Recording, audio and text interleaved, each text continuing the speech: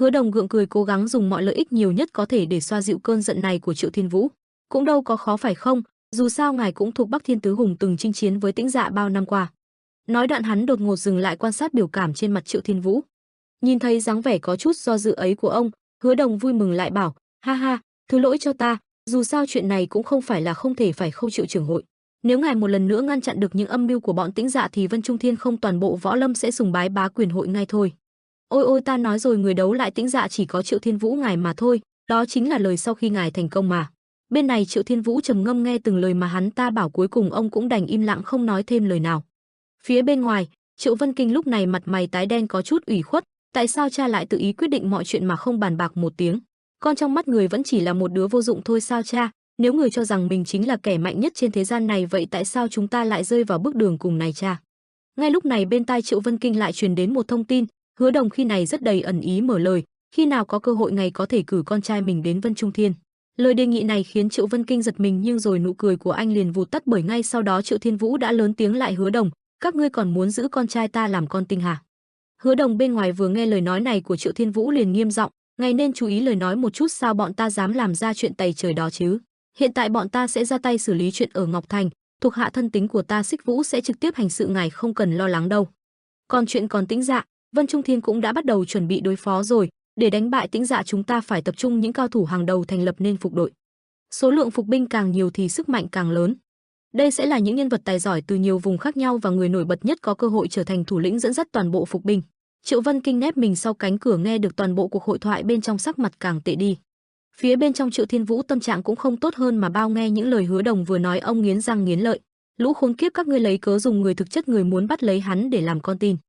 Ta chính là Triệu Thiên Vũ, trưởng hội lãnh đạo bá quyền hội, quyền vương Triệu Thiên Vũ. Nếu ta chịu đầu hàng dễ dàng như vậy thì lúc trước ta phản bội Bắc Thiên môn để làm gì? Nghĩ đến đây ông ta liền bóp nát một góc của phần tay nắm ghế, các ngươi cứ chờ xem Cửu Thiên. Vân Trung Thiên trước đó tên tiểu tử dám xen vào chuyện của ta ở Ngọc Thành đều do tên khốn đó nên kế hoạch mới thất bại, khiến ta phải chịu đựng nỗi nhục lớn chưa từng có. Bắc Kiếm ta phải tận mắt chứng kiến tên này thực chất là ai. Nhìn chú chim giang cánh bay lượn trên bầu trời, anh cùng Thanh Nhân và cả Quách Vấn Đình đứng ngắm nhìn bầu trời phía xa. Phía sau họ ngay lúc này là nhóm người của Long Vũ Thành. Anh cũng Thanh Nhân liếc mắt nhìn về phía sau.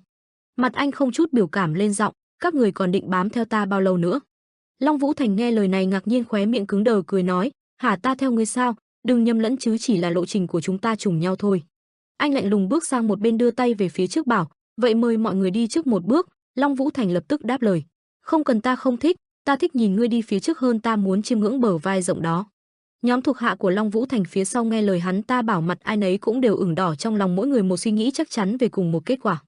Cuối cùng họ không nhịn được nữa, một người trong số đó cẩn trọng bước lên cúi người bảo, xin thứ lỗi cho bọn ta Trần huynh đệ, cho phép ta xin lỗi vì hành động vô lễ của thủ lĩnh. Ta biết thật không biết xấu hổ khi nói ra những lời này, nhưng hiện tại Thiết Quân hội không biết ai có thể tin tưởng ngoài huynh Trần huynh đệ, chuyện làm ăn giữa bọn ta cùng bá quyền hội đã bị vô hiệu. Không những làm hao phí thời gian, bọn ta cũng không điều tra thêm được gì hết. Ta mạn phép đoán hẳn là Trần huynh đệ có được một chút gợi ý nào đó nên mới đến Ngọc Thanh trước bọn ta vài ngày. Bọn ta không biết thì ra huynh là một cao thủ thâm tàn bất lộ, vô cùng xin lỗi vì biểu hiện của ta đối với huynh trước đây, ta cầu xin huynh, xin hãy giúp đỡ bọn ta. Hắn ta cung kính cúi người nghiêm túc nói những lời này, tiếng Anh trầm ngâm suy nghĩ chẳng nói được gì. Long Vũ Thành nhìn thấy không khí có vẻ gượng gạo lập tức đến mỗi tay khoác lên vai mỗi người, nhìn anh cười bảo, đúng vậy, đây cũng là chuyện tốt cho ngươi mà, một khi là bằng hữu mãi mãi là bằng hữu, vui chưa? Mọi người bỏ qua quá khứ cũng giúp đỡ nhau đi chứ. Ông ta nhìn chằm chằm anh lên giọng, ngươi giờ cũng có chút danh tiếng, ta cược trong tương lai ngươi chắc chắn còn nổi hơn nhiều, nên ta cũng chỉ muốn giúp đỡ mà thôi. Người nào cũng cần được bảo vệ mà, đây cũng là vinh dự của Thiết Quân hội, bọn ta đáng tin lắm, chúng ta đều có cùng mục đích mà. Chưa kể đến ngươi cũng cần kiếm chút lộ phí đi đường mà phải không? Nếu ngươi cảm thấy thiếu thốn về vật chất cần có Bạch Long đoàn hỗ trợ mà. Chúng ta phải ôm tiền để túi mới được. Phía sau nhóm người Bạch Long đoàn vừa được nhắc đến cũng khó hiểu nhìn hai người bọn họ. Anh nghiêng đầu có chút bất lực, rồi lại quay người bước nhanh về phía trước bảo, chúng ta phải nhanh chân lên, tốn quá nhiều thời gian rồi, tiến thẳng về Tiêu Sơn, vọng động. Long Vũ Thành vui mừng cười khẽ, quả là nam nhân ngây thơ, vừa quay mặt nhìn sang ông bỗng ngạc nhiên khi nhìn thấy Thanh Nhân. Ê, à, hân hạnh được gặp mặt tiểu thư, hình như ta còn chưa có giới thiệu bản thân. Ông đầy tự tin cất giọng bảo, ta là thủ lĩnh của Thiết Quân hội, Long Vũ Thành. Đã nhìn thấy cô ở cùng quán trọ với Trần huynh đệ, có chuyện sao? Tại sao lại quyết chọn con đường nguy hiểm này cùng hắn? Thanh Nhân nhìn Long Vũ Thành, còn ông ta ở phía đối diện khi này lại liên tục khen ngợi, từ khi nào mà tiểu tử này tìm được một nữ nhân đáng yêu đến vậy, thấy ghen tị rồi đó. Thanh nhân không nói gì, nhẹ nhàng kéo quần xuống lộ ra hàng họ bên trong khiến Long Vũ Thành giật bắn mình. Nhận ra đều là huynh đệ, ông cúi người đưa tay không che giấu được sự ngạc nhiên sau cú sốc, món hàng to lớn đó là thế nào, còn ta hơn hẳn so với mình. Nhóm người phía trước không nhìn thấy Long Vũ Thành tiến đến liền xoay người kinh hãi hét lên, à, thủ lĩnh lại đang làm gì đó vậy, mau chóng lên đường thôi, ông ta bên này vẫn còn chưa hết sốc lại bảo, nó thật sự to quá. Bên này tại một quán trọ. Nhóm người bên trong vẫn qua lại bình thường, khung cảnh có vẻ rất quen thuộc thường ngày, nhưng ẩn sau cái mặt nạ yên bình ấy lại là một nguồn sóng ngầm đang chảy mạnh mẽ. Một bóng đen lặng lẽ bước lên lầu. Tên áo đen đó khẽ cúi người, tên còn lại khẽ vẫy tay. Mở cửa tiến vào trong, tên đó cung kính gọi, chỉ huy. Bên trong Vân Trung Thiên mật tinh binh, truy và hãm đội, chỉ huy Tô Mộ Thượng vừa nghe tiếng gọi đã quay đầu nhìn sang. Tên thuộc hạ bước đến cung kính chắp tay, thuộc hạ đã chuyển bản báo cáo về cho đội điều tra rồi, chúng ta cũng nhận được một bức thư từ bọn họ có nhắc đến việc Bá Quyền hội hiện đang phải đóng cửa. Tô Mộ Thượng nghe báo có chút giật mình, nhìn bản đồ trước mắt hắn trầm ngâm, đóng cửa sao? Vân Trung Thiên, một trong những tên cứng đầu Bắc Thiên Tứ Hùng ngày nào Triệu Thiên Vũ, ngài ấy có thể hạ hắn dễ dàng như vậy sao? Nghĩ rồi hắn cười khẽ hài lòng hạ lệnh, tốt lắm, tiếp tục theo dõi Vân Nam Thành cho ta, đảm bảo báo cáo đầy đủ cho ta dù chỉ là một cử động nhỏ nhất. Tên thuộc hạ nghe vậy liền đáp lời, rõ thưa chỉ huy. Nhìn tên thuộc hạ trước mắt, Tô Mộ Thượng trầm ngâm, ngươi đã ăn chưa? Vừa nghe câu hỏi kỳ lạ này, tên thuộc hạ có chút bất ngờ, hả? À vẫn chưa, thuộc hạ vẫn chưa ăn. Nhưng chưa để hắn nói hết lời, Tô Mộ Thượng liền ném về phía hắn một túi bạc lớn. Không nói nhiều, Tô Mộ Thượng chỉ nói ngắn gọn, đi ăn đi. Tên thuộc hạ nghe lời này kinh ngạc, ngay lập tức cúi người, cảm ơn chỉ huy. Nhìn hắn rời khỏi phòng. Giờ đây căn phòng chỉ còn lại mình Tô Mộ Thượng, hắn ta trầm ngâm nghĩ, 7 năm trước ngay lại phân đà Tây Ninh của Vân Trung Thiên, một tên to con cả người ướt đẫm mồ hôi, thở không hơi bảo, tên nam nhân cứng đầu này, ngươi vẫn muốn khai là Trần Vũ Nguyên đã chết. Khi ấy, Tô Mộ Thượng cả người chi chít vết thương, máu chảy đầy mình, gắng gượng nói, ta xác nhận bằng chính mắt mình, chắc chắn hắn đã bị cháy đến chết, ta cũng không hề thấy hắn chạy được ra khỏi đám cháy. Tên đó nghe vậy trầm giọng, đêm đó người đầu tiên đến đây báo lại không ai khác chính là thủ lĩnh của các ngươi Trương Bồi Sơn, từ miệng hắn bọn ta mới tìm được chỗ của Tử Xuyên Tứ Tuyệt, Thần Vũ Ngụy, Sao Mun Gia, Từ Môn Hoa cùng Bất Dạ Hỗn, Đàm Tú Thiên, ba người họ đều gặp nguy hiểm, nhờ đó bọn ta mới dễ dàng tìm thấy họ cùng những binh chạy trốn ra ngoài. Tuy nhiên người thì lại khác, ngươi vẫn sống sót không mất một sợi tóc, làm thế nào một mình ngươi có thể qua khỏi được lần đó? Tô Mộ Thượng nghe những lời chất vấn này trầm giọng bảo, tao phải nói lại bao nhiêu lần nữa đây, ta đã giải thích rất nhiều lần rồi. Phó thủ lĩnh dưới trướng Trương Bội Sơn thuộc trung đội lúc đó trùng hợp đang đi tuần tra, tao cũng cảm nhận được có gì đó kỳ lạ đang diễn ra chỗ đám lính canh nên chạy đến chỗ bọn họ. Tuy nhiên khi đến nơi, thứ chào đón ta lại là một cảnh tượng vô cùng kinh khủng, đó cũng là lúc ta nhìn thấy đám quái vật đó. Khi vừa trở lại Bắc Thiên Môn, trận chiến cũng đã ngừng rồi. Không may là ta không dám tham chiến, cũng vì biết bản thân không đủ mạnh, cho chị biết là mọi cách để sống sót đến cùng, như vậy ít nhất cũng báo cáo được chuyện này lại cho người ở trên. Nói đoạn hắn cau mày gắng gượng, là người của quân Trung Thiên, ta biết đó là cách tốt nhất. Tên khốn đó Trương Bội Sinh dù hắn là thủ lĩnh nhưng lại quyết định bỏ lại toàn bộ đồng đội mà chạy trước. Tên kia vừa nghe lời này thở dài bảo, người bị tra tấn trong mấy tháng liền nên vẫn khăng khăng một câu trả lời đó, vậy ta sẽ tin lời ngươi nói. Nghe được lời này, Tô Mộ Thượng cũng nhẹ lòng thở dài một hơi, Trương Bội Sinh là thủ lĩnh của bọn ta nhưng hắn cũng là một tên cô hồn, sâu mọt của Vân Trung Thiên.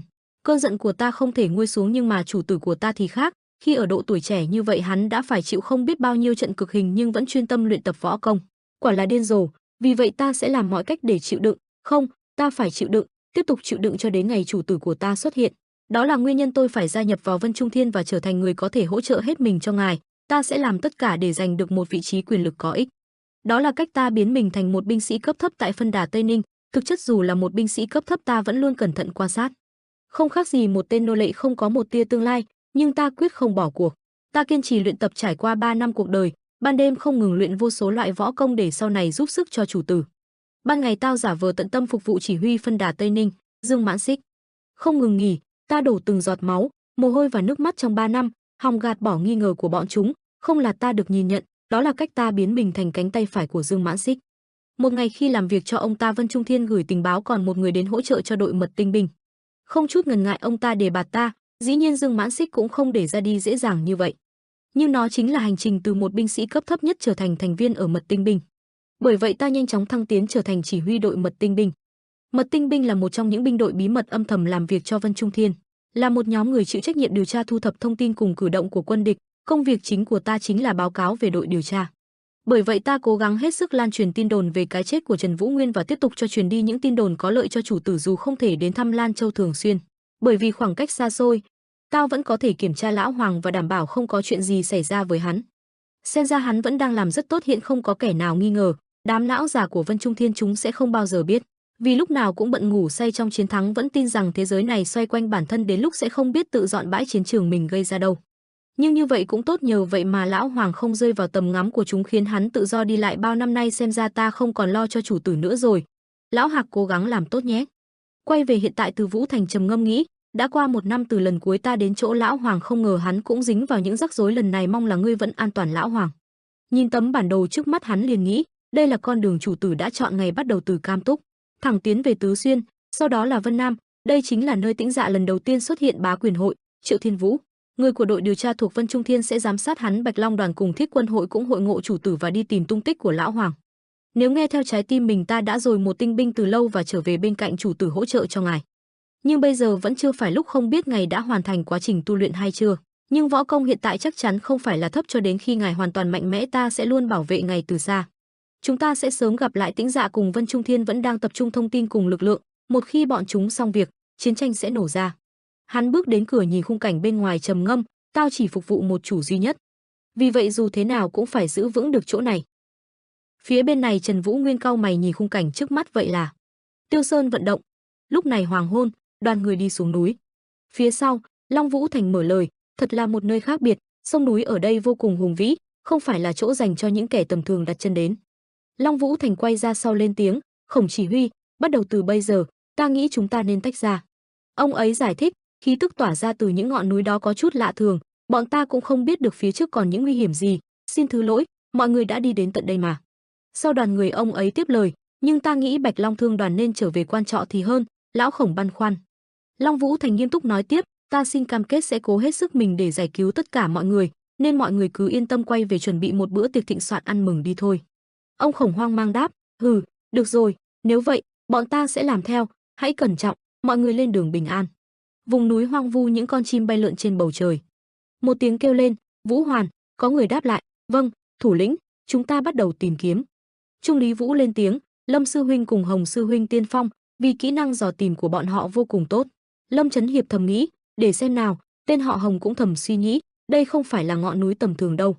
Vũ Hoàng nghiêm túc ra lệnh thêm, bảo vệ hai bên sườn sẽ là Từ Trinh cùng Công sư huynh. Từ Trinh nghĩ, tuân lệnh. Công Tôn Sương suy nghĩ, để đó cho ta. Trung Lý Vũ Hoàn nói thêm, cuối cùng, việc phòng thủ canh gác sẽ giao cho Thành Duật và Diệt Thi. Thành Duật nghĩ trong lòng, ta không quan tâm phải ở đây hết, ông đây chỉ muốn được về nhà. Diệt Thi liếm thanh đao sắc bén trong tay, thầm hỏi trong lòng, ngươi cố tình xếp ta cuối cùng vì chiếc chân trái quẻ quặc này phải không? Long Vũ Thành nghĩ, chắc chắn mình đã nhìn lầm rồi, phải, không thể nào nàng ấy lại có thứ đó to đến vậy. Cô gái y phục tím lên tiếng, ngươi trầm trồ cái gì, tiểu tử, đừng có mất cảnh giác. Quách Vấn Đình ngạc nhiên. Có một người lên tiếng, hình như có gì đó ẩn sau những ngọn núi này. Một người đứng cạnh Trần Vũ Nguyên nói, ngươi thật là một kẻ thú vị. Anh ấy thắc mắc, Thái Nhạc Lan kể thêm, ngươi có lúc ngay thẳng hay có thể nói là cứng đầu. Cô ấy nghiêm túc kể thêm, nhưng cũng biết thương cảm và thông hiểu cho người khác, bề ngoài thì vô hại, nhưng bên trong ẩn chứa rất nhiều sức mạnh, đủ để khẳng định danh xưng Bắc Kiếm trong giang hồ. Thái Nhạc Lan tiếp tục lên tiếng, Trần, so với trước đây, bây giờ ngươi nổi danh hơn nhiều, vì vậy, kết thúc để bản thân chìm đắm trong những tham vọng đó. Cô ấy nhìn anh không ngừng tiếp lời, đừng để nó nhấn chìm ngươi, nếu không đến cuối, bị thương không chỉ là mình người mà còn là rất nhiều người xung quanh nữa. Nhạc Lan kết thúc câu cuối rồi quay đi, ta nghĩ ngươi sẽ không sao đâu. Vũ Nguyên không nói gì, đứng nhìn cô ấy bước đi. Trần Vũ Nguyên hơi cúi nhẹ xuống đáp lại, đa tạ đã chỉ bảo, phó thủ lĩnh Thái. Trên những hàng núi cao vút bao phủ xung quanh là sương mù, có tiếng ai đó, đây chính là vong động. Long Vũ Thành mở lời, bên kia có lẽ là lối vào, khí tức đã mạnh hơn nhiều so với lúc nãy. Trần Vũ Nguyên tiếp lời, Tiêu Sơn được biết đến là nơi luôn tràn ngập âm khí, xem ra còn vượt qua lời đồn. Trung Lý Vũ Hoàn lên tiếng, mây mù đều tập trung tại một điểm, nếu ta đoán không nhầm, đây có thể là ảo trận. Vũ Thiên thắc mắc, ảo trận, ngươi nghĩ chúng ta có khả năng phá trận được không? Ta nhớ ngươi cũng có chút năng khiếu về ảo ảnh mà, phải không? Vũ Hoàn trả lời, đây là kết hợp giữa mê cung trận cùng dạ điền trận rồi. Anh ta băn khoăn tiếp lời, nếu vậy, chúng ta cần xếp người ở hai hướng Tây Bắc cùng Đông Bắc và tìm ra một vật tượng trưng có chức năng như chìa khóa. Cùng lúc phá trận, đừng, chờ đã, chúng ta phải phân tác nhân lực phù hợp mới đạt được hiệu quả cao nhất. Màn đêm buông xuống, Trung Lý Vũ Hoàn ra lệnh, dịch sang bên kia một chút, được rồi. Anh ta chỉ tay bảo tiếp, sư tỷ, đừng cử động cho đến khi ta ra hiệu. Thái Nhạc Lan nhấc bổng phiến đá lớn lên tiếng, mau lên đi, cái tên khốn này. Vũ Hoàn đưa hai bàn tay lên thở một hơi, sau đó lại thở ra. Anh ấy cực lực đổ cả mồ hôi. Trần Vũ Nguyên đứng sau thầm nghĩ, chuyện này kéo dài hơn mình tưởng. Cậu ta nghiêng đầu suy tư, nhìn bên ngoài như vậy nhưng cũng thật khó giải quyết. Vũ Nguyên Anh nghĩ đến Hà Chân Nguyệt, mê trận, nếu là ông ta, có lẽ là dễ dàng vượt qua được rồi, mình có cảm giác sẽ cần đến sự giúp đỡ của ông ta. Trần Vũ Nguyên gục mặt xuống nghĩ tiếp, không biết bây giờ thế nào rồi. Vẻ mặt anh ta bỗng dưng bất ngờ. Trung lý Vũ Hoàn thở hồng hộc. Vọng động được mở ra, bọn họ tiến vào động to lớn. Vũ Nguyên cũng bắt đầu bước vào trong thầm nghĩ, đây. Long Vũ Thành thắc mắc kêu lên, đây là cái nơi quái quỷ gì vậy? Long Vũ Thành dẫn đầu. Một tiếng người nói lớn kêu lên, chưa biết được phía trước có chuyện gì, mọi người tăng cường cảnh giác. Bên trong đen thăm thẳm, Long Vũ Thành bất ngờ thấy một con đường. Sau đó ông ấy kêu lớn, hình như bên kia có người. Mọi người thắc mắc, một bức tượng Phật sao? Một trong số những người đi theo thắc mắc, tại sao ta cứ có cảm giác như có ma quỷ hiện quanh đây? Có một mái hiên. Long Vũ Thành khựng lại. Một đống người chất đống, ông ấy lên tiếng, đây là. Trần Vũ Nguyên sau lưng thầm nghĩ, đều là những người bị bắt cóc. Anh nhớ lại có một người than khóc nói, Tiêu Sơn, Vọng Động, làm ơn, đến chỗ đó. Anh ấy nhìn người đó lên tiếng thêm, còn có, rất nhiều, người cùng thường đoàn, ở đó. Người đó tiếp lời, ta thật lòng hy vọng, thúc thúc của ngươi vẫn bình an. Vũ Nguyên nghĩ trong lòng, lời hắn nói đều là sự thật. Trở lại hiện thực, Trần Vũ Nguyên xoa cằm lên tiếng, đây đều là những binh lính cùng người mất tích, tạ ơn trời, xem ra bọn họ đều còn sống. Long Vũ Thành hỏi, nhưng có chuyện gì đã xảy ra sao? Anh ấy đáp lại, nhất định là đang trong quá trình chuyển hóa thành cuồng nhân. Vẻ mặt Long Vũ Thành hoang mang, anh ấy kể tiếp, nghe nói những cuồng nhân đó sẽ vô cùng khát máu và tấn công như dã thú, nhưng đám người này chưa hoàn toàn biến thành thú dữ như vậy. Vũ Thiên hoang mang lặp lại, cuồng nhân bên trong ngục nằm la lết. Long Vũ Thành hỏi thầm, loại người nào mới có thể ra tay tàn độc như vậy? Có một ai đó nói, ta không chế được độc phát nhờ vận dụng bộ tam đơn thức, nhưng ta cũng đến cực hạn rồi, xem ra đều như những người khác mà hóa điên, cuối cùng trở thành dạng người quỷ không ra. Ha, những võ công ta được chính trưởng môn tự tay truyền dạy, tam đơn thức, đây chính là thử thách cuối cùng rồi sao? Hoàng Chiết, cho đến lúc an nghỉ, ngươi vẫn chỉ là một kẻ bất tài vô dụng. Ai đó kêu lên, Hoàng thúc, hử. Hoàng Chiết tự cười nói, đến thời khắc cận kề sinh tử, ta bắt đầu có ảo giác nữa. Hoàng Chiết mở mắt ra thắc mắc, trưởng môn. Trần Vũ Nguyên đưa tay ra mở lời, Hoàng thúc. Một người đàn ông nửa người nửa cuồng nhân này là Hoàng Chiết, ông ấy kêu lên, gái, công, tử. Trần Vũ Nguyên lao đến ôm chặt ông ấy. Ông thắc mắc nhìn anh hỏi, công tử. Trần Vũ Nguyên tự trách nói, thứ lỗi cho ta, Hoàng thúc, hy vọng không phải là quá trễ. Anh ta tiếp lời, thời gian vừa qua ta luôn vô tâm, vì vậy mới khiến thúc phải rơi vào tình cảnh này. Hoàng Chiết hỏi, tại sao công tử lại đến đây? Cậu ta nhìn ông ấy nói thêm, thúc đột nhiên mất tích, sao ta có thể mặc kệ? Ông ấy lại tự hỏi, ta cứ tưởng sẽ không bao giờ được gặp lại công tử nữa, đây không phải là mơ chứ? Trần Vũ Nguyên đưa tay vào túi áo mở lời, đây, Hoàng thúc, mau ăn thứ này đi, đây chính là bạc quỷ hồn đan đều do Bách Độc Nhân Đường Gia tự tay điều chế. Hoàng Chiết bất ngờ, hả? Bách Độc Nhân Đường Gia, làm sao công tử lại có dính dáng đến một nhân vật như vậy? Anh ấy không đáp lại đưa ra tiếp lời, đây là đan dược khắc chế độc tính, thứ này còn giúp tăng không ít công lực, vì vậy. Trần Vũ Nguyên nói thêm hỏi, thúc có biết chuyện gì đã xảy ra không? Ngoài thúc ra, không còn ai giữ được thần trí. Ông ấy giải thích, bởi vì đã bao nhiêu thời gian trôi qua, ký ức của ta là một mảng sương mù. Tất cả những gì ta nhớ được chỉ có đoạn thời gian ở U Nam, khi đoàn ngươi đột nhiên bị mai phục và bắt cóc bởi một nhóm người không rõ lai lịch. Có một người đứng sau lên tiếng, đã truyền độc cho toàn bộ những tù nhân ở đây. Một tên dáng vẻ nam nhân đáp lại, tốt lắm. Những tên cuồng nhân gào thét, hắn tiếp lời, những kẻ hoàn toàn biến thành cuồng nhân sẽ được thả ra ngoài, đảm bảo tân phán những người còn lại. Một người đàn ông ngồi gục mặt xuống, tên đó nói thêm, tên vẫn chưa bị biến đổi thì nhốt hắn vào một chỗ riêng biệt đi. Người đàn ông đó tóc đen xù, ông ta là Hoàng Chiết, ông ấy kể thêm, cũng may là ta không hoàn toàn mất đi cảm giác nhờ ngăn máu lưu thông kịp thời, khiến cho độc phát tán chậm hơn bình thường, nhưng mà nếu lại cử động mạnh, huyết mạch tiếp tục lưu thông, độc lan ra ngoài còn nhanh hơn trước. Hoàng Chiết nhấn vào huyệt đạo, sau đó nắm chặt bàn tay, ông tiếp lời, nên ta cũng không còn cách nào khác gắng gượng. Cách duy nhất chính là dùng hết sức bình sinh vận dụng bộ tam đơn thức, mới giúp ta sống sót được đến bây giờ. Ông ấy ngồi yên lặng. Trần Vũ Nguyên khuỵu chân hỏi, tam đơn thức không phải là bộ công pháp được phái toàn chân tạo ra để chống lại quỷ lực sao? Ông ấy đáp lại, phải, ta nghĩ nhờ nó mình mới không bị biến thành dã thú hoàn toàn. Hoàng Chiết nửa người nửa cuồng nhân nói thêm, nhưng mà ta sắp bỏ cuộc, cũng đạt đến giới hạn chịu đựng rồi. Vẻ mặt Vũ Nguyên thương cảm Hoàng thúc tiếp lời, không ngờ ta vẫn còn cơ hội gặp lại công tử thế này. Ông rưng rưng nước mắt lên tiếng, trưởng môn Trần Quân Hào cứu rỗi ra, giờ công tử cũng cứu mạng ta, Hoàng Chiết, hôm nay có chết cũng không chút hối tiếc. Trần Vũ Nguyên nhìn ông thầm nghĩ, xem ra bộ tam đơn thức của phái Toàn Chân đã thực sự bảo vệ được Hoàng thúc, rồi anh ta đáp lời, đừng nói như vậy, thúc mau chóng ngậm lấy viên dược này đi, Hoàng thúc. Ông ấy cắn lấy đáp lại, đa tạ, công tử. Hoàng Chiết chợt kêu lên. Ông quay ra sau nói thêm, bên này chính là Tam lão gia nhà Bạch Long Thương đoàn, Doãn Tử Minh, ta đã làm mọi cách để ngăn chặn tốc độ lan ra của độc tính, nên tình trạng của ông ấy hiện giờ cũng không khác ta là bao, nhưng hình như độc tính sắp điều khiển toàn bộ rồi. Trần Vũ Nguyên đáp lại, thì ra vị này chính là Tam lão gia của Bạch Long Thương đoàn, Doãn Tử Minh. Lão Hoàng giải thích thêm, ta cũng đã chặn đứng sự lưu thông trong mạch máu rồi giấu ông ấy phía sau, đây là những chuyện ít ỏi ta có thể làm. Trần Vũ Nguyên vẻ mặt ưu sầu lên tiếng, thúc làm tốt lắm, dù trong tình thế cấp bách mà vẫn làm được như vậy. Quách Vấn Đình sau lưng bất ngờ kêu lớn, ôi mẹ ơi, lão Hoàng. Quách Vấn Đình đến gần dang rộng hai tay nói lớn, ông có sao không, không thể tin được, thấy thúc an toàn ta mừng quá đi mấy. Hoàng thúc cũng quay sang nhìn bất ngờ đáp lại, ôi trời, ai đây, không phải là Môn Chính sao, tên nhóc ngươi cũng ở đây sao? Hoàng Chiết thầm nghĩ, Môn Chính. Ông ấy nhìn Quách Vấn Đình đang rung rưng muốn khóc nghĩ tiếp, ngươi trưởng thành thật rồi. Quách Vấn Đình thắc mắc, người này không phải. Bên trong vọng động Vũ Hoàng kêu lớn, Long thủ lĩnh, bọn ta tìm ra người rồi. Long Vũ Thành hét lớn, dù Tam lão gia bị trúng độc khá nặng rồi, nhưng ta nghĩ vẫn hồi phục được. Những người còn lại dựa trên y phục để phân biệt, phân thành hai nhóm người, lính canh cùng người của thương đoàn. Ông ấy ra lệnh tiếp, sau đó xếp thành hàng mang ra ngoài, phần thưởng dựa trên sức mạnh. Ông ta vỗ tay kêu thêm, được rồi, bắt tay vào việc thôi. Chuyển cảnh, lúc này Trần Vũ Nguyên xoay qua hỏi, thúc thấy thế nào rồi, có di chuyển được không?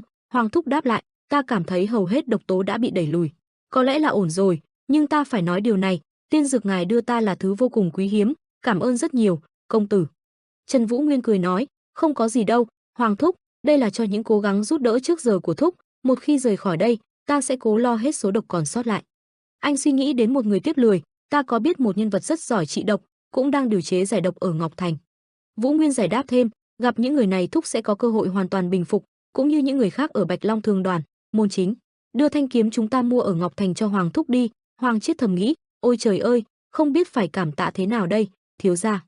Lão Hoàng quay qua thắc mắc, thứ gì vậy?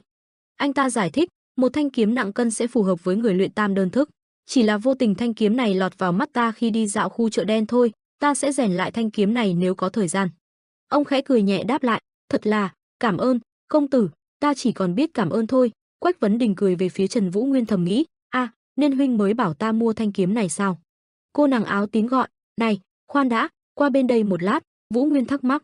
Trong màn đêm cô ấy lên tiếng, nhìn xem đi. Một người mở một chiếc hộp ra nói, ta nghĩ chuyện này bị gây ra bởi cuồng nhân. Trần Vũ Nguyên nhăn nhó hỏi, ta nói ngươi thế nào hả? Tên bên cạnh tiếp lời, bên trong này có chứa không ít khí độc, người bình thường nếu tiếp xúc với loại khí này lần đầu óc sẽ choáng váng rồi ngất xỉu ngay lập tức. Trần Vũ Nguyên thắc mắc, phải không? Người đó trả lời, đây có thể là nguyên nhân mọi chuyện. Hắn ta cầm đao lấy đi một phiến đá nhỏ lên tiếng, chúng ta còn chưa biết được, ta lấy một ít mang về cho Hắc Nguyệt điều tra. Vũ Nguyên lo lắng hỏi, ngươi có sao không đó? Tên đó trả lời, không cần lo, túi da này là từ một con hươu được phơi khô hơn 100 năm. Đùa thôi, thật ra ta cũng không biết chất liệu của các túi này, nhưng nếu đóng kỹ lại thì sẽ không sao đâu. Khi này, Trần Vũ Nguyên cầm một chiếc hộp quấn được quấn quanh cùng với cô nàng áo tím. Bỗng dưng có một đám người áo trắng chặn lại. Trần Vũ Nguyên nhìn những người đó thắc mắc. Sau đó nhìn hai người bên trong, một ông lão và một người con gái hỏi, Đường lão gia cùng Đường tiểu thư. Long Vũ Thành đứng cạnh cũng không hiểu, chuyện gì bên này thế?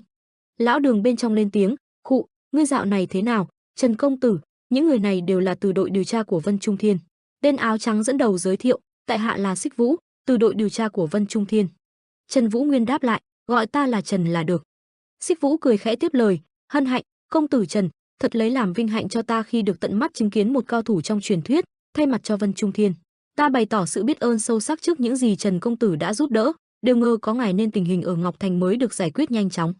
Hắn nói thêm, bây giờ, xin phép để Vân Trung Thiên bọn ta lo phần còn lại. Xích Vũ giải thích, ta biết được Trần công tử là nhân vật không hề tầm thường, nhưng những chuyện ở đây không phải chỉ một người có thể đảm đương nổi. Chưa kể còn dính líu đến Tĩnh Dạ, cũng như Thiết Quân hội, ta biết được mọi người đều vô cùng tài giỏi, nhưng ta tin rằng mọi người cũng nhận ra mình cần nhiều nhân lực hơn. Hắn giang một cánh tay ra lên tiếng, nên xin phép, bọn ta sẽ thu dọn từ đây, mời mọi người về nghỉ ngơi. Trần công tử cùng Thiết Quân hội đã làm được rất nhiều rồi, Vân Trung Thiên sẽ không quên ân huệ ngày hôm nay. Công Tôn Sương cau mày thắc mắc, cái quái gì vậy? Các người đột nhiên nhảy vào. Dù bọn ta mới là người đã làm hầu hết mọi chuyện sao a? Khốn khiếp, ta làm chăm chỉ như vậy để đám các người nhảy vào cướp công hả? Trần Vũ Nguyên hỏi, vậy các ngươi biết cách chữa các cuồng nhân ở đây sao? Xích Vũ đáp lại, thật ra, ngay cả trước khi tìm kiếm sự trợ giúp từ Đường ra, bọn ta vẫn đang tìm ra phương pháp chữa trị. Lão Đường lên tiếng, chậc, tìm sự trợ giúp cái mông. Hắn tiếp lời, xin xác nhận là bọn ta sắp tìm ra giải dược rồi, vấn đề chỉ là thời gian mà thôi, mọi người cứ tin ở ta. Tên đó chỉ vào cái hộp rồi hỏi, đợi chút, ta có thể hỏi thùng đồ bên kia là gì không? Ta cảm nhận được không ít khí độc phát ra từ đó, ta nghĩ bên trong có chứa câu trả lời, phải không? Xích Vũ vung tay ra hiệu, các vị có thể để thứ đó lại, bọn ta sẽ tự mình điều tra. Trần Vũ Nguyên nhìn không nói gì. Lão Đường cũng nhìn anh ấy. Ông ta vung tay loạn xạ thầm nghĩ, bỏ đi, chúng muốn thì cứ đưa ra, chậc. Sau đó Trần Vũ Nguyên thẫn thờ đáp lại, vậy ta để lại cho các vị, hy vọng mọi người điều tra thành công. Xích Vũ lên tiếng, Trần công tử, bọn ta chính là Vân Trung Thiên, để ta nhắc lại một lần nữa, Vân Trung Thiên. Trung lý Vũ Hoàng tiến lên mở lời, ta là phó thủ lĩnh Thiết quân hội Vũ Hoàn Cửu Trường giả, cho phép ta biểu hiện sự kính trọng lòng thành đến Vân Trung Thiên, bọn ta sẽ nghe theo và rời đi. Nhưng anh ấy lại ra điều kiện, tuy nhiên, ta muốn mang theo Tam lão gia của Bạch Long Thường đoàn. Nhiệm vụ của bọn ta thực chất là giải cứu tất cả mọi người, bao gồm những binh lính, nhưng quan trọng nhất vẫn là Tam lão gia.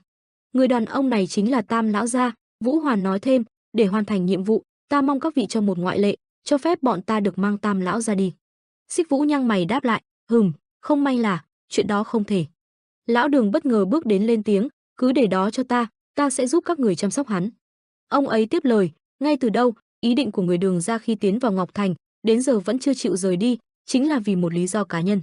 Ta muốn tự mình được quan sát đám cuồng nhân kỹ hơn, nên ta sẽ rời đi ngay và đảm bảo an toàn cho Tam lão ra trên đường về nhà.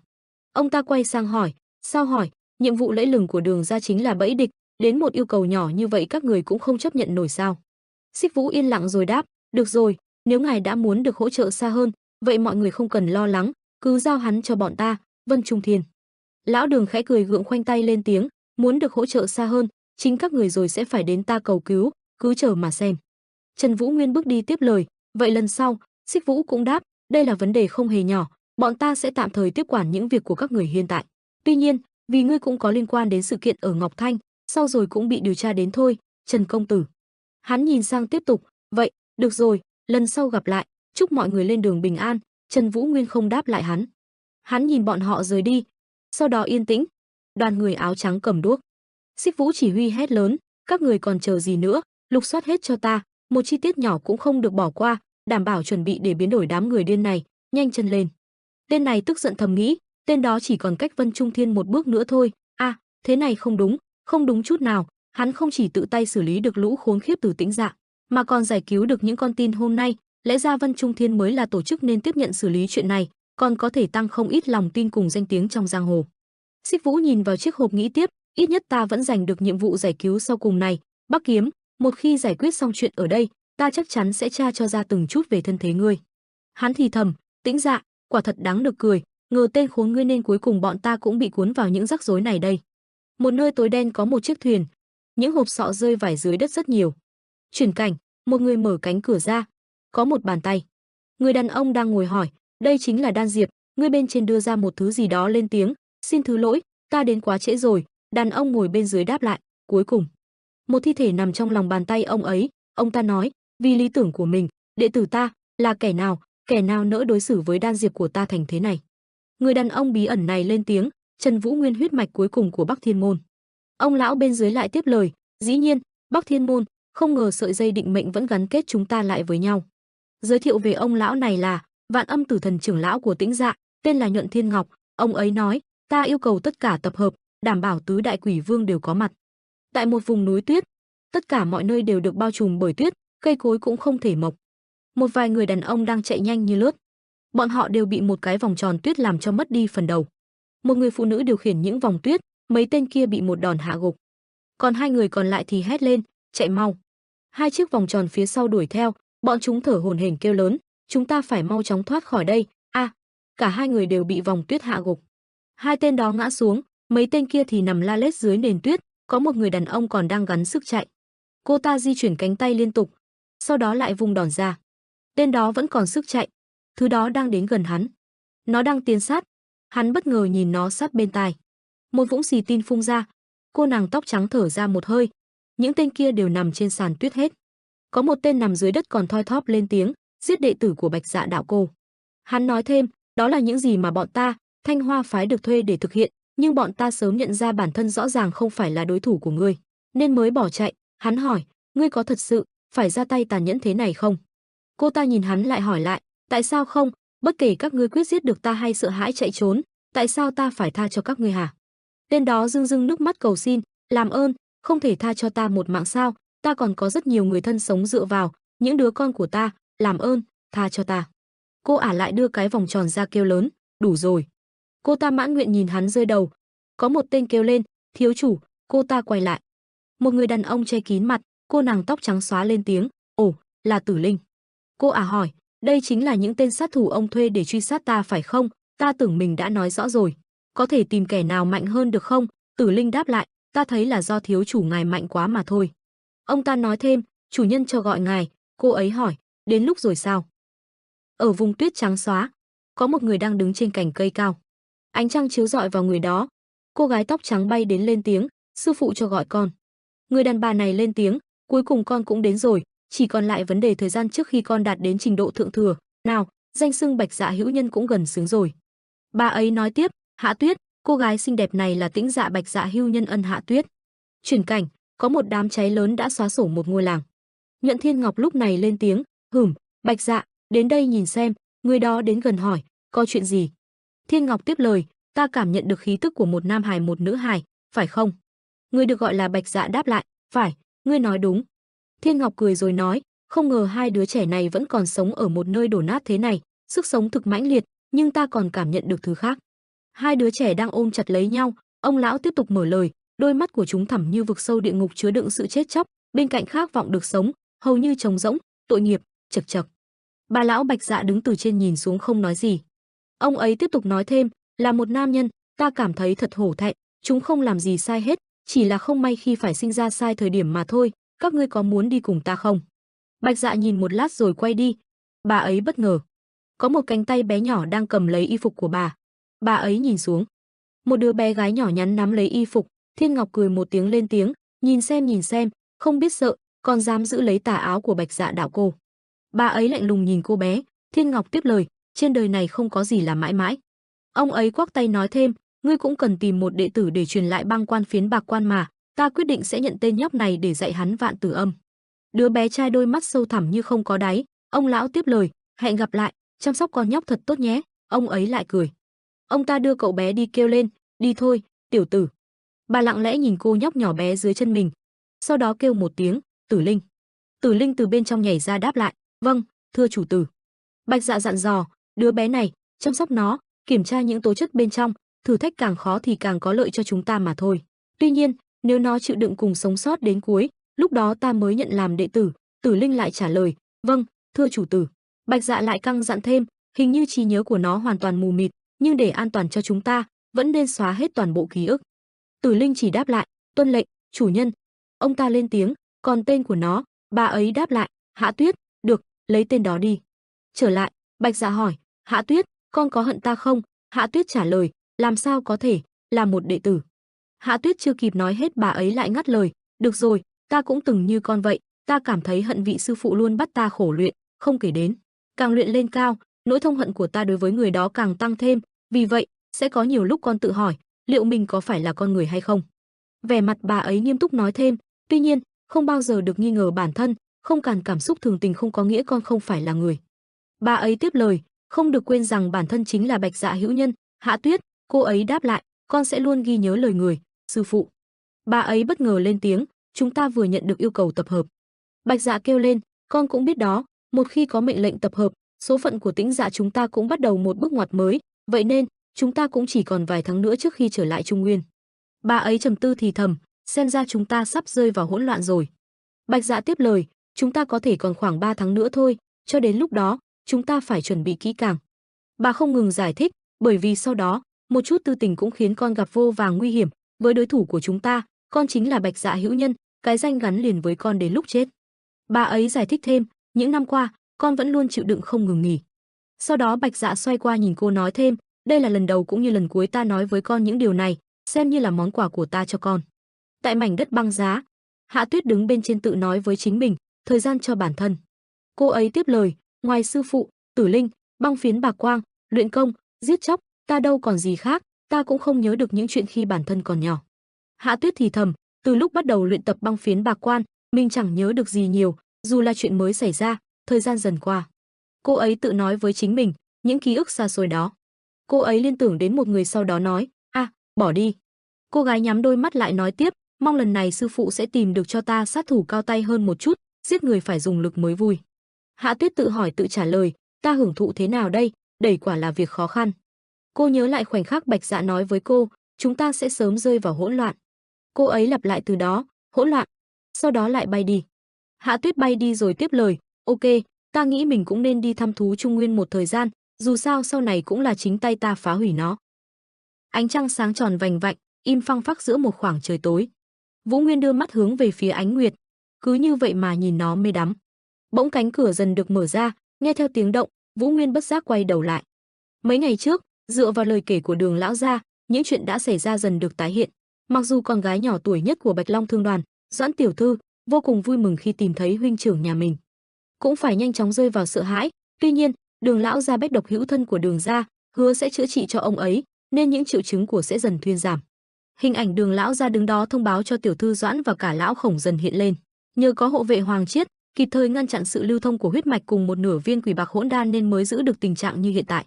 Kéo theo đó là sự ngỡ ngàng của tiểu thư khi cô tự hỏi, Hoàng Chiết làm được sao? Men tiếp theo lời kể của lão Đường, ta dần hiểu được thế sự hiện tại, dưới tình thế bây giờ, nhận được sự giúp đỡ của Đường gia là vô cùng may mắn, nhưng điều khiến mọi người ngạc nhiên là ông ấy đã tự mình chống lại được, nhưng vài ngày trước, khi ta đang điều tra về đám cuồng nhân, kết luận cuối cùng là chỉ về độc khoáng, ta sẽ dựa trên tính chất của loại độc này để điều chế giải dược. Không may là ta cần đến thứ làm trong hòm gỗ lúc trước, lão tăng thuật lại khi ông chống tay lên cằm suy tính, thứ mà Vân Trung Thiên đã lấy đi. Mặc dù ta đã hứa chữa trị cho Tam lão gia, nhưng không có động vật chủ thì ta cũng khó lòng mà chế được giải dược. Nghe đến đây, Vũ Nguyên liền quay phát lại nhìn về người phụ nữ bên cạnh, thấy phản ứng của anh ta, cô đột nhiên nói lớn, "Hả, ngươi nhìn vào ông đây làm gì?" Biểu cảm của cô ngay tức khắc sượng chân, khuôn mặt lấm tấm mồ hôi mấp máy trả lời, "Không được, ta phải đem mảnh này về cho thủ lĩnh." Ánh mắt của anh sau khi nghe điều này thậm chí còn dữ dội hơn, làm cho cô ta ngày càng lo lắng khi cố chối từ, "Không, thật là, không được mà, ngươi có nhìn đến tối, ông cũng không đưa ra đâu, chúng ta bây giờ trên cùng một chiến tuyến, nhưng mà ông đây còn nhiệm vụ phải làm." Nói đi nói lại, suy cho cùng Vũ Nguyên cũng lấy được món đồ đó đưa cho lão ta, "Đường lão gia, đây là một mảnh mà ta lấy được từ thứ ở trong hộp gỗ, chỉ là một mẩu nhỏ, mong là vẫn giúp được ngài." Anh ta thủ thỉ trong sự chán ghét của nạn nhân vừa mới bị chấn lột, tên khốn kiếp này, ta mà biết võ công, mẹ nó. Lão Đường thấy vậy thì không tin vào mắt mình liền quay lại cảm thán, "Thật sao? Chà, ngươi thật là thông minh.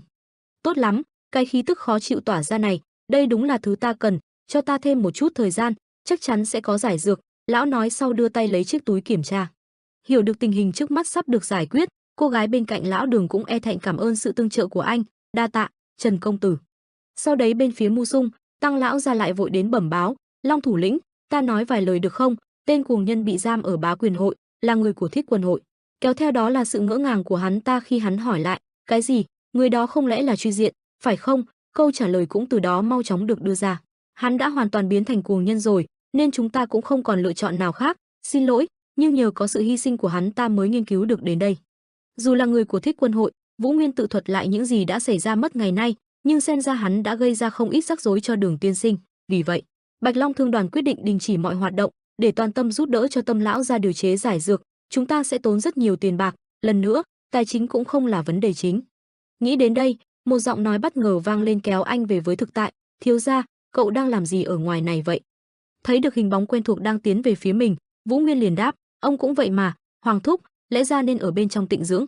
Nhanh chóng tiến lại gần anh, Hoàng Chiết bảo, "Chà, đều nhờ có đan dược cậu đưa, ta cảm thấy tốt hơn nhiều rồi, ta biết đó không phải là giải dược hoàn toàn, nhưng ngờ có bộ tam đơn thức, những triệu chứng cũng ngừng phát tác, nội lực của ta cũng hồi phục không ít, quả là tiên dược quý hiếm.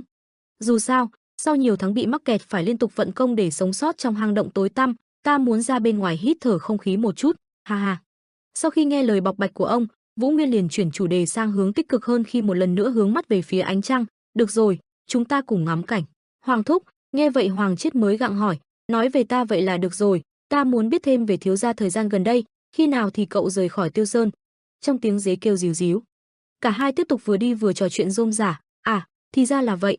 Giọng điệu có phần bất ngờ của Hoàng Chiết vang lên, kéo theo đó là câu hỏi của Vũ Nguyên, thúc có bị thương ở đâu không? Băng qua những tán cây, ông không ngừng luyên thuyên với người bên cạnh, nghĩ lại thì mọi chuyện cũng vì ta mà ra. Thứ lỗi cho ta thiếu gia, do ta sơ suất nên mới khiến cho thiếu gia phải ngừng việc luyện tập, vô cùng xin lỗi. Nghe vậy anh liền đáp, trên môi còn nở nụ cười trấn an, đâu phải là lỗi của thúc, ông cũng quan trọng với ta hơn nhiều so với võ công. Hiểu được tấm lòng của Vũ Nguyên, ông mới bắt đầu thú nhận, ta nhận ra điều này từ lâu lắm rồi.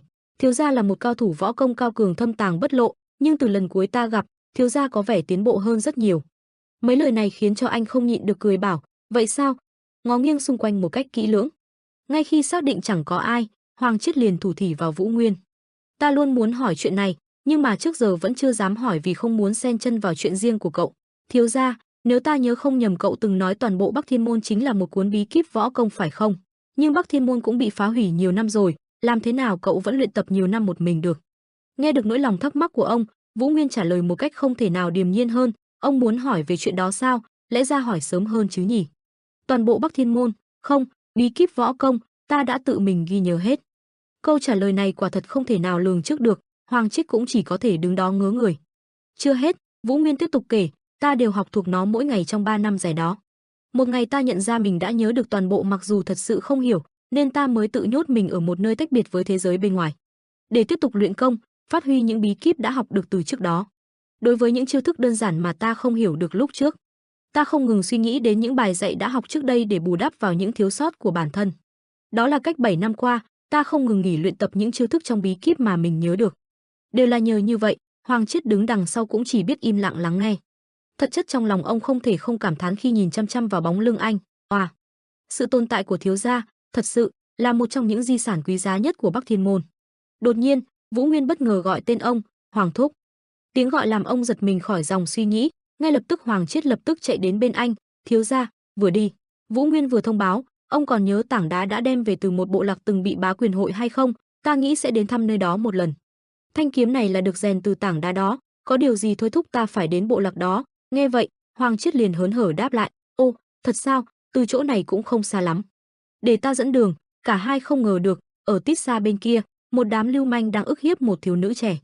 Đừng có nói láo, câu nói đe dọa của chúng nhanh chóng thu hút sự chú ý của ông. Người thiếu nữ trẻ sợ hãi, van xin chúng bằng giọng điệu run rẩy, các người muốn làm gì, ta đã đưa ra hết rồi, làm ơn tha cho ta đi. Nghe thế, tên thủ lĩnh không có ý định buông tha đáp, làm sao ta biết được tiểu nương tử đã giao nộp hết rồi, hả, phải khám người nữa. Được rồi, để ta xoát phía trên. Ngay khi ngón tay của hắn sắp chạm vào cơ thể cô, Hoàng Chiết từ xa bất ngờ lao đến, chắn ngang trước mặt bọn chúng, hai tay giơ lên cố hòa giải, này, khoan đã, ta thấy các ngươi dừng tay được rồi, dù sao cướp được cũng nhiều rồi mà. Hành động bất ngờ của ông nhanh chóng làm tên thủ lĩnh sững người, hắn tức giận hỏi lại khi thấy con mồi đã nhân cơ hội này bỏ chạy, lão già, ngươi là ai vậy hả, khốn khiếp, con chạy thoát rồi. Nghe được câu hỏi, Hoàng Chiết lập tức xưng danh, ta là hộ vệ của Bạch Long Thương đoàn, thứ lỗi nếu ta có gì không phải, nhưng đến đây là đủ rồi. Không chút nhân nhượng, tên cầm đầu gay gắt quát, nếu là hộ vệ chắc ngươi cũng biết được có nhiều thứ không nên dây vào, đừng quản chuyện người khác. Cuối cùng, lão già ngươi cũng muốn chắn đường ông đây, khốn khiếp. Ta nhìn hiền lành quá phải không? Hắn hét lên rồi vội tung cú đấm về phía ông. Khác với những gì tên ấy tưởng tượng, Hoàng Chiết lại dễ dàng né tránh rồi khẽ chạm vào cơ thể hắn, khiến hắn bất ngờ. Bằng đôi tay uyển chuyển, Hoàng Chiết áp lòng bàn tay lên ngực của tên cầm đầu. Trước khi tung ra sức mạnh nội tại, khiến hắn văng xa cả chục mét ra sau. Thân thể đập vào cây cột tổ tướng trước sự bàng hoàng của đám đàn em.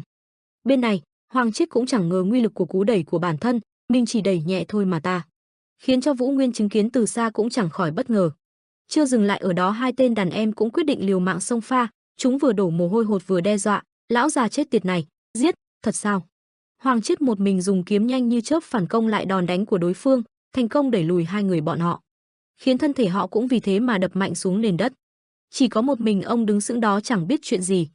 Trong đầu hiện lên vô vàng thắc mắc, khoan đã, hả, mình vung kiếm lên chỉ để dọa nạt thôi mà, chuyện gì đang xảy ra đây? Để rồi dòng suy nghĩ đột nhiên đứt quãng sau tiếng gọi của Vũ Nguyên, Hoàng thúc. Anh vỗ tay tán thưởng, chà, võ công của thúc tiến bộ hơn ta nghĩ, nội lực tăng lên có lẽ là nhờ thứ độc kia. Xem ra cuối cùng thúc cũng vượt qua được bức tường đó rồi. Hoàng Chiết không mấy tin vào mấy lời này liền đáp, không thể nào, chắc là do đám người đó yếu quá thôi. Nghe thế, anh vội giải thích, chúng yếu thật, nhưng cũng do nội lực của thúc tăng lên không ít, vì tốn khá nhiều thời gian để bảo vệ tâm mạch, nên tạm thời không điều khiển được công lực phát ra, nếu tiếp tục luyện tập chăm chỉ, trở thành cao thủ chỉ là vấn đề thời gian mà thôi. Cho phép tại hạ được tỏ lòng tôn kính, Hoàng đại cao thủ. Mấy lời này phải nói là làm Hoàng chết ngượng chín mặt, ông xua tay bảo, ôi trời, cậu nói gì vậy, làm ta xấu hổ đó. Trên giữa mấy tán cây, một gã kỳ quái từ lâu đã quan sát mọi diễn biến bên dưới, hắn ung dung ngồi trên nhánh cây nghĩ thầm, một hộ vệ tầm thường của Bắc Thiên môn Hoàng Chiết, gần đây làm việc cho Bạch Long Thương đoàn, Trần Vũ Nguyên lại có một trợ thủ đắc lực rồi. Biến bất lợi thành có lợi, ông ta thật sự vô cùng may mắn. Sáng hôm sau, tại Vân Thiên Trung, ánh nắng rọi xuống những căn nhà ngói đỏ tráng lệ, mặt hồ trong vắt và cả bóng người trên trong. Hình dáng chủ nhân của nơi xa hoa này dần lên tiếng, đến rồi hả? Được rồi, cho vào đi, không ai khác chính là Thẩm Nguyên Nghĩa. Liên Tố Tố cùng Từ Môn Huệ Linh bước tới chào hỏi Thẩm Nguyên Nghĩa, cô gọi, Thẩm công tử. Thẩm Nguyên Nghĩa quay đầu lại, chào phúng một lượt, yêu, cuối cùng cũng đến rồi Tây Môn tiểu thư. Thẩm Nguyên Nghĩa hỏi, Tú Thiên đâu, hai người không đi cùng nhau sao hay lại đang luyện tập điên cuồng nữa rồi? Huệ Linh đáp, phải, hắn hiện tại vẫn bế quan tu luyện. Thật sao, đúng là Tết cứng đầu mấy năm nay đều như vậy, cố lên khuyên hắn nghỉ ngơi mà hòa nhập với thế giới bên ngoài đi. Còn muốn mạnh đến đâu nữa, hắn chỉ nghe một mình cô, tại sao hai người không ngồi lại khuyên răn nhau một chút? Huệ Linh bất lực nói, Thẩm công tử, người cũng biết được quyết tâm của hắn lớn đến thế nào mà. Truyền thuyết bất bại, giam Tú Thiên nhất bách chiến thần 7 năm trước sau lần đầu tiên bị đánh bại ở Bắc Thiên môn, hắn đã tự lập lời thề bản thân phải trở nên mạnh mẽ đứng trên tất cả. Long Thành Vũ hứa hẹn là một nhân vật chủ chốt trong Thanh Long hội, ta không thể lộ ra một vẻ yếu đuối nào ra ngoài.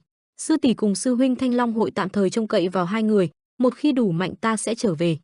Thẩm Nguyên Nghĩa trầm mặt nói, dĩ nhiên tao biết điều đó, cái chuyện khủng khiếp đã xảy ra ở Bắc Thiên môn năm đó chính là nơi đã tước đi mạng sống của em gái ta Tú Nhi. Bên ngoài cung điện vàng lên tiếng chửi rủa, người đứa con vô dụng bị đánh đến thê thảm như thế còn mặt mũi xám quay về đây. Từ Thiên Tứ Tuyệt Huyết Quỷ Đế Thẩm Mộc Hải đang bị cơn giận dữ chém mất lý trí. Lão ta liên tục chửi người con đang bị thương nặng nề của mình, đã bao giờ người làm được chuyện gì nên hồn chưa đồ vô dụng, dựa hơi lão tử ta đây. Bày đặt tỏ ra ngạo mạn nhưng thực chất cũng chỉ là một thằng đần chỉ biết gây chuyện, giao phó con gái ta cho người mà cũng không bảo vệ nổi. Lúc con bé chết mất xác thì người đã đang ở đâu hả? Người quả thật làm tao xấu hổ, sao ta có thể sinh ra một đứa con vô dụng bất tài nhưng cơ chứ? Hồi tuổi người ta đã tự mình leo lên vị trí hiện tại và có được sự tín nhiệm của Cửu Thiên. Con người bây giờ thế nào hả? Chưa kể đến chuyện này còn xảy ra ở Bắc Thiên môn nơi mà bọn ta. Cửu Thiên một tay phá hủy, giờ người lại gây lên một trận mưa gió ở đó, toàn một lũ khốn khiếp. Lẽ ra người lên chết cùng con bé lúc đó luôn cho rồi, ít nhất cũng không khiến cho ta phải mang nỗi nhục có đứa con hèn nhát đều do người, nên giờ tao không còn mặt mũi nào đối diện với đám người trong Cửu Thiên. Tự nhìn xem người bây giờ thảm hại đến mức nào rồi. Vốn đã suy sụp với cái chết của em gái này còn bị người cha mắng thậm tệ, anh không khỏi suy sụp liên tưởng về cảnh lúc em gái gặp nạn. Cảm xúc dâng trào cũng là lúc anh yếu đuối nhất, hai hàng lệ rơi ra mất kiểm soát rồi phụt một tiếng vì quá đau đớn với cái chết của em gái anh đang ngất đi. Huệ Linh nhìn Thẩm Nguyên Nghĩa đang rơi vào sự đau khổ trong giai đoạn mất em gái, cô nghĩ, nếu mình nhớ không lầm lúc đó hẳn đã vô cùng đau khổ, may có người hầu ngăn cản không cũng đi đến mức đường tự tử. Sau một thời gian dài sau đó hắn đều từ bé quen dần vật đau khổ, gần đây mới bình thường lại, được xem ra là nhờ mối hận thù giúp hắn hồi phục được như bây giờ. Thẩm Nghĩa Nguyên cũng được coi là thiên bất hảo thiên tài trẻ tuổi, cũng là thành viên của Thanh Long đoàn, còn là con trai duy nhất của huyết quỷ đế Thẩm Mộc Hải. Không chỉ có sức mạnh cần thiết, thế lực gia tộc của hắn cũng không hề tầm thường, chắc chắn là một người thích hợp để điều hành trụ 1000. Sau này cuối cùng hắn cũng chịu đối mặt với hiện thực tàn khốc rồi. Cô lên tiếng, Thẩm công tử, ta nghĩ người cũng đã nghe qua tin đồn, xem ra chúng ta sắp chào đón một trận cuồng phong mới. Anh đoán, ý cô là sự xuất hiện của Tĩnh Dạ ở Ngọc Thành sao? Huệ Linh trả lời, phải, một khi chúng chính thức trở lại Trung Nguyên chúng ta sẽ trở thành một mạnh hỗn loạn những thế lực luôn. Ẩn sâu bên trong Vẫn Trung Thiên cũng sẽ bắt đầu hành động, đây chính là định mệnh mà chúng ta vẫn luôn chuẩn bị. Anh tiếp lời, nói đúng lắm, chắc chắn lần này sẽ lại càng thêm nhiều người chết, nhưng hy sinh chính là điều cần thiết để đạt đến thành tựu to lớn sau này. Như vậy ta cũng phải cảm tạ những người hy sinh trong cuộc tàn sát ở Ngọc Thành rồi, nhờ có bọn họ kỷ nguyên của chúng ta cuối cùng cũng bắt đầu. Không sai, nhưng đừng quên luôn đề cao cảnh giác, người hiểu chứ? Huệ Linh hỏi, con nữa, người đã nghe qua nam nhân một mình xử lý chuyện là Ngọc Thành chưa? Anh đáp, bọn họ gọi hắn là gì nhỉ, Bắc gì đó. Cô giải thích, một kiếm sĩ xuất thân từ phía Bắc, họ luôn ca tụng hắn là Bác Kiếm, tao chỉ nghe ngóng được một chút thông tin rằng tên hắn là Trần, người có nhìn ra được gì không? Thẩm Viết Lý trả lời, không hẳn từ phía Bắc, Bác Kiếm, Trần. Chợt trong đầu Thẩm Nguyên Nghĩa xuất hiện một cái tên khiến anh bất ngờ. Cả hai đều đồng loạt đưa ra câu trả lời, Bắc Thiên môn Trần Vũ Nguyên. Hai người tiếp tục trò chuyện, không phải hắn bỏ mạng ngày hôm đó rồi sao? Đó là kết quả tác nhận được từ đội điều tra của Vân Trùng Thiên. Bọn ta cũng từng như vậy, đã đến lúc chúng ta tự mình kiểm nghiệm rồi, người nên cử người đi điều tra chuyện này, Thẩm công tử. Những chuyện của chúng ta phải trải qua đều bắt nguồn từ tên khốn đó, một khi ta tra được Thánh ở đâu ta sẽ xác hắn ra thành 100 mảnh. Cô hỏi tiếp, ta nghĩ người cũng đã nghe qua về phục đội rồi phải không? Nếu trở thành một người trong đó, không chỉ được tham gia nhóm người mạnh nhất, người còn có cơ hội được thi thố tài năng giành giật vị trí đứng đầu chỉ huy. Điều kiện cũng khá hấp dẫn, nếu người nắm được quyền điều khiển đám người này sẽ trở nên lớn mạnh còn hơn cả Cửu Thiên hiện tại. Phục đội không ngờ đám lão già Trung Thiên cũng phải đi lại cách thức này, cứ tưởng chúng sẽ không dám dùng lại cái cũ chứ. Có nghĩa là bọn họ cảm thấy lo sợ trước sức mạnh của Tĩnh Dạ hiện tại, hoặc cố gắng để giảm thiểu thiệt hại bằng cách tập hợp những nhân sự trẻ tuổi. Không có gì dễ dàng hơn việc đi dụ dỗ những tên ngốc muốn chứng minh bản thân. Nói đúng lắm, bọn họ sẽ nhanh chóng chọn ra những thành viên cho phục đội, chúng ta cũng phải nhanh chóng thu lợi cho Thăng Long đoàn. Không phải là tuyển chọn những ai muốn gia nhập mà là những kẻ thực lực đem lại lợi ích cho chúng ta. Bên cạnh chúng ta cùng Hạ Thiên thất vị thì còn ai phù hợp, chúng ta đều là những người thiên tài hàng đầu trong võ lâm. Thiên tài có một kẻ còn xứng đáng với danh tự xưng này hơn nữa đó, xin công tử sớm kêu hắn về phía ta. Thẩm Nguyên Nghĩa thắc mắc, kẻ đó là ai? Thư sinh ba mắt Hà Chân Nguyệt, hắn là kẻ duy nhất đủ sức đánh bại bộ não của ta. Ta từng gạt hắn 5 năm trước, vô cùng ngạc nhiên không ngờ lại có dịp gặp được ở bữa tiệc mừng thọ 60 tuổi của Tịch đại tiên sinh. Bọn ta đã tranh luận về thiên văn, nghệ thuật điều bình, cùng quân lực, nhưng ta đều nhanh chóng bị đánh bại. Người ngoài nhìn vào từ tính cách cho đến ngoại hình Khánh đều vô cùng đối lập, nhưng có một điều ta nhận ra, hắn chính là người xứng đáng với danh thiên tài nhất. Ta cảm thấy bị đe dọa nhưng ta sao có thể để. Nếu ta tha cho Hà Chân Nguyệt một ngày, chắc chắn hắn sẽ vượt mặt chiếm lấy vị trí của ta hiện tại, nên ta muốn lợi dụng thế lực của gia đình mình, khiến hắn phải cảm thấy sợ hãi trước một người. Ta đã vận dụng toàn bộ phương pháp trong tay, một phát thật vạn phương chiến kiểu bộ pháp luật thất truyền từ hơn 100 năm trước. Ta dám chắc hắn chưa bao giờ thua trong một trận đấu trí nào. Một thần đồng như hắn luôn tự mãn về bản thân, bởi vì họ luôn cho rằng mình là nhất trên thế gian nên hạnh thất bại lần đầu tiên chính là một việc rất khó để tiếp nhận, chưa kể đến sau khi bị thật vạn phương chiến kiểu đánh bại hắn sẽ phải chịu một tổn thất tinh thần vô cùng lớn, bởi vì sau lần chạm mặt đó tao nghe nói hắn bắt đầu trở nên điên loạn, nhưng dù sao vẫn là thần đồng, chắc giờ cũng hồi phục hoàn toàn rồi. Thẩm Viễn Ly hỏi, cô nghĩ hắn thật sự muốn tham gia vào Thanh Long đoàn chúng ta sau một trận sỉ nhục của cô sao? Nếu chúng ta không giao hắn về được thì sao? Huệ Linh đáp, nếu vậy thì đành phải trừ khử thôi. Hắn đã không tự nguyện xin hàng trước Thanh Long đoàn, vậy ta cũng không để hắn có cơ hội chống lại ta. Đêm xuống, cảnh đêm của một dòng sông hoặc hồ, với ánh trăng chiếu sáng mặt nước, tạo nên những gợn sóng lấp lánh. Phía xa xa có ánh trăng tròn lơ lửng trên bầu trời đầy sao, mang đến cảm giác yên bình và thanh tĩnh. Trần Vũ Nguyên đang cùng Hoàng Chiết đi dạo bên bờ hồ. Bỗng anh dừng bước, nhìn thấy thứ gì đó thú vị nơi mặt hồ. Anh cười gượng gạo nói, tên kia đang làm gì vậy trời? Hoàng Chiết cũng ngó đầu ra hỏi, kẻ điên nào vậy, là người quen của thiếu gia hả? Đằng xa, Hà Chân Nguyệt đang ngồi trên chiếc thuyền nhỏ, hắn giơ tay lên bắt đầu gầm rú như thể bộc lộ con người thật của hắn. Vào đêm khuya, người canh gác để ý thấy bóng người vừa bước lên cầu thang vừa than phiền, khốn kiếp, cái chỗ khỉ ho có gáy gì thế này, hắn ta thật sự ở chỗ Thanh Hoa tử quán này sao? Người gác cửa giơ tay ngăn cản, mau khai danh tính cùng mục đích ngươi đến đây. Bóng người to lớn quát tháo, cái gì? Khôn hồn thì mau cuốn xéo khỏi mắt ta ngay, không biết người sai ta đến đây là ai hả? Còn dám chặn đường lão tử? Ông ta mặc kệ sự ngăn cản mà xông vào cửa, khốn kiếp, mau cút ra cho ta. Tô Mộ Thượng quay lại nhìn, đột nhiên ông nhíu mày khó chịu, tên đó. Tô Mộ Thượng lục lọi ký ức, 7 năm trước, chỉ huy của Tinh Hổ đội đánh thuê được điều đến Bắc Thiên Môn, khi mọi người trong Bắc Thiên Môn, ngay cả những đồng đội của hắn cũng bị tàn sát đêm đó, hắn lại chính là kẻ đầu tiên bỏ lại bọn họ chạy trốn. Người đàn ông to lớn ngang nhiên nói, phó chỉ huy đã lâu không gặp. Tô Mộ Thượng khó chịu khi nhắc đến tên ông ta, Trương Bồi Sơn. Trương Bồi Sơn chế giễu, chà, xem ra lời đồn ngoài kia đều là thật. Ta nghe nói ngươi bây giờ là người của Vân Trung Thiên, không ngờ lại chỉ huy tinh binh đội điều tra, một vị trí không tệ nhà. Tô Mộ Thượng đáp lại, ta lại nghe nói ngươi trở thành con chó của Thiên Bất Hảo cùng Tây Môn gia Trương Bồi Sơn. Trương Bồi Sơn tức giận, cái gì? Ngươi dám so lão tử với chó? Còn gì nữa? Ngươi dám gọi tên ta mà không có chút tôn trọng, điên rồi hả? Tô Mộ Thượng liền ông ta, một con chó như ngươi mà biết được ta là chỉ huy đội tinh binh chắc cũng nhờ chủ nói cho ngươi nghe thôi, vậy hôm nay đến đây làm gì? Trương Bồi Sơn phẫn nộ định rút kiếm, Xeo Mu Sang, tên khốn kiếp này, ngươi điên thật rồi, phải không? Xem ngươi trở nên kiêu ngạo hỗn láo thế nào kìa, còn dám. Nhưng ngay sau đó động tác ông ta ngừng lại khi nhìn thấy rất nhiều người đang ẩn núp trong bóng tối dần lộ ra. Trương Bồi Sơn hoảng hốt, cái quái gì vậy? Tô Mộ Thượng bước tới chỗ ông ta, Trương Bồi Sơn có chút sợ hãi lùi lại. Tô Mộ Thượng ghé sát vào mặt ông ta. Trương Bồi Sơn căng thẳng nghĩ, Xeo Mu Sang từ khi nào hắn đã khó chơi thế này. Tô Mộ Thượng ghé vào tai Trương Bồi Sơn thì thầm, Trương Bồi Sơn, ta có còn giống Xeo Mu Sang từng làm cho ngươi trước đây hay không? Tô Mộ Thượng đe dọa, nếu là chủ tử của ngươi Thiên Bất Hảo cùng Tây Môn gia thì không sao, nhưng với một tên như ngươi, kẻ thay bọn chúng làm việc xấu, ta chỉ cần ra tay nhanh gọn rồi tìm đại một cái cớ cũng đủ để qua mắt được người bên ngoài rồi. Ông tiếp tục nói, sự tồn tại của ngươi, cùng với cái tên Trương Bồi Sơn ta có thể khiến cho chúng hoàn toàn biến mất khỏi thế gian này. Tô Mộ Thượng khiêu khích, ngươi nghĩ chủ tử mình sẽ quan tâm đến sự mất tích đột ngột của một tên hầu ngu dốt? Còn lâu, một kẻ vô dụng chỉ biết trốn chạy sẽ dễ dàng bị thay thế, bọn họ cũng sẽ kiếm được một người mới thôi. Tô Mộ Thượng hăm dọa, nếu không muốn chuyện đó xảy ra thì mau khai ra mục đích rồi cút khỏi tầm mắt của ta đi. Trương Bồi Sơn run cầm cập, ông ta đột nhiên cúi người cung kính, Tây Môn gia Huệ Linh, Tây Môn gia tiểu thư cho gọi ngài, chỉ huy của tinh binh thuộc đội điều tra. Tô Mộ Thượng giơ tay lên ra hiệu với những người phía sau, Huệ Linh, Tây Môn gia. Ông thầm suy đoán, đây chắc là chuyện liên quan đến chủ tử của ta rồi, ta nghĩ bọn họ cũng dần nhận ra sự tồn tại của hắn rồi. Phía bên kia, Hà Chân Nguyệt đang đứng trên thuyền điều khiển dòng nước, những giọt nước lơ lửng xung quanh. Anh ta bày ra bộ mặt khó coi, khốn kiếp, ta không biết nữa. Trần Vũ Nguyên nhẹ nhàng đáp xuống thuyền, anh nói, ngươi vẫn điên như thường nhỉ? Hà Chân Nguyệt chú ý đến động tĩnh phía sau liền quay đầu lại. Anh ta thắc mắc, khoan đã, ngươi vẫn chưa rời khỏi Ngọc Thành hả? Trần Vũ Nguyên mỉm cười, phải, vẫn chưa đi. Hà Chân Nguyệt cảm thán, từ khi ngươi vượt qua được ảo trận của ta, liền biết ngươi không phải là người bình thường, nhưng không ngờ ngươi có thể một tay xử lý được chuyện giữa Tĩnh Dạ và Bá Quyền hội. Anh ta thắc mắc, ngươi quả thật vượt xa tưởng tượng của ta, ngươi còn biết bay hay làm mấy chuyện như thần tiên hả? Làm sao đến được chỗ ta, lão tử đang ở giữa hồ mà. Hà Chân Nguyệt chán nản, mà thôi, ta đoán danh xưng giang hồ đặt cho ngươi Bắc Kiếm chắc cũng có nguyên nhân. Anh ta mỉm cười ẩn ý, nên đến được đây cũng là chuyện thường tình phải không, Bắc Kiếm? Trần Vũ Nguyên gãi đầu, chà, ta cũng không ngờ mình lại được bọn hạ biết đến nhiều như vậy.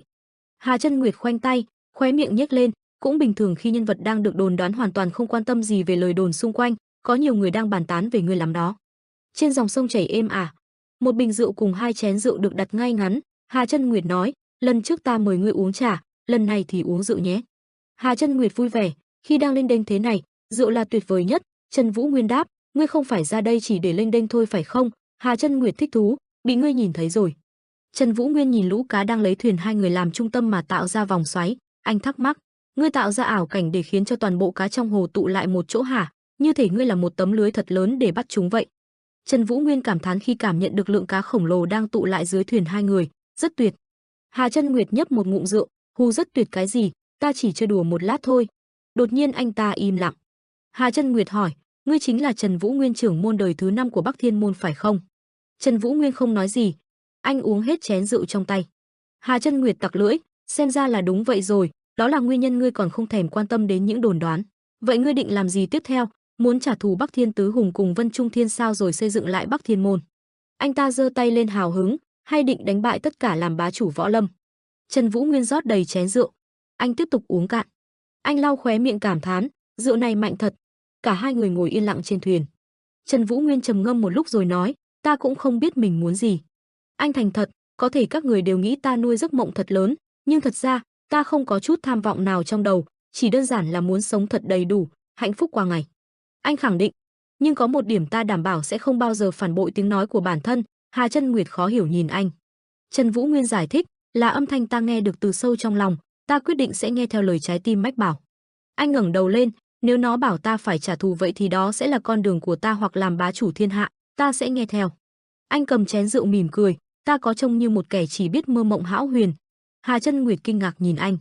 Anh ta cười lớn, vậy là ngươi cũng tự có chính kiến của mình rồi, tên khốn ngươi cũng biết đùa ghê.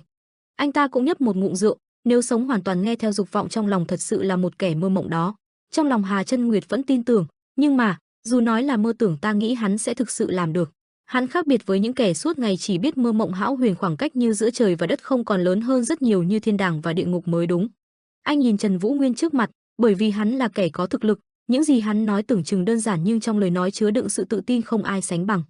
Anh nhìn bản thân trong chén rượu, đơn thuần, hay bởi vì nguyên nhân ta đang làm quá nhiều thứ một lúc, khiến bản thân cũng bị kéo vào vũng bùn. Hà Chân Nguyệt cười thầm, ta nghĩ thời gian dần qua thì ngươi vẫn nên sống như một nam nhân thực thụ thì hơn, chỉ có vậy thôi, xem ra ta, Hà Chân Nguyệt kẻ đã quá mệt mỏi với cuộc sống hiện tại. Anh ta nhíu mày uống nốt rượu, đây chính là lúc ta nên thả lỏng mà thư giãn một chút. Hà Chân Nguyệt thở ra một hơi, từ khi hắn xuất hiện những dấu hiệu trên bầu trời cũng bắt đầu thay đổi rồi. Anh ta nhìn lên mặt trăng, không ai có thể nhận ra sự thay đổi nhỏ nhoi này. Liệu rằng Hà Chân Nguyệt cho tay vào áo lấy thứ gì đó, tượng trưng cho một vị anh hùng dẫn dắt thế hệ trẻ trong tương lai, hay một kẻ phản diện muốn chính tay tiêu diệt tất cả? Hà Chân Nguyệt cột tóc lên, ta cũng phân vân không biết hắn sẽ chọn con đường nào. Anh ta gọi Trần Vũ Nguyên, này, Bắc Kiếm. Hà Chân Nguyệt thắt chặt búi tóc mỉm cười hưng phấn, Ta bắt đầu cảm thấy hứng thú rồi, chúng ta đều là những kẻ giống nhau, đều mang trên mình những món nợ, vậy cùng tiến thẳng về Vân Trung Thiên thôi. Trần Vũ Nguyên ngạc nhiên. Hà Chân Nguyệt đứng dậy cười lớn, phải rồi, ta cũng phải sống theo những gì trái tim mách bảo thôi, nghe cũng không tệ. Anh ta chỉ tay, ta, thư sinh ba mắt, Hà Chân Nguyệt quyết định sẽ trở thành người dưới tay Trần Vũ Nguyên, trưởng môn đời thứ 5 của Bắc Thiên môn. Chỗ của những kẻ đã góp phần hủy diệt Bắc Thiên môn, nơi mà những cao thủ võ lâm cửu thiên sinh sống, Vân Trung Thiên miếng ngọc trung tâm của toàn bộ võ lâm giang hồ, nơi mà rất nhiều nhân sĩ trẻ tuổi ước muốn gia nhập Vân Trung Thiên. Nghĩ lại thì rất nhiều chuyện đã xảy ra. Danh xưng Bắc Kiếm dần được nhiều người biết đến, mau thôi bức màn danh tính sẽ mau chóng được vén lên. Đây chính là định mệnh chắc chắn xảy đến. Trần Vũ Nguyên thầm nghĩ, vì vậy, tự ta tìm đến bọn họ sẽ chiếm được thế thượng phong. Đột nhiên có người gọi anh, thiếu gia. Trần Vũ Nguyên giật mình đáp, Hoàng thúc. Hoàng Chiết tò mò, hai người sang bên đó nói chuyện gì mà bây giờ lại trầm ngâm suy nghĩ như vậy, ta muốn hỏi một chút có được không?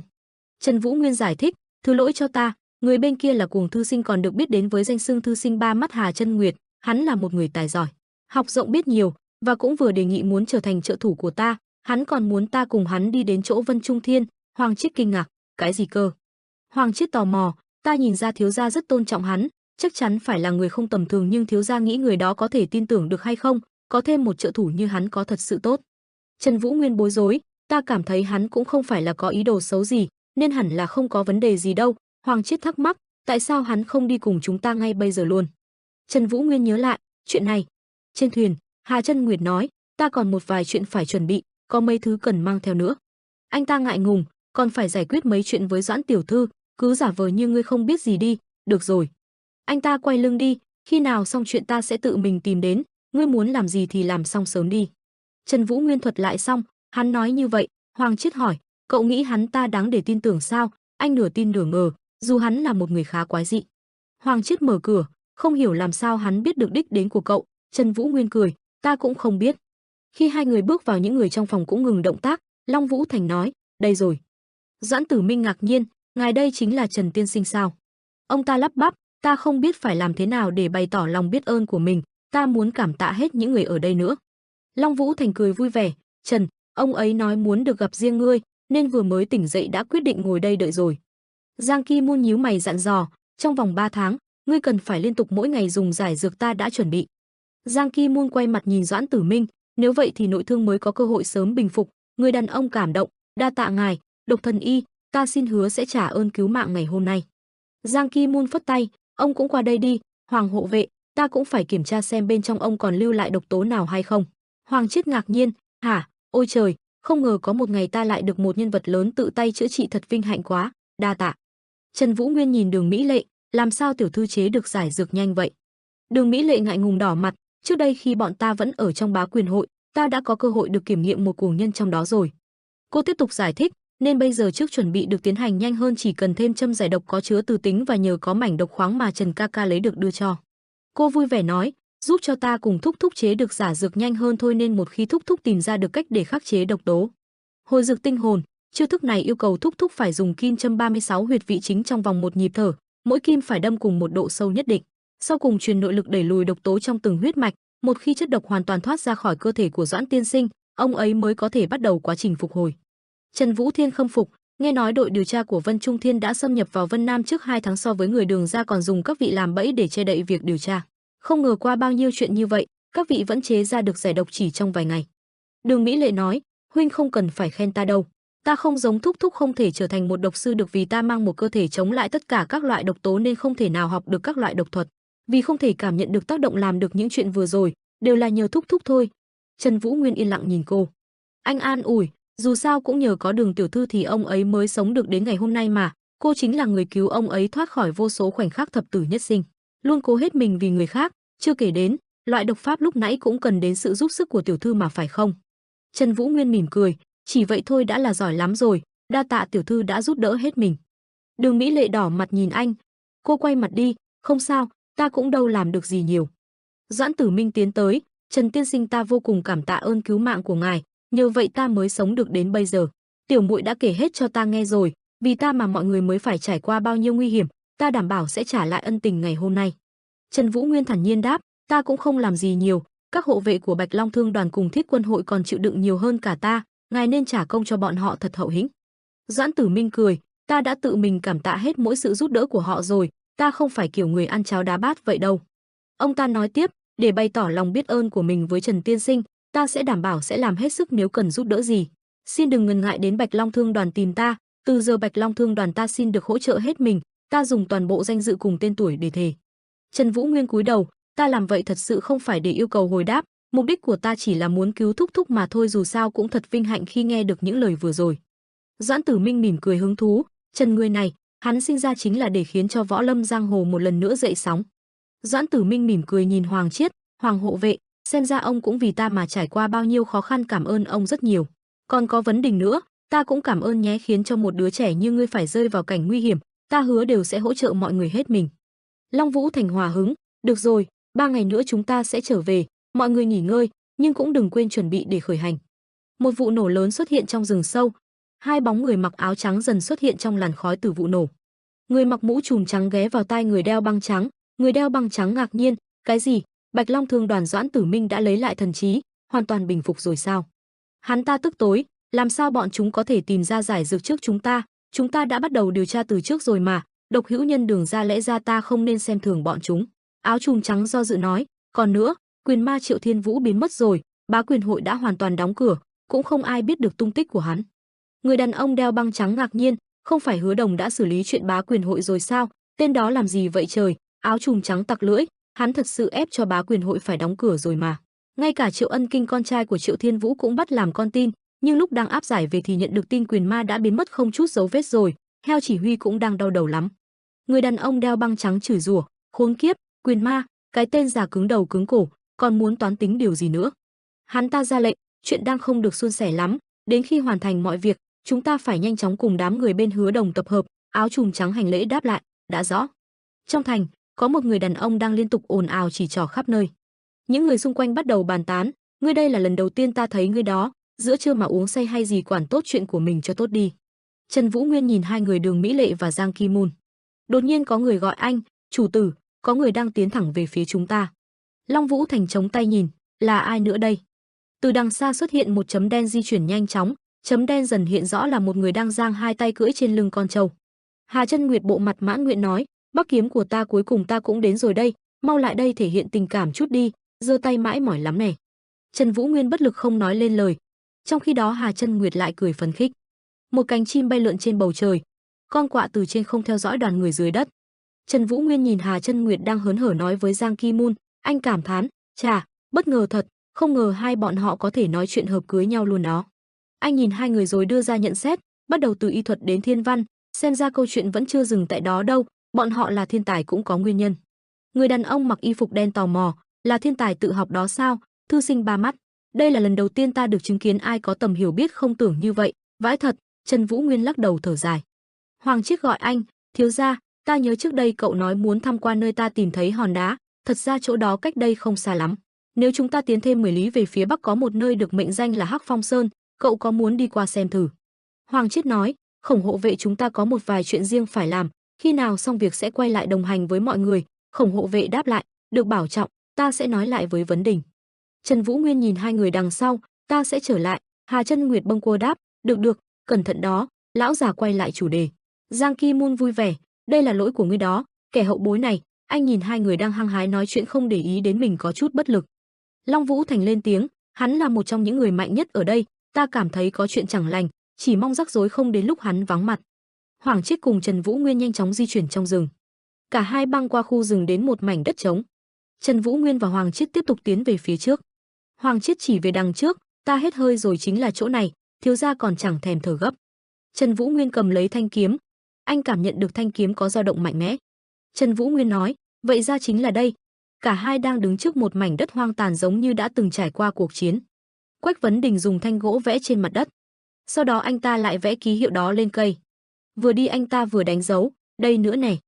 Quách Vấn Đình hì hục vẽ mà không để ý đến có người đến gần, anh ta ngã vào người đó. Quách Vấn Đình hoang mang, xin lỗi, tại sao chúng ta lại dừng?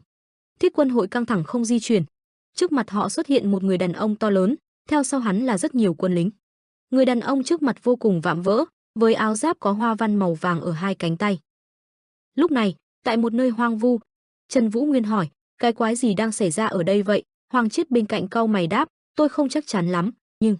Ông ấy nói tiếp, vài năm trước, tôi đã đi ngang qua nơi này, và chúng tôi tìm thấy nó trong tình trạng đổ nát. Một trong những vệ sĩ của tôi đã biết về nơi này, và giải thích cho tôi rằng ngư dân ở nơi này thờ một tảng đá rơi từ trên trời xuống, vì nó là một tảng đá không bình thường. Trần Vũ Nguyên lên tiếng, ngoài việc giáo phái nắm đấm tan vỡ là những kẻ đã phá hủy nơi này, Lão Hoàng đáp, tôi không biết gì hơn thế. Lão giải thích, tôi vẫn không rõ tại sao giáo phái nắm đấm tan vỡ lại cố gắng làm điều này, chẳng ít gì khi tàn sát những người này. Lão Hoàng bất ngờ kêu lên, à, chúng tôi đây. Ông ấy tiếp lời, đây là nơi tôi phát hiện ra tảng đá rơi từ trên trời xuống. Bọn họ nhìn vào bên trong, thanh kiếm trong tay Trần Vũ Nguyên rung lên. Cậu ta có vẻ ngạc nhiên nhìn xuống. Anh ấy thầm nghĩ, tiếng kêu của bạn ngày càng mạnh, tôi hiểu rồi. Ánh mắt anh ta sắt lạnh nghĩ tiếp, nó ở đằng kia à? Anh ta bước đi. Hoàng Chiết thắc mắc, thiếu gia, cậu chủ. Vũ Nguyên đến gần đống đổ nát đó, sau đó rào bới. Ở khoảng gần hoàng hôn, hai người họ nhanh chóng lấy những phiến đá dịch chuyển ra bên cạnh để mở đường. Cả hai hoảng hốt nhìn vào bên trong. Hoàng Chiết lên tiếng, đây là... Long Vũ Thành lúc này hoang mang thầm nghĩ, nắm đấm quỷ, Triệu Thiên Vũ. Triệu Thiên Vũ đứng trước mặt Long Vũ Thành. Vũ Thiên suy nghĩ, tại sao người đó lại ở đây? Triệu Thiên Vũ uy nghiêm lên tiếng hỏi, ngươi có phải là Lưỡi Bắc? Trần Vũ Thiên bị uy lực của ông ta chèn ép suy nghĩ trong lòng, chết tiệt, anh ta có một sự hiện diện mãnh liệt làm sao? Anh ấy đang tìm kiếm Trần vì những gì đã xảy ra ở thành phố Ngọc Thành. Nhưng tôi nghĩ rằng họ buộc phải phong tỏa cánh cổng của mình vì họ nhận được một lời cảnh báo mạnh mẽ từ Thiên Thần Trung ương. Ông ta đổ cả mồ hôi nghĩ tiếp, vậy tại sao anh ấy lại ở đây ngay bây giờ? Anh ấy chả là ai cả, đây là thủ lĩnh giáo phái nắm đấm vỡ, nắm đấm quỷ Triệu Thiên Vũ. Chúng ta cần phải thoát khỏi tình huống này nhanh nhất có thể, không có lý do gì để chúng ta tự đưa mình vào vòng nguy hiểm không đáng có. Ưu tiên hàng đầu của chúng tôi là hoàn thành nhiệm vụ của mình mà không phải chịu thêm thương vong. Cả đám người vẻ mặt nghiêm túc. Lão Đường đến chỗ Hà Chân Nguyệt hoang mang hỏi, cái quái gì thế? Tại sao nắm đấm quỷ lại ở đây? Không phải anh ta đã đóng cổng của mình? Hà Chân Nguyệt quay đi không nhìn, yên lặng không nói. Ông ta không quan tâm nhưng lại nghĩ, nếu tôi nhớ không nhầm, cái đêm im lặng đã cải trang thành người dân của thành phố Ngọc Thành và bắt cóc hàng hóa và du khách để biến họ thành những kẻ điên loạn. Thay vì truy lùng những cá nhân này, chính giáo phái nắm đấm tan nát đã đưa ra quyết định tàn sát toàn thành phố một cách hấp tấp. Tôi chắc chắn rằng bằng cách giết chết bóng đêm im lặng và cứu các giác quan chức cấp cao trong thành phố Ngọc Thành, anh ta có thể giành được sự tin tưởng và tôn trọng nào đó và sử dụng điều đó có thể che đậy những hành vi tàn ác của mình. Hắn liếc sang hướng khác tiếp tục suy tư, nhưng vì Trần là người đã ngăn cản giáo phái nắm đấm tàn sát toàn thành phố, cũng như là người đã một tay chăm sóc cho màn đêm tĩnh lặng. Cả thế giới đều biết đến mức độ tàn bạo và bạo lực của giáo phái nắm đấm gãy và đây là nguyên nhân khiến giáo phái nắm đấm bị phong tỏa cổng của họ. Không những thế còn làm giảm ảnh hưởng và sức mạnh của họ, nhưng con trai của anh ấy cũng bị bắt làm con tin cho Liên minh Trung Thiên. Tôi chỉ có thể tưởng tượng được cơn tức giận mà anh ấy đang cảm thấy và có lẽ anh ấy đang cố gắng đổ tất cả những điều này cho Trần. Hà Chân Nguyệt xoa cằm nghĩ thầm, nắm đấm quỷ, anh ta giống như một con gấu hoang sinh ra với một cơn khát bạo lực bẩm sinh, mọi thứ sắp trở nên phức tạp. Chuyển cảnh, Trần Vũ Thiên cúi đầu mở lời, mọi thứ sắp trở nên phức tạp, người đàn em trẻ tuổi Long Vũ Thành thể hiện sự tôn trọng của mình. Không khí bỗng trở nên yên tĩnh. Sau đó Long Vũ Thành bắt đầu lên tiếng, anh ấy đã đi du lịch với chúng tôi một thời gian, nhưng vì anh ấy có một số việc riêng cần phải giải quyết nên gần đây anh ấy đã rời khỏi bên chúng tôi không hỏi anh ấy đi đâu. Vì vậy chúng tôi không biết nơi ở hiện tại của anh ấy bắt đầu rằng anh ấy sẽ trở lại với chúng tôi sau khi hoàn thành việc mà anh ấy định làm. Vì vậy tôi chắc chắn rằng cuối cùng anh ấy sẽ đến nơi này. Tuy nhiên, nếu điều đó không làm bạn hài lòng, có lẽ tốt nhất bạn nên cử một số người của mình đi tìm kiếm anh ta. Hiện tại chúng ta đang hoàn thành nhiệm vụ của mình bằng cách hộ tống thiếu gia thứ 3 của đoàn buông rồng trắng cũng như gia tộc Đường Thi Tứ Xuyên. Triệu Thiên Vũ nghi hoặc im lặng. Long Vũ Thành tiếp lời, hỡi chúa tể vĩ đại của giáo phái nắm đấm tan vỡ, sẽ ổn thôi nếu chúng ta tiếp tục lên đường chứ. Có một tiếng kêu lên, cái này là cái gì? Chuyển cảnh, cả Hoàng Chiết và Trần Vũ Nguyên bước vào bên trong. Lão Hoàng lên tiếng, vậy thì tất cả những thứ chúng ta đã thấy bên ngoài, bạn nói với tôi rằng đó không phải là tất cả. Trần Vũ Nguyên nhìn xuống dưới đất, một thi thể nằm bên dưới. Vũ Nguyên lên tiếng, dường như cổ và cổ tay của họ bị rạch ra để hút hết máu ra khỏi cơ thể. Anh ta tiếp lời, sau đó họ đã bị phong tỏa tại nơi này, vì chúng đã bị phong ấn quá lâu rồi, cơ thể của họ không bị thối rữa và thay vào đó được ướp xác. Lão Hoàng thắc mắc, như thể họ chưa mất trí, giáo phái nắm đấm vỡ vụn đang cố gắng hoàn thành cái quái gì vậy? Trần Vũ Nguyên tiếp lời, nhưng quan trọng hơn thế. Trần Vũ Nguyên đáp lại, tất cả những xác chết này đều là phụ nữ. Anh ta nói thêm, tôi đã nghe những câu chuyện khi tôi còn nhỏ, nó liên quan đến 10 cơ thể bị thương của phụ nữ trẻ.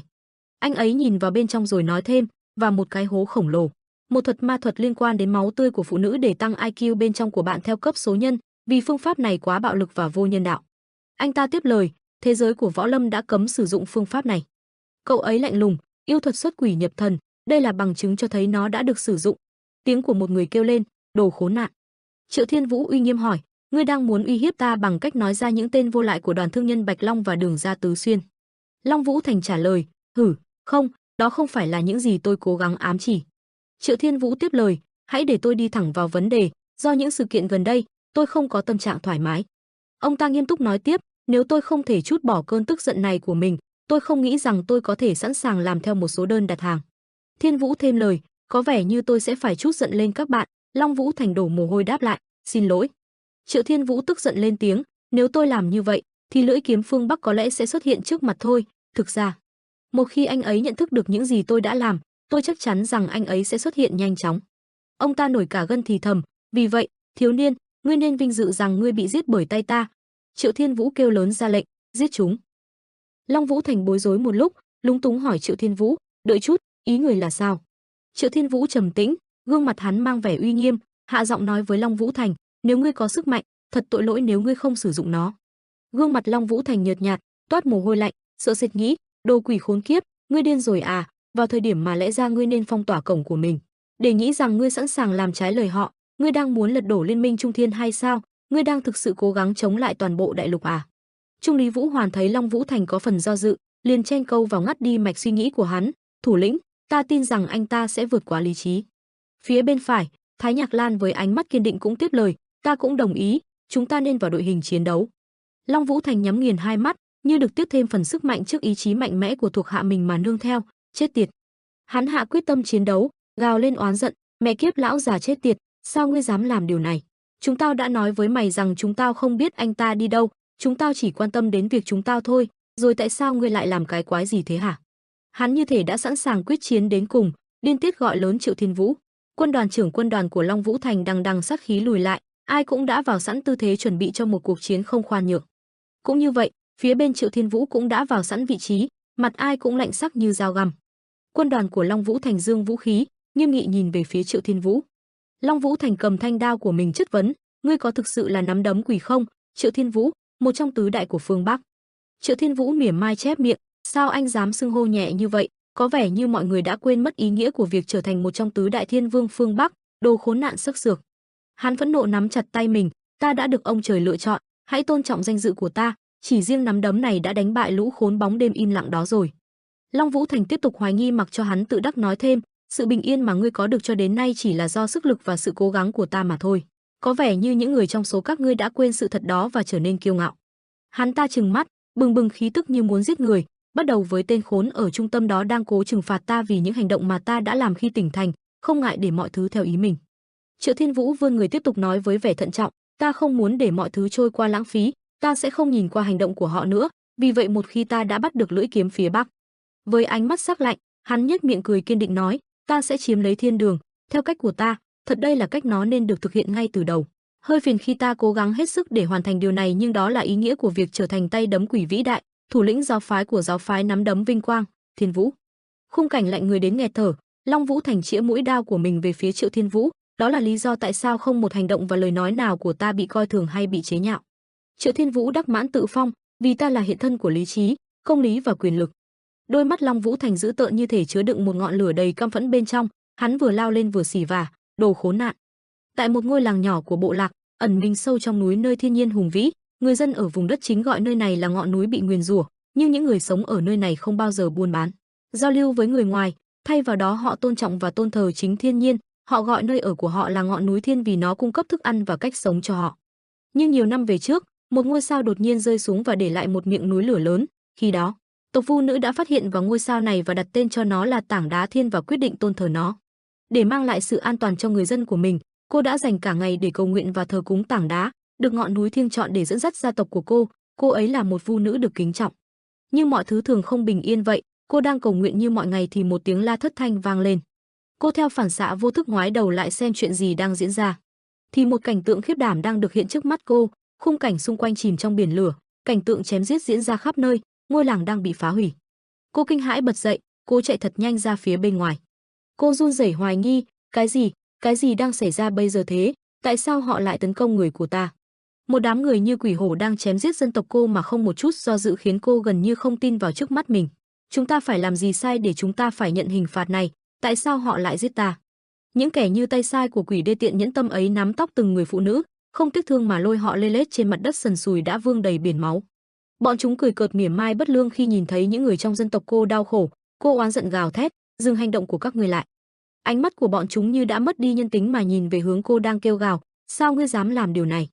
Cô phẫn nộ lao về phía những kẻ hèn hạ ấy rồi hét lớn, dừng lại.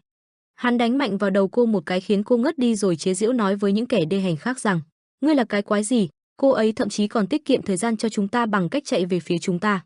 Và rồi cũng như số phận của một người phụ nữ khác, cô cũng bị bọn hắn nắm tóc và kéo đi, như đã thu được hết chiến lợi phẩm. Những con ác quỷ đội lốt người này vui vẻ, được rồi, đi thôi. Một lúc lâu, khi cơn đau hiện rõ lên trong tiềm thức, cô mới dần dần mở mắt dậy thấy những kẻ đó rồi tự hỏi, cái gì đang xảy ra vậy? Nhưng xung quanh chẳng còn gì cả, ngôi làng bình yên nơi cô cùng người dân mình sinh sống giờ chỉ còn lại một mảnh đất trơ trụi đã bị hủy hoại bởi những vết máu nhem nhuốc vô tội. Cô gần như ngã quỵ bất lực, những con quỷ đê hèn. Những kẻ ấy đứng phía xa bàn bạc gì đó, việc chuẩn bị đã hoàn tất, tốt. Một kẻ trong số đó chỉ tay về phía cô đang lê lết tuyệt vọng, ồ, còn một đứa nữa ở đằng kia. Hắn thong dong dần dần đi về phía cô, ta sẽ không tha thứ cho ngươi, ta sẽ không bao giờ tha thứ cho ngươi, ta sẽ nguyền rủa ngươi cho đến tận cùng của thời gian. Hắn ngồi thụp xuống trước mặt cô giễu cợt, hai mắt hắn như chứa hố sâu tăm tối, như thể hoàn toàn trống rộng và không có cảm xúc của một con người. Ngay sau khi ta trở thành một linh hồn, ta sẽ trả thù cho. Chưa kịp dứt lời, hai mắt cô đã nhắm lại. Gương mặt của kẻ ác quỷ ấy ngạo mạn, hắn ngồi chễm chệ giữa lòng miệng núi lửa đang chứa hàng triệu giọt máu của những người vô tội bị hắn giết. Hắn không những tàn sát mà còn chà đạp lên đức tin của dân tộc cô, như thể muốn thanh trừng kể cả khi bọn họ có biến thành linh hồn. Hắn buộc những hồn xác của dân làng xấu số bị hắn tàn bạo giết chóc lên thạch nhũ gắn phía trên chiếc hang. Từng giọt máu rơi xuống miệng núi lửa, hắn tắm trong chúng một cách thỏa mãn cơn khát máu lệch lạc bệnh hoạn của hắn. Cơn mưa máu rơi xuống, từng giọt rơi xuống, mẫu đá thiên thạch được vu nữ tôn thờ chứng kiến hết tất cả. Nó chễm chệ yên vị trong hang như thể đợi một ngày sẽ giáng tay ương trừng trị những kẻ bệnh hoạn ấy. Trần Vũ Nguyên chạm vào cây cổ thụ, như chứng kiến lại được tất cả. Anh trầm mặc uất phẫn mặc cho Hoàng Chiết đứng phía sau gọi, thiếu gia. Vẻ mặt Trần Vũ Nguyên đau đớn u uất, miệng anh mím chặt và đôi mắt thường ngày bây giờ đã ngấn lệ. Chú cho, ngươi không chỉ vì lòng tham mà phản bội phái Bắc Thiên, mà ngươi còn cố gắng hy sinh mạng sống của những người vô tội. Trần Vũ Nguyên đau xót thể hiện rõ sự cam phẫn, tàn sát người dân thành phố Ngọc Thành một cách liều lĩnh, buộc những người theo ngươi phải học một môn võ bị cấm làm giảm tuổi thọ của họ. Đôi tay của những kẻ tội đồ ấy như sinh ra để giết chóc và tàn sát những người của bộ tộc này để có thêm sức mạnh. Trần Vũ Nguyên giận dữ kích động, anh nắm chặt vũ khí phẫn nộ hoài nghi, sao ngươi dám coi nhẹ mạng sống của người khác như vậy? Tại một thời điểm trong cuộc đời, ngươi là một chiến binh kiêu hãnh, chiến đấu chống lại màn đêm im lặng, ngươi có thật sự là Triệu Thiên Vũ, một trong tứ đại của phương Bắc, đã bảo vệ mạng sống của nhiều người. Anh nắm chặt lấy vạt áo của mình để giữ bản thân cố bình tĩnh lại trước khi mất kiểm soát vì sự oán giận, ngươi đã thất bại bao nhiêu lần rồi? Trần Vũ Nguyên hất thanh kiếm trong tay lên. Trần Vũ Nguyên phẫn nộ lao nhanh về phía trước, với ánh mắt sắc lạnh, anh hạ quyết tâm trả món nợ này giúp cho những sinh mạng vô tội. Luồng sát khí mạnh mẽ đến mức dần tạo thành một mảng bao xung quanh người Trần Vũ Nguyên như những lưỡi dao cắt vào không khí. Anh kiên quyết, ngươi đã thôi rơi nước mắt bao lâu rồi Bông Hoa Tuyết, ta sẽ đáp ứng được sự trả thù của ngươi. Khổng Trần Sung khó chịu vội vã nghĩ thầm, Triệu Thiên Vũ, anh ta đang chìm đắm trong cơn thịnh nộ, có vẻ như chúng ta không thể lý luận với anh ta được nữa. Nghĩ xong Khổng Trần Sung tức giận liền ra lệnh cho các hộ vệ, đoàn buông rồng trắng, mau rút ra những lưỡi dao của các ngươi đi, khiến lũ khốn này phải hối hận vì đã tấn công chúng ta. Hà Chân Nguyệt từ phía xa liếc nhìn bày tỏ sự thất vọng, nắm đấm quỷ, Triệu Thiên Vũ, một con quái vật đã sống cả cuộc đời của mình để giết những người khác trên chiến trường, có vẻ như cuối cùng anh ta cũng đã lắng nghe mong muốn xác thịt của mình sau khi hạ nhiệt sau nhiều năm. Thậm chí không có một nhóm cướp hạng ba nào có thể đi xa đến mức này, ta khá thất vọng về ngươi, nắm đấm quỷ. Hà Chân Nguyệt nhìn xung quanh một tay vuốt nhẹ cằm tự lên kế hoạch trong đầu. Nếu giả sử Long Vũ Thành có thể chống lại Triệu Thiên Vũ đi chăng nữa, thì phần còn lại của chúng ta sẽ phải đối phó với những võ sư của giáo phái nắm đấm bị hỏng. Hà Chân Nguyên mắt liếc nhìn những tên võ sư cao to đầy cơ bắp, Hà Chân Nguyệt bắt đầu nghĩ sâu hơn, HMM, xem nào, có khoảng 20 người trong số những tên khốn đó và mỗi tên trong số chúng đã đạt đến cảnh giới đỉnh cao, còn về phía của chúng ta đang có khoảng 8 chiến binh có năng lực từ lữ đoàn sắt và khoảng 15 vệ sĩ cấp thấp từ đoàn buôn rồng trắng. Xung quanh chúng ta là mặt đất bằng phẳng và những tán cây lớn ở bên cạnh, làn gió nhẹ trong không khí và thời tiết trong xanh. Hà Chân Nguyệt mút ngón tay liên tục ngấu nghiến. Tuy nhiên, những đám mây phía trên chúng ta đột ngột thay đổi. Hà Chân Nguyệt nhìn lên bầu trời xong vội nhả ngón tay nước bọt nhiễu nhão rồi thích thú cười thầm vì nảy ra một ý định hay, chính là một bầu trời quang đãng với cơ hội sấm sét. thật hoàn hảo. Hà Chân Nguyệt vẫy tay liên tục ra hiệu gọi Quách Vấn Đình, "Này cậu bé, ngươi là Vấn Đình, phải không? Mau đến đây." Quách Vấn Đình nhìn Hà Chân Nguyệt đang ngồi phía xa nhanh chân chạy lại đáp lời, "Vâng thưa ngài." Trong lòng có chút thắc mắc, anh ấy biết tên ta? Hà Chân Nguyệt cười tươi dò hỏi, "Ta khá chắc chắn rằng ngươi đã đánh dấu 17 địa điểm trên đường đến đây của chúng ta, đúng không?" Quách Vấn Đình thể hiện sự lo lắng đáp lại, "Đúng, ta tin rằng nó ở quanh đó thôi." Quách Vấn Đình nảy sinh một câu hỏi trong đầu không khỏi tò mò, chờ đã, anh ấy đã không ngừng nói chuyện với chúa tể độc dược vĩ đại suốt thời gian qua. Vậy anh ấy đã ghi nhận điều này từ khi nào? Hà Chân Nguyệt bây giờ móc từ trong túi áo ra tay đưa một xấp mẫu giấy lạ rồi điều lệnh. "Ta có một nhiệm vụ này dành cho ngươi, ngươi có thể đi và gắn những thứ này vào những nơi mà ngươi đã đánh dấu." Quách Vấn Đình xòe tay nhận lấy mẫu giấy, khuôn mặt ngập ngừng đáp, "À, vâng, thưa ngài." Hà Chân Nguyệt lại gần dí sát vào tai thầm dặn dò, "Tốt và cả." Quách Vấn Đình nghe xong có hơi căng thẳng toát mồ hôi, đúng là. Nhưng, ngài thực sự nghĩ rằng ta có thể làm được điều đó?" Hà Chân Nguyệt đặt tay lên vai Quách Vấn Đình, gương mặt tràn đầy sự tin cậy, "Ngươi có thể làm được mà. Vấn Đình, hãy tự nhủ rằng ngươi có thể làm được, và cuối cùng điều đó sẽ trở thành hiện thực. Ta tin ngươi, ta có niềm tin rằng ngươi sẽ làm được." Các chiến binh quân đoàn sắt hiện tại không chiến đấu vội mà bình tĩnh đặt những câu hỏi nhanh, "Chúng ta có nên tấn công bọn chúng trước hay không? Chúng ta phải làm gì bây giờ đây, đội phó, hay là chúng ta nên đợi? Họ gần như đang ở đây, hãy nhanh chóng quyết định đi, các đồng chí lãnh đạo." Thái Nhạc Lan vô cùng khó chịu thầm nghĩ, chậc, nếu chúng ta di chuyển mà không suy nghĩ chẳng khác gì đi tìm đường chết. Trung lý Vũ Hoàn tập trung trấn an trong lòng, "Hãy bình tĩnh và suy nghĩ đi." Bỗng có tiếng nói quen thuộc vang lên trong đầu, "Chào." Trung lý Vũ Hoàn dùng mình tự hỏi, cái này chính là giao tiếp bằng tâm trí. Giọng nói ấy lại tiếp tục vang lên, "Chiến lược gia của Lữ đoàn sắt, Vũ Hoán với sự thông minh vô tận, đã có cách, ta sẽ cho ngươi một tín hiệu, đảm bảo tấn công với toàn bộ lực lượng." Trung lý Vũ Hoàn bất ngờ ngoảnh lại đằng sau nhìn về hướng của Hà Chân Nguyệt rồi ngạc nhiên tự hỏi, "Học giả ba mắt, chỉ là ngươi đang có kế hoạch gì?" Bầu trời đã dần chuyển sang màu xám xịt, một đàn chim từ đâu bay đi vội vã, ở trong rừng lúc này tiếng gió ngày càng mạnh, Quách Vấn Đình vội vã chạy qua những cái cây lớn trong đó, rồi đặt mẫu giấy theo như lời dặn của Hà Chân Nguyệt. Sau khi hoàn tất dán hết tất cả mẫu giấy trong số đó, Quách Vấn Đình phóng chạy thật nhanh về, vội báo cáo với Hà Chân Nguyệt, "Thưa học giả, ta đã dán tất cả rồi." Nói xong Quách Vấn Đình tiếp tục chạy đi một lần nữa không dừng chân, miệng tiếp tục la to nói với Hà Chân Nguyệt rằng, "Ta sẽ đi và đặt chúng trên những cái cây ở đó." Trong đầu không ngừng lẩm bẩm câu mà Hà Chân Nguyệt dặn dò, "Ngươi có thể làm được, ngươi có thể làm được." Hà Chân Nguyệt khoanh tay rất hài lòng bày tỏ sự khen ngợi dành cho Quách Vấn Đình, "Đẹp, ngươi đang làm rất tốt, Vấn Đình thân yêu của ta." Khuôn mặt Hà Chân Nguyệt dần dần sắc bén, "Được thôi, nên bắt đầu rồi chứ nhỉ?" Hai tay dang rộng lên cao hô to, "Đến đây với ta nào." Hơn chục tên võ sư của giáo phái nắm đấm bị hỏng và các chiến binh của Lữ đoàn sắt lúc này đều đang trong thế sẵn sàng chiến đấu. Những tên võ sư tràn đầy kiêu ngạo từng bước tiến tới, Lý Vũ Hoàn trong đầu đầy thắc mắc liếc nhìn qua Hà Chân Nguyệt không khỏi băn khoăn, "Chúng ta phải làm cái quái gì vậy? Hãy mau nói cho ta biết." Một làn khói lớn bao trùm phía sau Lữ đoàn sắt khiến tất cả kinh ngạc không biết từ đâu. Những tên võ sư ngạc nhiên hỏi, "Mây Bụi, ngươi đang nói với ta rằng họ có nhiều lính hơn sao?" Một trong những tên võ sư của giáo phái nắm đấm đã nói với đồng bọn rằng, "Nó là quân tiếp viện, nhưng không có vấn đề gì trong số đó, bởi vì chúng ta." Bỗng tên võ sư ngỡ ngàng mở to mắt, "Cái quái gì vậy? Cái gì ở đó vậy?" Những cung tên số nhiều đều đang lao thẳng bao trùm về phía các tên võ sư của giáo phái nắm đấm. Một tên giơ hai cánh tay lên chắn đồng thời la lớn với đồng bọn, "Hãy duy trì vị trí của các ngươi và chặn những mũi tên đó. Do lời dạy trăm ngày có một mà chúng ta đã nhận được, những mũi tên này sẽ không xuyên qua cánh tay của chúng ta một cách dễ dàng." Các tên võ sư khác lúc này nghe lệnh chỉ tập trung vào phòng vệ nên mất cảnh giác không biết rằng đang để lộ sơ hở. Sau khi ảo ảnh mũi tên của Hà Chân Nguyệt đánh lừa thành công, mọi thứ dường như đi theo đúng theo kế hoạch trong đầu Hà Chân Nguyệt. Hà Chân Nguyệt phun nước bọt cười thầm ra hiệu. Ngay bây giờ, Trung lý Vũ Hoàn lúc này hiểu ra liền chỉ huy hô lớn, "Bây giờ là cơ hội của chúng ta, Lữ đoàn sắt, tấn công!" Các chiến binh Lữ đoàn sắt lúc này xông tới chém liên tục đám võ sư không ngừng nghỉ. Lý Nhân Tử đầy ngạc nhiên hỏi, "Những đám mây bụi và mũi tên này, chúng có phải là ảo ảnh của ngươi không?" Hà Chân Nguyệt khoanh tay căng thẳng suy nghĩ chiến lược tiếp theo. "Nếu chúng ta chiến đấu với những tên khốn của giáo phái nắm đấm tan nát này, sức mạnh chênh lệch sẽ nhanh chóng khiến chúng ta choáng ngợp. Cơ hội duy nhất của chúng ta là để họ mất tập trung và sau đó ngay lập tức tấn công bọn chúng, liên tục không ngừng. Đây không phải là cuộc chiến về chiến thắng, đây là một trận chiến của sức bền, nhưng chúng ta vẫn cần Vũ Nguyên đến đây sớm nhất có thể. Bây giờ họ mới mất cảnh giác, tuy nhiên, họ là những sát thủ được đào tạo. Họ sẽ sớm hồi phục và lật ngược tình thế chiến đấu. Trước khi để điều đó xảy ra, ta sẽ cần tạo thêm một sơ đồ khác." Nói xong trong đầu anh liên tưởng tới Quách Vấn Đình thầm hối thúc, "Vấn Đình anh phải nhanh lên." Mọi thứ lúc này phụ thuộc vào nhiệm vụ của Quách Vấn Đình. Quách Vấn Đình chạy bán sống bán chết với tốc độ kinh khủng. Về phía Triệu Thiên Vũ và Long Vũ Thành lúc bây giờ đang giao tranh quyết liệt không ngừng. Long Vũ Thanh nhảy lên vung kiếm lao tới thật nhanh. Thanh kiếm ngay lập tức đã bị Triệu Thiên Vũ chặn lại, khiến Long Vũ Thanh sợ hãi không thể làm gì lúc này liền suy nghĩ, Anh ta có thể chặn đòn tấn công của ta lại chỉ bằng một cử động nhẹ của vai sao? Triệu Thiên Vũ tức giận hỏi. Thiếu niên, ngươi đang sử dụng rất nhiều chuyển động vô ích.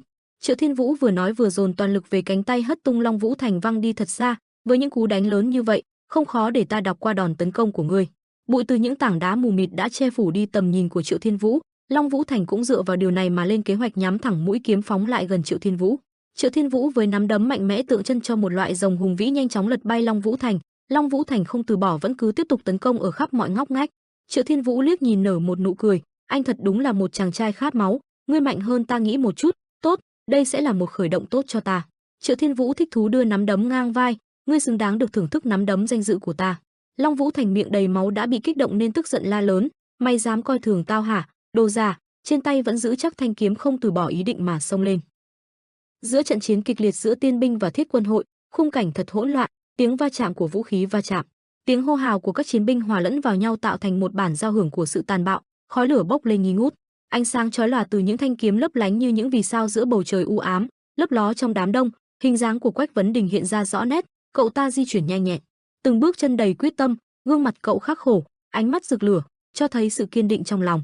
Mái tóc bù xù bay trong gió, và bộ giáp chật chội dường như không thể cản bước chân cậu. Quách Vấn Đình đang chạy đua với thời gian, ý thức rõ ràng rằng nhiệm vụ mà Hà Chân Nguyệt giao cho mình không chỉ quan trọng mà còn mang tính sống còn. Cậu luồn lách giữa những trận đánh, tránh né những đòn tấn công từ các chiến binh thiết quân hội, hơi thở hổn hển nhưng cậu không dừng lại, mà tiếp tục chạy về phía mục tiêu, lòng đầy lo lắng nhưng cũng đầy quyết tâm. Vừa chạy cậu ta vừa lẩm nhẩm, ta sẽ làm được, ta làm được. Việc đầu tiên là chọn một thân cây to nhất để dán bùa chú, điều thứ hai. Lời còn chưa dứt thì đã bị một tên tiên binh chặn đường. Hắn ta hỏi Quách Vấn Đình, này tiểu tử, ngươi chạy ra chỗ này làm gì? Gương mặt cậu đầy sợ hãi. Gã tiên binh kia định đấm Quách Vấn Đình thì chó đen chạy đến ngoạm lấy tay gã. Nhận thấy cơ hội đó, Quách Vấn Đình rút thanh kiếm từ sau lưng ra. Cậu hét lên a, rồi chém thật mạnh vào người tên tiên binh. Nhưng cậu không ngờ rằng gã chỉ cần dùng một tay là có thể chặn được một cách dễ dàng. Sao ngươi dám? Ngươi nghĩ chỉ bằng thanh đao cùi đó có thể đả thương ta sao? Tay còn lại của gã vung thẳng nắm đấm tới Vấn Đình khiến cậu ta bay ra xa, trong làn khói dày đặc. Môn Chính vẫn còn đứng vững, dù như thế nào đi chăng nữa cậu cũng phải hoàn thành nhiệm vụ tiên sinh giao. Cậu nhớ lại lời dạy của sư huynh Trần Vũ Nguyên, một khi nóng vội sẽ không giải quyết được chuyện gì đâu, đệ phải bình tĩnh, một khi vung kiếm lên, tay phải cứng rắn thì mới gia tăng được lực đạo. Thân hình đệ quá cứng nhắc, nên tốc độ di chuyển mới chậm chạp, ánh mắt không được lơ đãng, chân luôn đứng vững trên mặt đất dồn khí vào bụng. Vấn Đình đứng lên, tay cầm chắc thanh kiếm, cậu tự tin nói, tên khốn này so với sư huynh chẳng đáng kể vào đâu, ngươi làm được mà. Quách Vấn Đình nghĩ rồi cậu lao nhanh về phía tên tiên binh kia. Đối diện với bàn tay gân guốc của gã tiên binh cậu không do dự chút nào mà chém xuống. Lúc đầu tên tiên binh kia cười nhạo, đồ ngu, đã nói thứ đó không đánh lại được ta đâu mà. Nhưng lúc này nét cười trên mặt gã đã trở nên vô cùng vặn vẹo vì thanh kiếm của Quách Vấn Đình đã chém xuyên tay gã. Tên tiên binh vô cùng hoang mang mà dùng tay kia đấm vào người Vấn Đình nhưng đã bị cậu né được. Rồi cậu đâm thanh kiếm vào người gã ta. Chó đen từ đâu chạy đến đẩy thanh kiếm vào sâu thêm, xuyên qua cả người gã. Cái tên khốn khiếp này, gã khó khăn nói. Tên tiên binh đã ngã xuống. Môn Chính vẫn chưa hoàn hồn. Cậu thầm nghĩ, mình giết được gã ta rồi. Gâu gâu, tiếng chó sủa đánh thức Quách Vấn Đình, cậu nhanh chóng bình tĩnh lại. Được rồi, bây giờ không phải lúc để chúng ta ngồi lại nghỉ ngơi, còn nhiều việc để làm lắm, ta phải nhanh lên thôi. Nói rồi cậu cũng không quên cảm ơn chó đen vì đã giúp đỡ. Bên này, Hà Chân Nguyệt trầm ngâm chờ đợi. Bỗng ánh mắt ông ta sáng bừng, Hà Chân Nguyệt đã cảm nhận được rằng cậu nhóc Môn Chính đã hoàn thành nhiệm vụ, ông ta cảm thán, tuyệt vời, quả là tên tiểu tử đáng khâm phục. Môn Chính, được lắm, ngươi đã hoàn thành nhiệm vụ rồi. Trong lòng ông dâng lên sự phấn khích, như thể cơn bão đang hình thành trong lòng biển cả. Được lắm, đây sẽ là lúc làm mọi thứ trở nên hỗn loạn thêm một lần nữa. Ông đứng dậy, và không khí xung quanh lập tức có sự thay đổi, gió thổi mạnh, mang theo hơi lạnh và sự căng thẳng như dự báo một cơn bão sắp đến, như thể ông đã bắt đầu vẽ lên một kế hoạch lớn lao. Hà Chân Nguyệt biết rằng thời khắc này sẽ là bước ngoặt, không chỉ cho riêng ông mà còn cho cả những kẻ xung quanh, những người sẽ phải đối mặt với những sự kiện không thể tránh khỏi. Cuộc chơi đã bắt đầu và ông sẽ là người dẫn dắt mọi thứ theo ý mình. Phó đội trưởng bên này lập tức nhận ra ám hiệu của Hà Chân Nguyệt. Ông ta hét lớn, Thiết quân hội, tập hợp. Thấy bọn người Thiết quân hội lùi lại làm cho tiên binh bất ngờ. Cái quái gì vậy? Chúng đang tính kế gì hử? Đột nhiên, bóng đen bao trùm tất cả. Ngước nhìn lên trời, bọn chúng thấy một bàn tay Phật khổng lồ đang xuất hiện trên đầu. Không chỉ một, mà là hai bàn tay lao xuống chỗ bọn chúng ta, thứ gì nên nó? Chúng lại tính dùng ảo ảnh để dọa chúng ta lần nữa đó.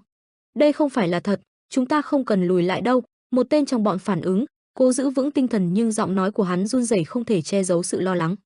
Vừa mới dứt câu, một tiếng ầm vang lên, bàn tay ngã xuống, san bằng cả mặt đất, cả không gian rung chuyển.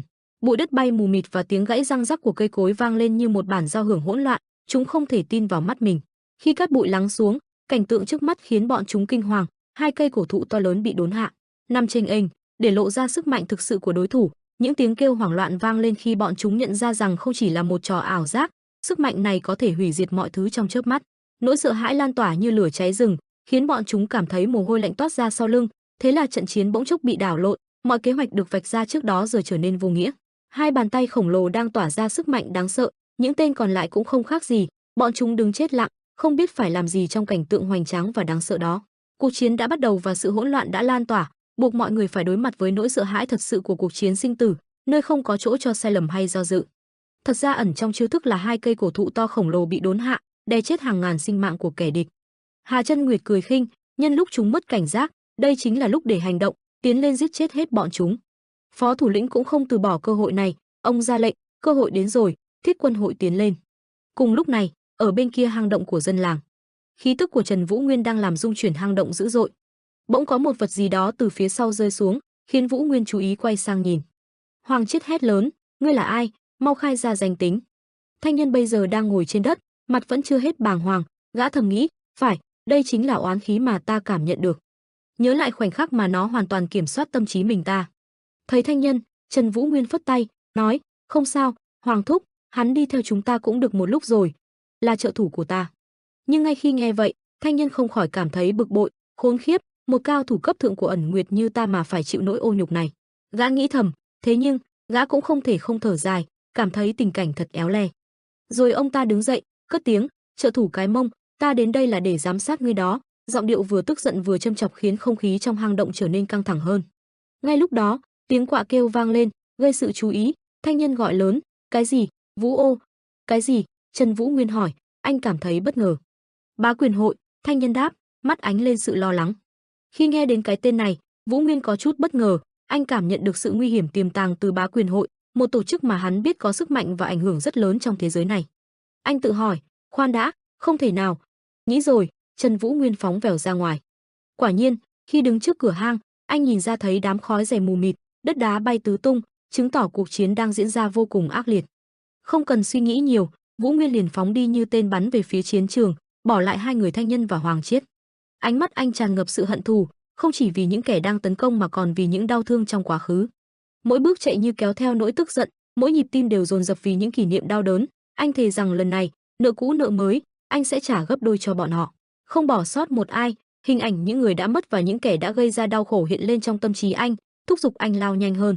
Trần Vũ Nguyên cảm nhận được sức mạnh dâng trào, một sự kết hợp giữa nỗi đau và quyết tâm, anh không thể để bất kỳ kẻ nào thoát khỏi vòng tay của mình lần này. Lúc này trong trận chiến, thủ lĩnh Long Vũ Thành đang sử dụng dấu vết của thủy quái để tấn công về phía tên quyền ma Triệu Thiên Vũ. Tuy nhiên, gã lại nhanh nhẹn tránh được và tung một cú đấm long trời lở đất vào người Long Vũ Thành, cú đấm ấy như một cơn bão, khiến không khí xung quanh rung chuyển. Long Vũ Thành, mồ hôi nhễ nhại, thầm nghĩ, lưỡi kiếm cái quái gì thế này? Hắn ta có thể né được đòn đánh của mình chỉ nhờ gợn gió được tạo ra từ chuyển động của mình, sự bất ngờ và lo lắng tràn ngập tâm trí hắn. Đối thủ này không chỉ nhanh nhẹn mà còn sở hữu sức mạnh vượt trội, điều mà hắn chưa từng gặp phải trong những trận chiến trước đây. Dù không thể phủ nhận tài năng của Triệu Thiên Vũ, Long Vũ Thành biết rằng hắn không thể lùi bước. Quyết tâm chiến đấu đến cùng, hắn tập trung lại năng lượng, cố gắng quan sát mọi chuyển động của đối thủ, mỗi cú đấm, mỗi cú đá từ Triệu Thiên Vũ đều khiến hắn cảm thấy như đang đối mặt với một cơn bão dữ dội, và nếu không cẩn thận, hắn có thể sẽ bị cuốn trôi. Triệu Thiên Vũ tung thêm một cú đấm vào người Long thủ lĩnh, nhưng đòn đánh của gã Thiên Vũ lại bị thủ lĩnh Long né được. Gã châm chọc, liệu ngươi có thể đọc được đòn tấn công của người khác? Nếu ngươi mạnh hơn mọi người, điều đó không quan trọng nếu đòn tấn công của ngươi có thể lường trước được. Nói rồi gã nhảy lên, xoay người lại tung một cú đấm vào thẳng người Long Vũ Thành khiến phần đất chỗ đó bị lõm xuống một khoảng to. Long Vũ Thành nằm trên đất, tay giơ cao thanh kiếm đỡ đòn, dù đau nhưng vẫn không quên chửi đối thủ của mình một câu, con quỷ dơ bẩn, sao mà ngươi đã già nhưng không yếu đi vậy? Triệu Thiên Vũ không tức giận mà còn chế nhạo ngược lại thủ lĩnh Long, có phải đó là tất cả những gì mà ngươi có? Hình như là ta đã đánh giá ngươi quá cao. Quyền ma giơ tay lên, đấm thật mạnh vào Long Vũ Thành để kết liễu nhưng lại bị hụt. Gã quay đầu về phía sau, trên áo choàng của gã là thanh kiếm của Văn Xanh, thanh kiếm cắm chặt xuống đất giữ chân gã lại. Triệu Thiên Vũ rất bất ngờ. Nhân lúc gã không chú ý, Thủ lĩnh Long tung đòn vết chém của quái vật, một đường kéo dài làm đất đá bay tung tóe. Long Vũ Thành gục xuống nhưng vẫn cố gắng chống kiếm để đứng lên, nhưng trong làn khói, quyền ma Triệu Thiên Vũ vẫn còn đứng vững, thậm chí gã chỉ cần dùng một tay để đỡ đòn đánh của Long Vũ Thành. Gân xanh trên mặt gã nổi lên, ta dường như đã già. Nói rồi gã đứng thẳng dậy, xé rách chiếc áo choàng rách dưới ra. Thủ lĩnh Long ngồi đó bất lực nhìn gã, giờ đây ông ta đã hết sức rồi, không thể nào phản kháng được nữa, chỉ có thể để mặc cho quyền ma giọng một cú thật mạnh vào mặt mình. Ông cảm thấy, chết tiệt, hắn không chỉ tránh được đòn tấn công của ta, dường như ta đã làm chọc giận hắn. Long Vũ Thành đã bị hạ. Trận chiến ác liệt này cũng đã kết thúc, bên phía nhóm Thiết Quân hội, họ vẫn đang cẩn thận quan sát về phía hai cây cổ thụ kia. Họ biết rằng thậm chí ngay cả những cái cây đó có nát thành trăm mảnh, chúng sẽ ngay lập tức hồi phục lại hình dáng ban đầu. Tuy nhiên, Hà Chân Nguyệt lại không cho là như vậy. Ông ta hiểu rằng những thứ yếu ớt này chỉ là mưu đồ nhằm khiến con người phát điên và mất tập trung. Khi nhìn thấy cảnh tượng đó, ông ta cắn vào vết xước trên tay, dòng máu chảy ra như một dấu hiệu của quyết tâm. Nhưng nếu chúng ta tiếp tục ra đòn, không chỉ làm tổn hại sức mạnh của họ mà còn gây ra sự hoảng loạn. Ông ta khẽ nói, giọng điệu trầm ngâm nhưng chắc chắn. Những thành viên trong nhóm nghe thấy lời ông, đều cảm thấy một cảm giác căng thẳng trong không khí. Họ biết rằng mỗi quyết định đều có thể ảnh hưởng đến cục diện của cuộc chiến. Hà Chân Nguyệt nhìn chăm chú vào những cây cổ thụ, cảm nhận được sức mạnh tiềm ẩn bên trong. Ông ta thầm nghĩ, chúng ta cần một chiến lược khác, một cách tiếp cận thông minh hơn. Bất ngờ, một ý tưởng lóe lên trong đầu. Ông ta bắt đầu lên kế hoạch, một kế hoạch không chỉ đơn thuần là tấn công mà còn tìm cách khai thác điểm yếu của đối thủ, hãy tập trung vào việc phá vỡ tinh thần của chúng. Ông nói với nhóm, nếu chúng ta có thể khiến chúng nghi ngờ khả năng của chính mình, thì sức mạnh vật lý cũng sẽ trở nên vô nghĩa. Dưới sự dẫn dắt của Hà Chân Nguyệt, nhóm Thiết Quân hội bắt đầu chuẩn bị cho một cuộc tấn công khác, không chỉ dựa vào sức mạnh mà còn sử dụng trí tuệ và chiến lược. Họ biết rằng trận chiến này không chỉ là cuộc chiến của cơ bắp mà còn là cuộc chiến của tâm trí, và trong thế giới đầy bất ổn này, sự tỉnh táo và chiến lược mới là yếu tố quyết định. Hà Chân Nguyệt quay đầu nhìn về phía Độc Hữu Nhân hỏi, đại thúc, ngươi đã hoàn thành chưa? Độc Hữu Nhân Đường Kỳ vấn đáp, ta chỉ vừa mới hoàn thành nó, đây là độc dược Khuy Ếch Tán mà ngươi yêu cầu. Nhưng ngươi đã dự tính dùng nó như thế nào chưa? Tất cả tính năng của nó chỉ là tạm thời ngăn chặn sự tự hồi phục của tán công độc. Nghe ông ta trình bày như vậy, Hà Chân Nguyệt hỏi, ngươi có nghĩ rằng ngươi có thể lan rộng độc tố này trong trận đấu không?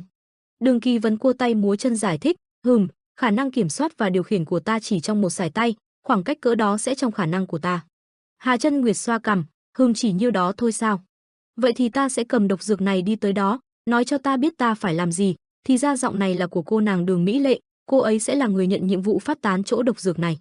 Ở bên Quách Vấn Đình đã hoàn thành xong nhiệm vụ, cậu ta hét lớn, tuyệt, ta đã xong. Khi nghe thấy lời báo cáo này, Hà Chân Nguyệt nhận ra rằng kế hoạch đã thành công. Ông ta cười khẩy một tiếng, nói, ô hô, được rồi, hãy thức tỉnh mỗi thứ một chút. Ông nhanh chóng đứng lên, thi triển trận pháp. Một quả cầu lớn màu trắng xuất hiện giữa không trung, phát ra ánh sáng chói lòa khiến quân địch phải kinh ngạc thốt lên, cái gì kia? Lại là một ảo ảnh khác sao, lần này là thật hay giả vậy? Sự hoang mang lan rộng trong hàng ngũ của đối phương. Có người la lên, chờ đã, tôi không thể thấy bất cứ thứ gì ở phía trước. Một giọng khác thêm vào, ta cũng thế. Chuyện quái gì vậy? Tất cả người của tiên binh như bị mù, không còn nhận thức được tình hình xung quanh. Trong khi đó, Hà Chân Nguyệt đứng đó, ánh mắt đầy kiêu hãnh. Ông biết rằng đây chính là lúc để tận dụng sự bối rối của đối thủ. Quả cầu ánh sáng không chỉ là một công cụ mà còn là dấu hiệu của sức mạnh và sự điều khiển của anh. Với sự chú ý của quân địch bị phân tán, anh ta có thể thực hiện những bước tiếp theo trong kế hoạch của mình. Mọi người, hãy tận dụng sự hỗn loạn này, Hà Chân Nguyệt hô lớn, chúng ta không thể để cơ hội này trôi qua. Ông ra lệnh cho những thành viên trong nhóm nhanh chóng triển khai chiến thuật, nhắm vào những kẻ còn đang hoang mang trong bóng tối. Sự hồi phục từ cuộc chiến đang gần kề, và ông ta sẽ không bỏ lỡ cơ hội để đẩy lùi đối thủ một cách triệt để. Phó thủ lĩnh nhìn bọn họ như vậy thì kinh ngạc, ảo ảnh này, nó có thể là bùa phép của ác ma bóng đêm. Mặc dù đây là ảo ảnh thứ tư, khả năng tấn công của nó xem ra là mạnh nhất trên thế giới.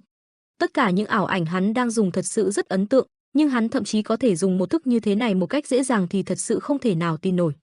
Phó thủ lĩnh quay đầu lại nhìn về phía Hà Chân Nguyệt, anh ta cảm thán, ta có thể làm ảo ảnh này xuất hiện, nhưng nó phải mất 4 ngày để làm. Điều này cần phải có kiến thức uyên thâm, bởi vì nó yêu cầu một sự hiểu biết chính xác về địa hình và thời gian, nhưng hắn có thể thực hiện nó một cách dễ dàng. Vậy hắn có thể làm gì nữa? Hắn có thể điều khiển một đội quân lớn trong khi tạo ra những ảo ảnh này. Hà Chân Nguyệt, ngươi phải thông thái đến nhường nào cơ chứ? Trong lúc này bên phía tiên binh, thuật pháp của Hà Chân Nguyệt vẫn còn tác dụng với chúng. Nhân cơ hội đó, Đường Mỹ Lệ đang nhanh chóng lan rộng độc tố như lời đại thúc của nàng bảo. Mặc dù cô đã rất thận trọng nhưng lại xém chút nữa bị tay của một tên thiên binh đánh trúng. Vì né cú vẫy tay bất ngờ ấy mà Đường Mỹ Lệ ngã cái bịch xuống đất tạo ra động tĩnh khiến bọn tiên binh chú ý. Những gã đó la lên, Ở đây, có ai đó trước ta, chúng ở dưới mặt đất. Trong lúc cô bị bao vây thì một cái bóng đen xuất hiện đạp hết lũ tiên binh văng ra xa, thì ra đó là thầy Nguyên. Đường Mỹ Lệ vui mừng thầm nghĩ. Vào tình thế ngàn cân treo sợi tóc vậy mà Trần Vũ Nguyên xuất hiện rất đúng lúc, xử xong bọn tép rêu anh liền phóng thẳng đến chỗ của tên quyền Triệu Thiên Vũ. Gã ta đang nắm lấy cổ của thủ lĩnh Long thì cảm nhận được sát khí. Gã nhanh chóng quay đầu lại thì đã thấy Vũ Nguyên lao đến, gã liền quăng Long Vũ Thành đi để đỡ đòn từ Trần Vũ Nguyên. Sau một thời gian dài không gặp, cuối cùng Trần Vũ Nguyên cũng đã đối diện với gã, Quyền Ma Tào. Trong cơn phẫn nộ, anh cất tiếng gọi tên gã, Triệu Thiên Vũ. Hai kẻ đối diện nhìn nhau, không khí nặng nề và căng thẳng. Cuộc chiến giữa họ không chỉ là một cuộc chiến thể xác mà còn là một cuộc chiến tâm hồn, nơi mỗi người đều mang trong mình những nỗi đau riêng. Giây phút này, tất cả đều biết rằng chỉ một trong hai người sẽ bước ra với danh dự, trong khi người kia sẽ phải gánh chịu hậu quả của những lựa chọn trong quá khứ. Nghe có người gọi tên mình, Triệu Thiên Vũ ngẩng mặt lên, gã bất ngờ không thốt nên lời, "Ngươi, lẽ nào?" Trước mắt gã là hình ảnh của người sư huynh đang ôm đứa con của mình, cũng chính là cháu trai của gã, Vũ Nguyên. Bất ngờ, gã bật cười thật to, "Ha ha ha, dĩ nhiên rồi, cái kẻ Bắc Kiếm này còn có thể là ai được nữa chứ, ta đã đoán ra được ngay từ đầu mà." Sự tự mãn tràn ngập trong ánh mắt Triệu Thiên Vũ nhưng sâu thẳm bên trong, gã cũng không thể phủ nhận nỗi lo lắng. Cuộc gặp gỡ này không chỉ là một sự trùng hợp mà còn là một bước ngoặt quan trọng trong cuộc đời của họ. Triệu Thiên Vũ nhận ra rằng sự đối đầu này không chỉ đơn thuần là giữa hai kẻ thù, mà còn là giữa hai thế hệ, giữa quá khứ và hiện tại. "Thế nào, Vũ Nguyên?" gã nói, giọng điệu vừa chế giễu vừa thách thức Vũ Nguyên. Bỗng gã bật cười thật to, "Ha ha ha ha ha." Trần Vũ Nguyên cũng đáp lại gã, "Cũng lâu rồi nhỉ, sư thúc." Phải, cũng được một khoảng thời gian rồi, ta cứ tưởng ngươi chết lâu rồi chứ, ta cũng muốn vậy lắm." Nghe Vũ Nguyên nói vậy gã ngừng lại một chút rồi bất chợt cười, "Chắc khoảng thời gian qua ngươi sống cũng không dễ dàng gì, nhưng mà tại sao bây giờ lại muốn quay về võ lâm rồi? Cách tốt nhất là ngươi nên sống như một người đã chết đi chứ, bỗng nhiên lại muốn chui đầu vào chỗ chết như vậy." Bỗng nhiên giọng của Triệu Thiên Vũ trở nên nghiêm túc, "Ngươi cũng biết rõ ràng không có kẻ nào trong giang hồ muốn thấy sự xuất hiện của ngươi đâu." Trần Vũ Nguyên cũng không để tâm đến lời của gã, cậu đáp lại, "Ta từng nghĩ về những chuyện đó rồi, nhưng chính các ngươi lại không muốn ta sống bình yên. Một trong số đó chính là ông đó, Tào Thúc, sau khi phản bội Bắc Thiên Môn, ông ngang nhiên chiếm lấy Vân Nam thành rồi cho nó là của mình. Vân Nam cũng chỉ là một vùng đất nhỏ bé mà ông còn không quản lý nổi, vì sự ngạo mạn của mình mà ông mà khiến hàng ngàn người dân vô tội phải bỏ mạng. Không những vậy, ngay tại vùng đất của một trong Bắc Thiên tứ hùng của Bắc Thiên Môn lại để mặc cho Tĩnh Dạ ngang nhiên hoành hành. Lúc trước ta đã từng ngưỡng mộ tài năng của ông Triệu sư thúc, trong mắt ta, ông là một nam nhân vô cùng mạnh mẽ và đáng tin. Nhưng nó cũng chỉ là sự sai lầm mà thôi, ngay cả sau khi bị ông phản bội, ta đã mong ông sẽ càng trở nên tốt đẹp hơn. Nhưng nhìn lại bản thân ông mà xem, đã tệ đến mức nào rồi." Bị Trần Vũ Nguyên chọc trúng tim đen, mặt của Triệu Thiên Vũ lập tức đen lại, gã nghiến răng ken két, "Ô hô, Vũ Nguyên thân yêu của ta, xem ra ngươi đã lớn thật rồi, phải, cũng trưởng thành không ít." Vũ Nguyên không quan tâm lời gã, cậu thản nhiên đáp, "Ông không những tàn sát người của bộ lạc đó, mà còn những người dân vô tội của Ngọc Thành. Vậy, ông đến chặn đường của bọn ta để chứng minh điều gì? Bởi vì mọi chuyện không theo ý mình nên Thiết Quân hội và Bạch Long Thương đoàn. Ông định giết chết hết bọn họ luôn sao?" Triệu Thiên Vũ đáp lại đầy tự tin, "Để đạt được mục đích cao cả, một chút hy sinh là không thành vấn đề, đó chính là quy luật tất yếu của thế giới này, có đáng không?" Trần Vũ Nguyên đen mặt hỏi, "Ông hãy tự nhìn lại bản thân mình đi, Tào Thúc, để lòng tham lấn át lý trí, ông chẳng là gì ngoài một lão già." Triệu Thiên Vũ bẩn thỉu cả. Nghe Trần Vũ Nguyên nói mình như vậy, Triệu Thiên Vũ tức điên, gân xanh trên mặt gã nổi lên những vẫn đầy vinh váo đe dọa, "Cẩn thận cái mồm thối của ngươi, xem ra ngươi muốn bị đập cho như tử mới biết thân biết phận, tiểu tử Trần Vũ Nguyên." Trong lúc hai người đấu khẩu, bên này Long thủ lĩnh đã tỉnh lại, Hoàng Chiết lo lắng hỏi han hắn, "Ngươi có ổn không?" "Long thủ lĩnh." Long Văn Xanh ngồi dậy xoay xoay cổ rồi đáp, "Mẹ nó, lão già này trong bộ dạng ta bây giờ có giống gọi là ổn không? Cảm giác như mọi khúc xương trong người ta đều gãy vụn ra vậy, a khốn thật, đau chết mất thôi." Được Hoàng Chiết đỡ lên, hắn lẻ lưỡi thở dốc, "Ai mà biết được ta phải đánh lại lão già Triệu Thiên Vũ đó, may mà vẫn giữ được cái mạng què này, lần này ta sẽ đòi tiền thưởng gấp đôi." Ngừng lại một chút, hắn nghĩ mình phải cảm ơn Hoàng Chiết đàng hoàng mới được, dù sao, đa tạ ông lão Hoàng. "Không có gì đâu mà." Còn bên phía nhóm Hà Chân Nguyệt, ông ta thầm nghĩ, phù mau mà Vũ Nguyên về kịp lúc, hắn cũng đánh bại 3 tên trong số đó rồi. Ông ta khoanh tay thầm suy đoán, để xem chỉ còn lại 4 tên bên kia mà thôi, không gì có thể cản được ta nữa rồi. Tổng tấn công đánh bại đám người đó. Cùng lúc này cuộc đối thoại của Trần Vũ Nguyên và Triệu Thiên Vũ đã được đẩy lên đến đỉnh điểm. "Khi còn trẻ, Bắc Thiên Môn là tất cả đối với ta. Ta chính là người có danh vọng cao nhất nơi đó, mục tiêu duy nhất của ta chính là để bảo vệ những con người ở Trung Nguyên thoát khỏi bàn tay của Tĩnh Dạ. Nhưng chính tay ta đã góp phần hủy hoại Bắc Thiên Môn lừng lẫy một thời, ngươi không biết lúc đó ta có bao nhiêu đau khổ đâu." Ta đã cùng cha ngươi trải qua ngàn vạn trận chiến chống lại Tĩnh Dạ, vì vậy, sau bao khó khăn cuối cùng bọn ta cũng đã đẩy lùi được chúng, lấy lại sự bình yên vốn có. Những việc còn lại chỉ là vì tương lai của các hậu bối mà rời khỏi phương Bắc thẳng tiến tới Vân Trung Thiên, chiến đấu vì những vinh quang đáng ra phải thuộc về bọn ta. Nhưng sau cùng, bọn ta lại chính là những kẻ phải chịu đựng để mặc cho những kẻ khác chiếm lấy mọi thứ, chuyện này đều do cha ngươi. Hắn sợ hãi điều gì mà muốn chui rút ở cái phương Bắc xa xôi này trong khi bản thân lại sở hữu sức mạnh vô biên mà lại chọn làm vậy. Chỉ có thể là hắn muốn một mình thống trị tất cả. Nghe gã nhạo báng cha mình như vậy, Trần Vũ Nguyên tức giận đến phát điên rồi.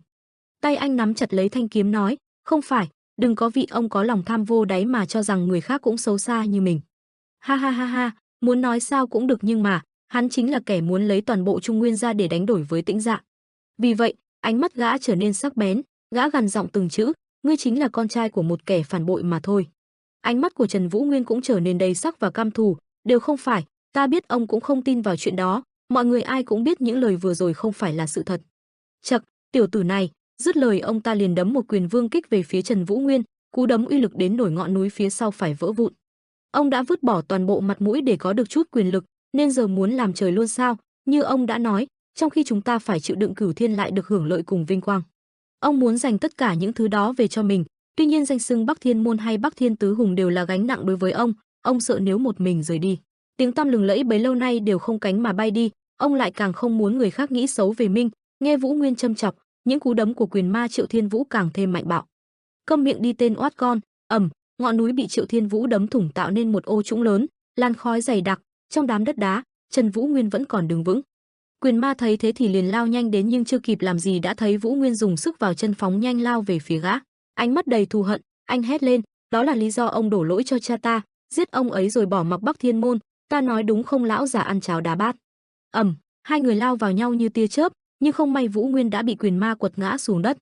Đứng từ trên ông ta hét vọng xuống, ngươi đã chọc giận một bá vương thực thụ rồi đó, Vũ Nguyên thân yêu, xem ra ta không nương tay cho cái mạng của ngươi được rồi. Vừa dứt lời, phía dưới chỗ của Vấn Đình xuất hiện một tia sáng màu tím. Xẹt, nó đâm xuyên thẳng về phía của Triệu Thiên Vũ, nhưng may thay ông ta đã né được. Nhưng vết nứt trên bộ giáp vàng mà ông ta tự hào đã vả mặt Triệu Thiên Vũ, vệt máu dài chạy trên gò má khiến ông ta rất kinh ngạc. Trong làn khói mịt mù, Trần Vũ Nguyên đứng kiên định, thanh kiếm giơ cao, ánh sáng lạnh lẽo phản chiếu gương mặt đầy hận thù của anh. Đôi mắt anh bừng bừng lửa giận, như muốn thiêu cháy tất cả những kẻ đã phản bội. Anh quát lớn, giọng nói vang vọng giữa không gian tĩnh lặng, từ giờ, những kẻ đã phản bội Bắc Thiên Môn, chính tay ta sẽ thu thập, từng người một, không sót một ai. Mỗi từ của anh như những mũi dao sắc nhọn, đâm thẳng vào trái tim những kẻ đã lừa dối. Hình ảnh những đồng đội xưa, những người từng sát cánh bên anh trong những trận chiến khốc liệt, giờ đây trở thành kẻ thù, hiện lên trong tâm trí như những bóng ma không thể xua tan. Trần Vũ Nguyên không chỉ chiến đấu cho sự công bằng, anh chiến đấu cho danh dự và những kỷ niệm đẹp đã bị giày xéo bởi sự phản bội. Ngọn lửa khát vọng báo thù bùng cháy trong lòng anh, mạnh mẽ và rực cháy, chính tay anh sẽ trả thù giúp cha mình. Đùng một tiếng, cả ngọn núi rung chuyển, ngay sau đó, một luồng sáng lóe lên rồi ngọn núi vỡ ra từng mảng lớn, những mảnh đá khổng lồ bay tứ tung, xé toạc không gian, khiến mọi vật xung quanh rung lên từng hồi, bụi đá và hơi nóng từ vụ nổ phủ kín không gian. Trần Vũ Nguyên trong đám đất đá, ánh mắt lộ rõ sự tàn nhẫn.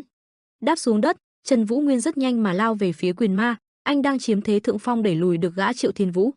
Gã ta nghĩ thầm, tiểu tử khốn khiếp, hắn mạnh hơn nhiều so với những gì ta nghĩ. Nghĩ rồi gã thọc tay xuống đất rồi kéo lên một hòn đá to khổng lồ. Nhân cơ hội Trần Vũ Nguyên lao về phía mình, gã hất mạnh tảng đá về phía Vũ Nguyên.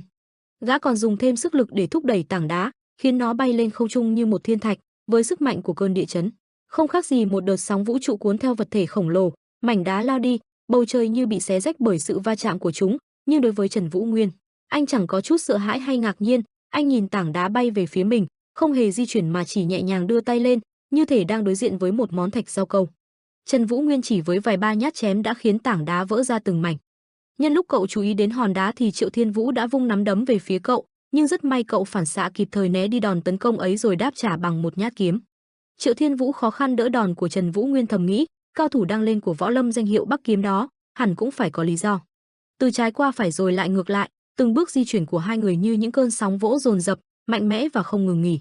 Mỗi lần hai người bọn họ giao tranh, không khí xung quanh như vỡ vụn, chiêu thức của họ chẳng khác gì những cơn lốc cuốn theo đất đá, khiến mọi thứ xung quanh bay tứ tung, từng cú ra đòn, mỗi chiêu thức được tung ra với tốc độ chóng mặt, cả hai không hề để lộ dấu hiệu mệt mỏi. Đang đánh nhau rất ác liệt, bỗng Triệu Thiên Vũ nghĩ, nhưng khoan đã, Trần trưởng môn chưa bao giờ dạy cho Vũ Nguyên võ công nên chắc, nhưng chiêu thức này hắn học từ trong sách. Không lẽ còn lại cuốn bí kíp võ công nào ở Bắc Thiên môn? Gã tự trấn an mình, không đâu, không thể nào có chuyện đó, mọi thứ đều đã bị lấy đi hết rồi mà. Chính ta cũng mang đi hết những quyền kíp rồi, kiếm quyết là do tên quỷ quyệt Liên Thiên Hoa mang đi.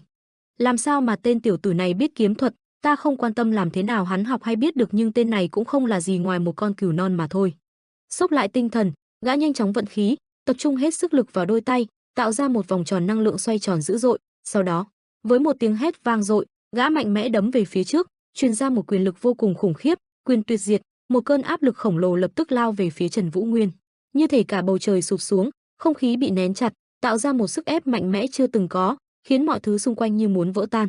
Áp lực từ cú đấm ấy không chỉ là sự tàn phá thể chất mà còn mang theo sự hủy diệt, sức mạnh của nó quá lớn, đến nỗi ngay cả không gian cũng có thể bị xoắn lại dưới sự thống trị của nó. Một khoảng không bị chiêu thức của Triệu Thiên Vũ bị thổi bay, vốn đây là chiêu thức mà hắn tự hào nhất nên hắn vô cùng tự tin, nhưng chưa kịp vui mừng thì hắn phải trợn mắt kinh ngạc. Vì Trần Vũ Nguyên không rõ là từ khi nào đã giơ thanh kiếm về phía gã, từ khi nào, không để gã nói hết câu Trần Vũ Nguyên đã xen ngang, dạ kiếm tuyệt. Tiếp sau đó là huyết vu, chỉ trong chốc lại, bộ giáp bằng vàng chưa từng bị chảy xước lần nào giờ đây đã bị cắt nát thành trăm mảnh. Điều này khiến hắn vô cùng kinh ngạc mà nhớ về quá khứ, quay về quá khứ, khi Triệu Thiên Vũ còn trẻ, Trần trưởng môn không cần dùng kiếm mà chỉ cần dùng nắm đấm vẫn đánh bại được ta, võ công ta luôn tự hào từ trước đến nay, làm thế nào? Đó là câu hỏi mà ta luôn tự hỏi bản thân. Trần trưởng môn Trần Quan Hạo, phải, ta tôn kính nhưng cũng đố kỵ với hắn, dù ta cố gắng nhiều bao nhiêu, cũng không thể vượt qua hắn. Trưởng môn, ta có khả năng có thể tiến bộ thêm được nữa. Trần Quan Hạo chỉ cười đáp, ô hô, Thiên Vũ, đệ đã là một trong những cao thủ bậc nhất trong võ lâm hiện tại rồi mà. Không, không đúng, so với trưởng môn thì ta vẫn còn thiếu sót rất nhiều, Trần trưởng môn. Trần Quan Hạo chỉ từ tốn đáp, Thiên Vũ, võ công hiện tại của đệ đã vô cùng cao cường, lúc nãy ta mà sơ suất một chút chắc chắn sẽ bị đệ đánh bại rồi. Không phải ai cũng đủ khả năng đánh lại đệ đâu, nhưng mà đệ có thể thay đổi những bản năng máu lạnh của bản thân. Khát vọng quyền lực và sức mạnh là điều thường thấy bên đệ nên biết đâu là điểm dừng, khi nhận ra kẽ phải qua những lời vừa rồi, võ công đệ sẽ tăng lên gấp bội so với bây giờ. Ta sẽ luôn ghi nhớ điều này, trưởng môn. Triệu Thiên Vũ cung kính chắp tay nói. Nhưng, về những điều lần trước ta nói, huynh đã quyết định xong chưa? Tiến về Trung Nguyên, Trần Quan Hạo vẫy tay, ta cần thêm thời gian suy nghĩ. Nghe sư huynh nói vậy, gã thầm nghĩ, Trần Quan Hạo, ngươi không những không quan tâm đến việc bành trướng sức mạnh của chúng ta ở Trung Nguyên, mà còn muốn giấu giếm, không dạy võ công. Ánh mắt Triệu Thiên Vũ trở nên tức giận, để cuối cùng đoạt tất cả về tay của mình, có giỏi thì khai ra trước mặt ta này. Nói rằng ngươi sợ hãi một ngày nào đó bị ta vượt mặt, và rồi ngày định mệnh ấy đã đến. Triệu Thiên Vũ dẫn lũ thiên ma đến để hạ bệ sư huynh của mình, trong lúc đó, gã ta điên cuồng lục lọi hộc tủ của Trần Quan Hạo nhằm muốn tìm cuốn bí kíp võ công ấy nhưng lại không tìm được gì cả. Rồi gã bị Trần Vũ Nguyên lúc ấy bắt gặp, chết tiệt, trễ rồi, gã thầm phỉ nhổ, ha, phải, đến lúc để vượt qua danh tiếng của Bắc Thiên môn trong quá khứ ta phải tự mình không ngừng nỗ lực. Trở về hiện tại, Triệu Thiên Vũ đen mặt nói, bị kịp mà ta đã tự đút kết ra để đánh bại Cửu Thiên, không ngờ ngày hôm nay ta lại dùng ở đây. Nói rồi, gã hít một hơi thật sâu, đôi mắt ánh lên một vẻ quyết tâm sắc lạnh, gã dồn hết khí tức vào đôi tay mình, cảm nhận từng luồng năng lượng mạnh mẽ cuộn chảy. Chỉ trong chớp mắt, đôi tay gã phát ra một ánh sáng cam nhạt, rồi đột ngột bùng lên, tỏa ra những tia sét rực sáng, nổ tung giữa không trung như những quả bom lửa. Âm thanh nổ vang trời khiến không gian xung quanh chao đảo, tạo ra một cơn sóng xung kích mạnh mẽ, đủ sức làm rách không khí. Cảm nhận được sự thay đổi trong luồng khí, Trần Vũ Nguyên bất ngờ quay đầu lại nhìn, một cảm giác lạ lùng dâng lên trong lòng. Trước mắt cậu, Triệu Thiên Vũ đã không còn là gã đối thủ thông thường mà cậu từng đối diện. Lực lượng từ gã giờ đây như được hun đúc lên đến mức đỉnh cao, và từng tia sét như nhắc nhở về sự khủng khiếp của quyền thuật mà gã vừa sử dụng. Đây chính là Quan Thiên Quyền. Trần Vũ Nguyên kinh ngạc quay đầu lại, mắt mở to nhìn về phía Triệu Thiên Vũ, khí tức áp đảo từ quyền lực đang được vận ra từ đối phương mạnh mẽ đến mức cậu cảm nhận được từng đợt sóng xung kích trong không khí. Như thể mọi thứ xung quanh đều bị nén chặt lại, áp lực khủng khiếp đến mức khiến mồ hôi lạnh tuôn ra trên trán cậu. Từng giọt mồ hôi lăn dài xuống. Quan Thiên Quyền là chiêu thức huyền thoại này không phải thứ mà bất kỳ ai cũng có thể dễ dàng sử dụng. Nó đòi hỏi một lượng nội lực khổng lồ để thi triển. Bất giác, Trần Vũ Nguyên lùi lại một bước, để tránh tiếp xúc với luồng năng lượng khổng lồ đang trào ra từ đôi tay của đối thủ. Mặc dù cậu có thể cảm nhận được sức mạnh đang tỏa ra từ chiêu thức này, nhưng bản năng chiến đấu của Trần Vũ Nguyên vẫn khiến anh kiên quyết không để bị áp đảo. Trần Vũ Nguyên thầm nghĩ hắn ta mạnh hơn nhiều so với lúc trước, quyền ma Triệu Thiên Vũ lúc này không khác gì một con ác quỷ bị mất kiểm soát. Gã tỏa ra một luồng hơi lạnh âm u, bao phủ lấy không gian xung quanh, khiến không khí trở nên đặc quánh và nặng nề, khí lạnh tỏa từ người gã như thấm vào từng thớ thịt, lan tỏa khắp không gian, tạo ra một cảm giác đe dọa khủng khiếp, và khi đôi tay gã nắm lại, quyền lực trong tay đã tích tụ đến cực điểm. Triệu Thiên Vũ vung tay lên, nắm đấm của hắn tuy nhìn có vẻ nhẹ nhàng, nhưng khi nó được vung ra, tất cả sức mạnh tiềm ẩn trong chiêu thức bùng phát dữ dội. Không khí xung quanh dường như bị xé rách khi cú đấm lao vút về phía Trần Vũ Nguyên. Chỉ thấy một thứ ánh sáng bừng lên, trong ánh sáng đó thanh kiếm của cậu đã chặn được đòn tấn công của gã Triệu Thiên Vũ. Nhưng gã không quan tâm, quyền ma tào không chỉ có sức mạnh hơn người mà tốc độ di chuyển cũng rất đáng kinh ngạc. Chỉ vừa chớp mắt gã đã biến mất tâm, nhanh quá, đằng sau, nói rồi Trần Vũ Nguyên quay đầu lại thì đã thấy quyền ma đợi sẵn. Hai cánh tay giơ lên chuẩn bị tung cước, mình không nhanh bằng, đó là tất cả những gì Vũ Nguyên nghĩ trước Triệu Thiên Vũ tung đòn. Đòn tấn công đã thành công đánh trúng Vũ Nguyên, áp lực mà nó tạo ra khiến đất đá xung quanh vỡ tay. Triệu Thiên Vũ lấy tay nắm đầu Trần Vũ Nguyên hất cậu lên trên cao, một nắm đấm uy lực khác giáng lên người cậu. Thấy Vũ Nguyên vẫn còn đứng vững được, gã cũng khen ngợi cậu, không ngờ đỡ một cước Quan Thiên Quyền mà ngươi còn đứng vững được, không hổ danh là con trai của Trần Quan Hạo. Gã giơ nắm đấm lên, dồn hết sức vào tay để chuẩn bị lấy đà tung một cú đấm cực mạnh. Chỉ thấy một thứ ánh sáng lóe lên, một phát thổi bay tất cả, nhưng dù thế nào ngươi cũng không thay đổi được sự thật, cha ngươi là một kẻ phản bội. Trần Vũ Nguyên bị hất bay xa cả trăm mét, cả người va đập vào tảng núi phía sau. Quyền ma vẫn không ngừng nói tiếp, ngoài việc che giấu thân thế của mình, ngươi còn làm được gì chứ? Một điều mà cả thế gian này tin tưởng, thì nó chính là sự thật, kẻ phản bội. Đã đến lúc ngươi xuống địa ngục hầu cha ngươi rồi đó.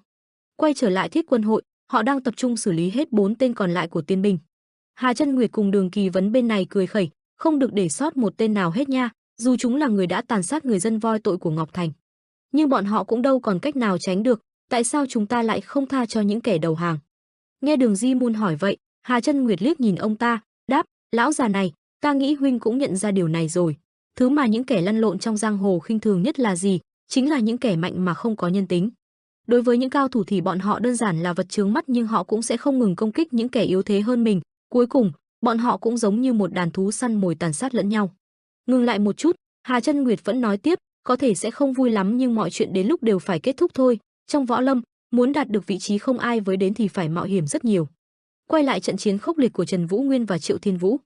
Gã giơ tay vung cao nắm đấm, ánh mắt lạnh lùng, rồi hét lên một tiếng vang trời, Vũ Thiên Diệt, cùng với tiếng thét, không khí xung quanh như bị xé rách.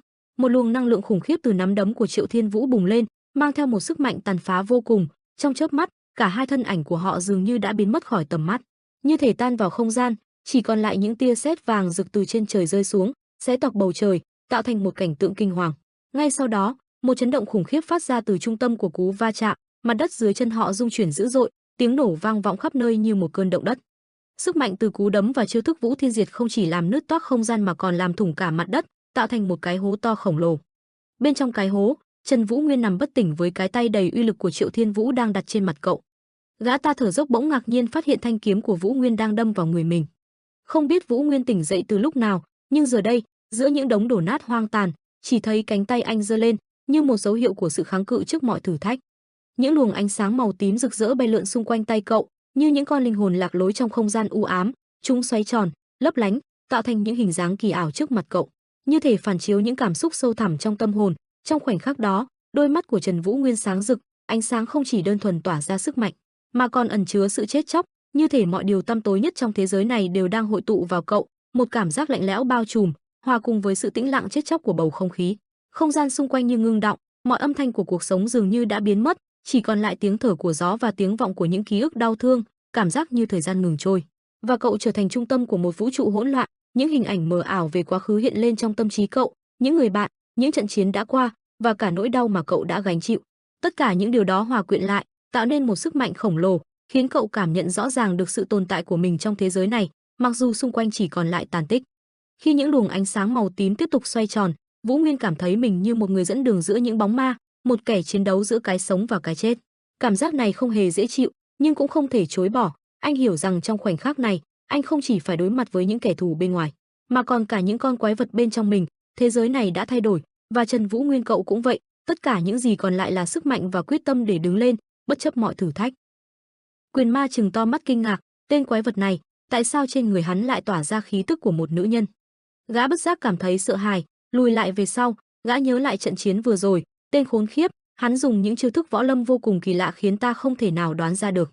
Hắn như một bóng ma, lặng lẽ thoát ẩn thoát hiện, không chút tiếng động. Những bước đi của hắn nhẹ nhàng như hơi thở của gió, từng chuyển động đều tính toán kỹ lưỡng.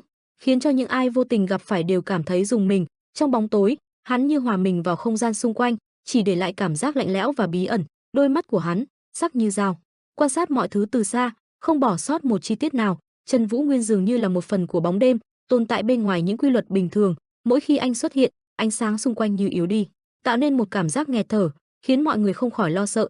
Sự im lặng của anh không chỉ là một cách giấu giếm bản thân, mà còn là một vũ khí tinh vi, khiến kẻ thù cảm thấy bất an, không biết điều gì đang chờ đợi phía trước. Mỗi lần hắn biến mất, không ai biết được hắn sẽ quay lại lúc nào, chỉ để lại những dấu ấn mờ nhạt nhưng đầy ám ảnh trong tâm trí những người đã từng gặp hắn. Trong lúc Triệu Thiên Vũ đang thất thần, từ trong đống đổ nát Vũ Nguyên đỡ đầu ngồi dậy.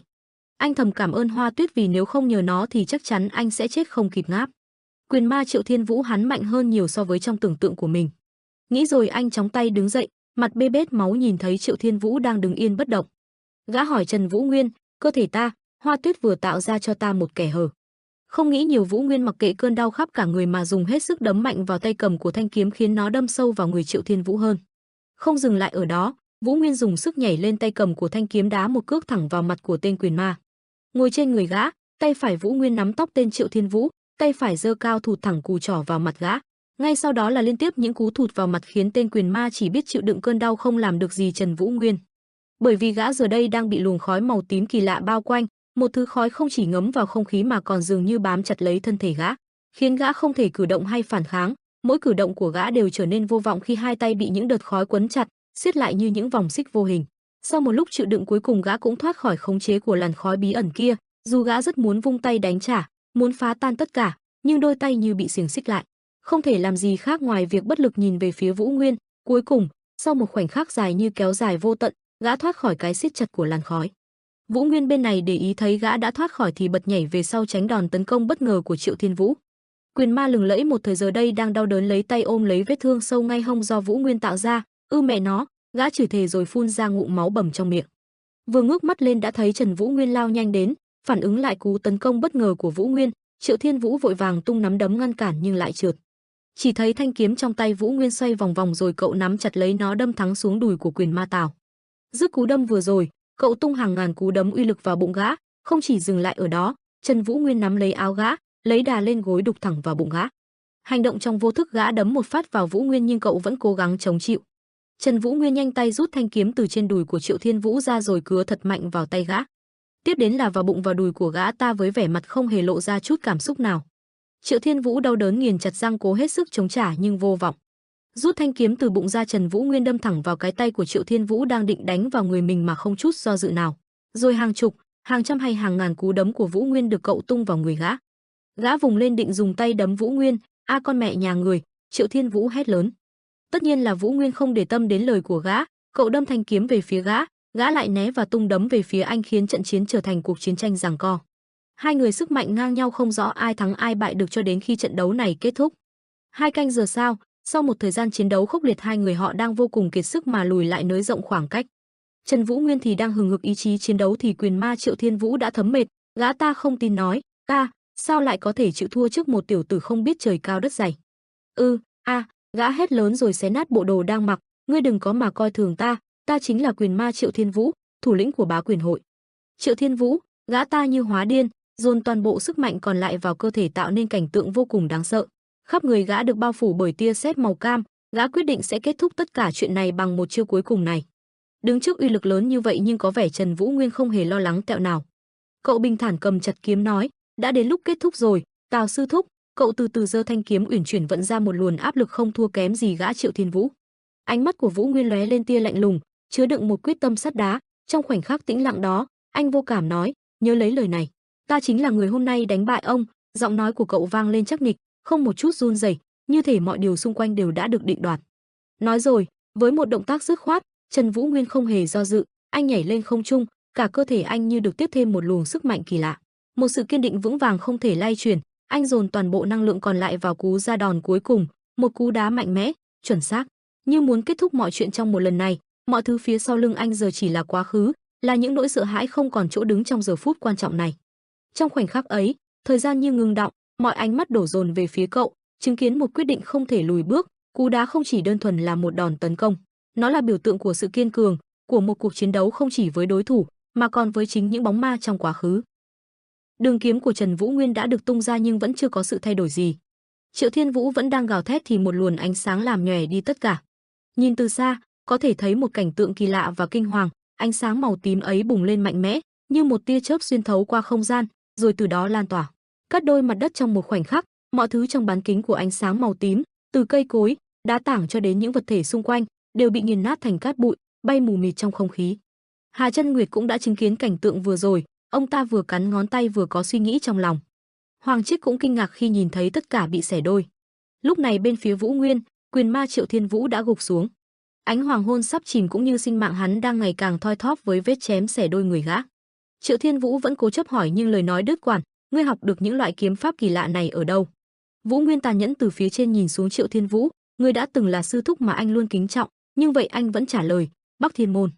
Nghe anh nói vậy Thiên Vũ chỉ cười khẩy, ha ha ha, thứ này vẫn còn tồn tại trong Bắc Thiên môn, xem ra tên Liên Thiên Hoa ngu ngốc đó chỉ mang đi đống vỏ ngoài mà bỏ sót những tinh hoa quan trọng rồi.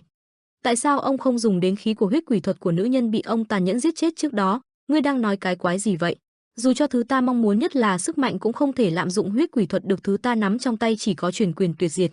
Ta bắt đầu từ Bắc Thiên môn, nhưng cho đến lúc chết, lời còn chưa dứt thì trước mắt Triệu Thiên Vũ đã mở đi. Gã không quan tâm mà nói tiếp, ta vẫn không thể nào vượt qua nút thắt đó, xuống tay đi, còn lời nào nữa không? Ha ha ha ha ha, ngươi còn mong đợi ta nói lời xin lỗi vì những chuyện đã qua, sự mâu thuẫn trong lòng ta luôn lớn hơn nhiều so với niềm tin. Đó là lý do tại sao, lời còn chưa dứt, Vũ Nguyên đã chém chết gã. Vốn dĩ ý định ban đầu của cậu khi không kết liễu gã là để gã ta nói lời xin lỗi với những điều hắn đã làm, nhưng đến cuối cùng, gã vẫn ích kỷ ôm lấy chấp niệm muốn vượt mặt Trần Quan Hạo, người cha kính yêu của cậu. Ánh hoàng hôn buông xuống, bóng dáng hai người họ kéo dài trên nền đất, ở một góc khuất nào đó, người đã chứng kiến tất cả. Thanh nhân ngây người đưa tay kéo mặt thành hình hài bẹo dạng như này đây. Đến cuối cùng trận chiến với tiên binh chính thức kết thúc, ai ai cũng mệt đến lả người. Cậu nhóc Quách Vấn Đình và thủ lĩnh Long Văn Xanh ngồi dưới gốc cây to thở dốc. Bên này là Đường Kỳ Vấn đang lo lắng nhìn Đường Mỹ Lệ khóc nhè. Những người còn lại đang dọn dẹp tàn dư của kẻ địch và mang những người bị thương về chữa trị. Hoàng Chiết, trong lúc dọn dẹp đống đổ nát quanh mình, không khỏi nhớ về những người bạn cũ, những người đồng đội đã từng là những nhân vật kiệt xuất của Bắc Thiên môn. Trong đầu ông, những hình ảnh của Sở Thương hội, Ngũ Kim Hổ và Tôn Mậu Hành lại hiện về, rõ ràng và sống động như những ký ức không thể phai mờ. Sở Thương hội, Ngũ Kim Hổ và Tôn Mậu Hành, ông lẩm bẩm trong miệng, đôi mắt xa xăm, như nhìn về một quá khứ đã rất xa, khi mà Bắc Thiên môn còn ở đỉnh cao của vinh quang. Nơi đó là nơi hội tụ của những anh hùng, những người mạnh mẽ, tài giỏi, cả ba người bọn họ đều là những tên tuổi sáng chói, những chiến binh không ai có thể sánh kịp. Nhưng giờ đây, tất cả đều đã ra đi, chắc không ai nhớ đến ta, một tên lính quèn canh cổng nhỏ bé, nhưng ta thì luôn vẫn nhớ đến các ngươi, một thời huy hoàng. Nghĩ ngợi một chút rồi ông thở dài tiếc nuối. Bên phía hội trưởng của Bạch Long Thương đoàn đang không khỏi trầm trồ bởi vì tài nghệ của Hà Chân Nguyệt quá mức cao siêu. Ông ta thận trọng quan sát Hà Chân Nguyệt từ phía sau, thầm nghĩ, hắn dùng huyễn thuật làm chậm chân dịch trong khi không ngừng phát động giao tranh. Hắn với có thể tạo ra một rào chắn phòng thủ và không ngừng củng cố nó. Trong lúc hỗn loạn, hắn không hề để bản thân lơ là những bước tiến của quân địch. Nhưng làm ra những chiêu như vậy giống như hắn đoán trước được hết đường đi nước bước của chúng. Người đó thật sự quá tài giỏi, ta còn nhớ hắn tự xưng chỉ là một người bạn đồng hành cùng Trần, không biết bọn họ có để ý đến không. Những vậy với sức mạnh cường đại đó, hợp tác lại thì muốn thứ gì mà không thể chứ. Hà Chân Nguyệt lúc này cũng nhẹ nhõm, phìu, cuối cùng cũng xong rồi. Một khi quyết định tái xuất giang hồ, ta đã mường tượng được viễn cảnh này nhiều lần trong đầu. Hắn ta lại đưa tay lên cắn nói, những gì không ngờ lại xảy đến sớm như thế này. Nhìn vào ngón tay hắn không có chỗ nào lành lặng mà bê bết máu. Chà, xem ra ta đã hai chân bước lên cùng thuyền với tên đó rồi. Nhưng mà hắn thế nào rồi? Bỗng Hà Chân Nguyệt nhìn thấy gì đó, sự lo lắng trên mặt được thay thế bằng nụ cười chiến thắng. Từ xa xuất hiện một bóng người khiến tất cả phải ngoái đầu lại nhìn. Trần Vũ Nguyên lấy tay che mặt cười khúc khích. Hắn ta đang muốn che giấu sự phấn khích của mình vì giờ đây, trong làn khói dần tan đi là hình dáng của Vũ Nguyên. Anh đang nắm đầu kéo cái xác của Triệu Thiên Vũ quay về. Trần Vũ Nguyên từ từ bước lại phía bao kiếm, lấy nó bọc lại thanh kiếm của mình. Đến lúc phải nghỉ ngơi rồi, trận chiến đã kết thúc. Vũ Nguyên ngẩng đầu lên. Anh có chút bất ngờ khi hình ảnh trước mắt hiện ra, toàn bộ thành viên của Thiết Quân hội đang quỳ xuống, cảm tạ anh với vẻ mặt trang nghiêm. Hành động này không chỉ đơn thuần là một cử chỉ, mà còn mang ý nghĩa sâu sắc, thể hiện sự tôn trọng và lòng biết ơn dành cho Vũ Nguyên. Ánh mắt của từng người đều sáng lên sự kính trọng, như thể họ đã nhận ra sức mạnh và quyết tâm của anh trong những cuộc chiến đã qua. Đối với một người thường xuyên sống trong bóng tối của giang hồ, sự thừa nhận này là điều không dễ dàng đạt được, trong thế giới mà lòng tin thường bị đặt cược. Những hành động này trở thành biểu tượng cho giá trị mà Trần Vũ Nguyên đã xây dựng suốt thời gian qua, hình ảnh những người quỳ gối trước mặt anh tạo nên một không khí trang trọng. Một khoảnh khắc mà hiếm có ai có được trong đời, sự kính trọng này không chỉ đến từ chiến công, mà còn từ bản lĩnh và trái tim của một người lãnh đạo thực thụ. Mỗi người trong họ đều hiểu rằng hành động này không chỉ là để thể hiện sự biết ơn, mà còn là một lời cam kết, một lời hứa sẽ đứng bên cạnh anh trong những chặng đường gian khổ phía trước. Trong giây phút ấy, Vũ Nguyên cảm nhận được sức mạnh của tình đồng đội, của sự kết nối không thể phá vỡ giữa họ. Điều này khiến cậu thấy một chút ấm áp trong trái tim, dù vẫn còn nhiều thử thách đang chờ đón. Hành động quỳ xuống này không chỉ là sự kính trọng, mà còn là sự đoàn kết, một biểu tượng cho những gì mà Thiết Quân hội đã xây dựng bên nhau. Mấy ai trong giới giang hồ có thể đạt được một sự tôn trọng vĩ đại như vậy chứ? Màn đêm buông xuống, trận chiến đã kết thúc, người chiến thắng thì đang thắp lửa cho đêm tối. Nằm la liệt dưới đất là những xác chết của kẻ bại trận. Bên này, Hoàng Chiết nhìn bộ dạng đầy thương tích của Trần Vũ Nguyên mà lo lắng nói: "Ôi trời ơi, thiếu gia, tôi khâu lại cho, cậu cứ để cho tôi, chắc cậu nên mua một bộ áo mới luôn cho rồi." Bên cạnh Quách Vấn Đình đang băng bó, nước mũi chảy dài, xót xa: "Sư huynh." Vũ Nguyên cười khổ, tay vẫn đang vá lại chiếc áo: "Không sao đâu mà, Hoàng thúc." Bên khác, Đường Di Môn đứng khoanh tay, hỏi: "Nếu muốn đến được Vân Trung Thiên thì mọi người sẽ đi ngang qua tỉnh Tứ Xuyên. Đường gia cũng ở trên đường đó, mọi người có muốn dừng lại nghỉ chân không?" Hà Chân Nguyệt đáp: "Cũng được đó, nhưng liệu Đường trưởng gia có đồng ý?" Ông hỏi lại: "Không phải Đường gia hiện đang là đồng minh của Vân Trung Thiên sao? Chuyện này có thể trở thành gánh nặng của mọi người." "Không sao, ta có thể đổ cho chuyện ở Ngọc Thành, dù sao ta cũng sẽ thẳng tiến đến Vân Trung Thiên để báo cáo chuyện này lên trên, ta chỉ muốn." Đường Di Môn trả lời: "Ta chỉ muốn thoát ra khỏi đây đã, không biết nên làm gì tiếp." Long Vũ Thành cắt lời: "Cẩn thận canh phòng khu vực xung quanh, không được để dù một con kiến lọt qua, nếu có người thì bảo họ đi đường khác, bởi cây lớn đã đổ ra chắn đường hết rồi. Nếu có gì khả nghi lập tức báo lại cho ta." Thủ lĩnh trong Bạch Long Thương đoàn ra lệnh cho đàn em, tên đó lập tức rời đi. Khung cảnh lại rơi vào trầm lặng. Hà Chân Nguyệt vuốt cằm: "Trên đời này không có thứ gì có thể che giấu được mãi mãi, chỉ là con người chưa có đủ khả năng để khám phá ra thôi. Nhưng có một điều ta thấy phiền nhất là bị Vân Trung Thiên cử kẻ nào đó theo dõi." Bỗng có tiếng dẫm mạnh xuống đất: "Chuyện đó thì không cần lo đâu, ta nãy giờ đã đi xung quanh kiểm tra hết rồi. Ta chắc chắn một điều là Hắc Nguyệt sẽ là phe đầu tiên nhúng tay vào cuộc đụng độ lần này." Mọi người cảm thấy khó tin. Hắc Nguyệt sao? Nhưng có một điều lạ lại là không có ai ở đây. Tên đó che miệng, suy tư: mặc dù chuyện này đều liên quan đến Bá Quyền hội và Bắc Thiên môn, chắc chắn phải có một người trong Vân Trung Thiên được cử đến để giám sát nhất cử nhất động. Tên thích khách đó nhớ lại cảnh mình thấy trong trận chiến, má ơi, tên đó có còn là người không vậy? Hắn giết được cả Triệu Thiên Vũ, có nghĩa năng lực thực sự của hắn vô cùng cường đại, nhưng hắn đánh bại được một trong những cao thủ mạnh nhất, thủ lĩnh Bá Quyền hội. Triệu Thiên Vũ, không biết hắn còn che giấu điều gì nữa. Long Vũ Thành cảm thấy khó tin, chỉ về phía Trần Vũ Nguyên mà lo lắng. "Khoan, cái gì? Tại sao lại có Hắc Nguyệt ở đây? Ngươi cũng biết chuyện này rồi sao? Ta còn không cảm nhận được một chút nội lực nào từ hắn." "Chà, chắc chắn không hề tầm thường." Vũ Nguyên chỉ lặng lẽ gật đầu. Đường Di Môn cũng đang chống cằm, bởi vì Vân Trung Thiên đã điều đội điều tra đến đây, không thể nào mà không có gian tế, vậy thì đã có chuyện gì xảy ra? Bên cạnh đó, ta cũng chưa tính đến việc Hắc Nguyệt cũng có dính dáng vào. "Trần, ngươi thật sự là ai?"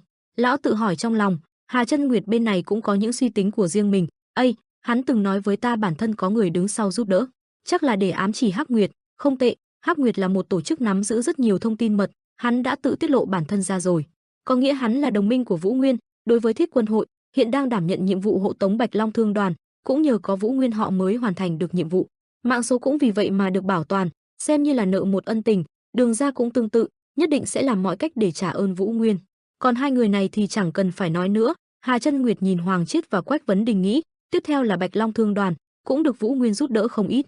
Xem ra bọn họ sẽ trở thành nguồn tài chính thích hợp cho chúng ta. Nhưng không có kẻ nào theo dõi thì thật lạ. Chân Nguyệt bấy giờ mới lên tiếng: "Có lẽ chúng ta may mắn đi." Lão cúi đầu, nói với Trần Vũ Nguyên.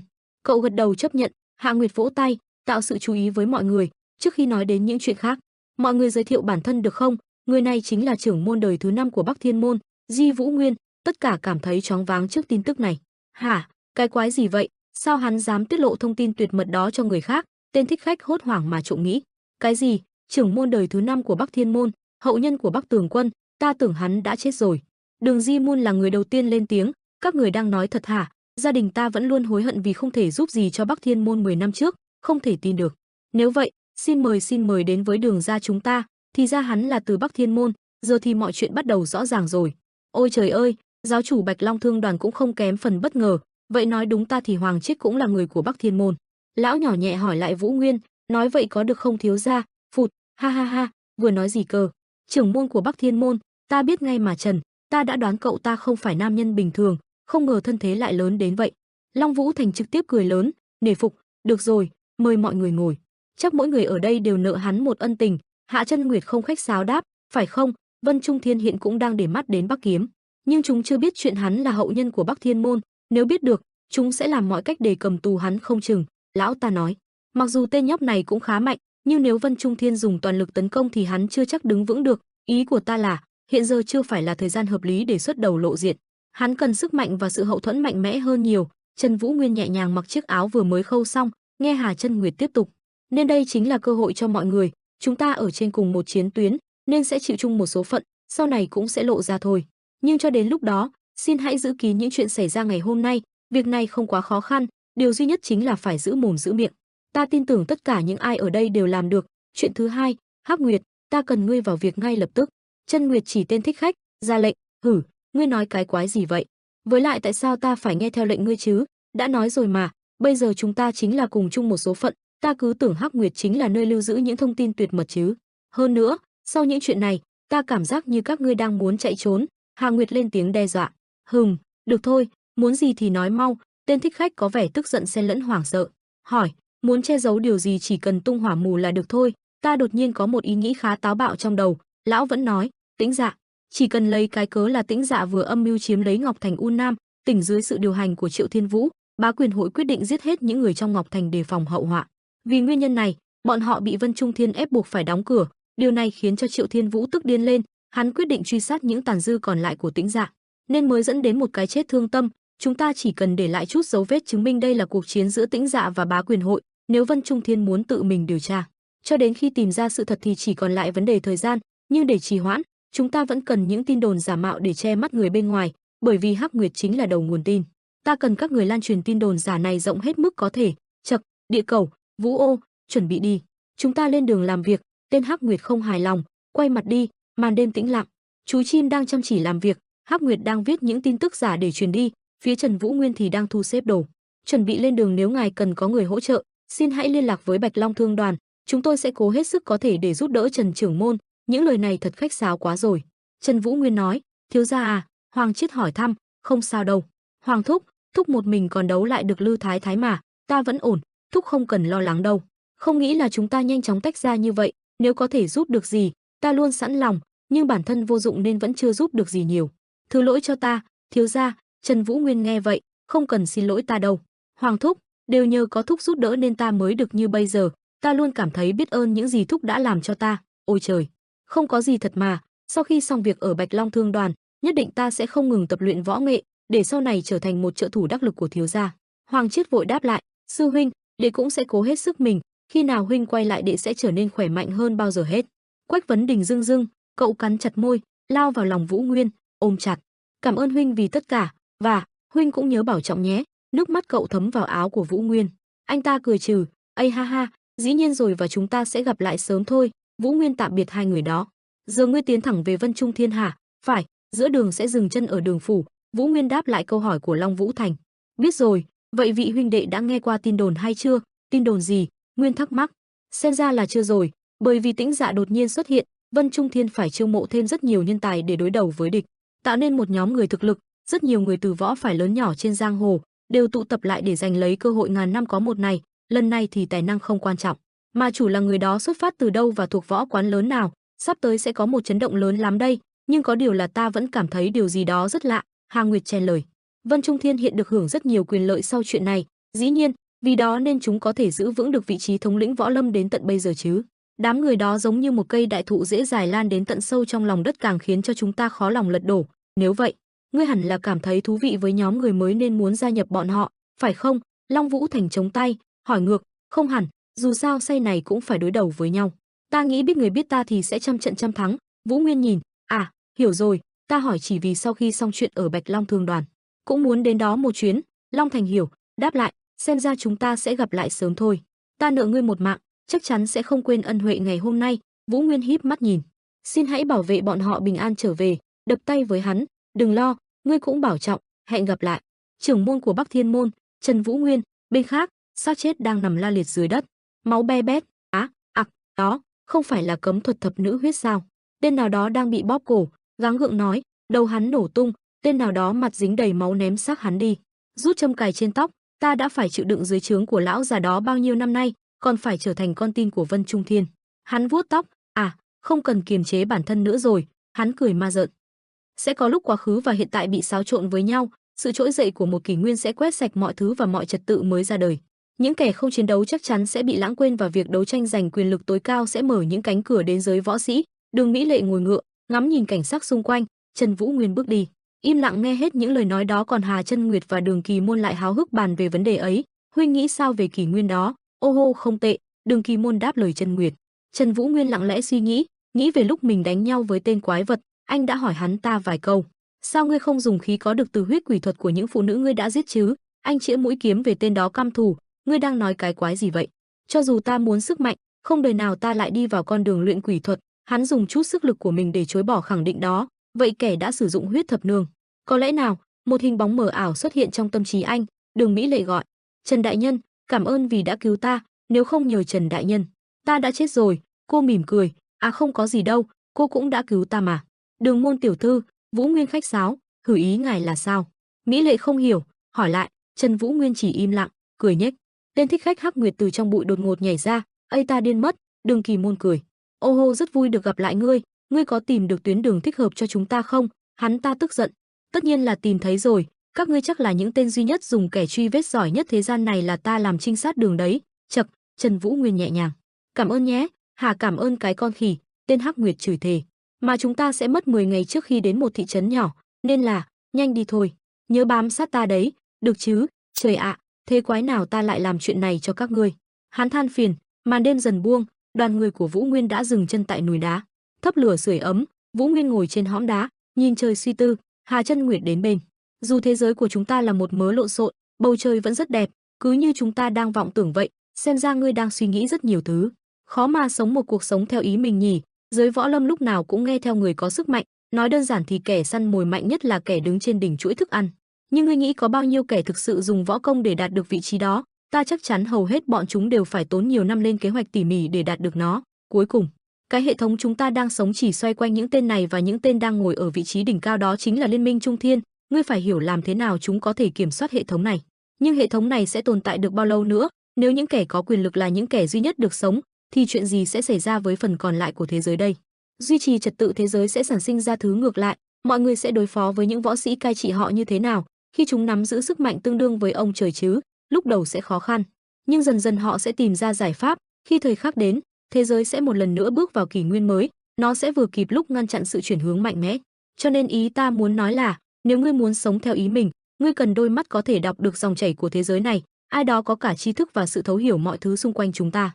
Hãy nhớ rằng đây mới chỉ là khởi đầu thôi, như thế, ngươi chỉ cần tập trung vào mục tiêu của ngươi. Vì ngươi đã có ta trợ giúp rồi." Trần Vũ Nguyên lặng lẽ nghe hết, "Ta sẽ khắc ghi những gì ngươi nói." Mặt trời đã lên, họ cũng đã tiến gần tới thị trấn nhỏ. Hắc Nguyệt reo lên, "Thị trấn ở đằng kia. Đến lúc tạm nghỉ rồi." Nghe được đấy, cuối cùng thì ngủ ngoài trời làm xương ta nhức mỏi quá, tìm một quán trọ ăn uống rồi nghỉ ngơi thôi. Mọi người bàn tán vui mừng, thị trấn này lớn hơn ta nghĩ đấy. Ô hô, thế thì tìm một quán trọ tử tế chắc không thành vấn đề đâu. Vũ Nguyên nhìn ngó xung quanh, anh vô tình va phải ai đó, người đó giận dữ, "Này, nhìn đường đi chứ, học cách để mắt trên đường đi." "Chậc, ngươi muốn chết à? Xin lỗi mau." Vũ Nguyên chỉ nhìn, im lặng. Anh gật nhẹ, "Tôi xin lỗi." Tên kia ngó mắt xuống, thấy tay anh cầm kiếm, hắn lại ngó lên, buông một lời phán xét rồi bước đi. "Lúc nào cũng là lũ khốn các người, giết người không chút do dự. Ta có thể nhận ra được ngươi chỉ là kiểu quý tộc sống vô âu vô lo và biết chút võ công, nhớ nhìn đường mà đi đấy. Tên khốn, những kẻ như ngươi làm ta phát cáu." Đường Kỳ Môn quay lại hỏi, "Có chuyện gì thế Trần đại nhân?" Trung In kế bên khó chịu, "Tên đó bị sao vậy? Sao lại gây sự với ngươi? Chán sống rồi à?" Anh lắc đầu ý chỉ không biết, vẫn tiếp tục đi. Đường Kỳ Môn hét lên khiến anh bất ngờ, "Đợi chút, cái quái gì thế?" Ông sờ khắp người, ông nhìn tên lúc nãy, thấy hắn đang cầm túi đồ của bản thân mình. Hả, khi nào mà hắn? Hóa ra tên lúc nãy đi qua đã nhanh tay lấy mất đồ của ông. Để xem nào, lão già đó có mùi tiền. Hắn mở túi, nhìn vào trong, không được, đó là độc. Ông hoảng hốt, chưa kịp dứt lời, chất độc đã xộc thẳng vào mặt tên đó. Khi thật mỹ lệ, ông vội nhảy khỏi xe. "Vâng thưa thúc." Cô cũng nhảy khỏi ngựa. "Chúng ta gặp rắc rối rồi, hắn chết mất." Từng đó độc dược sẽ, chưa dứt lời, ông trợn tròn mắt, khó hiểu. Nhìn tên điên đó còn đi lại bình thường, chửi bới, "Chết tiệt, thứ quái gì đây? Hả, hắn không sao ư?" "Khoan, không thể nào, đúng là phí thời gian của ta." Hắn quay lại nhóm người, tức giận, "Tìm mục tiêu mới thôi, Quay lại hắn bỗng thấy Vũ Nguyên đứng trước mặt. Cái quái gì đây, trả thứ đó lại, quý ngài ăn trộm. Anh giơ tay ra, đòi lại món đồ, hắn bất ngờ che mặt, cất đồ vào túi. Ta không muốn, ngươi định làm gì, ngươi thấy đấy. Ta đã chăm sóc rất nhiều kẻ mang theo kiếm cho ngầu như ngươi rồi, chúng đều ra vẻ cao cao tại thượng, nhưng khi đánh vài cái là chúng đều rụng như rơm rạ. Cái thái độ đó làm ta cáu chết đi được, thế nên ta rất thích dần những tên như ngươi ra bã. Thấy hắn lao lên nên anh né đi, đâm thẳng cán kiếm vào bụng hắn. Hắn ôm bụng, ngươi chảy đầy mồ hôi, hử ngươi mới đánh ta đấy à? Ha khỉ thật, cũng biết đánh đấm một chút đấy, tên khốn. Anh nghe rồi đáp lại, ngươi chỉ cần trả lại những gì đã trộm thì không cần phải thế này, nếu ngươi trả cái túi đó lại cho bọn ta sẽ tha cho ngươi. Anh giơ kiếm đe dọa, tên khốn kiếp, giờ thì ta không muốn trả thật rồi đấy. Lúc nãy ta mất cảnh giác, nhưng giờ ta sẽ nghiêm túc, chuẩn bị đi tên khốn. Hắn gào lên rồi lao đến. Trần Vũ Nguyên trực tiếp gõ cán kiếm vào đầu hắn làm máu mũi tên đó chảy ra. Hắn cảm thấy vô cùng tức giận, chạy vòng quanh anh, đúng là tư thế kỳ quặc, liếc mắt nhìn hắn mà anh thầm nghĩ. Hắn không biết những thứ cơ bản, chỉ dùng cơn giận để đánh thôi. Tên đó vồ lên liên tục, dù có sức mạnh dễ bùng nổ, nhưng làm không biết cách dùng sao cho đúng. Vũ Nguyên chỉ dùng một tay để đỡ, hắn chỉ dựa vào bản năng của mình. Phong cách chiến đấu của hắn chỉ đơn thuần để sống sót. Anh vụt về phía sau, hắn bất ngờ. Vũ Nguyên vung thẳng thanh kiếm vào người tên đó, hắn đau đớn. Vừa nãy ngươi nói gì ấy nhỉ? Ta có thể nhận ra được người chỉ là kiểu quý tộc sống vô âu vô lo và biết chút võ công. Anh vung tay đẩy hắn ra xa, có đúng không? Có một căn nhà tốt cũng chẳng có nghĩa lý gì cả. Ta chưa bao giờ giàu có hay có cuộc sống thoải mái, đó là sự dày vò. Ta phải làm mọi thứ để có thể sống sót thêm một ngày nữa. Ngươi không biết gia cảnh của ta cũng không biết gia cảnh của ngươi. Anh vung tay liên tục. Nhưng thế không có nghĩa là ngươi nên trút giận lên những người khác và chọn con đường đạo tặc đê tiện. Hắn che đầu hét lên, câm miệng ngươi lại. Nhớ lại quá khứ đau khổ của bản thân, chẳng phải nó là con của gia đình nghèo đó sao? Kinh quá, nó toát ra mùi bẩn thỉu. Nghe nói nó vừa mới thành cô nhi và đã đến nhiều bang phái rồi. Ngươi nói cái gì? Ngươi muốn phái bọn ta chấp nhận ngươi sao? Ta không có nhiều, nhưng từng này đủ làm phí vào chưa? Ta được bảo là ta có chút tài năng. Tên đó phải hèn mọn xin người khác để vào bang phái. Tên giáo chủ nhìn những đồng tiền trên tay hắn, vung tay khiến mọi thứ bị hất tung. Hắn rưng rưng nhớ lại lúc mẹ hắn lâm nguy, là mẹ của con. Hãy tha thứ cho ta, con trai, ta chắc chắn con có thiên phú. Nhưng chuyện con là con của người mẹ như ta chỉ mang đến buồn đau cho con. Ta xin lỗi vì ta không thể phát triển tài năng của con, không nhiều. Nhưng đây là tất cả tiền đã để dành được cho con, nhận lấy. Mẹ hắn run run đưa tiền cho hắn. Ta hy vọng con trai ta sẽ trở thành một võ sĩ. Mẹ hắn chưa kịp nói câu cuối cùng đã vội chút hơi thở cuối cùng. Mẹ ơi, sao một tên thường dân đáng khinh dám đến sỉ nhục phái bọn ta hả? Thiên phú thật sự sinh ra trong gia đình quý tộc và có xuất thân danh giá, đến chỗ khác đi. Ngươi nghĩ ngươi đang làm gì hả? Mang đống tiền bẩn thỉu này cho bọn ta ư? Dùng tiền đó mà đi tắm rửa đi. Tên qua đường căm hận, nhảy vọt lên người tên bang chủ mà cắn mạnh, mọi người vội chạy tới. Ở hiện tại, Trần Vũ Nguyên giơ kiếm, định đánh tiếp, hắn ở dưới gục đầu lấy tay che. Dừng lại đủ rồi Trần đại nhân, Đường Kỳ Môn vội chạy tới, tên đó có thiên phú đặc biệt. Những kẻ như hắn rất hiếm. Anh nhìn ông, cái gì? Hắn ngẩng lên ngay khi nghe thấy điều đó. Đường Kỳ Môn thở dài, Mỹ Lệ có thể chất tuyệt vời để học võ công, nhưng đáng tiếc lại không miễn nhiễm với độc. Tuy nhiên chàng trai trẻ này không chỉ kháng độc bẩm sinh, và dù đối thủ của hắn là Trần đại nhân, chắc hắn cũng có thiên phú luyện võ. Ông nhìn hắn, trong gia tộc Đường môn, những người như hắn có được thiên phú ở cả hai khía cạnh này cực kỳ hiếm có. Tính cách của hắn có thể là vấn đề, nhưng vẫn dễ dàng sửa được. Hắn hoàn toàn đáng để chỉ dạy. Ông nghĩ, đưa tay đỡ hắn, ta tin chắc ngươi đã từng nghe. Nhưng cái tên gia tộc Đường môn của Tứ Xuyên có quen thuộc với ngươi không? Ta là lãnh chúa của gia tộc Đường môn, ngươi nắm giữ 1 vạn loại độc. Ông lên tiếng, thật đáng tiếc, có vẻ như ngươi đã luôn sống cảnh đầu đường xó chợ. Vì có vẻ như không ai nhận ra tài năng của ngươi, nhưng ta đã luôn tìm kiếm người như ngươi. Ngươi được ban tặng thể chất và kinh mạch mạnh mẽ, ngươi có thiên phú rất tuyệt vời. Sao không làm đệ tử của ta và học cách trở thành độc sư nhỉ? Hắn nhìn ông lão, cảm thấy vô cùng khó tin trước những gì được nghe. Hắn vội cúi dập đầu, đệ tử Lưu Minh Sơn, bái kiến sư phụ. Bên khác chiếc cờ trắng đang bay trong đêm tối, một đoàn xe ngựa đang đi trên đường cát, họ cứ chạy trong đêm tối. Này, mặt trời lặn rồi, hôm nay chúng ta dừng chân ở đây thôi. Có một tên bước xuống ngựa, lên tiếng, hắn nhấc mũ, là ai kia? Nhìn vào đóm lửa xa xa, Ân Hạ Tuyết ngó đầu ra nhìn tên đó, nhìn đoàn người ở xa, xin chào tiểu thư. Ta là tiểu sinh thuộc một thương đoàn mới mở, Lưu Trường Hoán, chúng tôi có ý định sẽ dừng chân qua đêm ở đây, nhưng tiểu thư là người đến trước. Nếu không phiền, tiểu thư có thể cho phép chúng tôi ở lại được không? Cô chỉ nhìn, tên đó đỏ mặt. Nàng đẹp quá, nhưng khoan đã, làm thế nào mà một nữ nhân xinh đẹp nhường này lại ở đây một mình? Lưu Trường Hoán nghĩ thầm. Ân Hạ Tuyết nhẹ nhàng gật đầu đáp lại, đa tạ lòng nhân từ của tiểu thư. Hắn mỉm cười, tại mảnh đất nhỏ giữa sa mạc rộng lớn đó, Thương đoàn của gã kia đang nhóm bếp nấu đồ ăn, hắn nhìn về phía Hà Ân Tuyết, trăng rọi sáng chiếu xuống, xin mời. Hình như nàng chưa chuẩn bị gì cho buổi tối, Trường Hoán đưa bát cho Ân Hạ Tuyết, cô chỉ nhìn, cậu gãi đầu, không có độc đâu, nên không cần lo, ha ha, đây là canh thịt cừu, không chỉ ngon mà còn bổ nữa. Ân Hạ Tuyết nghĩ bụng, thịt cừu, nhớ lại quá khứ, không cần phải sợ, ta không thèm đầu độc cô đâu, mau ăn đi. Cô cầm lấy bát của Trường Hoán, múc một thìa vào miệng, hương vị cũng không tệ, vừa ăn vừa nhớ tới lúc trước, ngày nào cũng là thịt cừu, ngươi không còn loại thịt nào khác sao? Đồ không biết xấu hổ, hương vị này, trước đây mình có từng thử qua thì phải. Cậu trai Lưu Hoán đứng nhìn Hà Tuyết ăn. Trong vòng 100 lý chắc chắn không có người sinh sống, nơi hoang mạc này cũng đầy rẫy những sói và dã thú nguy hiểm, không phải là nơi để lang thang, cũng không phù hợp với một tiểu thư đài các như thế này. Cậu ta nghĩ, không hiểu nàng ta sao có thể đến được đây. Tiểu thư, cô đến đây có việc gì sao? Cậu lên tiếng hỏi. Không có gì, cô nhẹ nhàng đáp. Vậy có thể tiết lộ ta biết cô muốn đến đâu được không? Cậu tiếp lời. Trung Nguyên. Hà Tuyết nói. Chỗ nào của Trung Nguyên? Cậu ta cười cười. Cô liếc mắt, không trả lời. Tại sao? Nói ra một câu khó hiểu. Lưu Trường Hoán giật mình, cuống quýt. À, không có gì đâu, thật mà. Ta chỉ hiếu kỳ thôi, do nghĩ tiểu thư làm gì mà lại đến đây một mình, nhưng nơi này cũng rất nguy hiểm, vậy nên muốn ngỏ lời mời tiểu thư cùng đồng hành. Ha ha, xin đừng hiểu lầm, ta không phải người xấu, nếu thấy không tiện. Vậy thì thôi, tại sao ngươi lại có hứng thú với ta? Cô vừa nhai vừa nói, bởi vì tiểu thư vô cùng xinh đẹp và... Không, cô khiến ta nhớ đến tiểu muội muội ở quê nhà, con bé chắc cũng cỡ tuổi này. Cậu quay đi, xoa mũi, cô chỉ im lặng nhìn, đưa bát canh cho cậu ta, vậy thì mong mọi người chiếu cố. Còn nữa, xin hãy làm thêm món canh này. Được, được thôi. Vậy thì ngày mai chúng ta cùng nhau lên đường, ha ha. Cậu ta cười, vui vẻ. Một ngày dài kết thúc tại đây. Bên chỗ Trần Vũ Nguyên, tối qua huynh nghỉ ngơi tốt không? Cũng khá, chuẩn bị lên đường thôi. Đồ đạc của bọn ta đã chất lên hết rồi, vì mấy ngày na đều ròng rã trên đường. Lưu Minh Sơn bê đồ, đứng đằng xa, đôi mắt hắn sưng tấy. Nhưng mà, trưởng bối, tối qua huynh làm gì mà mắt cậu ta sụp vào thế kia? Hà Chân Nguyệt không nhịn được hỏi. Chà, ta chỉ ngồi nghe chuyện xưa thôi. Đường Kỳ Môn thản nhiên. Chuyện xưa? Chân Nguyệt khó hiểu. Hắn là một tiểu tử từ nhỏ đã không có cha mẹ để dựa vào, nên mới cho hắn mượn một bờ vai. Đường Kỳ Môn nhớ lại cảnh tối qua Lưu Minh Sơn vừa khóc vừa lao vào lòng lão. Tên này thì giỏi đến đâu, có đáng tin không đấy? Nhìn hắn khua tay múa chân mà Hà Chân Nguyệt cảm thấy lo lắng. Ta nghĩ chắc huynh cũng hiểu được Giang Sơn dễ đổi, bản tính khó rời. Ta biết, nhưng mà ai rồi cũng phải thay đổi. Lao nói, nên ta chọn cách tin tưởng hắn. Wow, nàng ấy đẹp quá. Lưu Minh Sơn nhìn Đường mỹ lệ mà cảm thán. Cô quay lại, thấy hắn hôn gió cô.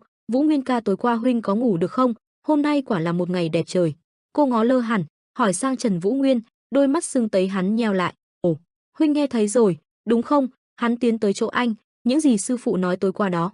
Rất nhiều người đang tìm kiếm ta, chỉ vì bọn họ chưa biết được thực lực của ta thôi. Đây mới chỉ là bắt đầu thôi, lũ khốn kiếp. Huynh nên xem chừng đó, ta sẽ cố gấp 2, không, gấp 3 để vượt mặt huynh đó. Không lâu nữa thôi, cứ chờ mà xem. Vũ Nguyên nhắm mắt, khoanh tay im lặng lắng nghe.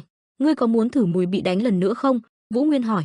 Không, không, ta xin lỗi mà. Tại Vân Trung Thiên, hai tên đang bước vào trong. Tiểu thư, Trương Bồi Sơn và một gã mặc đồ che kín người. Là ta, Trương Bồi Sơn, thuộc hạ mang người về cho ngài rồi đây. Mời vào. Có một giọng nói đáp lại. Cửa mở ra. Đã lâu không gặp. Từ Môn Huệ Linh mỉm cười nhìn đối phương. Hình như đã 7 năm trôi qua rồi nhỉ? Phải, ta cũng nghĩ vậy. Người lên tiếng là Tô Mộ Thượng. Tây môn gia Từ Môn Huệ Linh bước vào. Đó là điều đầu tiên lão nghĩ. Lẽ ra ta nên đến thăm ngài sớm hơn. Đã định là vậy, nhưng ta có quá nhiều chuyện cần xử lý. Cứ thế qua 7 năm, thứ lỗi cho ta nhé. À, ta nói, lão khách sáo. Không sao đâu tiểu thư, ta có thể hỏi tại sao hôm nay ngài lại gọi ta đến đây được không? À, mỉm cười rồi nói tiếp, về chuyện của Trần Vũ Nguyên. À, thì ra là muốn thám thính về chủ nhân của ta. Lão im lặng suy nghĩ không đáp, vẫn tiếp tục nghe à. Ta nghĩ ngài cũng nghe qua tên của hắn rồi. Bắc Kiếm, ta có cảm giác hắn chính là Trần Vũ Nguyên. Ngài nghĩ thế nào? Chà, 7 năm trước, chính mắt ta đã thấy hắn mắc kẹt chết cháy rồi. Mấy ngày sau đó, ta vẫn duy trì quan sát động tĩnh nơi đó, chờ người đến. Ta vẫn không hề nhận thấy một dấu hiệu sự sống nào, nên ta chắc chắn hắn không thể nào còn sống. Nếu hắn còn sống sót được trong đám cháy rồi thoát được sau khi ta rời đi, thì có thể Bắc Kiếm là hắn cũng nên. Vậy sao? Từ Môn Huệ Linh cúi đầu, suy nghĩ mà hỏi lại. Bọn ta cũng vừa bắt đầu điều tra đến Bắc Kiếm. Đội điều tra có thể không nhanh tay bằng người của Tây Môn gia. Tiểu thư có muốn xem những báo cáo gần đây hay không? Ồ, nếu được thì ta thật là cảm kích. Đã hiểu vậy là xong rồi. Ta xin lui trước, còn chuyện gì có thể nói sau. A, được, thật là mất thời gian của ngài quá. Từ Môn Huệ Linh khách sáo đáp lại. Tô Mộ Thượng nhìn bóng dáng lão rời đi, đôi mắt đang khép lại bỗng mở to ra. Ta tính sai rồi sao? Nhưng ta cảm thấy thông tin bị tên này bịt kín rồi. Cho người theo dõi Tô Mộ Thượng, chắc chắn hắn đang che giấu điều gì đó, ra lệnh cho Trương Bồi Sơn. Đây không phải là nhiệm vụ dễ dàng, vì hắn không phải là người bình thường đâu. Tô Mộ Thượng bước đi, dù là hiện tại hay 7 năm trước, trung tâm mọi sự chú ý của võ lâm giang hồ, không ai khác chính là Đông Cô Tinh, Đàm Tú Thiên. Sau khi hắn hoàn thành chuỗi nhất bách chiến, hắn lại quyết định đóng cửa bế quan tu luyện. Ai cũng tin rằng một khi hắn trở lại, chắc chắn là một trận trao đảo, nhưng có một chuyện không ai biết được, hắn bế quan tu luyện là do lần bị đánh bại nhục nhã đó. Bọn họ phải giấu kín chuyện này để giữ vững danh tiếng của Đàm Tú Thiên trên giang hồ, nhưng 7 năm trước có một kẻ đã chứng kiến mọi chuyện, không ai khác chính là chủ nhân của ta. Chính vì vậy bọn họ bắt đầu lo sợ là phải thôi, xem ra lần này ta bắt đầu bị để mắt đến, mọi chuyện trở nên rắc rối rồi, đã đến lúc ta ra tay rồi. Kỳ khai minh thần quang, kỳ khai minh thần quang là võ công còn hơn cả hoàn mỹ, nó cần một quá trình rèn luyện cao độ không ngừng nghỉ và sự phát triển đồng đều. 150 năm trước, một người luyện trùng thuật bỗng nhiên xuất hiện trên võ lâm, sau không biết bao nhiêu cuộc chiến, hắn bắt đầu xây dựng một trụ cột vững mạnh cho chính võ môn của hắn. Một gã đàn ông to khỏe khổng lồ ngồi chênh ênh, ngay thời điểm giang hồ cho đảo trong bóng đêm và hỗn độn, một võ môn võ xuất hiện và tỏa sáng hơn bất cứ loại võ thuật nào khác. Đó chính là kỳ khai minh thần quang. Tên đàn ông đó ngẩng đầu lên, môn võ này chỉ truyền cho một đệ tử duy nhất của mỗi thế hệ. Hắn có một vết sẹo dài chéo mặt, thở từng hơi, và trách nhiệm của bọn họ chính là cống hiến, phát triển môn võ đó trở nên lớn mạnh hơn những gì người trước đã làm. Thân thể cường tráng, đôi mắt như phát sáng, như thể đang tập luyện một môn võ nào đó. Và giờ, hậu duệ thứ 6, không ai khác chính là Đàm Tú Thiên. Tốn đến tận 7 năm, hắn lên tiếng, vết sẹo dài trên mặt là một minh chứng cho sự kiện hắn không bao giờ quên. Có thể người bên ngoài đã được biết về sự thất bại lớn nhất đời ta, tên quái thú của Tĩnh Dạ. Hắn nhớ tới cảnh bị tên quái vật kêu cười chế giễu, sự nhục nhã ta đã chịu đựng hôm đó. Cả cảnh hắn bại trận dưới chân tên kia, ta chắc chắn sẽ bắt tên khốn đó trả giá gấp trăm lần, hắn tự thề. Đàm Tú Thiên khoác áo vào, chờ đấy, ta đến đây. Đỉnh núi, nơi Đàm Tú Thiên trú ngụ, mọi thứ bắt đầu phát sáng rồi nổ tung, tạo ra một lỗ hổng to lớn. Minh Sơn, ngươi cảm thấy độc là thế nào? Đêm tối, có tiếng người vang lên, thì độc, nếu ai ăn phải sẽ chết nên những người luyện độc khá đáng sợ. Đường Kỳ Môn gật gù đồng tình, phải, ngươi nói đúng, thật ra còn khủng khiếp hơn nhiều, nếu ngươi không biết sử dụng, ngươi không những giết nhầm người mà còn hại chết mình, nhưng độc cũng có thể dùng như dược, ví dụ như độc hồi sinh. Lưu Minh Sơn chán nản ngồi nghe. Cậu cảm thấy chẳng đáng tin chút nào. Xem ra tên tiểu tử ngươi không tin lời ta, độc hồi sinh có tác dụng tăng công lực rất tốt. Thật ra có rất nhiều loại độc có công dụng tương tự, nhưng nếu có nhiều thời gian thì chúng ta hẳn tìm hiểu về chúng. Đường Kỳ Môn nói, còn có một thứ gọi là tái sinh độc. Nó giúp cho người dùng nó trở nên mạnh hơn gấp mấy lần thực lực ban đầu. Loại độc này cần phải có một luyện dược sư giỏi cùng một quãng thời gian rất lâu mới luyện nên. Tuy nhiên ta không thể thử nó trên người bình thường, ta cũng không có cơ hội, không thử thì không được phép sử dụng. Lão nghĩ, nhưng tiểu tử này, hắn không những có một nền tảng sức mạnh nhất định, mà còn có thể chết khỏe mạnh. Đường Kỳ Môn nhìn chằm chằm làm cậu ta sợ, nên thử trên người hắn được đi.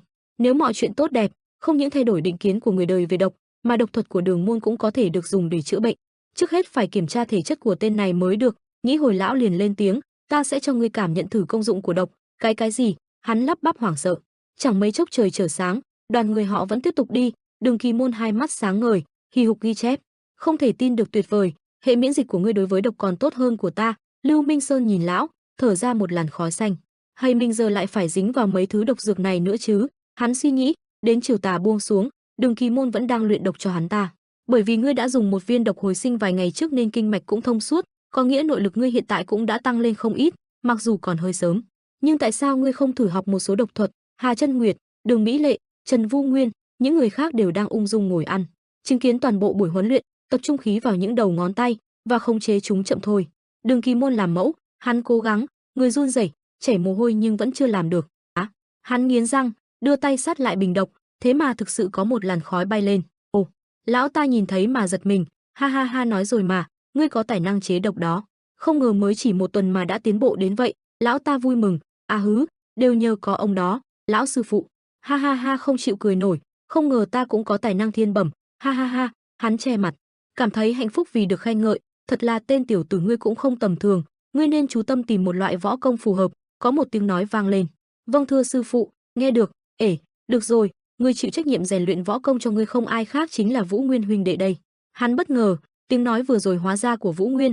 Đừng xem thường nhé, được một cao thủ như hắn luyện công cho chính là một cơ hội có 102 đó, nên ngươi phải cố gắng thật tốt. Đường Kỳ Môn dặn dò hắn rồi lại quay ra phía Trần Nguyên, ta xin lỗi vì không để cậu nghỉ ngơi, mà đã kéo cậu vào chuyện tốn thời gian này. Vũ Nguyên, lão vỗ vai Vũ Nguyên, không có gì phải xin lỗi hết. Không sao đâu Đường môn tiền bối, Tên Lưu Minh Sơn lúc này toàn thân đã đóng đá. Được rồi, sẵn sàng chưa? Cậu hỏi, tay thì cử động xoay khớp mấy cái. Ngươi sắp tới sẽ chịu đòn nhiều đó. Cái gì? Chịu đòn á? Luyện công kiểu gì mà phải chịu đòn chứ? Hắn lắp bắp run rẩy. Nếu không muốn bị đánh trúng thì né đi, đây là cách ta rèn luyện cho người khác. Bắt đầu đây. Khoan đã. Đêm tối qua nhanh, cuối cùng cũng đến nơi. Cả đám người họ nhìn vào ngọn núi phía xa. Tốt lắm mọi người, sau khi nghỉ chân tại đường môn chúng ta sẽ thẳng tiến đến Vân Trung Thiên Các. Tên Lưu Minh Sơn đứng xa, mặt mày bầm dập, hắn chắc chắn là quái vật, cứ chờ đó mà xem. Hắn thầm chửi thề, nơi này không khác gì một pháo đài bất bại. Đường môn không phù hợp cho những người ngoài như chúng ta, nhưng không những đường môn, tất cả những gia tộc ở đây đều như vậy, bởi vì bọn họ phải dùng bất cứ giá nào để bảo toàn cho tương lai tồn tại sau này. Hà Chân Nguyệt lên tiếng, từ bầu không khí đài đấu tập tục đến võ thuật, một khi bước vào đường môn phủ, cậu sẽ có cơ hội chiêm ngưỡng những truyền thống đã bị bỏ quên từ hàng trăm năm trước. Đây chính là một cách để học hỏi rất tốt. Ta sẽ không vào trong cùng các người nữa. Ta bôn ba bên ngoài lâu quá rồi, phải quay về báo cáo với chủ hội nữa. Tên Hắc Nguyệt lên tiếng, khi nào bắt đầu lên đường thì không cần đợi, đến lúc ta sẽ tự động quay lại. Hiểu rồi, dù sao cũng cảm ơn ngươi đã giúp đỡ bọn ta. Vũ Nguyên mỉm cười, được ta đi đây. Hắn rời đi, vẫy tay tạm biệt. Đường Kỳ Môn nhìn về phía cháu gái nhỏ nhà mình, con buồn vì những chiến binh đã bỏ mạng vì đường môn chúng ta. Ông hỏi, sao bọn họ chúng ta cũng không thể phục hồi nổi? Không phải lỗi của con, trước giờ họ luôn đối mặt với bờ vực sinh tử, bỏ mạng ngoài chiến trường cũng là chuyện thường tình thôi. Tất cả cao thủ trong giang hồ đều có chung một sứ mệnh, chúng ta còn sống đều là nhờ vào những hy sinh cao cả đó. Bây giờ là lúc chúng ta chứng tỏ cái chết của bọn họ không phải là vô nghĩa. Lão đặt tay lên vai cô để an ủi, vâng thúc thúc, nào vào trong thôi. Đường Kỳ Môn nói với mọi người. Tất cả cùng bước đi, nhìn về phía xa xa trên thân cây cao, có một bóng người đã đứng quan sát tất cả. Hắn cười, ô hô hô. Tại đường môn ở Tứ Xuyên, bầu không khí trở nên náo nhiệt và hân hoan khi mọi người trong gia tộc vui mừng khôn xiết vang lên. Họ trở về rồi, tất cả đều an toàn. Sự căng thẳng và lo lắng trước đó nhanh chóng bị thay thế bởi niềm vui sướng và tiếng cười rộn rã. Mọi người chào hỏi và quan tâm lẫn nhau sau một thời gian dài xa cách. Trung Lý Vũ Hoàn cúi người vuốt ve chú trâu mồ hôi còn chưa khô sau chuyến đi dài. Ha ha, ngươi đã phải chịu khổ rồi.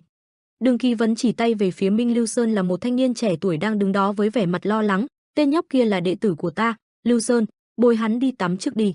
Minh Lưu Sơn bị hai người trong đường môn lôi kéo đi không dám giãy giụa, chỉ cúi đầu nhìn về phía Đường Kỳ Vấn, ánh mắt đầy thắc mắc kêu lên. Sư phụ, chỉ nghe câu trả lời tự tin, ngươi sẽ thích thôi, đừng lo. Sau đó ông quay về phía Trần Vũ Nguyên và đoàn người đi cùng, gật đầu đầy kính cẩn. Còn những vị đây đều là khách quý, là ân nhẫn đã cứu ta, hãy sắp xếp chỗ ở cho họ, phục vụ tận tình. Giọng nói của Đường Kỳ Vấn như một mệnh lệnh được gửi đến mọi ngóc ngách trong đường môn và ai nấy đều hiểu rõ tầm quan trọng của các vị khách này. Quang cảnh nơi đây thật yên bình khiến lòng người nhẹ nhõm. Trần Vũ Nguyên bước đi một mình, từ từ hướng về phía trước. Trong đầu vẫn vang vọng lời của Trung Lý Vũ Hoàn, ngươi muốn đi thăm thú quanh đây ư? Thế đi một mình nhé, ta phải đi ngâm mình trước đã, không thể phụ sự nhiệt tình của chủ nhà được. Vừa đi vừa thầm nghĩ, hóa ra chỗ ở của đường môn như thế này, hình như họ thích đắm mình vào thiên nhiên, khác hẳn với những môn phái khác. Hai hàng cây cao lớn tỏa bóng rực cả lối đi, lá rơi đầy trong gió, khung cảnh yên tĩnh đến mức có thể khiến người ta lạc lối trong những dòng suy nghĩ. Khung cảnh quá tĩnh lặng, đến mức tưởng chừng chỉ cần một tiếng thở dài cũng có thể khiến tất cả rung chuyển. Bỗng nhiên, Trần Vũ Nguyên khẽ giật mình, dừng bước ngay lập tức, một cảm giác bất an lóe lên.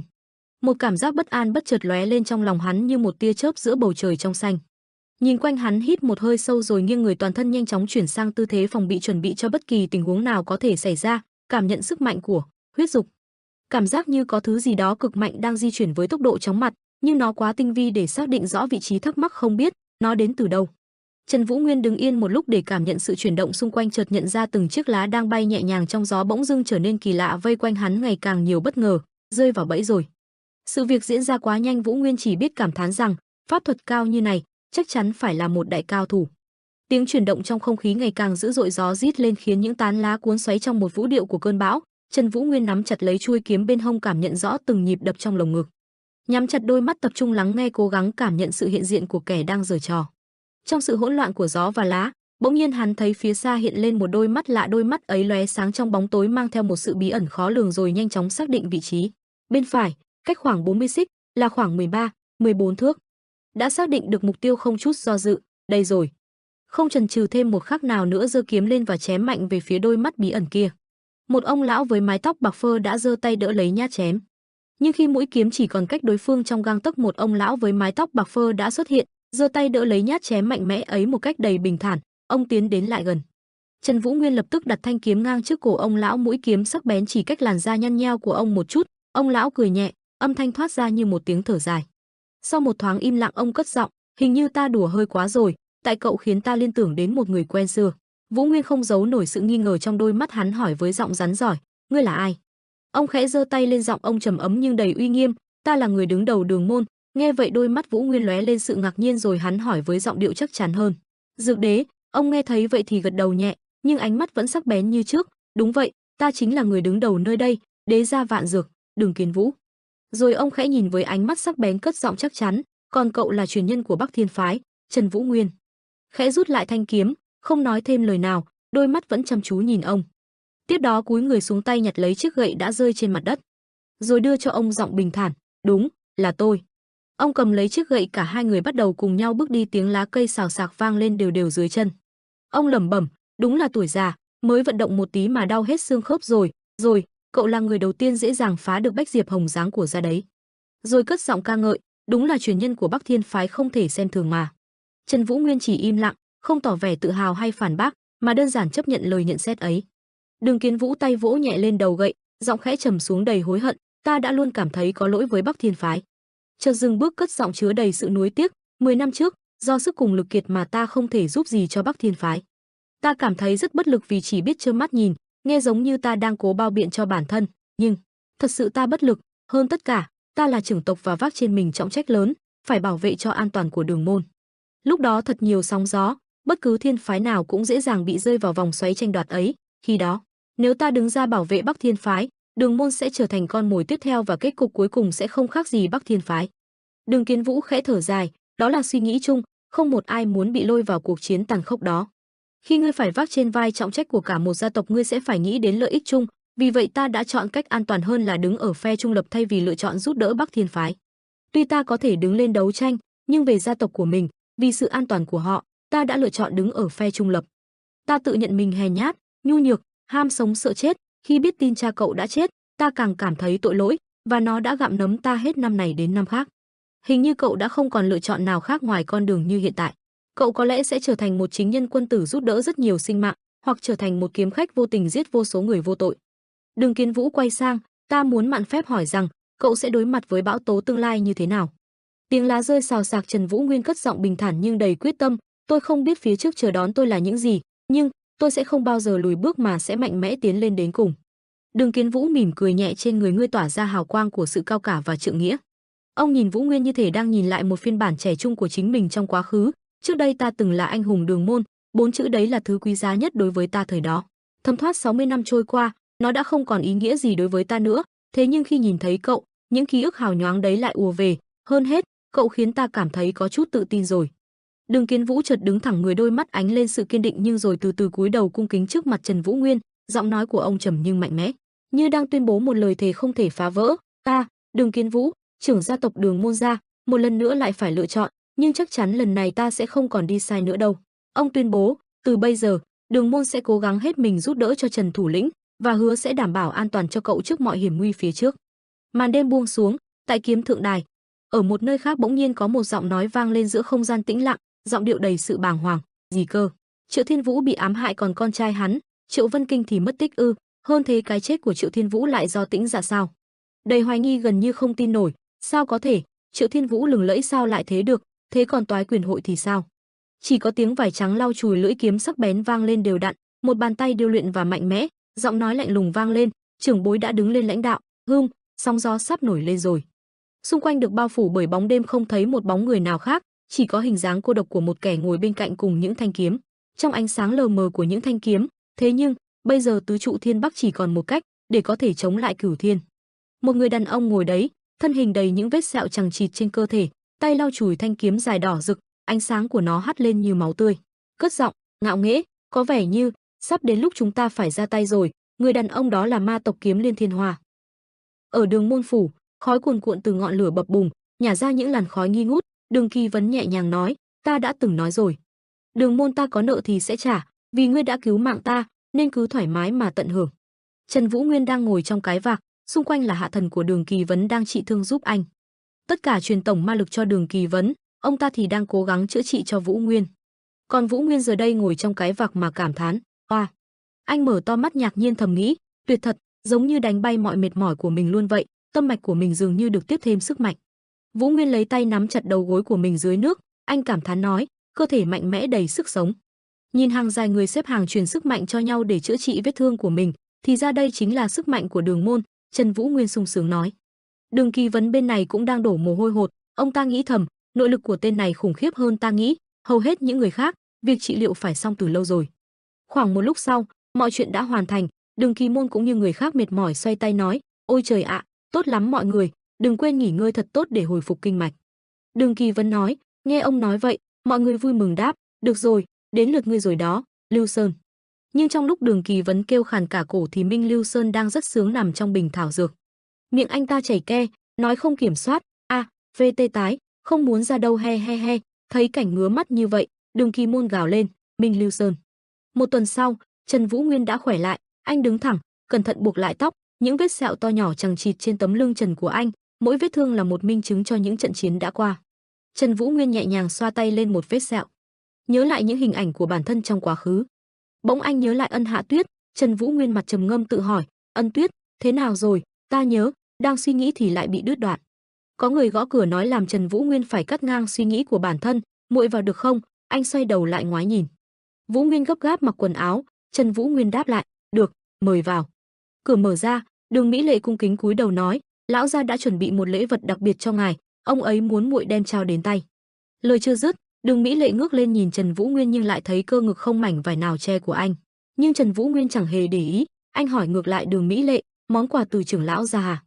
Thấy anh ung dung như vậy, Đường Mỹ Lệ bất giác đỏ mặt. Cô xoay đi nhưng trên mặt vẫn còn phím hồng, cô lắp bắp trả lời, vâng, vâng, là tấm áo choàng ông ấy đã từng sử dụng hồi còn trẻ. Tỷ nữ đứng bên cạnh giơ chiếc áo choàng lên cho Trận Gặp Vũ Nguyên xem, Đường Mỹ Lệ nói tiếp, được dệt ra từ lông của hỏa hùng và vuốt của xà long, tấm áo choàng sẽ giúp huynh đạt đến sức mạnh của phong, hỏa và vũ. Càng nhìn Trần Vũ Nguyên cô nàng càng ngại, bất giác lùi lại vài bước, giọng nhỏ dần, bên trong còn có rất nhiều túi, huynh muốn mang theo món gì cũng được, vì thế cũng sẽ giúp huynh tiết kiệm được không gian cho các loại tư trang bên người. Nữ hầu bên cạnh thấy cảnh này nãy giờ cũng hơi ngứa mồm, cô ta nhanh chóng chọc ghẹo cô nàng Đường Mỹ Lệ, xem ra tiểu thư nhà ta đã sẵn sàng đi lấy chồng rồi. Đường Mỹ Lệ ngại đến đỏ hết cả mặt, nhỏ giọng nhắc nhở, làm ơn giữ trật tự một chút. Bên này Trần Vũ Nguyên nhẹ nhàng đáp lễ, ta thật không biết cảm ơn thế nào, quả thật là một món quà vô cùng quý giá. Sáng sớm đẹp trời, bình minh vừa ló dạng chiếu sáng khắp cả Đường môn phủ. Rời khỏi Đường môn phủ, Trần Vũ Nguyên mang trên người chiếc áo choàng có biểu tượng đặc trưng của Đường môn. Bỗng có tiếng khen ngợi từ phía sau lưng, Trần Vũ Nguyên ngạc nhiên quay đầu, thì ra đó là giọng của Đường Kỳ Vấn, tấm áo choàng đó hợp với người lắm. Chuẩn bị sẵn sàng lên đường chưa? Ông ta còn phụ họa thêm, ô hô, ngầu như trái bầu luôn. Hà Chân Nguyệt bên cạnh cũng không tiếc lời mà khen ngợi tấm áo choàng, ô hô, trông cũng khá chắc chắn đấy chứ. Có Đường môn trưởng lão ở đây không? Trần Vũ Nguyên hỏi. Đường Kỳ Vấn liền đáp lại, Vũ Nguyên, tiểu tử ngươi chính là điển hình của kiểu người không bao giờ quan tâm đến thân thể của bản thân. Dù bây giờ ngươi còn trẻ, nhưng không bao lâu nữa đâu, vậy nên mới cần có ta, ngươi giúp ngươi điều dưỡng thân thể.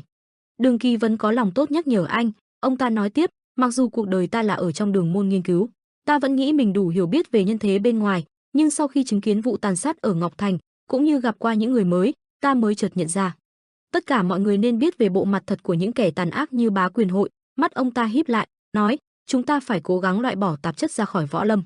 Chưa kể đến, ta cảm thấy ngươi chính là người có tố chất thay đổi thiên mệnh, nên quyết định sẽ đi theo ngươi đến cùng, nghe có ổn không? Đường Kỳ Vấn khoanh tay lại, bá đạo nói. May có Đường Mỹ Lệ bên cạnh mặt cũng đỏ, nhỏ giọng giơ tay nói, thúc thúc đi đến đâu, muội chắc chắn phải theo đến đó. Ông ấy lúc nào cũng cầu thả, nên luôn cần có người chăm nom, ông cũng có ý muốn như vậy. Đường Kỳ Vấn cũng chỉ tay về phía sau, hơn nữa, việc luyện tập của tên kia cũng chưa đến đâu hết. Minh Lưu Sơn hú hét ở phía sau, cơ thể ta nhẹ như lông hồng, các ngươi xem chừng đó, a ha ha. Nghe hắn ta nói vậy, Đường Kỳ Vấn tức giận đáp, tiểu tử kia, đã dặn bao nhiêu lần là phải ăn mặc đàng hoàng rồi mà. Minh Lưu Sơn vẫn ngang ngược đáp lại, nhưng mà sư phụ, mặc như thế này ngầu hơn, con hứa sẽ nghe lời, nhưng chuyện này thì không được. Hà Chân Nguyệt cũng Trần Vũ Nguyên chứng kiến cảnh thầy trò này đấu đá nhau quài nên cũng mệt. Trần Vũ Nguyên hỏi Hà Chân Nguyệt, tiên sinh nghĩ thế nào? Hà Chân Nguyệt tay xoa cằm, mặt phấn khích nói, ta đã nghe qua chuyện Đường môn lão gia thề nguyện trung thành, đã vậy, có thêm mấy người bọn họ đồng hành cũng không có gì xấu. Mặc dù tên dở hơi đằng kia có chút rắc rối, dù sao cũng có lợi cho chúng ta, nhận được sự giúp đỡ của tứ xuyên Đường môn mà, đi cùng luôn đi chứ. Được rồi, đến Vân Trung Thiên thôi. Bọn họ rời khỏi Đường môn với những lời chào tạm biệt của mọi người trong thành. Không biết Trần Vũ Nguyên nghĩ gì, anh ngừng lại một chút. Vũ Nguyên đột nhiên anh quay đầu nhìn, cả đám cây xanh biếc phía sau đang xào xạc gió bay. Xa một chút, một ông lão tóc trắng bạc phơ xuất hiện trên đỉnh ngọn cây. Ông lão nhìn xuống Trần Vũ Nguyên mà không nói gì. Chỉ thấy anh không nói gì, khoanh tay đáp lễ. Ở bên kia phía Ân Hạ Tuyết, xa ngựa đang băng qua sa mạc khô cằn. Cô nàng Hà Tuyết đang ngồi trên nóc xe chở hàng, gió bay qua lọn tóc vô. Ân Hạ Tuyết mặt vô cảm mà nhìn về phía trước. Mà phía trước cô nàng, anh chàng tóc búi đang ngoái người liếc về phía sau, liếc nhìn cô nàng xinh đẹp Ân Hạ Tuyết của chúng ta. Cả đoàn xe di chuyển rất nhanh, bánh xe lăn trên những con đường vắng, để lại sau lưng những tiếng động rộn ràng, chẳng mấy chốc, chiều tà đã trải dài. Ánh sáng vàng cam ấm áp chiếu rọi khắp mọi nẻo đường, cảnh vật dường như bừng tỉnh, ánh hoàng hôn tạo nên những sắc thái huyền ảo, bóng hình của mọi người đều bị kéo dài, in hằn lên mặt đất, mang theo chút lãng mạn của buổi chiều, và lòng người cũng tràn đầy cảm xúc, như muốn lưu giữ khoảnh khắc tuyệt đẹp này mãi mãi. Đến nơi, cả đoàn người dừng lại, vác đồ xuất, có người hét lên, vác cho cẩn thận. Anh chàng tóc búi thở dài. Anh ta ngước lên nhìn mỹ nhân Ân Hạ Tuyết, nàng vẫn vậy, vẫn là bộ dáng lạnh lùng ấy. Màn đêm buông xuống, ánh lửa bập bùng sáng rực, đoàn người cùng nhau tụ họp lại nấu ăn, tiếng cười nói rộn ràng vang vọng giữa không gian tĩnh mịch. Hà Tuyết ngước đầu nhìn bọn họ mà tự hỏi, dù bọn họ là thương nhân, nhưng mấy ngày qua cũng không bán được gì. Ân Hạ Tuyết nhìn chàng trai búi tóc, anh ta đang cười híp cả mắt khiến cô thắc mắc, đi đâu cũng bị từ chối. Ân Hạ Tuyết ăn một ngụm canh, làm thế nào mà vẫn cười vui vẻ được đến vậy? Ân Hạ Tuyết cúi đầu nhìn bát canh trên tay mình, cô thốt ra một câu, thật ngu ngốc. Gương mặt lạnh tanh không chút biểu cảm, bỗng cô ngạc nhiên nghĩ, khoan, ngu ngốc. Ân Hạ Tuyết nhớ lại khoảnh khắc Trần Vũ Nguyên ăn món cô nấu, lúc đấy Ân Tuyết mặt đầy nghi hoặc không kiềm được thốt lên, ngươi bị đần hả? Dứt khỏi suy nghĩ, Ân Hạ Tuyết im lặng cúi đầu rồi trầm mặc. Nửa đêm, các thương nhân đã yên giấc bên đống lửa ấm áp. Từ phía xa bỗng có tiếng nói phát ra khá gần nơi đoàn người dừng chân nghỉ ngơi, có thật bọn họ là thương nhân không vậy? Nhìn qua thì cũng không mang vác gì nhiều lắm, nhưng đi đâu cũng mang theo giống như có gì vô cùng quý báu vậy, thật. Trong tảng đá lúc này xuất hiện bóng dáng của ba người, bọn họ xì xầm to nhỏ, có người hỏi, khi nào đại ca mới đến, ngươi cũng biết ham muốn thể xác của huynh ấy cao lắm mà. Một kia có cơ hội là đi mấy ngày liền không về cũng là chuyện bình thường, đúng đó, vậy chúng ta chỉ cần chú ý đến việc giành lấy đống đồ đó là được. Hay hay, khi nào thì xông lên, một trong ba người nọ cất tiếng hỏi, thì ra bọn họ là đám người tứ oa quỷ, bốn huynh đệ bọn họ được sinh ra từ một người mẹ. Chúng là những cao thủ luyện quỷ thuật và thường xuất hiện quanh vùng Thanh Hải, vô cùng tàn bạo và xảo quyệt, chúng giết sạch mà không chừa một ai. Bọn chúng đang vui vẻ bàn kế hoạch thì một giọng nói vang lên, Ân Hạ Tuyết gương mặt thập phân lạnh lùng. Giọng nói không có tí cảm xúc hỏi, các ngươi ngồi đây làm gì vậy? Giọng nói bất ngờ xuất hiện khiến ba anh em bọn họ ngạc nhiên. Xoay đầu lại, trước mắt ba anh em họ là một cô nàng xinh đẹp, chúng hỏi nhau, nàng ta là ai vậy? Từ khi nào mà chạy đến phía này rồi? Nhưng mà nữ nhân này, he. Nghe bọn chúng nói mà Ân Hạ Tuyết chẳng mảy may nghe lọt tai được chữ nào, cô nàng ngồi chồm hổm chống tay lên cằm, sau một hồi im lặng, Ân Hạ Tuyết nói, này, các ngươi, những thương nhân bên kia bọn họ đều là người tốt, dù buôn bán không được nhưng nói chung vẫn rất chăm chỉ, nên các ngươi không được làm hại họ. Nghe Ân Hạ Tuyết nói vậy, ba tên này chưa kịp tiếp thu được nên bầu không khí có chút im lặng. Một lúc sau, bọn họ cười to, nói, vậy đó hả, các huynh đệ có nghe ả nói gì không, đáng yêu quá đi. Có lẽ nào là đại ca cử cô ả đến cho chúng ta chơi đùa không nhỉ? Đồ ngu, nghĩ sao vậy, chắc là người của đám thương nhân bên kia rồi. Thật sao? Vậy trước khi vào việc chúng ta chơi đùa với tiểu tiên nữ bên này trước đi. Đúng đó, nghe cũng được, đến đây với lão gia. Tiểu mỹ nhân, khoan đã, để ta sơi trước, sao không còn chống cự nữa, không vui, giọng nếu khiến Ân Hạ Tuyết cảm thấy kinh tởm. Nghe bọn họ nói những lời rác rưởi đó, Ân Hạ Tuyết chỉ cười khinh bỉ, ha ha. Hà Tuyết nói, lũ bẩn thỉu, giọng cô thốt lên với nụ cười châm chọc. Ánh mắt cô toát lên vẻ lạnh lùng cùng chút khinh thường, cô tiếp tục cất giọng, ta thấy các ngươi đều muốn chết chung hôm nay rồi, hử, giọng nói của cô sắc lạnh như dao, không có chút do dự nào. Ban đầu bọn họ nghe có vẻ như là không hiểu lời Ân Hạ Tuyết nói, không có sự đáp trả nào của ba người bọn họ. Nhưng ít phút sau, nghe cô nói vậy, ba tên kia không biết trời cao đất dày mà cười lớn, ha, áo, đáng yêu chết mất, thật là, ta muốn thử trước mà. Lời vừa dứt thì cái đầu của gã đang bị chém đứt làm đôi, hai gã kia nhìn thấy mà sợ hết hồn. Ân Hạ Tuyết chỉ lạnh lùng vẫy tay, không đối hoài gì tới hai gã còn lại. Mặc dù đã giết người nhưng biểu cảm trên mặt Ân Hạ Tuyết lại không biểu lộ một chút cảm xúc gì. Còn hai tên kia, thấy huynh đệ của mình chết ngay trước mắt, hai gã kia hét lên, tiểu đệ, khốn khiếp, chuyện quái gì vậy? Hai tên đồng thời lôi ra vũ khí, là một cái vòng tròn đầy gai sắc nhọn. Thấy có vũ khí, Ân Hạ Tuyết một chút sợ hãi cũng không có, cô chỉ thản nhiên hỏi, các ngươi dùng quang luân sao? Không ngờ lũ dơ bẩn các ngươi cũng dùng loại vũ khí giống như ta. Giọng nói bỗng nhiên lại trở nên tàn khốc, ánh mắt nhíu lại, Ân Hạ Tuyết lạnh lùng nói, tự nhiên lại càng muốn giết chết các ngươi hơn. Nghe Ân Hạ Tuyết khiêu khích, bọn chúng kích động lao đến, khốn khiếp, ta sẽ xé xác ngươi ra thành trăm mảnh. Nhưng những đòn tấn công của hai huynh đệ lại không thể nào chạm vào được người của Ân Hạ Tuyết. Thậm chí cô nàng còn nhàn nhã né đòn, cô than thở, người Trung Nguyên đều yếu kém như thế này thôi sao? Nếu thật vậy thì nghĩ lại những tên sư phụ thuê cũng không đến nổi nào. Các ngươi còn không xứng để ta dùng đến vũ khí, Ân Hạ Tuyết châm chọc. Nghe những lời mà Ân Hạ Tuyết nói, hai người bọn họ càng bị khiêu khích, gã nói to, câm miệng, tiện nhân ngươi là yêu quái phương nào hả? Ai cử ngươi đến đây? Lời vừa dứt, Ân Hạ Tuyết lướt ngang qua người hai người bọn họ. Một giây sau, hai cái đầu đứt lìa. Ân Hạ Tuyết lạnh lùng quay đầu lại, gương mặt không hề biểu lộ một chút cảm xúc nào nhìn cảnh tượng đẫm máu trước mắt. Trong khi đó, ở một nơi nào đó, trận mưa rơi ríu rít, tạo nên một âm thanh nhẹ nhàng. Một bóng đen cao lớn xuất hiện, đang che ô cho một bóng người nhỏ con bên dưới. Nhìn kỹ lại, đó chính là Tĩnh Dạ tứ đại quái chủ Hắc Thương Ảnh Đế, ông ta đang bảo vệ cho Tĩnh Dạ Vương Âm Tử Thần Nhuận Thiên Học. Dưới những giọt mưa, vẻ mặt của Nhuận Thiên Học hiện lên sự bình tĩnh, họ đứng đó, giữa không gian ẩm ướt, nhưng vẫn toát lên vẻ uy nghi và bí ẩn. Từ phía xa lại xuất hiện thêm một bóng dáng to lớn khác, gã ta nói, tiếng đàn ủy mị này là của tên dở hơi nào vậy? Ta đang phân vân không biết ai lại đàn một bài bi ai đến vậy, lại không ngờ rằng đó là lão Âm Thần, người nói là Tĩnh Dạ tứ đại quái chủ phá cùng nhân Mạn Chu Sơn. Thương Ảnh Đế chào hỏi gã to bự kia, đã lâu không gặp, Chu Sơn. Mạn Chu Sơn cũng không ngại đáp lời, Hắc Thương, vậy mà đã qua 30 năm rồi sao? Bỗng có tiếng nói phát ra làm cả ba người chú ý, cứ tưởng ta là người đến đầu tiên chứ, nhưng xem ra các ngươi đã xuất hiện trước hết rồi. Người nói là Tĩnh Dạ tứ đại quái chủ Bạch Dạ đạo cô Tô Cẩm nhìn thấy Tô Cẩm Hương, Mạn Chu Sơn ông ta cảm thán, dù đã trải qua bao nhiêu năm, thì tỷ cũng không già đi nhỉ, sư tỷ. Thương Ảnh Đế nói, giọng nói của ông vang lên, chỉ còn lại Thiện Minh. Dạ Phong Hồn, Du Thiện Minh, các ngươi đã quên châm ngôn sống của hắn rồi sao? Mạn Chu Sơn cười nhạt, nói tiếp, tên khốn khiếp đó chắc lại tung tăng nơi nào rồi. Tô Cẩm Hương cũng tiếp lời, nhưng một khi chúng ta ra quyết định, hắn nhất định sẽ hỗ trợ, hắn trước giờ vẫn luôn như vậy. Nhuận Thiên Học cuối cùng cũng lên tiếng, tay ông ta gảy đàn, giọng nói vang lên đầy nỗi uất hận, đây chính là lần đại hợp đáng thương. Ông nói, mắt ánh lên nỗi buồn, tất cả đều do đám quái chủ các ngươi mà Tĩnh Dạ chúng ta mới thê thảm như bây giờ. Không ngừng lại, Nhuận Thiên Học vẫn tiếp tục gãy đàn và trách vấn ba người kia, một đứa trẻ tội nghiệp đã vì ta mà đổ máu, ta dù sao cũng đã xem hắn như con mà đối đãi. Ta sẽ không cho phép cái chết của Đan Diệp trở nên vô nghĩa, vừa nói gương mặt ông ta đen lại.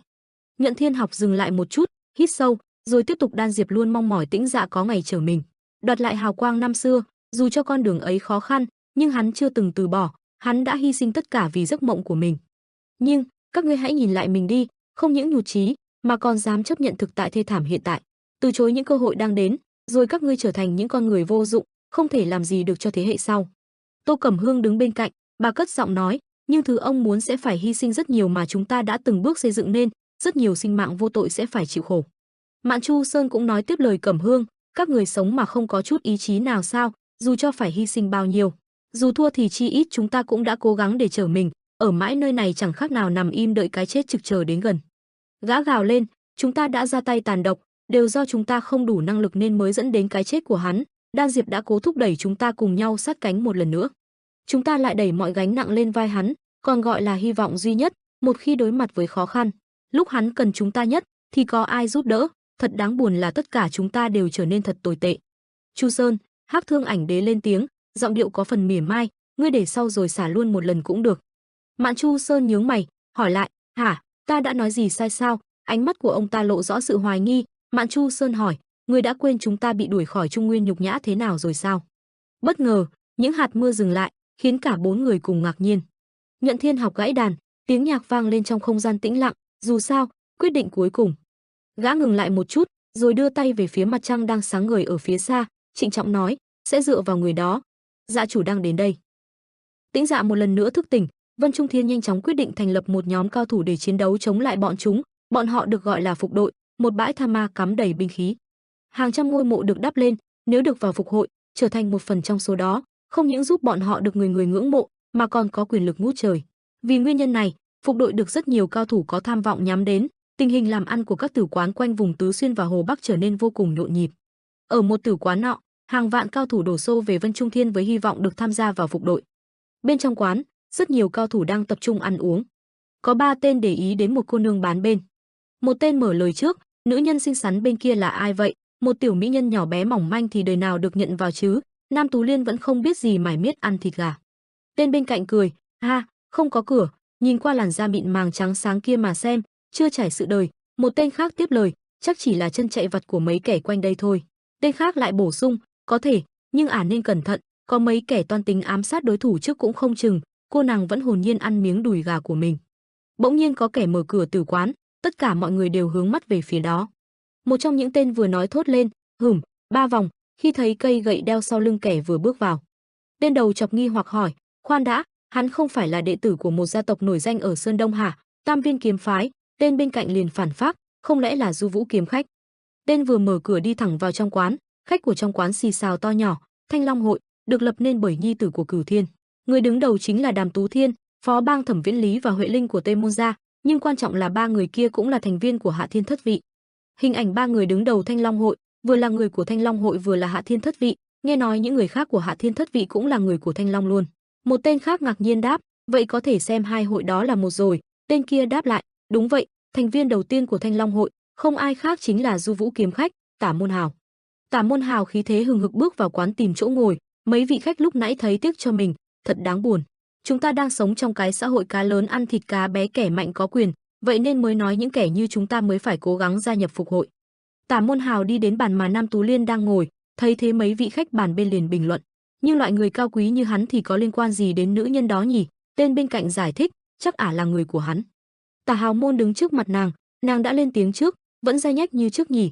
Tả các hạ, không thấy hắn trả lời nàng tiếp tục độc thoại, ta tưởng lần trước các ngươi hiểu ra rồi chứ, không có hứng thú. Hắn ta hờ hững đáp lại, thôi mà, đừng có nóng vội, tại sao cô nương không dành chút thời gian suy nghĩ cho thật kỹ một lần? Mộc Sơn thần sư, Nam Tú Liên, nghe đến đây đôi lông mày của nàng nhíu lại. Những kẻ trong quán khách vừa ngạc nhiên vừa lo sợ nghĩ thầm, cái gì? Mộc Sơn đạo, Nam Tú Liên. Một trong số ít những cao thủ vô cùng bí ẩn, Mộc Sơn đạo phái. Khi nghĩ đến Mộc Sơn đạo là nghĩ đến hình ảnh của rất nhiều ngọn núi cao trùng trùng điệp điệp, trên ngọn núi là những ngôi nhà đang xem nhau, đấy là Mộc Sơn đạo phái, một kẻ trong quán giải thích. Dù có vai trò vô cùng quan trọng với Vân Trung Thiên, đệ tử trong môn phái đó rất ít khi rời khỏi phái, trừ những trường hợp cấp bách. Riêng chỉ có người kế vị của Mộc Sơn đạo mới được nhận danh hiệu thần sư, bọn họ cũng có trách nhiệm giữ gìn trật tự võ lâm giang hồ, người Trung Nguyên xem họ là một phần của Hạ Thiên Thất Vị. Vậy nên Mộc Sơn giáo chủ, Nam Tú Liên trở thành một trong Hạ Thiên Thất Vị. Tên đối diện nghe vậy thầm nghĩ, tự dưng nghiêm trọng quá vậy. Tên bên cạnh bất lực nói, đang giải thích về ai vậy, không thấy có chút liên quan nào. Ba người bọn họ lại quay sang nhìn về phía nàng. Tả Hào Môn nhớ lại lời mà Huệ Linh nói với hắn trước khi đi, trước khi phục hội hoàn thành việc tuyển binh, kéo càng nhiều người vào Thanh Long hội chúng ta càng tốt, đặc biệt là những người trong Hạ Thiên Thất Vị, nếu ngươi hoàn thành tốt nhiệm vụ lần này, ta đảm bảo sẽ thưởng hậu hĩnh. Dừng lại suy nghĩ, hắn trực tiếp ngồi xuống đối diện nàng, được rồi, Nam tiểu thư, tôi biết mình đã giải thích từ mấy ngày trước rồi, nhưng Thanh Long hội quả thật là một nơi tập hợp rất nhiều anh tài kiệt xuất, cơ hội tốt thế này không đến thường xuyên đâu. Vừa nói hắn vừa xé một miếng thịt gà, chưa kể đến, tính luôn cả ta, thì đã có tới 4 người trong Hạ Thiên tham gia Thanh Long hội rồi, nên Nam tiểu thư cũng tham gia vào không phải quá hợp lý rồi sao? Hắn đưa miếng thịt gà vào miệng tiếp thuyết phục nàng, mặc dù cả hai người chúng ta đều có chút danh tiếng, nhưng có thêm sự trợ giúp của hậu duệ Cửu Thiên thì chúng ta nắm quyền lực điều khiển tất cả trong tay rồi, tuyệt vời quá phải không?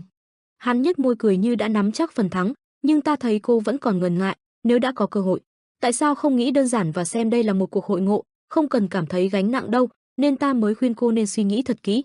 Nàng im lặng một hồi nghĩ về ngày mình được cha lệnh rời khỏi phái, người kế vị của Mộc Sơn đạo, Tú Liên yêu dấu, xem ra chúng ta lại phải dấn thân vào chốn hiểm nguy trên giang hồ rồi. Một khi Tĩnh Dạ tái xuất, tất cả sẽ rơi vào hỗn loạn. Lúc này nàng đang quỳ trên mặt đất lắng nghe lời dặn của giáo chủ, tức là cha nàng. Ông ngồi trên cao, mặt bị khuất bởi bóng tối không thấy rõ, tiếp tục dặn dò nàng, mặc dù con được dạy phải gạt bỏ hết chấp niệm trên thế gian, nhưng chúng ta không thể thờ ơ bỏ qua chuyện này.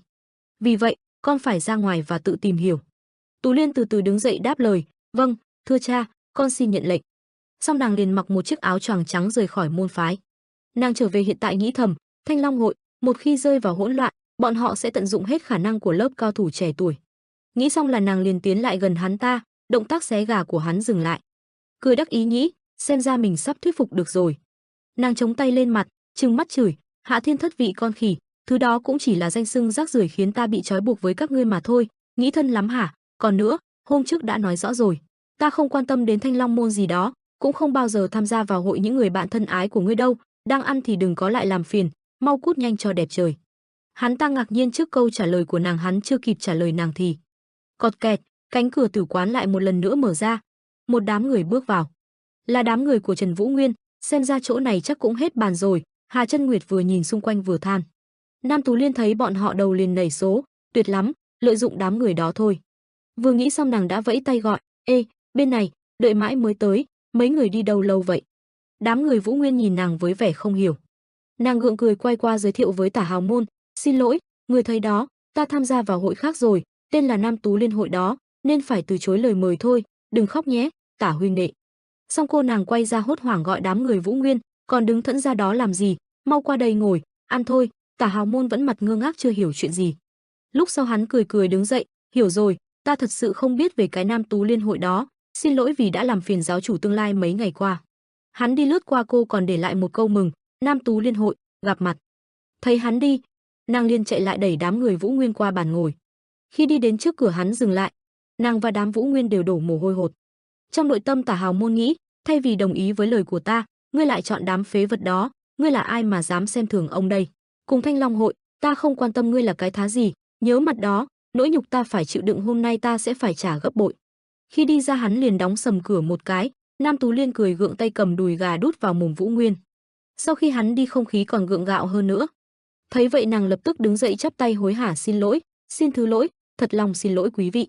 Hà Chân Nguyệt tay cầm đùi gà bảo, đúng là vẻ ngoài xinh đẹp sẽ mang đến rắc rối mà, chuyện này xảy ra thường xuyên quá mà, nên không cần giải thích, dù sao bọn tao cũng đâu làm được gì. Nàng đáp lời, đa tạ các vị không hỏi, các vị không cần lo xa, cứ nghỉ ngơi thoải mái, chắc chắn tên đó hiểu đây chỉ là lời nói dối, ta chỉ kiếm đại lý do thôi, nên sẽ không gây rắc rối gì đâu. Nàng vẫn cảm thấy có lỗi liền mời họ một bữa ăn, dù sao, xin hãy ăn uống thoải mái, ta đãi mọi người. Quay qua, nàng đứng hình trước ánh mắt của mình Lưu Sơn khi nhìn mình. Sau một hồi nàng vẫn kể chuyện vừa nãy cho bọn họ nghe. Hiểu rồi, thì ra là vậy, Thanh Long hội. Hà Chân Nguyệt vừa ăn mì vừa ra vẻ ngẫm nghĩ, rồi bảo với Nam Tú Liên, bỏ đi, dựa theo quan sát của ta. Ông nhìn vào huy hiệu trên áo choàng, cùng biểu tượng trên áo, chắc ngươi là đệ tử của Mộc Sơn phái. Rồi lại nhìn thanh kiếm nàng treo bên hông, cùng với thanh kiếm bên hông và chỉ thêu màu vàng, hẳn là một người gần với giáo chủ. Bởi vậy, chắc hẳn ngươi là Mộc Sơn thần sư, tiểu thư Nam Tú Liên, một trong Hạ Thiên thất vị. Nàng kinh ngạc vì ông biết được thân phận của mình dù lúc nãy nàng không hề kể về chuyện này, chuyện đó. Không để nàng trả lời, Hà Chân Nguyệt nói tiếp, chưa kể đến, tên quấy rối vị tiểu thư đây có 3 vòng ở đầu kiếm. Nếu hắn đến để bàn về chuyện của Thanh Long hội, chắc chắn là Du Vũ kiếm khách, Tả Hào Môn. Nàng nhướng mày nghĩ, ông ta không phải người bình thường, lập tức hỏi, ta có thể hỏi ngài là ai không, vị tiền bối. Ông vừa bảo vừa chỉ tay sang ông lão bên cạnh, ngươi không tự tìm ra, thì ta không nói được, thật ra, không mấy ai biết tên ta đâu, nhưng ngươi chắc chắn biết lão già này, Thập Vạn Độc Vương, Đường môn lão gia, Đường môn Tứ Xuyên. Nàng đứng bật dậy cúi chào, hậu bối, Nam Tú Liên, xin hân hạnh được gặp mặt. Đường môn lão gia cười ôn hòa bảo, được rồi mà, không cần phải trang trọng, ngồi đi. Minh Lưu Sơn đưa tay giới thiệu, ông ấy là sư phụ và ân nhân của ta là đệ tử của ông ấy, Minh Lưu Sơn. Nàng nghe vậy liền quay qua nghi hoặc hỏi vị cô nương bên cạnh, vậy vị đây hẳn là đóa hoa của Đường môn rồi. Đường Mỹ Lệ cười cười tự giới thiệu, phải, ta là Đường Mỹ Lệ, hân hạnh được gặp mặt Mộc Sơn thần sư. Nàng cười đáp lại, không, không đâu, ta mới là người may mắn mới đúng, tỷ có làn da đẹp thật đó, bày muội với, thật là ghen tị quá đi mất. Đường Mỹ Lệ ngại ngùng trả lời, muội nói gì vậy chứ, da muội còn đẹp hơn ta gấp mấy lần. Trò chuyện xong nàng quay ra hỏi Vũ Nguyên, còn vị này là ai? Anh đang định trả lời thì bị Đường môn lão ra cắt ngang, ôi trời, ta phải đi đại tiện rồi. Ông lão vừa đi vừa mò đường thần thở, không biết chỗ đó là ở đâu. Bỗng nhiên ông bị ai đó va vào, ngã xuống đất. Tên đó quay lại thấy ông lão thì chửi, khốn kiếp, có sao không, nhìn đường đi chứ, lão già. Minh Lưu Sơn bay tới, dùng một cước nhanh như gió tấn công kẻ vừa chửi bới. Hắn phản ứng nhanh liền quay đầu sang một bên, bị trượt mục tiêu. Lưu Sơn dùng chân phanh tốc độ, dùng tay để giữ thăng bằng. Hai tên kia hỏi nhau, tên quái nào đây? Anh nhanh chóng đi đến trước mặt xách cổ áo tên vừa đụng phải ông lão, trợn to đôi mắt chửi, hai cái con khỉ đột này vừa làm ra chuyện tày trời gì vậy, không biết kính trên nhường dưới hả? Anh vẻ mặt nổi gân xanh rất dữ tợn quát lớn, các ngươi dám làm gì vậy hả? Dám đẩy sư phụ ông đây, mau quỳ xuống xin lỗi, hai con khỉ đột kia. Minh Lưu Sơn khẽ nhếch môi, đôi mắt lóe lên vẻ uy hiếp khi tiến sát lại gần Hắc Bạch Song Hùng, vẻ mặt đầy kiêu ngạo. Anh nghiến răng, từng câu từng chữ đều chứa đựng sự đe dọa không hề che giấu. Hai con khỉ đột này vừa làm ra chuyện động trời gì vậy, chẳng biết tôn trọng người lớn, kính trên nhường dưới sao? Anh lớn tiếng quát mắng, giọng nói đầy giận dữ đến mức gân xanh nổi rõ trên trán. Tại sao các ngươi dám làm vậy hả? Dám đẩy sư phụ của ông đây, còn không mau quỳ xuống xin lỗi đi, hai con khỉ đột kia.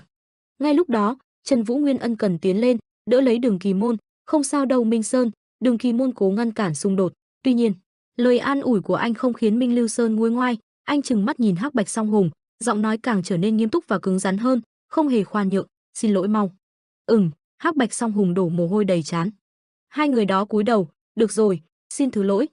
Bỗng dưng Hắc Bạch Song Hùng ra một đòn khiến Minh Lưu Sơn bay ra phía sau, "Cái mông này, bọn họ khiêu khích." Mọi người thoáng chốc kinh ngạc, xôn xao, "Ố ta đang định nói hôm nay sao yên tĩnh quá, bây giờ mới quen thuộc này."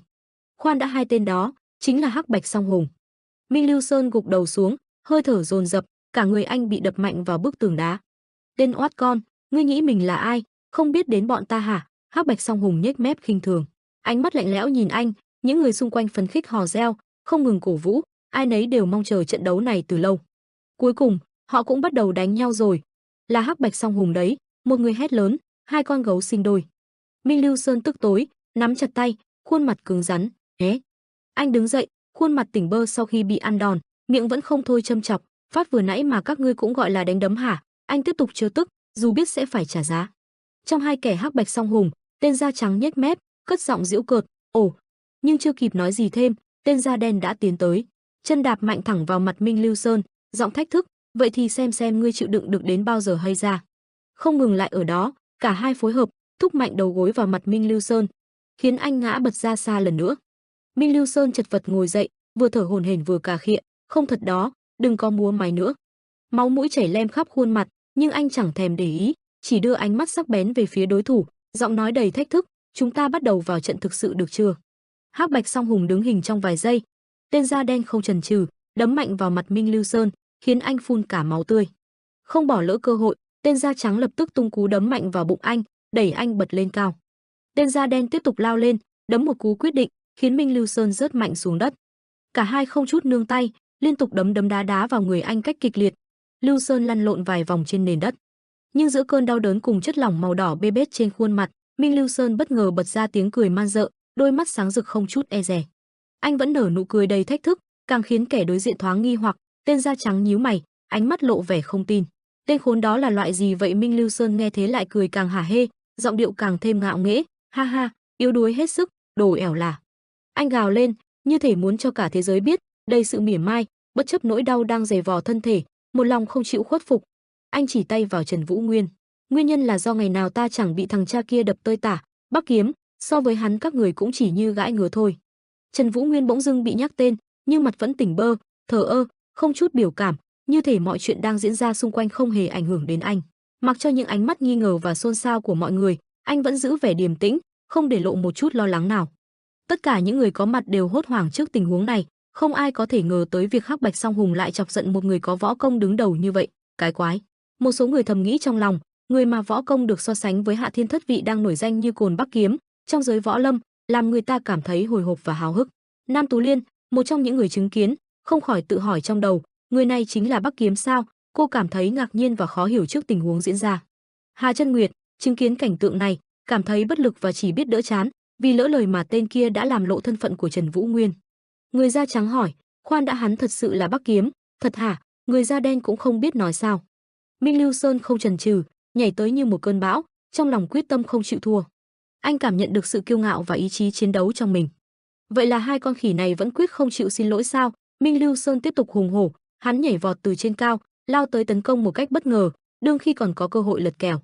Anh bị tên da trắng bắt bài trả lại. Hai bên lao vào choảng nhau kịch liệt, tiếng động va chạm vang dội khắp nơi.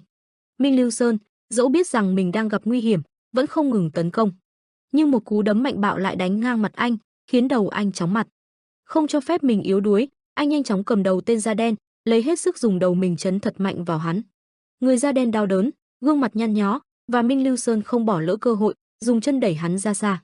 Hắc Bạch Song Hùng cau có, sắc mặt trở nên căng thẳng, như thể họ không thể ngờ rằng một đối thủ như Minh Lưu Sơn lại có thể khiến họ gặp khó khăn. Thế nhưng, trong khoảnh khắc đó, Minh Lưu Sơn cảm thấy một chút thỏa mãn, cuối cùng, anh đã có thể phản kháng và chứng minh bản thân. Mọi người xung quanh thốt lên đầy ngạc nhiên, "Cái quái gì vậy? Ta chưa bao giờ thấy Hắc Bạch Song Hùng lại tỏ ra nóng nảy đến." Tiếng cười cợt vang lên như tiếng trống trận, ai nấy đều thấy thú vị trước cảnh tượng này. "Ha ha, hắn như một con chó điên vậy." Một người cất tiếng, khẳng định sự kỳ lạ của Minh Lưu Sơn. Những tiếng hô vang dậy, chính xác, hệt như loài mã khuyển. "Cố lên, Mã Khuyển, cắn nó, xé nó ra, lên.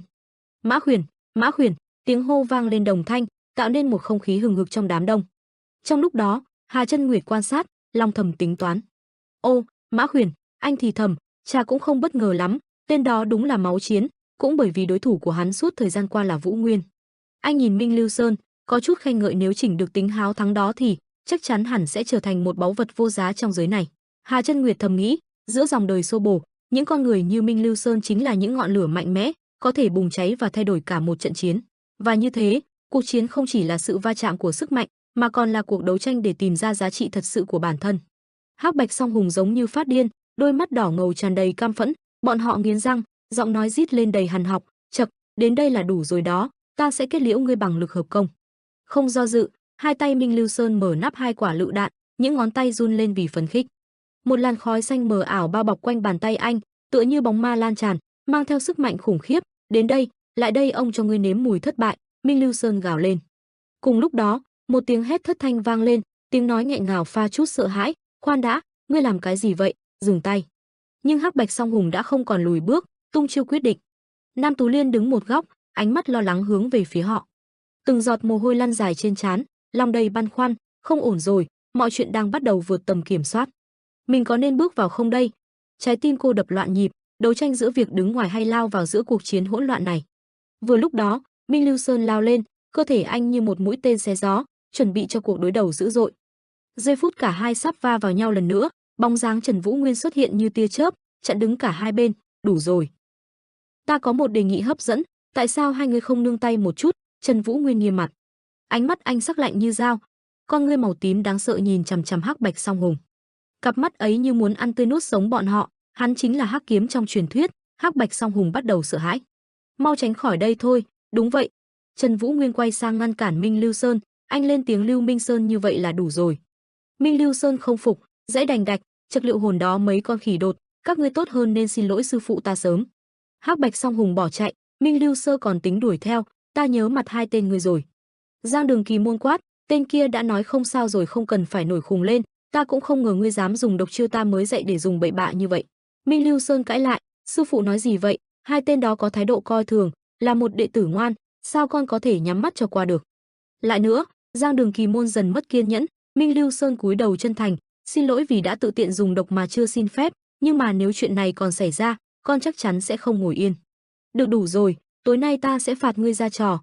Giang Đường Kỳ Môn nói. Minh Lưu Sơn giật mình, "Ể không, đừng mà, gì cũng được, nhưng nếu muốn đánh nhau, cách tốt nhất là tránh để bị thương." Minh Lưu Sơn loay hoay vài vòng, "Chật, con cố tình để chúng đánh đó, cũng quá yếu đuối rồi." Dung Đường Kỳ Môn của trách, chảy máu ròng ròng còn dám lớn miệng, "Cút lại đây, trị thương mau lên."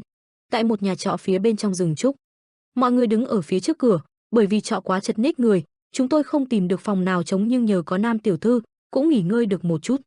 Nam Tú Liên ngại ngùng, "Không thành vấn đề, một mình ta cũng không ở hết được căn phòng lớn đến vậy, chưa kể đến ta cũng là kẻ đã kéo mọi người vào đống rắc rối, ít nhất cũng phải giúp đỡ được gì."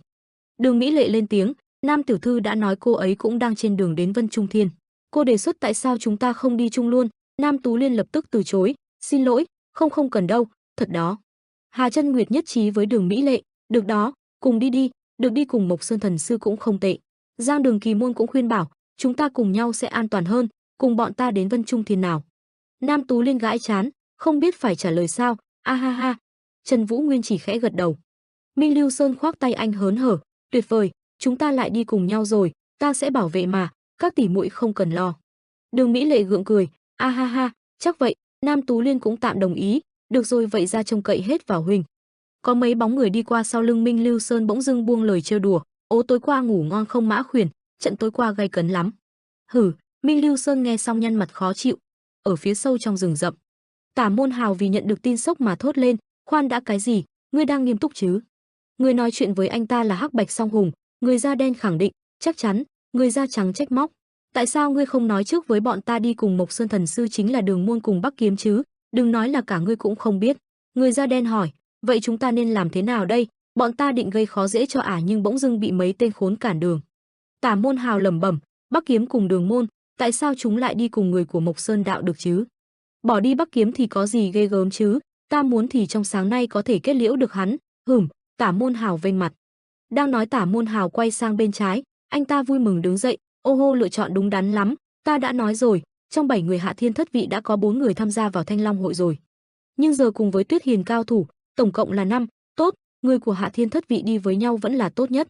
Huyền Công Huy mang vẻ to lớn lực lưỡng, thờ ơ đáp, ta không quan tâm mấy thứ đó, ta tham gia chỉ vì Đàm Tú Thiên thôi, mau dẫn đường đi. À được đúng vậy, Tả Môn Hào trả lời, mặt anh ta sượng chân.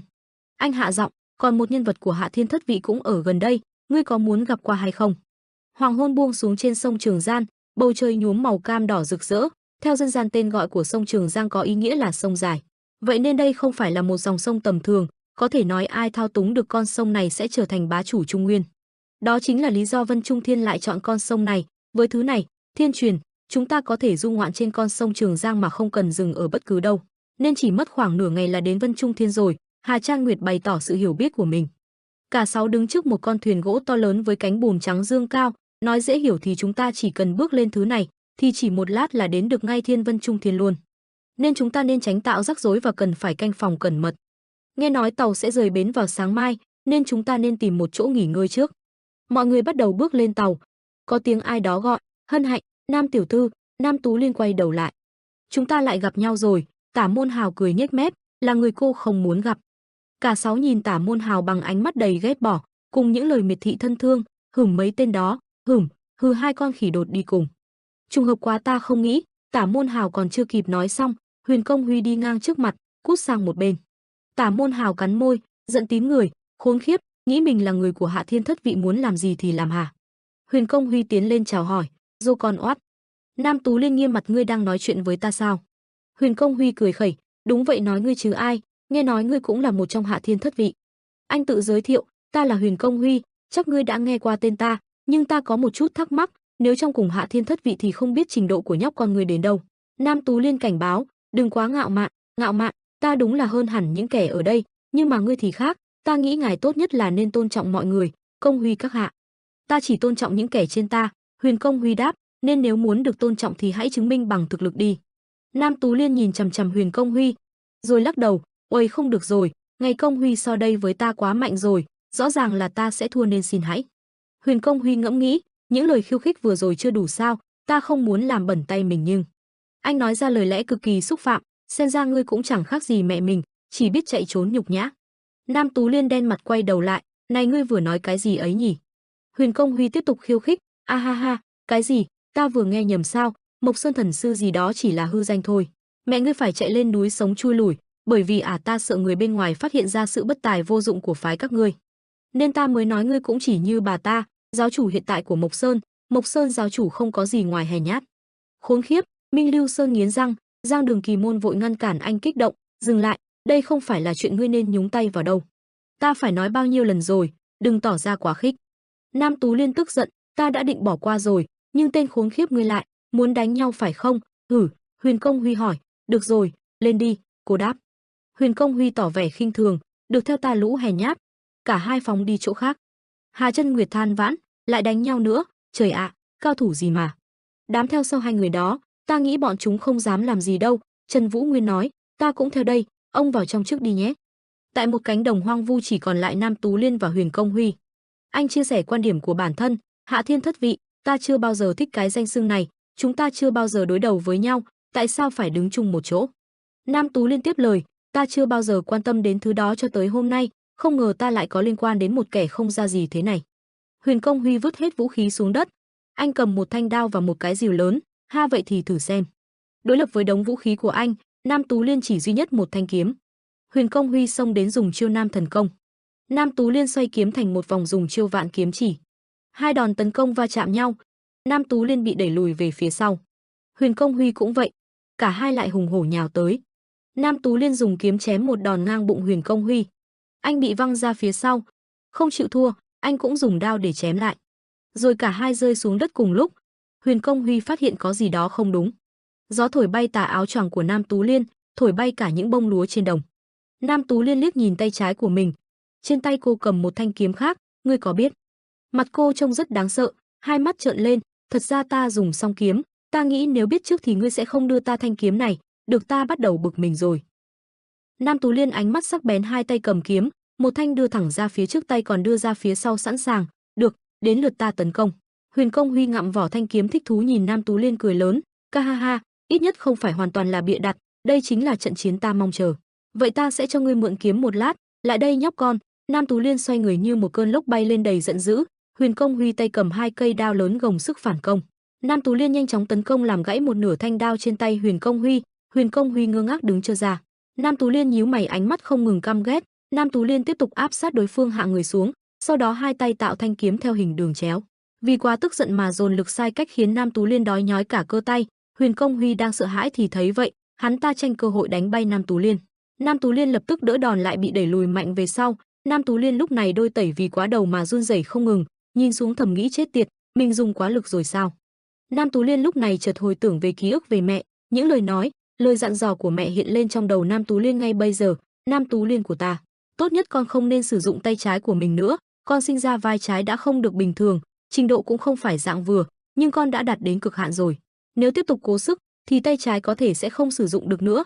Nam Tú Liên trong quá khứ thắc mắc hỏi mẹ, nhưng con là một người rèn luyện song kiếm mà. Mẹ cô ân cần đáp, là lỗi của ta lẽ ra phải ngăn con sớm hơn, nhưng khi ta nhìn thấy biểu cảm thích thú của con khi được thử song kiếm, ta lại chọn nhắm một mắt bỏ qua. Sau này con trở nên mạnh mẽ hơn và được nhiều người biết đến, được công nhận là Mộc Sơn thần sư luyện song kiếm. Đó cũng là lúc ta không dám mở mắt đón nhận sự thật, ta sai rồi, xin lỗi con. Nam Tú Liên, bây giờ chưa phải là quá muộn để thay đổi kiếm pháp mới, sẽ ổn thôi. Ai cũng làm được, mà con lại còn mạnh mẽ và tài năng hơn họ nhiều. Nam Tú Liên thầm nghĩ trong đầu, hắn cũng là người của Hạ Thiên Thất Vị như mình. Nếu chỉ dùng một kiếm mà muốn đánh bại hắn quả là không hề dễ dàng. Nam Tú Liên cố gắng gồng thêm một chút, tay trái, xin hãy chịu đựng thêm một chút nữa thôi. Nam Tú Liên tức giận suy nghĩ, nếu là kẻ khác, ta sẽ không đi xa thế này, nhưng hắn là kẻ dám nhục mạ cha mẹ và toàn phái ta. Dù thế nào cũng phải hạ gục được hắn. Huyền Công Huy tức giận ném thanh đao bị gãy xuống, hắn nhả vỏ thanh đao khỏi miệng, rồi nghiến răng hết sức đá về phía trước. Hai đồ vật do Huyền Công Huy ném đang lao nhanh về phía Nam Tú Liên. Nam Tú Liên phòng thủ phản vệ, trong lúc phòng thủ để lộ sơ hở, Huyền Công Huy nhân lúc này xông tới hai tay cầm chắc thanh đao tấn công vào Nam Tú Liên. Huyền Công Huy đẩy mạnh Nam Tú Liên ra xa, Nam Tú Liên trụ lực lấy lại thăng bằng. Trận chiến đang ở thế căng thẳng chưa tới hồi kết, hai bên không bên nào chịu thua bên nào.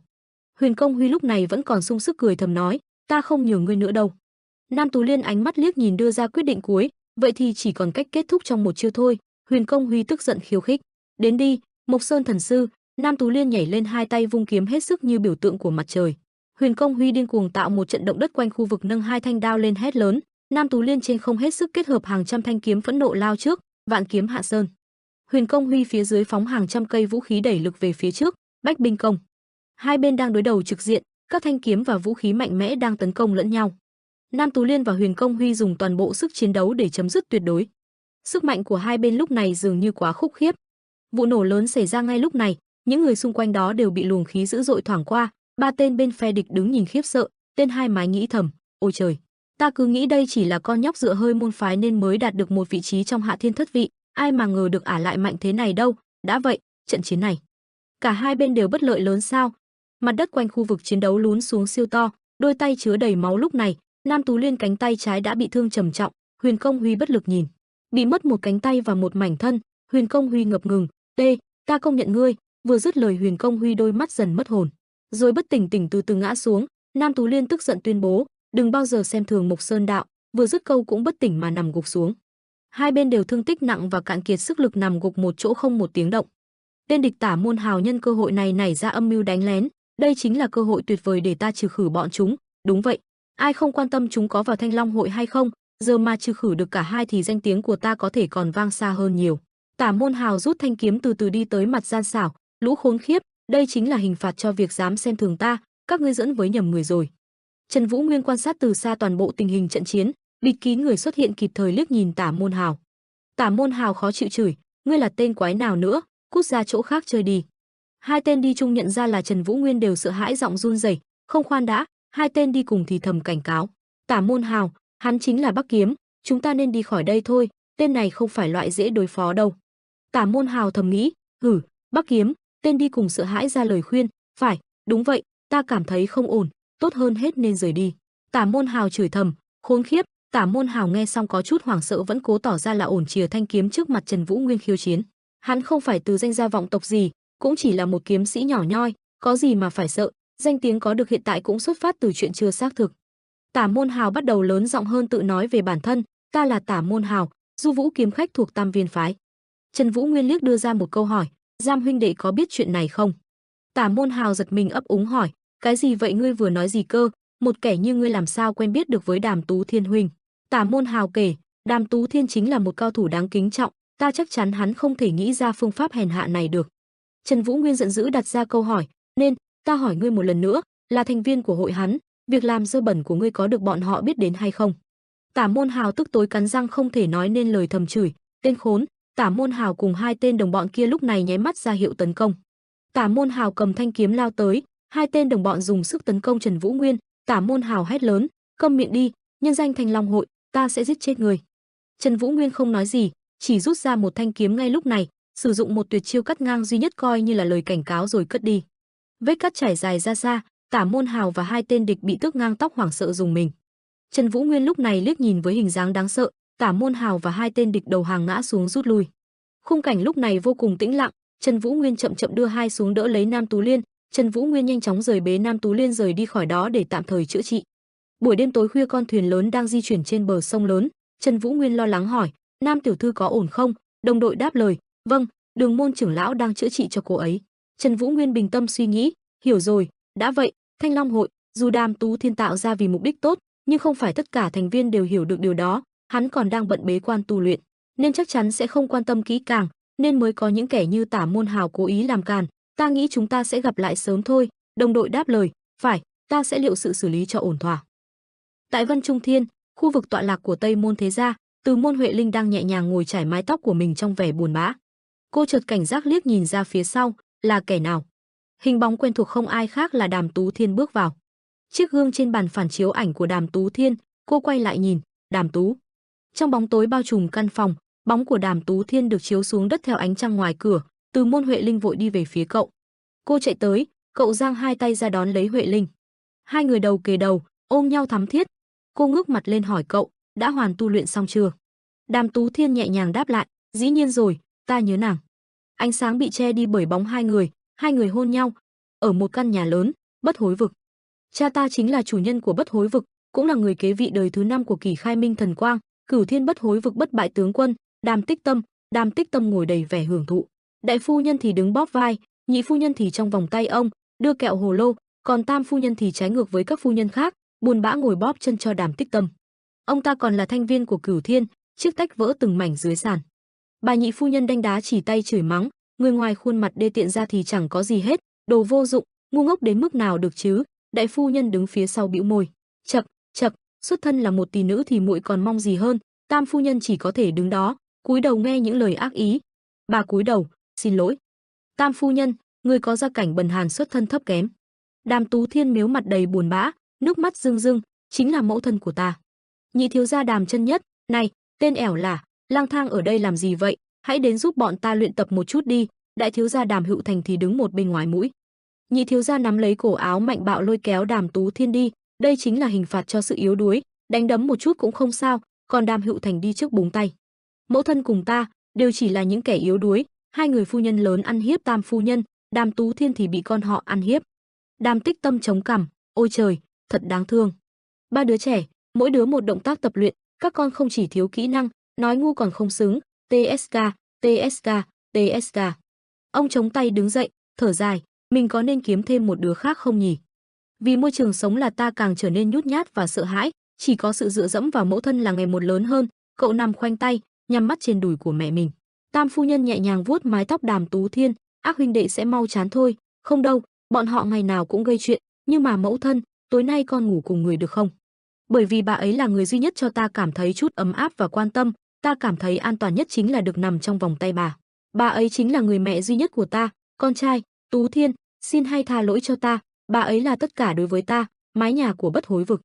Hai mụ phu nhân đứng nhìn mẹ của Đàm Tú Thiên đầy hung dữ, tam phu nhân ngồi bệt xuống đất, cúi đầu bên những mảnh vỡ sành. Tam phu nhân nghiến răng, chề môi, ngọn lửa ánh bao phủ khắp mái nhà. Nhị phu nhân và đại phu nhân che miệng bất ngờ, Đàm Chân Nhất há hốc ngỡ ngàng, Đàm Hữu Thành ôm đầu, Đàm Tú Thiên chạy đến tròn mắt mắt nhìn, người hầu thì hô hào. Nhưng có một người cầm ngọn đuốc, lửa bốc cháy. Người mẹ tội nghiệp của ta đã phải chịu đựng quá nhiều rồi. Tam phu nhân nghiến răng, mắt trợn tròn, nước mắt tuôn không ngừng đầy uất hận. ánh mắt tự bỗng sực nhìn nhẹ nhàng hơn. Đàm Tú Thiên rưng rưng nước mắt bàng hoàng nhìn. Tam phu nhân nhắm mắt, nhẹ nhàng nở nụ cười hạnh phúc cuối cùng, gửi lời đến Đàm Tú Thiên, con ta, Tú Thiên, con tuyệt đối không được yếu kém như ta nhé, ta cầu cho con trở nên mạnh mẽ hơn bất cứ ai trên thế gian này. Ngay trước mắt ta, bà dần dần bị thiêu bởi ngọn lửa đỏ, nhẹ nhàng nói ba chữ cuối cùng, ta yêu con. Bà ấy bị thiêu sống đến chết, cậu nhìn chằm chằm, ánh mắt bàng hoàng như chưa thể những gì mình thấy trước mắt. Cha ta, tên khốn kiếp đó, không hề xuất hiện dù chỉ một lần, trên má của cậu có một đường xước, máu tuôn ra, ánh mắt Đàm Tú Thiên trở nên đầy hận thù.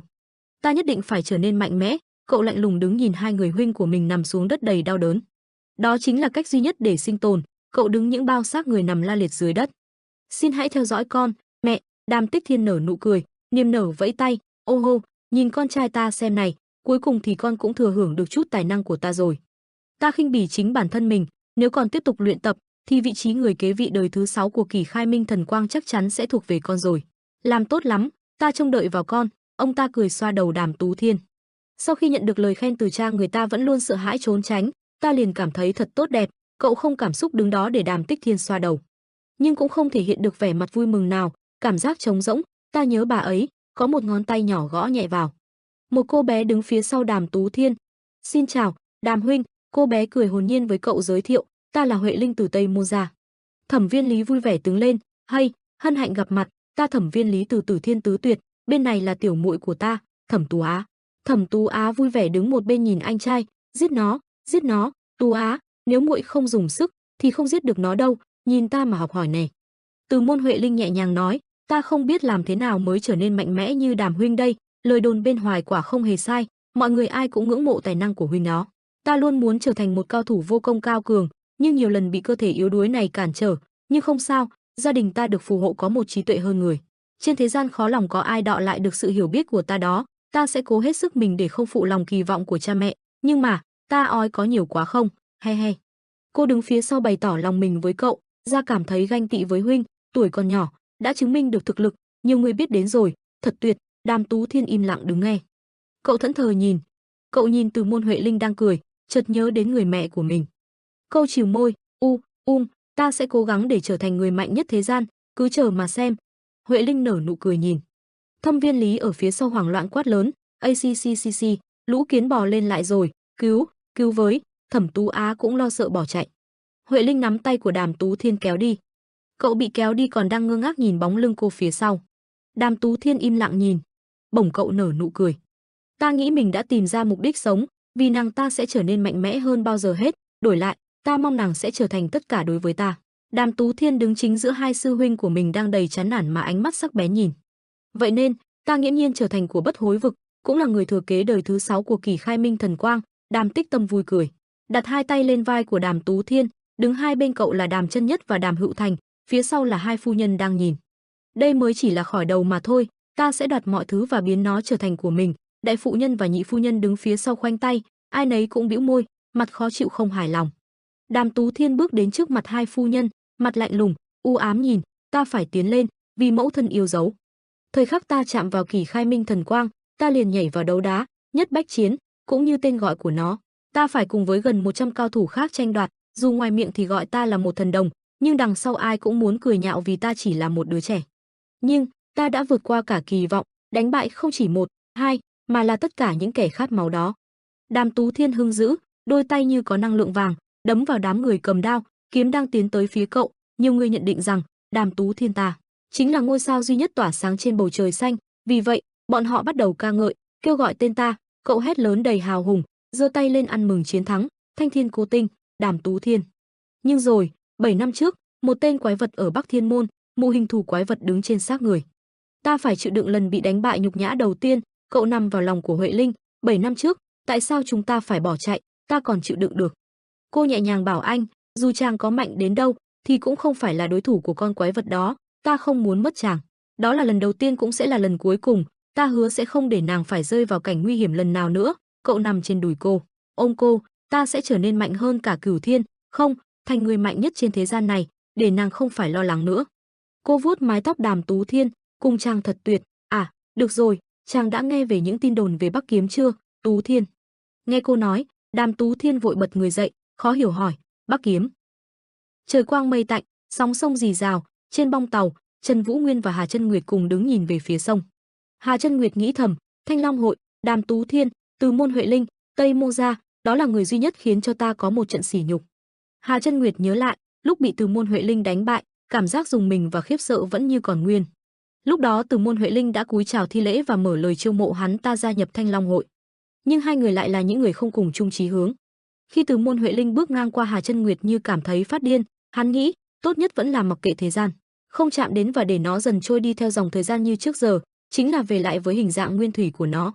Hắn gào thét vào Từ Môn Huệ Linh, nhưng nàng chỉ thờ ơ đi lướt qua hắn, bỏ mặc cho hắn vò đầu bứt tóc mà kêu gào. Giống như hầu hết những kẻ trong Cửu Thiên, nàng ta lại mong muốn đứng trên điều khiển tất cả. Vậy nên Từ Môn Huệ Linh mới chọn Đàm Tú Thiên làm thủ lĩnh của Thanh Long hội, hắn ta không những là biểu trưng của quyền lực cùng sức sống, mà còn được rất nhiều người ngưỡng mộ. Hà Chân Nguyệt mặc dù không biết rõ Thanh Long hội định làm đến đâu, nhưng bọn họ đang giữ những tiềm năng vô cùng lớn mạnh. Hắn biết sau này tương lai Thanh Long hội chắc chắn sẽ khiến cho nhiều người phải kiêng dè. Trở về với thực tại, Hà Chân Nguyệt liếc nhìn Trần Vũ Nguyên, hắn biết, tên này chính là người có thể đứng ra chống lại Đông Cô Tinh của Thanh Long hội. Trời vẫn nắng gay gắt như vậy, không một gợn mây, chỉ có vài lác đác vài con hải âu. Đường Kỳ Vấn đang giám sát Minh Lưu Sơn tập luyện, thì chợt thấy Nam Tú Liên với cánh tay được băng bó bước ra cùng Mỹ Lệ. Đường Kỳ Vấn tiến lên hỏi thăm, thế nào rồi? Không ngờ tốc độ hồi phục của tiểu thư nhanh đến vậy. Nam Tú Liên vội vã đáp lời, ngài nói quá lời rồi, đều là nhờ có tiền bối cứu giúp. Nam Tú Liên nhớ tới lúc được Đường Kỳ Vấn chữa trị, chân thành nói, lần này ta đã nợ Đường môn một ân huệ không hề nhỏ rồi. Sau đó Nam Tú Liên hướng Trần Vũ Nguyên cảm tạ, thật sự vô cùng đa tạ Nguyên huynh, ta cũng xin lỗi vì lại khiến cho mọi người gặp thêm rắc rối. Trần Vũ Nguyên mỉm cười, không sao đâu, thật mà. Bất chợt từ phía sau có giọng nói ngạc nhiên cất lên, Đường Kỳ Vấn. Đường Kỳ Vấn liền thắc mắc quay lại thì thấy một đám người mặc ngoại bào xám, đeo kiếm ngang hông, đi đầu là tên béo ục ịch. Hắn nhếch mép mỉa mai, đã lâu không gặp, Đường Kỳ Vấn, ta cứ tưởng là có con chuột bẩn thỉu nào nhìn giống người chứ.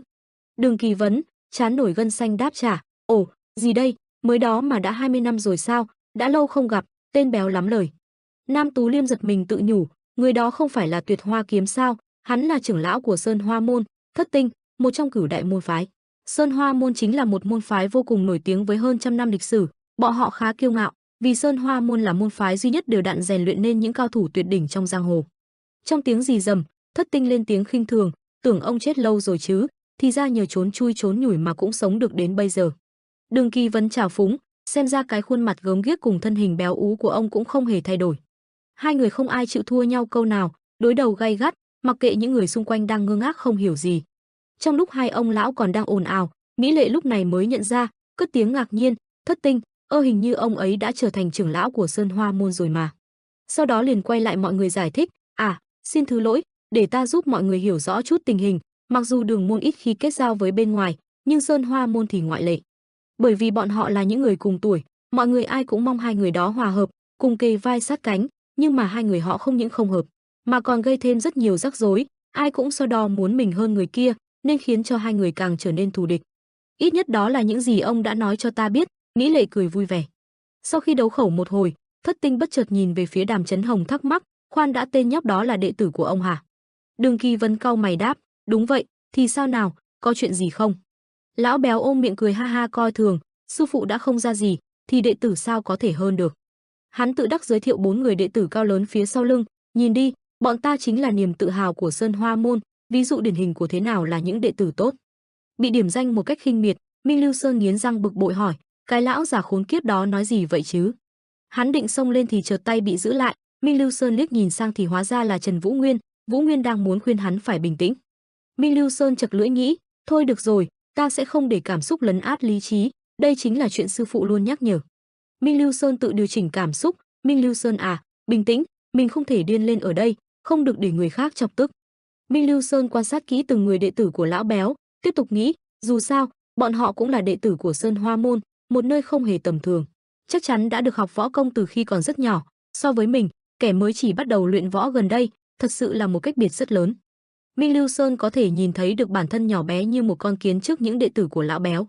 Hắn cảm thấy áp lực, nặng nề nghĩ, đến khi nào mình mới có thể trở thành niềm tự hào của sư phụ, liệu mình có đạt được đến trình độ đó không?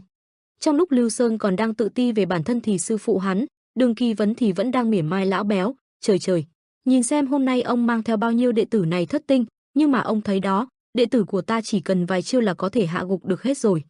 Lão béo buồn cười nói, ông vẫn hài hước như xưa, ta thấy ông cũng đang ở trên con thuyền này, ta cũng đang thẳng tiến đến chỗ Vân Trung Thiên, không hẹn gặp mặt. Đường Kỳ Vân đáp lời, ta cũng mong là vậy. Rồi cả hai người gần giọng lườm nhau, cùng thốt lên 4 chữ, lão già ngạo mạn. Rồi cũng cùng lúc khoanh tay quay ngoắt đi chỗ khác. Lão béo liền chắp tay sau lưng, nghênh ngang rời đi, một người đệ tử của hắn chắp tay hướng về mọi người thi lễ rất điềm đạm. Đường Kỳ Vân bực bội lầm bầm, chợt không ngờ lại gặp phải con lợn béo đó ở đây.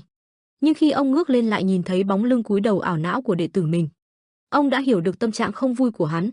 Đường Kỳ Vân tiến đến vỗ vai đệ tử của mình khuyên nhủ, không cần phải khó chịu, bọn chúng không giống con đâu.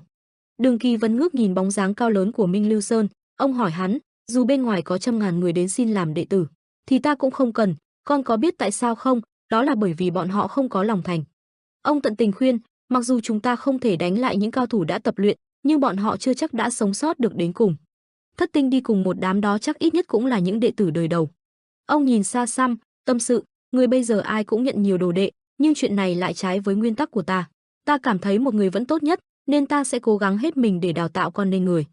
Đường Kỳ Vân tiếp tục động viên Minh Lưu Sơn, vì vậy nếu con cảm thấy so với họ còn yếu kém thì không cần lo lắng, cũng đừng tự ti, con cứ đứng thẳng và ngẩng cao đầu, dù ai có nói gì, con vẫn là đệ tử của Đường môn, đừng bao giờ quên điều đó. Minh Lưu Sơn đưa tay kéo giải băng từ trán xuống, che đi đôi mắt của mình, trầm ngâm một lúc hắn liền đáp, cảm ơn, sư phụ, con hứa sẽ không phụ sự kỳ vọng của người. Đường Kỳ Vân nhắm mắt mỉm cười vì lời cảm ơn ấy. Một lúc sau ông thử góp ý đồ đệ, này, nhưng mà nói thật, con có thể mặc đồ một cách bình thường được không? Vì cái kiểu này nên mới vướng vào một đống rắc rối đó. Đêm khuya trên sông thật yên tĩnh, hầu hết mọi người đã đi nghỉ ngơi, không còn ai phía bên ngoài bong tàu, chỉ có tiếng sóng rì rào, chiếc thuyền vẫn đang căng gió, tiến về phía trước. Trên cột buồm, Trần Vũ Nguyên đang khoanh tay ôm thanh kiếm của mình, ngồi tựa vào cột buồm. Hắn trầm tư suy nghĩ, Bá Quyền hội, sau trận với Triệu Thiên Vũ, ta mong ngươi sẽ ngừng than khóc. Trần Vũ Nguyên ngồi đó nhưng hắn vẫn cảm nhận được Hoa Tuyết đang giang tay ôm lấy hắn biết Hoa Tuyết giống như càng trở nên mạnh hơn. Giống như Hoa Tuyết cảm thấy thù vẫn chưa được báo xong. Trong suy nghĩ của Vũ Nguyên xuất hiện một người, với đôi mắt ác độc, Vũ Nguyên có thể đoán ra được Triệu Vân Kinh, chắc chắn là hắn. Nghĩ ngợi một lúc, Trần Vũ Nguyên ngủ thiếp đi trên cột buồm, nhưng đột nhiên một tiếng động khiến hắn tỉnh giấc. Vũ Nguyên nhìn xuống bong tàu thì thấy một bóng đen đang đi ra từ một phòng nào đó. Bóng đen đó mặt mày vội vã, đang chạy rất nhanh, tay cầm một bình sứ khá to. Vũ Nguyên nhận ra, người đó không phải đệ tử của Sơn Hoa môn sao, chính là người đã chắp tay thì lễ chào mọi người. Vũ Nguyên tiếp tục quan sát thì nhận thấy người đệ tử của Sơn Hoa môn đó mở nắp bình sứ, uống vội uống vàng, hắn dám uống rượu. Vũ Nguyên thầm nghĩ, loại rượu này cũng không nhẹ, ở đây cũng có thể ngửi được. Nhưng rồi Vũ Nguyên cũng chặt lưỡi mặc kệ, ngủ trước đã. Nghĩ vậy hắn liền phi thân biến mất khỏi cột buồm, mặc kệ bóng dáng tên đệ tử kia vẫn còn uống rượu say sưa trên bong tàu. Sáng hôm sau, khi trời đã sáng, một đám đông tụ tập xôn xao bàn tán, mọi người quây thành một vòng, phía trong đám đông là Cảnh lão béo, Thất Tinh trưởng lão Sơn Hoa môn đang đứng sững sờ, ba vị đệ tử khác của hắn đang quỳ xuống khóc lóc trước xác chết đầm đìa máu của một tên đồ đệ Sơn Hoa môn. Cảnh tượng đệ tử chết thảm ngay trước mặt, khiến Thất Tinh run rẩy vì tức giận, lão lên tiếng, chuyện quái gì thế này, kẻ nào dám đụng đến vân xương của ta? Ba tên đệ tử còn lại đang quỳ bên xác chết, nghe sư phụ hỏi vậy, vò đầu bứt tai, buồn bã trả lời, chúng con cũng không biết, thưa sư phụ, sáng nay tìm thấy thì đã như vậy rồi. Thất Tinh hai mắt trợn trừng, nghiến răng thốt ra lời phẫn nộ, tên khốn kiếp nào mà dám ra tay với cả đệ tử của Sơn Hoa môn. Một lúc sau Đường Kỳ Vấn cùng mọi người bước ra bong tàu, cũng ngạc nhiên khi thấy đám đông tụ tập, ông tò mò hỏi, bên đó có gì vậy? Trần Vũ Nguyên, Hà Chân Nguyệt, Nam Tú Liên, Mỹ Lệ và hai thầy trò Đường Kỳ Vấn cùng nhau tiến vào đám đông xem xét. Khi nhìn thấy xác người nằm đó, Đường Kỳ Vấn giật mình, đến gần hỏi lão béo, khoan đã, Thất Tinh, hắn không phải là đệ tử của ông sao, có chuyện gì vậy? Cùng lúc đó Trần Vũ Nguyên cũng kịp nhìn thấy người nằm chết nơi ấy là ai, hắn giật mình, khoan đã, người này, hắn không phải là người mình nhìn thấy tối qua sao?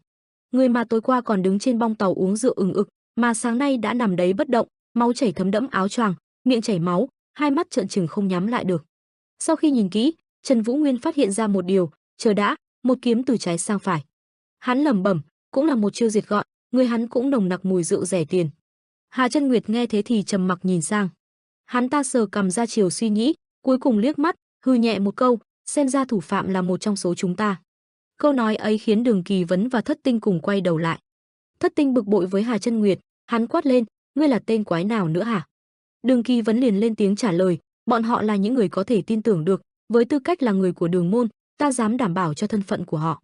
Trần Vũ Nguyên tiến gần đến Thất Tinh hỏi, có thể cho ta kiểm tra hết những đệ tử của ngài được không? Thất Tinh lại nổi giận, nhăn nhó hỏi lại, ngươi nói cái gì, không lẽ ngươi đang nghi ngờ người của Sơn Hoa môn?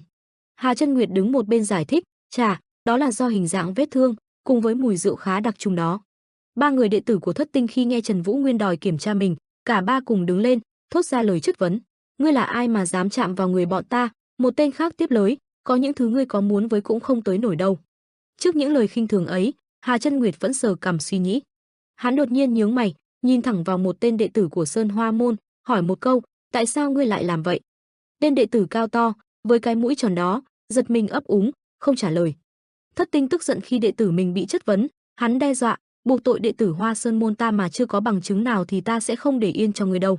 Trần Vũ Nguyên liền lên tiếng, đây là vết thương có góc độ tấn công chuẩn xác, rõ ràng là một phát diệt gọn. Vừa nói Trần Vũ Nguyên vừa đưa tay làm động tác chém, đường kiếm trong không trung như miêu tả lại hướng vung kiếm của hung thủ.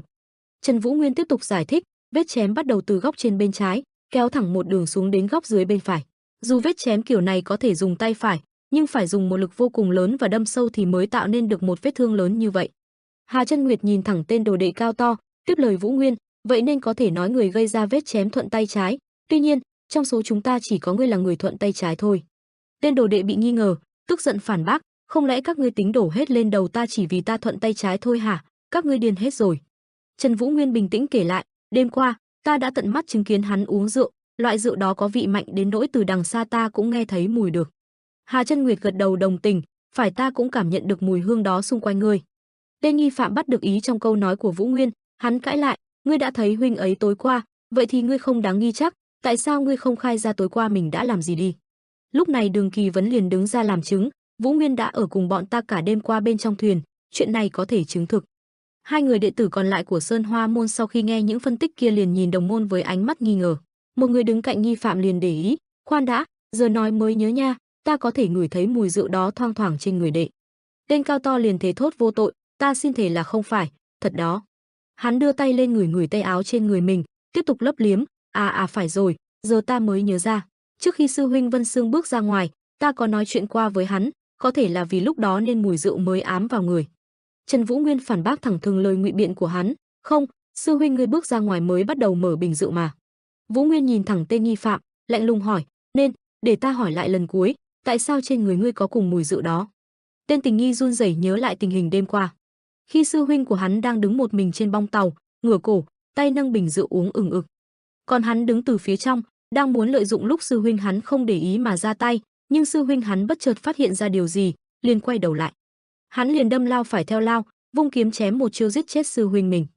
Sư huynh hắn không kịp phòng bị, trúng một chiêu chí mạng, ngã ngửa xuống, bình rượu trên tay rơi xuống, rượu trong bình văng trúng một góc ngoại bào của tên sát nhân, sau đó bình rượu rơi xuống sông. Trong lúc tên cao to tái mặt, nhớ lại lúc mình sát hại sư huynh mình, thì bị sư phụ mình quát lớn, mau mở miệng giải thích đi, Minh Viễn. Mặt hắn càng tái mét, mồ hôi dịn ra từng đợt, hắn theo bản năng lao ra ngoài hòng tẩu thoát. Trước phản ứng đó của đồ đệ mình, Thất Tinh như bất động, ông như không tin vào điều mắt mình đang thấy.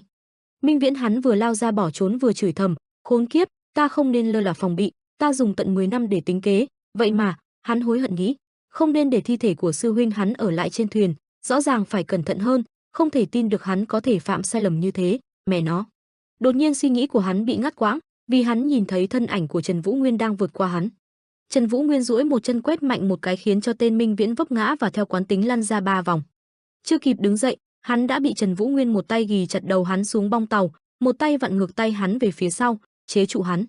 Lúc đó Thất Tinh cùng đám đồ đệ mới vội vàng đuổi tới nơi. Vừa lại gần, Thất Tinh đã quát hỏi, tại sao ngươi lại làm vậy hả Minh Viễn, tại sao ngươi lại giết Vân Sương? Minh Viễn bị khống chế không thoát được, đành nhỏ giọng, thứ lỗi cho con. Sau đó đột nhiên Minh Viễn bỗng ngậm chặt miệng, gân xanh trên mặt nổi rõ, hai mắt lồi ra. Mặt hắn bắt đầu đỏ rực, toàn thân run lên, răng cắn chặt. Thất Tinh và Trần Vũ Nguyên nhìn thấy trạng thái này cùng giật mình. Vũ Nguyên chửi thầm, khốn kiếp, hắn vậy mà dám bế huyệt tự vẫn, phải nhanh chóng ngăn hắn lại. Tuy nhiên, Vũ Nguyên chưa kịp làm gì, Minh Viễn bỗng gồng mình kịch liệt hơn rồi bất động. Vũ Nguyên thở ra bất lực, dần nhấc tay đang giữ đầu của Minh Viễn ra. Trong tiếng xôn xao của mọi người, Minh Viễn không còn nhúc nhích, đồng tử vô hồn, hai mắt, mũi, miệng của hắn vẫn còn đang chảy máu. Thất Tinh chứng kiến thêm một đồ đệ nữa chết trước mặt mình. Hắn bàng hoàng hỏi, tự sát. Hai đồ đệ còn sống của hắn cũng đứng ngây ra, không tin những gì mình đang thấy. Thất Tinh không thể giải thích được, hắn tiếp tục nói, chuyện quái gì thế này, nguyên nhân khiến chúng tự tàn sát lẫn nhau là vì Hoa Sơn môn, những đệ tử chân quý của ta. Nói xong Thất Tinh không khống chế được sự tức giận mà cả người run lên kịch liệt, đôi mắt đỏ ngầu. Hà Chân Nguyệt thấy vậy liền biết tình hình không ổn rồi, Thất Tinh bắt đầu bị tà tâm lấn át lý trí rồi. Vừa dứt lời, Thất Tinh liền hét lên một tiếng, tay chân bắt đầu co cứng. Hai đệ tử còn lại của hắn liền lao đến gọi, sư phụ. Nhưng vừa lại gần thì ầm một tiếng, cả hai đều bị một lực thật lớn đánh văng ra. Thất Tinh liên tục hét lớn, không khống chế được bản thân mà ra các đòn nguy hiểm. Sàn gỗ bong tàu bị hắn làm cho gãy lìa theo tiếng nổ đùng đùng của sát chiêu, mọi người hoảng sợ lùi ra xa, chạy trốn để tránh bị ngộ thương. Đường Kỳ Vấn vội vàng hét lên ngăn cản, Thất Tinh, tên khốn này, mau dừng lại đi. Trần Vũ Nguyên cũng áp sát Thất Tinh khuyên nhủ, xin hãy bình tĩnh.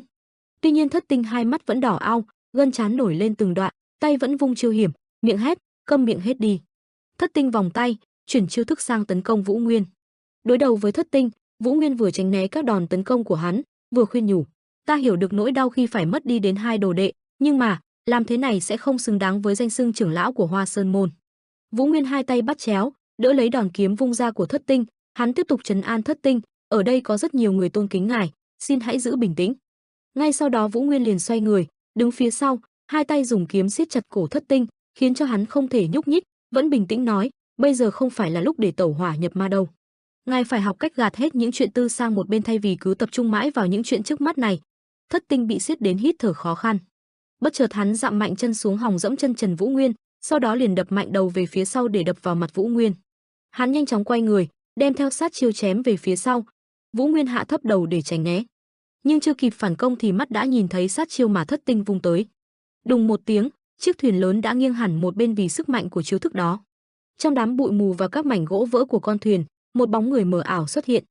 Vũ Nguyên đứng đó, từ từ rút kiếm ra khỏi vỏ, đôi mắt và kiếm cùng phát ra những tia sáng xanh. Hắn thở dài, hầy, giống như chuyện ở Không Động Viện, tại sao ta cứ luôn dính dáng vào đệ tử của những môn phái khác vậy chứ? Trong khói bụi mịt mù, Trần Vũ Nguyên từ từ rút thanh trường kiếm ra khỏi vỏ, thanh kiếm và đôi mắt của hắn cùng lóe lên tia sáng xanh như đang vào tình trạng sẵn sàng chiến đấu. Thất Tinh thấy đòn đánh vừa rồi không gây được tổn thương gì cho Vũ Nguyên, hắn lập tức hung hăng lao tới tiếp tục tấn công. Dù vậy Thất Tinh chưa kịp làm gì, Trần Vũ Nguyên đã rút kiếm ra khỏi vỏ, xuất ra một chiêu đánh về phía hắn, một chiêu hóa giải được chiêu thức của Thất Tinh. Ngay sau đó, Trần Vũ Nguyên cúi thấp người, chân tiến lên một bước, nhanh chóng tiếp cận Thất Tinh gần hơn. Hắn dùng bả vai, đẩy một lực lớn, đánh văng Thất Tinh. Nhân lúc Thất Tinh còn đang lơ lửng khi bị đánh văng, còn chưa định hình được gì, Vũ Nguyên đã di chuyển ra phía sau hắn, nắm cổ áo Thất Tinh mà kéo mạnh. Trần Vũ Nguyên tính toán trong lòng, trên tàu có quá nhiều người, không thể để ông ta làm hại đến họ. Nghĩ tới đây, Trần Vũ Nguyên chân dậm mạnh, lấy đà phóng lên, một tay ném Thất Tinh lên tên. Vũ Nguyên quyết định, ném ông ta lên trời là tốt nhất. Khi thân hình béo tròn của Thất Tinh bị ném bay lên không trung, Vũ Nguyên cũng theo sát. Thất Tinh dù bị ném lên cao, nhưng hai tay vẫn nắm chặt kiếm, hắn ra chiêu, Anh Đào Hoa Hoàn thứ 32. Vũ Nguyên từ phía sau bay lên, tay vung trường kiếm, kiếm khí một vòng, đánh gãy hoàn toàn kiếm của Thất Tinh thành từng mảnh nhỏ. Thất Tinh hoàn toàn ngơ ngác, không kịp thấy mình bị đánh bại như thế nào. Sau khi hoàn hồn, hắn nghiến răng quay lại muốn tìm cách đánh trả. Nhưng khi hắn quay lại, hắn lại thấy thân ảnh như sát thần của Vũ Nguyên, áo choàng tung bay, hai mắt lóe sáng, đang vung kiếm về phía mình. Và ngay sau đó, trên bầu trời, nơi cách xa con thuyền cả trăm mét, một tia sáng lóe lên. Kèm theo đó là tiếng động lớn phát ra, một chiêu thức đánh thẳng xuống sông, ngoại lực lớn đến nổi khiến con thuyền chao đảo dữ dội. Nước sông bắn lên không trung rồi lại rơi xuống, tất cả mọi người trên bong tàu đều đưa tay lên chắn nước, Minh Lưu Sơn còn chu đáo đưa tay che chắn cho hắn và người sư phụ còn đang ngơ ngác của hắn. Hai tên đệ tử của Thất Tinh cũng ngó nghiêng khắp nơi lắp bắp, sư phụ, má ơi, khủng khiếp quá. Nước sông bị đánh lên nhiều tới mức rơi xuống một lúc vẫn chưa dừng. Mọi người cùng nhìn về phía bóng người leo từ dưới sông, vứt một người lăn long lóc lên bong tàu. Hóa ra là Vũ Nguyên đã vớt Thất Tinh lên, Thất Tinh nằm đó, miệng sùi bọt mép, không còn một mảnh vải che thân, hoàn toàn bất động. Một lúc lâu sau, trong phòng nghỉ, Thất Tinh đã tỉnh, tóc tai rối bời, khoác trên người tấm áo trung y, đang cúi đầu ngồi ủ rũ. Đường Kỳ Vấn lại gần, vỗ vai quan tâm, Thất Tinh ông đã ổn chưa? Thất Tinh vẫn cúi đầu không trả lời mà hỏi ngược lại, ông đã tra ra được gì chưa? Đường Kỳ Vấn im lặng suy nghĩ, không biết có nên nói vào lúc này hay không. Thất Tinh hiểu ý, nói cho ta biết. Trên bong tàu, hoàng hôn đã buông xuống một màu cam nhạt. Ở một phòng nghỉ cho khách, Minh Lưu Sơn, Mỹ Lệ và hai tên đệ tử của Thất Tinh đang đứng canh gác phía ngoài cửa. Bên trong phòng Thất Tinh và Đường Kỳ Vấn đang ngồi trước hai xác chết, cả hai cái xác đều đã được khám nghiệm và kiểm tra qua. Đường Kỳ Vấn đưa ra cho Thất Tinh xem một túi dược, đây chính là loại dược ta đang nghiên cứu, có tên là Lục Ảnh Tán. Sau một ngày dài thử thuốc trên cơ thể, thì ta phát hiện ra thứ này, vừa nói ông vừa rắc thứ thuốc đó lên người tên thủ phạm giết sư huynh mình. Chỉ trong nháy mắt, trên ngực tên hung thủ xuất hiện một hình thù yêu quái có hai đầu, bao quanh chúng như có ngọn lửa giận dữ.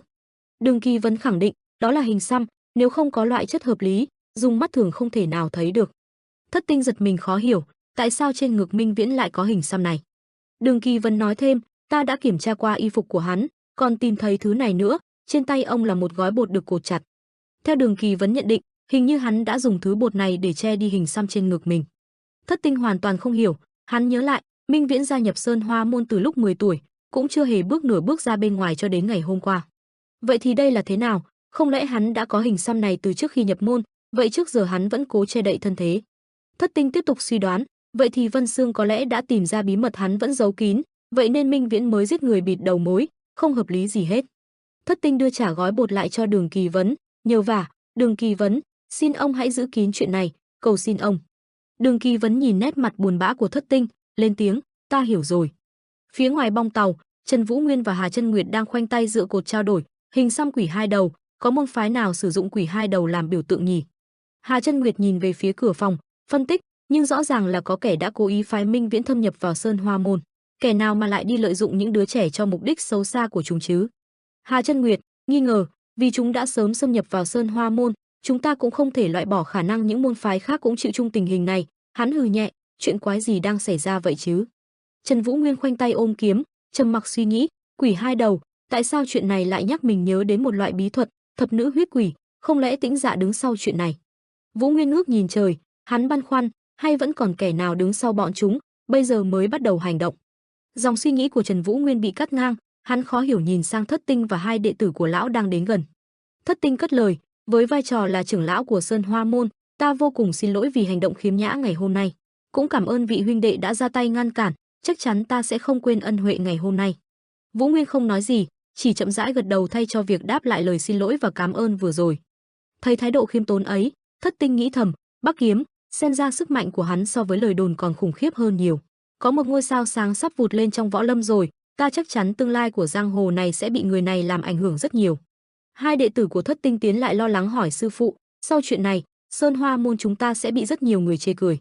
Chúng ta phải làm thế nào đây? Một tên khác cũng nói thêm, nếu nó làm sập đổ cả danh tiếng của chúng ta thì sao đây? Làm thế nào mới sửa chữa được? Thất Tinh nghe hai tên đệ tử chỉ biết hỏi mình về danh tiếng phải làm thế nào, hắn thở dài không biết nói gì. Lúc quay đầu Thất Tinh tình cờ nhìn thấy cảnh tượng, Mỹ Lệ và hai thầy trò Đường Kỳ Vấn đang trở về phòng, Minh Lưu Sơn vừa đi vừa bóp vai cho sư phụ, ân cần hỏi han, sư phụ vất vả rồi, cơ thể người không sao chứ, có mệt mỏi ở đâu không, người tốt hơn hết mau đi nghỉ ngơi cho tốt.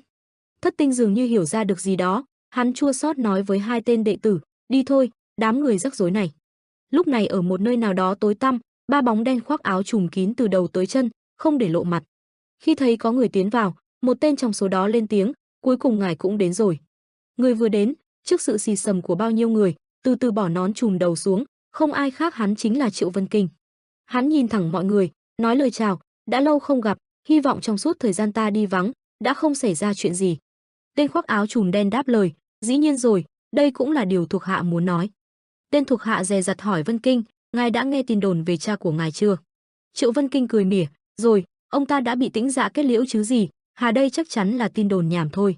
Dù cho cha ta có già yếu đến đâu, cũng không thể dễ dàng bị bọn chúng đánh bại, hơn hết, cả đời ông ta cũng là sống để chống lại chúng mà. Tên thuộc hạ cũng đồng ý theo, thuộc hạ cũng nghĩ như vậy, thật sự là quá đáng nghi, có rất nhiều chuyện không thích hợp, dù sao, những chuyện liên quan đến đội điều tra của Vân Trung Thiên. Tên thuộc hạ thăm dò, có tin đồn là tất cả đã bị một loại bí thuật tên thập nữ huyết tàn sát hết rồi, đây là chủ nhân làm sao? Triệu Vân Kinh cười lớn, hắn sảng khoái thừa nhận, đúng vậy. Tên thuộc hạ có chút bất mãn, không có cách giết nào khác sao, ta hy vọng ngài hiểu được làm vậy chỉ mang đến cho chúng ta rắc rối. Triệu Vân Kinh cười nhẹ nhàng, dang rộng hai tay xin lỗi thật mà, ta sẽ để phần lau dọn thật sạch cho ngươi nhé. Tên thuộc hạ chép miệng bất đắc dĩ, thôi được rồi, cha ngài dù sao cũng chết rồi, không lâu nữa ngài sẽ thừa kế bá quyền hội. Tên thuộc hạ chỉ tay về một hướng, tiếp tục, ngài sẽ là người dẫn dắt bọn chúng đó Vân Kinh. Triệu Vân Kinh mặt vẫn giữ nguyên nụ cười nhàn nhạt, nhưng ánh mắt thì mang theo sự tà ác, nhìn về hướng đó. Một đoàn rất nhiều đàn ông, thanh niên, thậm chí còn có những đứa bé trai tầm 6 đến 7 tuổi, tất cả đều không mặc áo, trên ngực đều xăm hình xăm quỷ hai đầu, im lặng xếp hàng như chờ được sai khiến. Một ngày nắng rực, ở Nam Dương Thành, cổng lớn của Bạch Long Thương đoàn, Cố trưởng đoàn Lưu Thái Thái, theo sau là con trai lớn của bà, trưởng nam Doãn Hậu Minh, vội vàng ra đón tiếp một đoàn đội kiệu xe đông đúc đang dừng trước cổng lớn. Người đi đầu là một người đàn ông cao lớn, chính là Long Vũ Thành, kế bên hắn là Trung lý Vũ Hoàn, đang chắp tay thi lễ cúi chào lão phu nhân của Bạch Long Thương đoàn. Quách Vấn Đình và Hoàng Chiết bên cạnh cũng thở phào nhẹ nhõm, cuối cùng cũng về đến nơi rồi. Trên cỗ xe ngựa gần đó, trưởng đội hộ vệ Khổng Trần Sung ngồi phía trước chỗ đánh xe. Bên trong xe khuôn mặt của người con trai thứ ba và con gái út của trưởng đoàn Bạch Long Thương đoàn, Doãn Tử Minh và Doãn Thư Nhân, cùng nhìn ra ngoài. Khi thấy phu nhân ra nghênh đón, cả ba người lập tức xuống xe, vội vàng chạy đến bên phu nhân Lưu Thái Thái và anh trai Doãn Hậu Minh. Trưởng đội hộ vệ Khổng Trần Sung đứng một bên, mỉm cười nhìn bốn người nhà của Bạch Long Thương đoàn cùng ôm nhau mừng hội ngộ. Sau khi cảm giác xúc động vì gặp lại người thân qua đi, phu nhân liền nhìn về hướng Quách Vấn Đình và Hoàng Chiết. Bà lên tiếng cảm tạ hai người, may là mọi người đều an toàn, cảm ơn vì đã chăm sóc cho con trai ta, lão Hoàng. Hoàng Chiết vội đưa tay về phía sau, ngài không cần khách sáo đâu, phu nhân, ta cũng đâu làm được gì nhiều, đều là nhờ có bọn họ. Phu nhân tiến lên, chân thành đa tạ đoàn đội của Long Vũ Thành, ta không biết nên dùng lời nào để cảm tạ mọi người đây. Thiết Quân hội. Long Vũ Thành, Trung lý Vũ Hoàn và Thiết Quân hội cùng quay về hướng phu nhân. Bà cùng các con đang hướng về phía họ mỉm cười, phu nhân khẳng định, ta chắc chắn sẽ trả công cho mọi người thật hậu hĩnh. Long Vũ Thành thay mặt toàn hội đáp lời, chúng ta cũng chỉ làm những việc cần làm thôi, dù sao, đây cũng là nhiệm vụ phu nhân giao phó mà. Hắn đưa tay như chiều không là gì, kể tiếp, nếu ngài muốn cảm tạ ai, thì người đó nên là Vũ Nguyên, ta ghét phải nói thế này, nhưng nếu không có hắn, chúng ta cũng không thể toàn mạng quay lại. Phu nhân Bạch Long Thương đoàn, mỉm cười đánh giá, quả là một người đáng ngưỡng mộ.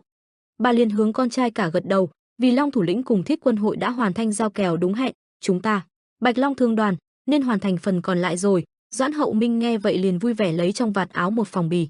Ông đưa tận tay Trung lý Vũ Hoàn, thưa, đây là phần tiền thù lao cho những công sức mà mọi người đã bỏ ra, xin hãy kiểm tra thật kỹ. Trước nụ cười vui vẻ của Long Vũ Thành, Trung lý Vũ Hoàn cúi người nhận lấy, không cần phải vậy đâu, chúng tôi hoàn toàn tin tưởng vào Bạch Long Thương đoàn. Doãn Hậu Minh nhiệt tình mời, vậy thì mời mọi người vào trong, chúng ta đã chuẩn bị một bàn tiệc cho mọi người rồi. Tuy nhiên Long Vũ Thành lại từ chối, mặc dù rất muốn cùng chung vui thưởng thức cùng các vị, nhưng bọn ta không còn nhiều thời gian nữa, đã đến lúc phải thẳng tiến đến Vân Trung Thiên rồi. Gia đình phu nhân Bạch Long Thương đoàn nghe vậy, mặc dù có hơi tiếc nuối nhưng cũng không tiện giữ khách, liền cúi chào, vội vậy sao, vậy thì chúng ta cũng không giúp được gì thêm, chúc các vị lên đường thượng lộ bình an. Sau khi thi lễ chào gia đình Bạch Long Thương đoàn, Long Vũ Thành quay sang hướng Hoàng Chiết và Quách Vấn Đình, vẫy tay chào tạm biệt. Hai thầy trò Hoàng Triệt cũng chắp tay bái biệt. Buổi chiều hoàng hôn phủ một màu vàng cam lên bóng đang rời đi của 8 người Thiết Quân hội. Khi bóng họ đã đi xa, Hoàng Chiết nhắc nhở Quách Vấn Đình, được rồi, mau vào trong tắm gội thôi, chúng ta nên luyện tập chăm chỉ, chuẩn bị cho chuyến đi sau này nữa. Quách Vấn Đình liền đáp, tuân lệnh. Hai người cùng cất bước, Quách Vấn Đình thầm quyết tâm, hãy đợi đệ, sư huynh, đệ sẽ cố gắng trở nên mạnh mẽ hơn bao giờ hết. Hoàng Triệt thì tự hứa, thiếu gia, sau khi hoàn toàn lĩnh hội được những chiêu thức cậu đã dạy, ta sẽ trở lại bên cạnh cậu, chỉ đợi thêm một lát nữa thôi. Buổi chiều ở vùng sa mạc hoang tàn, gió thổi cùng tiếng quạ kêu, len theo từng vách núi đá phát ra những tiếng nghe thật đáng sợ. Một toán người mặc áo choàng, đầu đội đấu lạp đang quỳ xuống xem xét điều gì dưới đất. Một trong số đó cất tiếng, phải chính là đám người đó, chắc chắn là tứ oa quỷ mà chúng ta vẫn luôn theo dõi. Ngay ở chân người này là 3 xác chết, đầu bị chém lìa đang bị một đàn quạ sâu xé, rỉa thịt. Một người có vẻ là đội trưởng cảm thán, chậc, ra tay cũng thật tàn độc. Thì ra đoàn người này là đến từ Côn Luân phái, vẫn đang theo dõi tứ oa quỷ. Sau khi xem xét, họ bắt đầu bàn luận, nhưng ở đây chỉ thấy 3 xác chết, còn thiếu một tên, không lẽ chúng tự tàn sát lẫn nhau? Một người khác bác bỏ, không, không thể nào, mặc dù chúng là những kẻ vô cùng tàn ác, nhưng đều là huynh đệ cùng một mẹ. Dù cho xảy ra mâu thuẫn, cũng không có lý nào lại giết hại lẫn nhau. Đội trưởng nhớ lại 4 gương mặt tàn ác cùng với những chiếc răng thưa thớt và kỳ lạ mỗi lần chúng cười rộ, tứ oa quỷ, vài tháng trước, một số lượng lớn người của Côn Luân phái bị giết chết cũng không thể bắt được lũ khốn kiếp này, nhưng nếu chúng đã chết từ trước thì những đệ tử phái ta là do ai giết hại?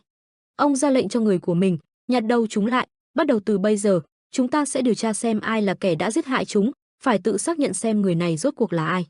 Ông vung tay nhấn mạnh, đừng quên, có thể huynh trưởng của bọn chúng vẫn còn sống, chúng ta chia ra làm 2 đội để dò la tin tức, không còn nhiều thời gian nữa đâu. Sau khi xử lý như phân phó, nhóm người của Côn Luân phái liền rời đi, để lại một đám bụi mù. Cách đó không xa, có một người đang đưa ngón tay lên ngoáy ngoáy lỗ tai. Người đó nằm trên đống hàng hóa lẩm bẩm, tự nhiên ngứa tai vậy nhỉ, không lẽ có kẻ nói xấu mình sau lưng. Chính là Ân Hà Tuyết, cô đưa ngón tay vừa mới ngoáy tai ra, thổi phù một cái. Nàng ta nghiêng người nhìn về phía ba người đàn ông đang khỏa thân, vô tư đùa giỡn với nhau như con nít dưới hồ, giọng nói chán ghét, ngu ngốc, chắc Trung Nguyên bây giờ cũng toàn lũ ngốc như thế này rồi. Đêm khuya, tòa phủ đệ của Tây Môn gia chìm trong tĩnh lặng. Giữa lối đi vắng lặng, một người đàn ông trung niên đang vội vã rảo bước. Người đàn ông mày kiếm, râu rậm này là Tông Thiên, gia trưởng hiện tại của Tây Môn gia, cha của Tây Môn Huệ Linh. Ông đi đến một căn phòng lớn, ấp úng gọi, "Cha, là con trai người, Tông Thiên, đến rồi đây." Đột nhiên căn phòng sáng lên, mọi thứ hình ảnh dường như chuyển động. Tông Thiên vẫn đứng đó đối diện với những ánh sáng càng ngày càng biến động hơn. Hình ảnh căn phòng dường như nhân lên nhiều lần, chúng sáng lên và xoay tròn. Đứng giữa những hình ảnh đó, Tông Thiên cảm thán, sau từng đó năm, thuật ảo ảnh do cha ta tạo ra vẫn là một cảnh giới mà ta không bao giờ có thể đạt đến. 10 năm trước, sau khi cha tàn sát Bắc Thiên Môn, ông quyết định để ta tiếp quản toàn gia tộc. Tông Thiên hai tay nắm chặt, vẫn đứng giữa ánh sáng và những ảo ảnh đang không ngừng xoay chuyển, thở dài. Từ đó ông cũng cáo lui dưỡng già, nhưng sức mạnh của ông cũng không hề giảm đi chút nào.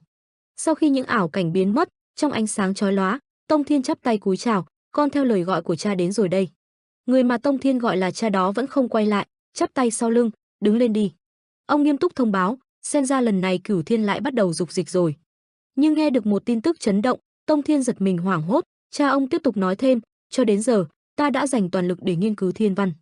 Cha của Tông Thiên hơi nghiêng người, giải thích, "Nhưng sau sự xuất hiện của Tĩnh Dạ, ta không cần làm vậy nữa rồi, ta đã tận mắt chứng kiến chuyện đó tối qua. Một giải những tinh tú bị một thế lực nào đó tác động lên, Bắc Thiên Môn mà ta vẫn tưởng là bị diệt cỏ tận gốc nay lại bắt đầu phát sáng." Hình ảnh ông ngước lên quan sát một ngôi sao tỏa sáng chói lòa, át đi tất cả các ngôi sao khác. Cha của Tông Thiên, Cửu Thiên, Tây Môn gia Thông Thiên đạo sĩ, chi một của Tây Môn, Từ Môn Hoa, một ông lão râu tóc bạc phơ, đôi lông mày trắng, thẳng như kiếm, quay người quyết định, đã đến lúc ta tái xuất giang hồ rồi. Ánh sáng tinh tú long lanh ấy nằm trong một vùng đen thăm thẳm. Ánh sáng từ một đôi đồng tử đang mở to vì kích động. Trần Vũ Nguyên đang kích động nhìn về nơi xa. Tay cầm kiếm của hắn siết chặt nhưng run rẩy.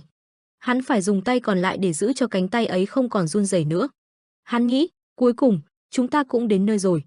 Hắn hướng mắt về một tòa thành, kích động nghĩ, vậy đây chính là Vân Trung Thiên. Một tòa thành đồ sộ, nhà cửa san sát, sông nước uốn lượn, đèn đuốc sáng trưng, nơi đó có một tòa tháp đặc biệt xa hoa, cao nổi bật giữa những ngôi nhà còn lại. Tòa thành rộng lớn, sông núi sông suối, mây khói lượn lờ, Vân Trung Thiên, nhìn từ trên cao mới có thể thấy được sự rộng lớn, nhộn nhịp của nó. Nhóm người Trần Vũ Nguyên đứng trước sự hoành tráng đó, mỗi người mang mỗi suy nghĩ khác nhau. Hà Chân Nguyệt lên tiếng, Vân Trung Thiên tọa lạc ở Vũ Hán, trung tâm tỉnh Hồ Bắc. Đường Kỳ Vân tiếp lời, xem ra tin đồn về phục đội tập hợp hàng ngàn cao thủ chính là từ đây, các tử quán tăng giá cũng không quá bất ngờ. Hà Chân Nguyệt cũng đồng tình, lợi dụng sự xuất hiện của Tĩnh Dạ để thu lời, đây cũng không quá xa lạ đối với cái tên Vân Trung Thiên. Hà Chân Nguyệt suy tư, kẻ duy nhất có thể nghĩ đến cả những chuyện hoang đường thế này chỉ có Thông Thiên đạo sĩ mà thôi. Trong đầu Hà Chân Nguyệt hiện lên bóng dáng của một ông lão, hai mắt sáng quắc với đôi lông mày kiếm đặc trưng, chủ nhân của Tây Môn gia. Một trong Cửu Thiên. Hà Chân Nguyệt hừ một tiếng, có vẻ ta sẽ phải đối đầu với tên này rồi, Huệ Linh Tây Môn gia cùng trưởng gia Tây Môn. Lầm bầm xong, Hà Chân Nguyệt quay đầu nói với mọi người, dù sao, nghe nói mỗi danh gia vọng tộc đều có một trang viên riêng bên trong Vân Trung Thiên, chắc Đường môn không phải là ngoại lệ, vậy thì chúng ta không phải mất công tìm chỗ nghỉ chân bên ngoài nữa rồi. Đường Kỳ Vấn vui vẻ khoe, dù trang viên của nhà ta là nhỏ nhất, nhưng không thiếu thứ gì đâu, mời vào trong. Mọi người cùng tiến vào sơn trang lớn phía sau, nói đùa, huynh nói gì vậy sư huynh, thế này mà nhỏ, quá đủ luôn đó. Nam Tú Liên dừng bước, chắp tay cáo biệt mọi người, xin thứ lỗi, chúng ta đều đã đến được nơi mình muốn. Ta thấy đã đến lúc tạm biệt, mặc dù tiếp xúc không nhiều, nhưng ta cũng rất trân trọng thời gian được sát cánh cùng mọi người. Đường Kỳ Vấn hiểu ý, ta hiểu rồi, bọn ta cũng thấy rất hân hạnh vì được đồng hành với Mộc Sơn Đạo. Hy vọng có ngày gặp lại. Chia tay ba người Mộc Sơn Đạo, nhóm Trần Vũ Nguyên theo bước Đường Kỳ Vấn đi về phía sơn trang của Đường môn. Trầm mặc một lúc, Vũ Nguyên bỗng dừng chân, mọi người vào trong trước đi, ta có chuyện cần làm trước.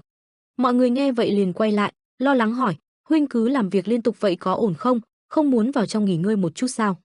Trước lời quan tâm, Vũ Nguyên trấn an, lúc ở trên thiên thuyền, ta đã nghỉ rất nhiều rồi, mọi người thấy vậy cũng không ép nữa, được rồi, vậy huynh cẩn thận nhé. Giữa đường phố nhộn nhịp của Vân Trung Thiên, dù đã khá muộn nhưng đèn đuốc sáng trưng, người người qua lại tấp nập. Trần Vũ Nguyên, đầu đội đấu lạp che đi hầu hết khuôn mặt, một mình đi giữa đám người. Hắn nhìn xung quanh, thầm nhủ, để xem có ở đây không.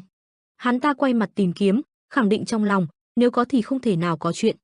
Tiếp tục ngó nghiêng tìm kiếm, Vũ Nguyên bất chợt để ý thấy một căn nhà đang đóng cửa, đèn bên trong cũng đã tắt. Hắn quan sát thấy trước cửa ngôi nhà có treo một lá cờ màu đen, hắn nghĩ không lẽ là bên đó. Vũ Nguyên tiến lên gõ cửa căn nhà đó. Một người trông giống Tiểu Nhị, vừa ngáp vừa thông báo, bọn ta đóng cửa rồi. Vũ Nguyên nhớ lại lúc trước hắn đã thấy Long Vũ Thành làm ám hiệu như thế nào. Long Vũ Thành cũng đã gõ cửa, sau đó tự xưng tên, thủ lĩnh Thiết Quân hội, Long Vũ Thành. Câu cuối Long Vũ Thành nói, Hắc Nguyệt. Tên Tiểu Nhị khó hiểu hỏi, cái gì? Hắn tóc tai lòa xòa, bực bội nghĩ, tên điên này đang làm nhảm cái quái gì vậy không biết, hay là bị đần nhỉ?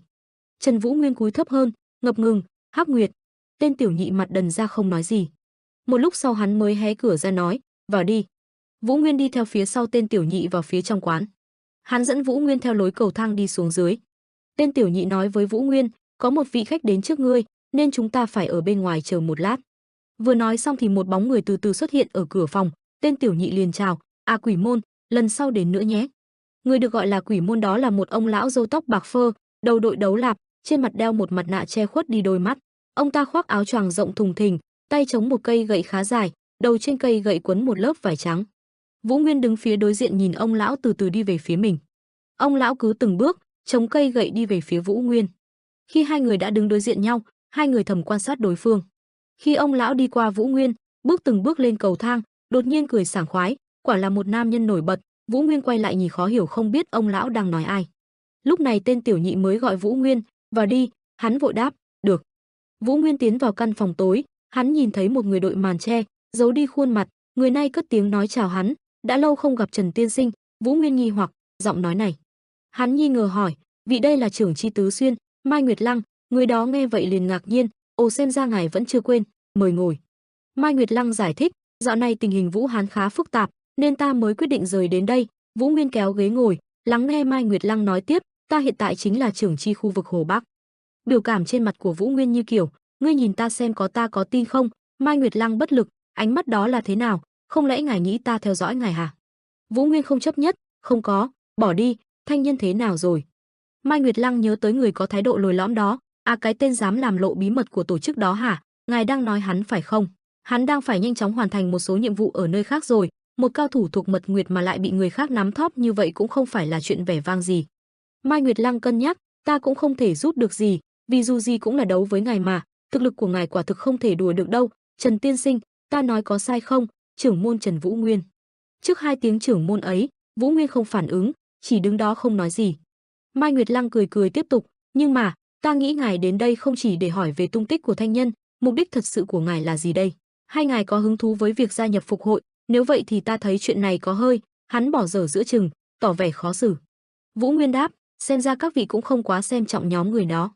Mai Nguyệt Lăng thoải mái đồng ý, dĩ nhiên là không, tất cả những ai liên quan đến đều làm bọn ta phải suy xét, nên không phải ai cũng đáng để xem là xứng tầm. Hiện tại có rất nhiều cao thủ trẻ tuổi muốn gia nhập vào Vân Trung Thiên với ước nguyện được trở nên lớn mạnh hơn. Ba hình bóng của ba người hậu duệ chính phái thoáng hiện lên trong đầu Mai Nguyệt Lăng đối lập với rất nhiều những cao thủ trẻ tuổi không có xuất thân, hắn chia sẻ. Nhưng giới hạn cũng đã được thiết lập từ trước rồi, những vị trí cao chỉ dành cho hậu duệ của Cửu Đại chính phái cùng với Ngũ Đại Thiên môn. Thật tiếc, nhưng những cao thủ trẻ tuổi đó sẽ được sử dụng như những tấm gương thịt sống mà thôi. Ngồi đối diện Vũ Nguyên, hắn thở dài nói, không nói ngươi cũng biết, cơ hội chỉ là một tia sáng nhỏ nhoi, dù cho bọn họ có tài năng đến đâu. Dĩ nhiên những người đứng đầu Cửu Đại chính phái và Ngũ Đại Thiên môn đều thuộc phe Vân Trung Thiên, đây chính là thế đạo mà chính Vân Trung Thiên tạo ra cho chúng ta. Như cảm thấy mình đã quá dài dòng, Mai Nguyệt Lăng mỉm cười, ta hơi lạc đề rồi, vậy ngài đến đây là muốn biết điều gì? Vũ Nguyên đáp, có một người ta muốn tìm, vừa nói hắn vừa cho tay vào trong áo choàng. Hắn lấy ra một túi vàng đặt lên bàn, tiếp tục, tên hắn là Tô Mộ Thượng, 10 năm trước hắn được cử đến Bắc Thiên môn theo nhóm lính canh.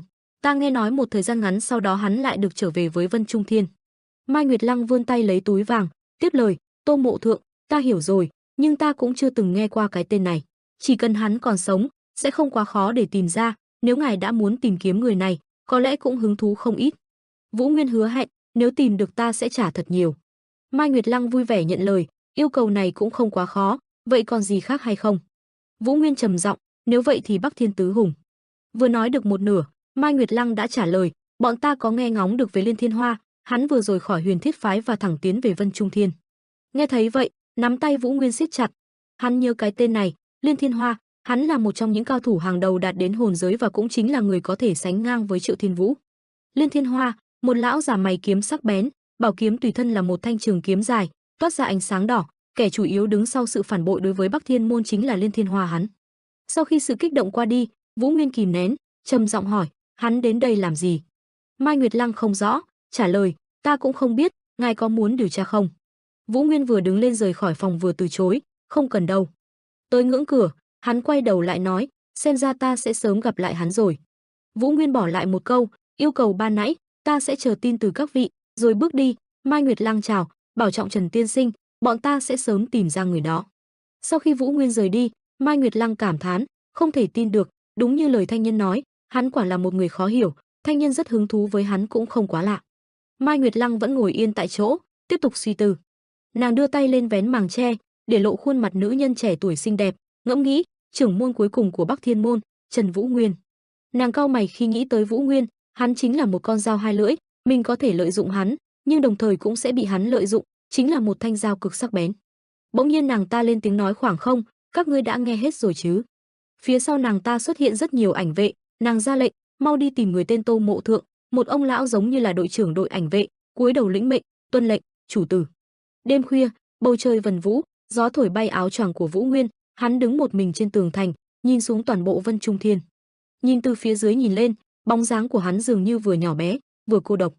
Vũ Nguyên để mặc gió thổi, nhớ lại, trong ký ức, cha từng nói với ta, nếu có cơ hội, ông ấy muốn một lần được cùng những vị cao thủ năm xưa đối tử. Lúc ấy hắn chỉ là một đứa trẻ khoác áo choàng lông, đứng cạnh cha, nhìn về phía ông, nghe người nói chuyện. Còn hiện tại, chỉ còn một mình hắn đơn độc, lặng lẽ. Bỗng nhiên hắn giật mình khi từ lúc nào bên cạnh xuất hiện một người đó đến từ lúc nào mà hắn không hề cảm nhận được khí tức. Một hình dáng thấp lùn, tóc trắng với cây gậy quấn vải trắng trên tay, lão cảm thán, ồ, không tệ. Thấy lão không có địch ý với mình, Vũ Nguyên cũng chỉ nhìn lão một cái, không nói gì. Ông lão vừa nâng bình rượu uống vừa lè nhè, ngươi có muốn bất tử không, hay muốn một cuộc sống sung sướng như hoàng đế? Nghĩ lại thì cái cơ thể này chính là bất tử và cũng là hoàng đế luôn đó. Vũ Nguyên nhăn mặt nghĩ, đây không phải là lão già ở chỗ Hắc Nguyệt sao? Hắn đến đây từ khi nào, mình còn không cảm nhận được khí tức của hắn. Sau khi uống rượu, lão già không cất bình rượu vào mà lão lại tung nó lên và dùng một chân mình đỡ lấy, bình hồ lô lắc lư trên nó. Sau đó lão vừa cười vừa đưa hai tay lên tháo mặt nạ trên mặt. Hóa ra mặt nạ của lão là hai mảnh ghép vào, phần trên là cặp kính lồi che đi đôi mắt, phần dưới lại là râu và chiếc mũi giả. Bên trong lộ ra khuôn mặt nhăn nheo của một bà lão, tóc được búi gọn, cằm nhẵn nhụi. Bà đưa bình rượu về phía Vũ Nguyên, muốn uống một ngụm không, tiểu tử? Bà lão được gọi quỷ môn đó đưa bình rượu về phía Vũ Nguyên, mời hắn uống, nhưng Vũ Nguyên không nhúc nhích. Bà không thấy Vũ Nguyên phản ứng gì liền đưa lên nhấp một ngụm nói, không cần phải cảnh giác, không có bỏ độc đâu, ta cũng uống nãy giờ mà. Uống xong, bà lão đưa tay lên lau miệng, tiếc rẻ, chỉ một mình ta thưởng thức phong cảnh thì thật lãng phí, mùi vị này thật xứng đáng với hai chữ tuyệt đỉnh. Bà lão lại đưa bình rượu về phía Vũ Nguyên, những người trẻ như ngươi bây giờ chỉ chăm chăm vào danh vọng, nhìn lại mới thấy, có mấy ai biết thưởng thức những gì mình đang có trước mắt đâu. Tay bà vẫn giữ nguyên, thở dài, tuy nhiên, bà tiếp tục, ngươi ở đây không phải vì vậy, phải không, nên ta mới mời tiểu tử ngươi một ngụm để cảnh đẹp đêm nay càng say lòng người, mà nếu không muốn uống cũng không sao hết. Vũ Nguyên vẫn im lặng, liếc nhìn bà lão. Một lúc sau hắn giơ tay đón lấy bình rượu, nói cảm ơn, đa tạ. Sau đó, Vũ Nguyên quay qua phía khác nâng bình rượu lên uống, quỷ môn im lặng, đưa mắt quan sát. Rồi bà cười nói trong tiếng uống rượu của Vũ Nguyên, thế gian này không bao giờ là đủ, nên con người ngày càng tham lam sao, thứ chúng ta cần thực sự chỉ là một bình rượu ngon và cảnh đẹp thế này thôi.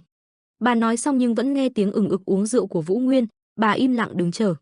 Chờ một lúc lâu mà Vũ Nguyên vẫn uống, bà hốt hoảng la, này, uống chậm thôi, tên kia, ta còn phải để dành nữa. Không thấy Vũ Nguyên phản ứng gì, bà nóng vội, ngươi có nghe ta nói không vậy? Chập.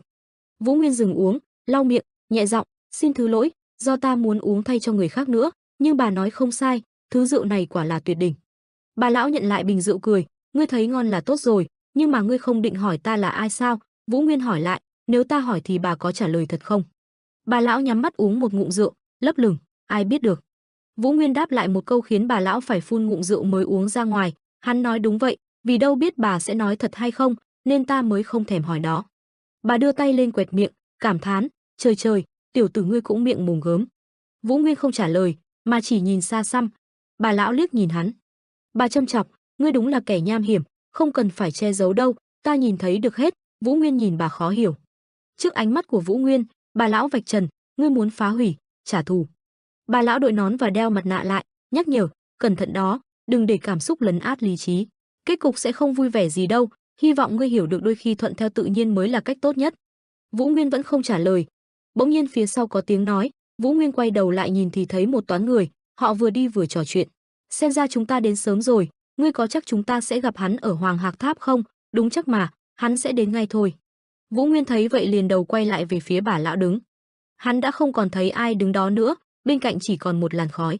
Bà lão đã nhảy xuống phía dưới, bà lão dặn, đây là chỉ lời khuyên của một người đi trước thôi, rồi bà ném bình rượu về phía Vũ Nguyên, nói tiếp, đây, nhận lấy, ngươi cứ việc uống hết. Vũ Nguyên vội cúi người bắt lấy bình rượu, không kìm được mà chửi thầm một câu. Hắn ngước lên lại lần nữa thì cũng không thấy bà lão ấy nữa. Vũ Nguyên thầm nghĩ, như ta nghĩ, đến cuối cùng vẫn không thể do ra khí tức của bà ta, người này chắc chắn không hề tầm thường, nhưng mà, tại sao ta lại có cảm giác từng gặp? Chưa kịp nhớ ra cảm giác quen thuộc ấy là gì, thì những người mới tới đã lên tiếng, tên kia. 4 người đang đi tới vừa đuổi người, bọn ta có chuyện quan trọng cần bàn ở đây, ngươi có nghĩ là mình nên rời khỏi đây không? Một người trong số đó quay về sau, vẫy tay với một người khác, ô hắn đây rồi, bên này, hai người trong số đó, một người tầm thước, tóc ngắn ngang, một người khác, trên cai vác theo 2 thanh đao lớn có hình dạng không giống nhau, cùng chú ý nhìn Vũ Nguyên. Một người trong nhóm đang nói, này Môn Hào, bên này mà, sao ngươi đột nhiên tỏ ra xa cách? Hắn ngừng giữ chừng khi thấy Môn Hào không phản ứng gì. 4 người họ cùng im lặng, nghi ngờ nhìn về phía Vũ Nguyên, một bóng người khác lại từ phía xa bước đến. Tên vác 2 thanh đao lớn, Huyền Công Huy thốt lên nghi vấn, ngươi. Hắn nhớ đến lúc bị đánh gục khi đánh nhau với Nam Tú Liên, lúc đó Nam Tú Liên đã bị thương một tay. Lúc hắn sắp bất tỉnh, hắn chỉ kịp nhìn thấy một bóng dáng bế Tú Liên rời đi. Vũ Nguyên lẳng lặng rời đi, lúc đi ngang đám người đó, thì người phía sau cũng đến, tên mặc áo xanh, mắt hí, hắn chào nhóm 4 tên đó. Cuối cùng ta cũng đến rồi đây, thấy thái độ lạnh lùng của 4 tên kia, tên này thắc mắc, các ngươi làm sao vậy, tưởng gặp nhau phải mừng lắm chứ. Huyền Công Huy tiến lên nắm vai Vũ Nguyên, tra hỏi, này, Nam Tú Liên đâu, còn ngươi thật sự là ai? 3 người còn lại nghe vậy liền sửng sốt quay đầu. Vũ Nguyên liếc nhìn cánh tay hắn đặt lên vai, hất cánh tay hắn ra, quay nhìn lại nhóm 5 tên này. Môn Hào liền tiến đến ngăn cản, Huyền huynh. Công Huy cảnh cáo hắn, bỏ ra, tiểu tử, ngươi quên nguyên nhân tại sao ta gia nhập Thanh Long hội rồi sao? Hắn nhấn mạnh, ta chính là chiến thần, Huyền Công Huy, ta tham gia cái hội nát đó là để giao đấu với Đàm Tú Thiên. Hắn bắt đầu cáu kỉnh, nhưng trước khi chiến với hắn, con nhóc Môn Sơn Đạo, kẻ trong Hạ Thiên Thất Vị, làm ta trướng mắt rồi. Môn Hào cố gắng khuyên nhủ, Huyền huynh, ta nghĩ sau này sẽ có rất nhiều cơ hội để huynh phục hồi danh dự mà. Chuyện quan trọng bây giờ là chiêu mộ người cho Thanh Long hội đã, Huyền huynh cũng là người của hội, sau khi huynh thua cuộc dưới tay Nam Tú Liên, thì bọn ta. Hắn thận trọng nói, ta nghĩ huynh nên chú trọng vào nhiệm vụ của hội trước. Huyền Công Huy hất tay hắn ra, bực bội, ta không quan tâm mấy thứ khỉ gió đó. Rồi hắn hỏi Vũ Nguyên, ta hỏi ngươi lần nữa, con khốn Nam Tú Liên đó đâu rồi, và thân thế của ngươi là gì? Vũ Nguyên vẫn không đáp lời, chỉ liếc nhìn hắn. Tả Môn Hào bực tức nghiến răng, khốn kiếp, cuối cùng cũng đến được chỗ của Vân Trung Thiên rồi mà, lại xảy ra chuyện nữa sao? Lúc này tên mắt hí đưa tay lên vặn vẹo cổ, khinh bỉ, xem đám các người sợ sệt trước hắn kìa, ta cũng đang tự hỏi ngươi là ai. Môn Hào lại càng thấp thỏm, chết toi, giờ thì Nam Phương Kiếm cũng lên tiếng luôn rồi. Thì ra tên mắt hí vừa lên tiếng đó là Nam Phương Kiếm khách, đại công tử Nam Phương Bang, một trong ngũ đại thiên môn. Huyền Công Huy đang không hiểu vì sao Nam Phương Kiếm khách chen vào việc này. Tên mắt hí tiến đến trước mặt Vũ Nguyên, tự giới thiệu, ta chính là Nam Phương Kiếm khách, người thừa kế Nam Phương Bang.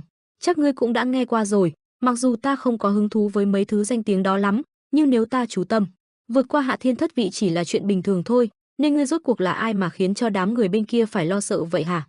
Sau khi hắn nói xong, vẫn một mảnh yên tĩnh đáp lại. Nam Phương Kiếm khách phụt cười chỉ vào Vũ Nguyên, hắn điếc rồi hả? Sao không nói được chữ nào hết?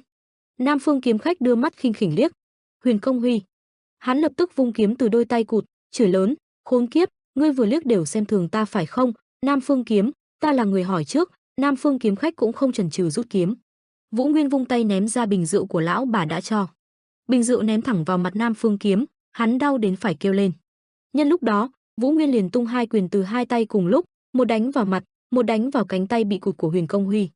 Môn Hào và 2 tên đồng bọn còn lại cùng động thủ. Môn Hào chửi thầm, khốn kiếp, cuối cùng cũng đến rồi, ta phải giết tên khốn kia.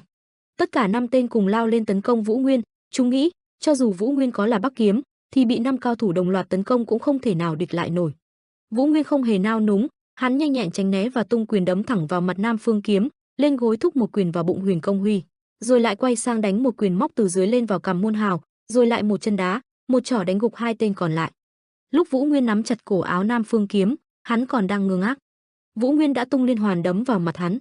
Nam Phương Kiếm bị đánh cho máu me đầm đìa, nằm gục một bên, bốn tên còn lại bị đánh cho tơi tả, đang gượng đứng dậy. Bóng dáng anh lạnh lùng đứng trong đêm tối khiến cho đám người phải sợ hãi lùi lại. Bọn chúng hoang mang lắp bắp không nói nên lời. Ngươi! Một tên trong số đó mạnh mẽ cầm kiếm, mạnh mẽ lao đến tấn công về phía anh. Anh lạnh lùng dùng kiếm đi một đường dài khiến hắn ngã bật về sau. Đặt kiếm vào lại tay, anh lạnh lùng bảo: sao các ngươi có thể ngạo mạn đến vậy?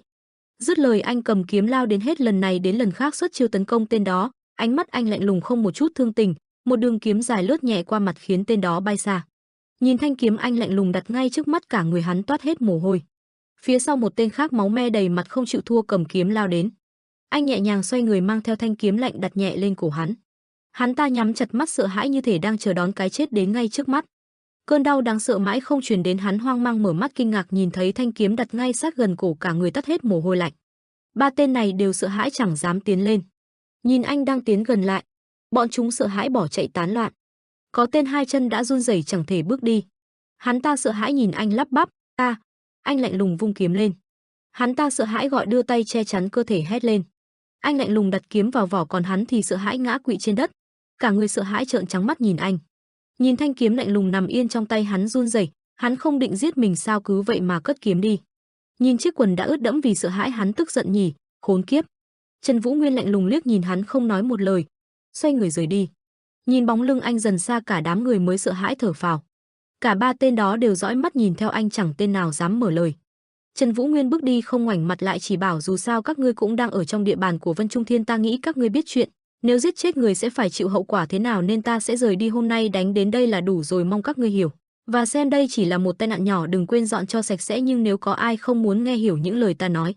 Hắn quay mặt, ánh mắt đầy sát khí nhìn ba người, vậy thì ta không ngại giết hết tất cả đâu, đừng quên chuyện đó. Trong màn đêm yên ắng, không gian yên tĩnh như chưa có chuyện gì xảy ra. Ở một bên khác, ông lạnh lùng liếc mắt nhìn Quang Minh Chính bên này đang dùng toàn bộ nội lực dồn về phía trước. Anh đã mạnh mẽ của ông ra một đòn đánh mạnh về phía trước, như đạt được chiến tích gì đó. Quang Môn Chính vui mừng gạo lên, ông đứng bên cạnh cũng vui mừng vỗ tay khen ngợi. Quang Môn Chính kiêu ngạo quay người chỉ tay về phía Trần Vũ Nguyên nói: huynh có thấy chưa Trần, ta sẽ bắt kịp huynh nhanh thôi á. Ha ha ha, ông đứng bên này lập tức lên tiếng nhắc nhở: cẩn thận mở miệng đi, tên kia khiêm tốn tôn trọng người lớn một chút. Phía xa anh cùng một người đứng nhìn quay Mông Chính bên này, người bên cạnh được khẽ lên tiếng: hiểu rồi, thì ra là vậy, một cao thủ tới người cũng không thể cảm nhận được. Nhưng gặp những người như vậy chỉ là bắt đầu thôi, sau này ngươi sẽ gặp nhiều người còn khủng khiếp hơn nhiều. Đừng quên chúng ta hiện tại đang ở trong địa bàn của kẻ địch, chưa biết được chúng ta sẽ vướng vào rắc rối nào đâu. Nhưng phải nói trận đấu với mấy con tép diêu kia làm tốt lắm. Anh nghe vậy trợn mắt nhìn sang, ông lại nói tiếp: quá mềm mỏng, phải khiến chúng càng lớn mặt hơn. Võ lâm không phải là một nơi dễ dàng, nếu không đứng vững ở vị trí của mình nên sẽ bị chúng đánh bay mà không kịp phòng bị, đừng mắc phải lỗi lầm của ta mấy năm trước nó rồi. Ông ta cười lớn lại tiếp lời: vì vậy bất kể người làm gì với chúng cũng phần nào giúp chúng ta tránh được những âm mưu thâm hiểm kia gần tới hành động, ta sẽ suy tính thật kỹ chuyện đó. Nói rồi ông ta quay người cười lớn, nụ cười dài đến mang tai, ta mới nghĩ ra một ý, chuẩn bị rồi đi thôi, có một người chúng ta phải đến đó. Tại quản trị lầu, bên trong căn phòng tràn ngập những công văn. Bên ngoài vang lên tiếng gọi: có người của Sơn Hoa Môn cầu kiến. Kể bên trong vừa nghe lời này ngạc nhiên: Sơn Hoa Môn cho vào. Cánh cửa liền mở ra, từ bên ngoài một tên béo bước vào, nhìn hắn: các người ở bên ngoài đợi trước đi. Kẻ bên trong vừa nhìn thấy người đến cười bảo: ôi trời, không ngờ Thất Tinh trưởng lão của Sơn Hoa Môn mà lại tự mình đến văn thư phòng này của ta, xin lỗi vì không thể đón tiếp các vị nồng nhiệt hơn, vì gần đây xảy ra nhiều chuyện khiến ta bận bịu quá. Thất Tinh cười lạnh bảo: không sao, làm lớn nên trách nhiệm cũng lớn thôi, ta biết Quân đại nhân là một người bận rộn mà. Quân liền đứng dậy cười bảo: đã đạt trưởng lão đã hiểu, cho mời ngồi. Người trước mắt chính là Vân Trung Thiên nội bộ trưởng Hoàn Đại Thừa, là người chịu trách nhiệm trong câu quản lý sổ sách nội vụ của Vân Trung Thiên. Vì lý do này, ông ta có tầm ảnh hưởng quan trọng đến tương lai của Vân Trung Thiên, trở thành một nhân vật phong vân trên giang hồ. Thất Tinh ngồi xuống nhìn ông bảo: xin phép nói thẳng vào vấn đề. Qua một khoảng thời gian dài, ông ta vừa nghe những lời nói đó kinh ngạc trợn trắng mắt lắp bắp: ôi trời, làm sao có thể, không lẽ đám quỷ hai đầu đó đã thâm nhập vào bên trong bang phái ngày rồi sao? Thất Tinh cau mày bảo: đúng vậy, tao dám chắc không chỉ Sơn Hoa Môn mà còn có rất nhiều môn phái khác trên giang hồ, rất nhiều môn sinh vô tội đã ngã xuống vì chúng. Hoàn Đại Thừa trầm giọng nói: chuyện này tệ hơn ta nghĩ. Thất Tinh liền tiếp lời: liệu Vân Trung Thiên đã nhận ra sự tồn tại của chúng chưa? Hoàn Đại Thừa trầm giọng bảo: không may là toàn lực chú ý của chúng ta bây giờ đang đổ dồn về phía Tĩnh Dạ, đó là nguyên nhân bọn ta chủ quan không thu thập tin tức. Thất Tinh cau mày nói: Sau sự việc lần này, sau ham môn ta không những tổn thất về danh dự còn cả lòng tin của mọi người, nên ta mới đến tận đây xin Vân Trung Thiên hỗ trợ điều tra giúp bọn ta tìm ra kẻ thật sự đứng sau đám quỷ hai đầu đó. Hoàn đại thừa, câu mày trầm ngâm nói, đây là chuyện tao không thể tự mình quyết định, ta sẽ gửi yêu cầu này của ngài lên cho Cửu Thiên. Trời dần ngã về chiều, Hoàn đại thừa ngồi một mình trong phòng. Ông thẫn thờ suy nghĩ, rời khỏi tòa nhà ấy. Trong một tòa nhà lớn, giọng ông ta vang lên, đã lâu không gặp lão bạn hữu. Một tiếng cười lớn vang vọng khắp căn phòng, ha ha ha.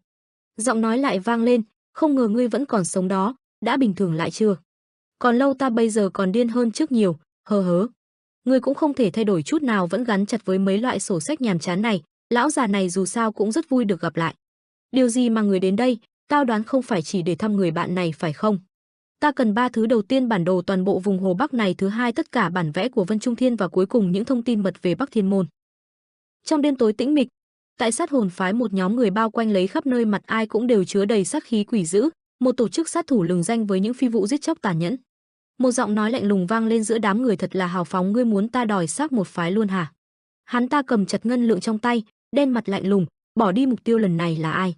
Tả Môn Hào với gương mặt vẫn còn tức tối sau vụ việc lần trước, mặt cau mày, hắn lạnh lùng nói ra một cái tên: Bắc Kiếm. Nửa đêm, không gian xung quanh vắng lặng như tờ, tại tòa điện các ở Vân Trung Thiên, trong một ngôi nhà lớn. Trần Vũ Nguyên tay cầm cuốn sách đọc chăm chú, anh gập nhanh cuốn sách vừa đọc lại. Trần Vũ Nguyên ngáp một hơi dài, đặt cuốn sách lên kệ. Anh lạnh lùng quay đầu nhìn khung cảnh xung quanh, nghĩ mình ở đây được 2 ngày rồi. Nhìn hai người Hà Chân Nguyệt và Trương Đại Thư trước mặt đang ngồi đối diện với nhau say sưa bàn công việc, anh nghĩ bọn họ trông chẳng mệt chút nào. Chủ nhân của nơi này chính là Trương Đại Thư. Nghe nói ông ấy là đồng môn của Tam Nhãn Giả, trên đường đến đây lão già kia đã nói tổ tiên nhà Trương Đại Thư trước nay đều thu thập rất nhiều văn tự. Bởi vậy bọn họ cất giữ gần như hàng ngàn cuốn sách, bên trong chúng chứa đựng ít nhất 200 năm lịch sử, nơi này được xem như là thiên đường của tri thức, một nơi mà tất cả các học sĩ đều muốn có cơ hội chiêm ngưỡng, vậy nên ông ấy mới có thể trở thành một học giả xuất sắc như hiện nay. Trương Đại Thư càng nghe ông ta nói chuyện liền cảm nhận được người này kiến thức uyên thâm, có thể sánh được với Tam Nhãn Giả. Dù ông ta phàn nàn khá nhiều nhưng hai người bọn họ vẫn vô cùng thân thiết. Trương Đại Thư đan hai tay trước ngực rồi hỏi Hà Chân Nguyệt, thế nào, ngươi đã có đối sách gì hay chưa? Hà Chân Nguyệt bình thản rồi nhẹ nhàng cuốn lấy cuộn giấy, bình thản bảo, muốn thay đổi vận mệnh thế gian này chứ sao? Trương Đại Thư nhướng mày nhìn hắn ta, suy nghĩ trầm tư không biết phải nói gì. Mất một lát sau, cuối cùng Hà Chân Nguyệt và Trần Vũ Nguyên rời đi. Vừa bước ra ngoài, Chân Nguyệt vươn người nói, mới đó mà đã 3 ngày rồi hả? Một chút ánh nắng cũng giúp ta sảng khoái hơn rất nhiều.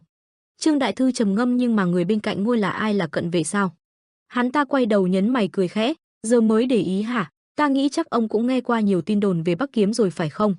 Hà Chân Nguyệt xoay người bình thản bảo, hắn chính là Bắc Kiếm, là hậu duệ cuối cùng của Bắc Thiên Môn đó. Nghe tới đây, Trương Đại Thư lại bảo, hiểu rồi, Bắc Kiếm. Ông ta bỗng sững người lại vài giây, giật bắn mình trợn mắt kinh ngạc. Nhớ lại lời đề nghị của hắn ta trong phòng, ta cần 3 thứ: đầu tiên bản đồ toàn bộ vùng Hồ Bắc này, thứ hai tất cả bản vẽ của Vân Trung Thiên, và cuối cùng những thông tin mật về Bắc Thiên Môn. Dường như nhận ra điều gì đó, ông ta trợn trắng mắt, khoan đã, những thông tin mật liên quan đến Bắc Thiên Môn rồi Bắc Kiếm? Đừng nói với ta, ngươi đang làm cái quái gì vậy hả, Hà Chân Nguyệt? Ông ta xoay người lạnh lùng bảo, cuối cùng cũng nhận ra rồi, à? Trương Đại Thư, từ khi còn nhỏ chúng ta đã dành rất nhiều thời gian học tập, ông thật sự muốn dành phần đời còn lại của mình để chịu đựng dưới trướng của Vân Trung Thiên thôi sao? Vì đâu mà không phải dày công vùi đầu vào học tập chỉ để duy trì chỗ này sao? Nếu chúng ta đã được định sẵn là những kẻ bỏ đi như vậy thì tại sao không một lần thử sống? Vì ước muốn của bản thân ta không ép ông phải đứng về phía mình, nhưng ông cũng nên suy nghĩ về số phận sắp tới của mình. Thế đi đây, đa tạ vì đã giúp đỡ. Trương Đại Thư ngần ngơ toát mồ hôi hột rồi thốt lên một câu cảm thán, bảo đồ điên này. Tại tỉnh Thiển Trường An, một khung cảnh trầm mặc không kém hung vĩ khi mà những ngôi nhà được xây trên những đỉnh núi. Trong quán trọ, khung cảnh người ra người vào tấp nập qua lại. Trên bàn, một bàn tay người nhẹ nhàng gấp một phần thịt trong nồi lẩu rồi sau đó đặt vào bát người trước mặt. Ân Hà Tuyết trầm ngâm giật mình, con ngẩng đầu nhìn tên trước mắt. Lưu Hoán mắt nhìn cô, mặt ửng hồng, cười nhẹ nói, he he, dù sao bọn ta cũng kiếm được khá nhiều ở Trường An này nên muốn mời tiểu thư một bữa, ăn đi, đừng ngại. Đám người đi cùng thương đoàn của Lưu Hoán trước mắt cũng bất lực cất lời, phải quan tâm đến bọn ta trước chứ, cái tên háo sắc này. Lưu Hoán cóc quan tâm đến lời anh em nói, chỉ hám gái mỉm cười biện nhìn Ân Hà Tuyết, nhưng mà tại sao tiểu thư chỉ thích ăn mỗi thịt cừu vậy? Ân Hà Tuyết vừa ăn thịt vừa lẩm bẩm, không biết nữa, mỗi lần ăn nó ta cảm giác nhưng mình nhớ lại điều gì đó. Lưu Hoán có phần ngạc nhiên khi nghe vậy, liền bảo, là chuyện gì cơ? Chưa nói dứt lời, bỗng phía sau lưng hắn xuất hiện một bóng người, hắn sẵn sàng quay đầu. Một tên to lớn lạnh lùng nhìn hắn trầm trọng bảo, cuối cùng cũng tìm thấy người rồi tiện tỳ.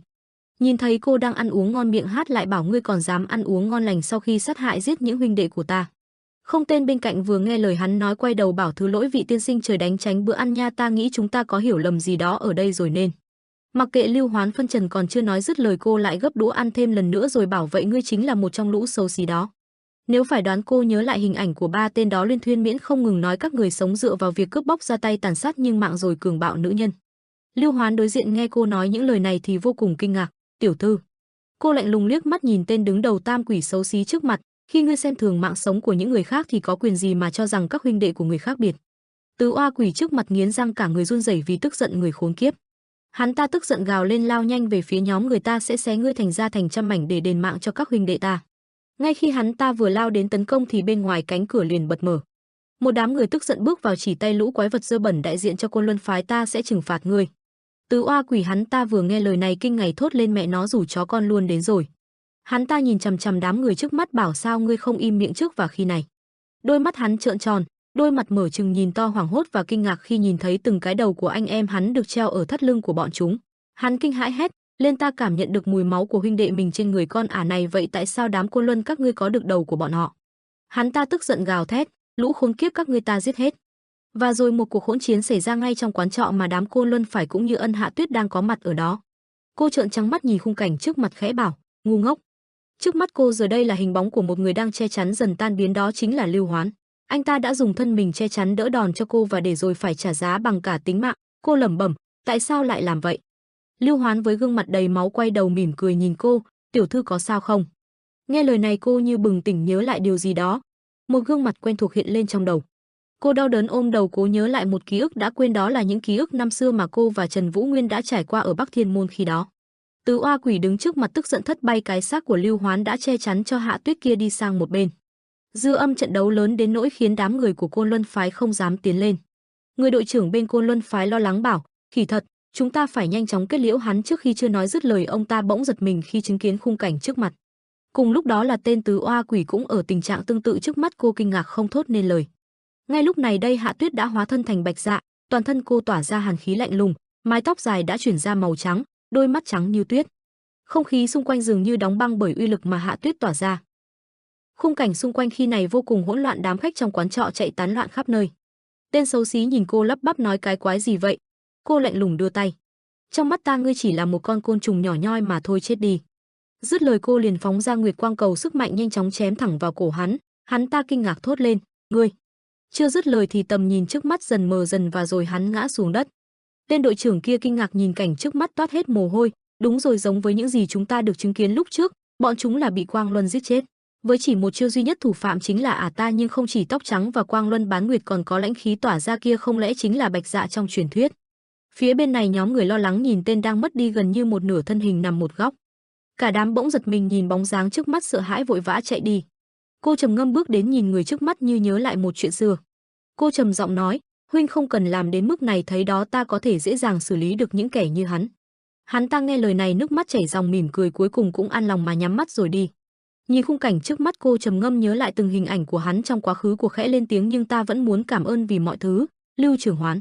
Cô trầm ngâm nhớ lại một hình ảnh quen thuộc trong mắt thở dài, ngươi là ai, tại sao cứ liên tục xuất hiện trong đầu ta, đau đầu chết mất. Bỗng nhiên từ phía sau vang lên một tiếng gọi, Bạch Dạ đạo cô. Cô nghe giọng nói này khẽ quay đầu liếc nhìn ngạc nhiên, đảo cô.